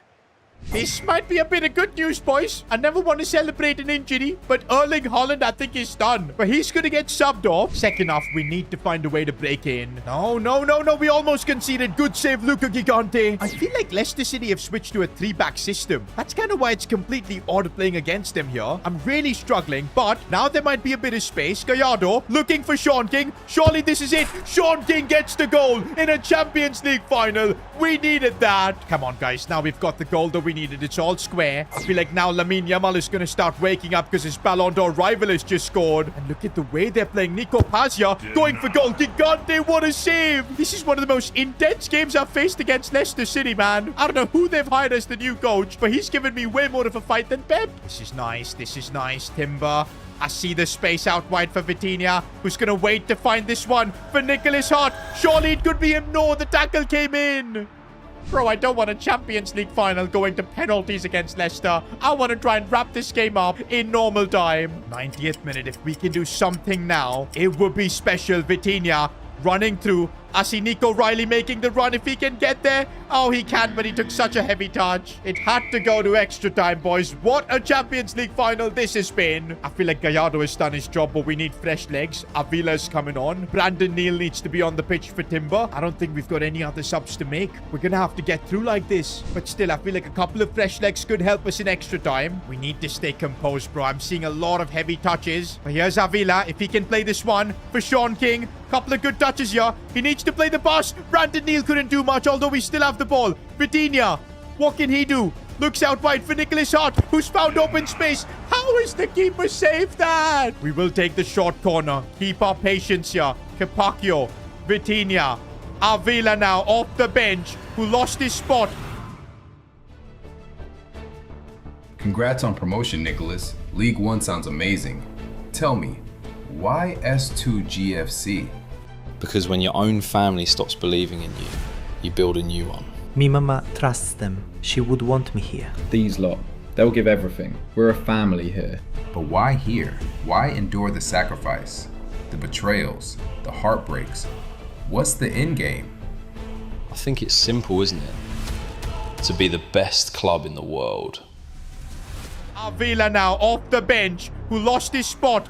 But can he be the one to make the difference? It had to be Avila. What a moment in extra time to clutch up and score a goal like that. And it's done. Full time. S2G FC have just won the Champions League. What a crazy game this was. To do that in a heartless derby as well. Oh my days. We've just won the treble. And here we have Nicholas Hart lifting that Champions League trophy. But what was important was what happened after. Nicholas met his father. Seemed like a sign of respect from James Hart, who now finally acknowledges his son. I'm kind of wondering though if Nicholas now gets a piece of his father's business, because that would make him a billionaire. But anyways, I'm happy for him that he's now here lifting that Champions League trophy. I guess the only thing to find out though is if Sean King can win the Ballon d'Or. It is now time for the ceremony. There's Lamine, there's Haaland, and there's Sean King, the top three for the Ballon d'Or. And it's the moment of truth. It is Sean King. He gets the Ballon d'Or for his incredible stats, winning a treble. To be honest, I don't think there was any doubt. I'm gonna miss these boys, man. What an iconic S2G FC series this was. But hey, that's what makes S2G FC special. With one generation that goes, a new one will emerge soon.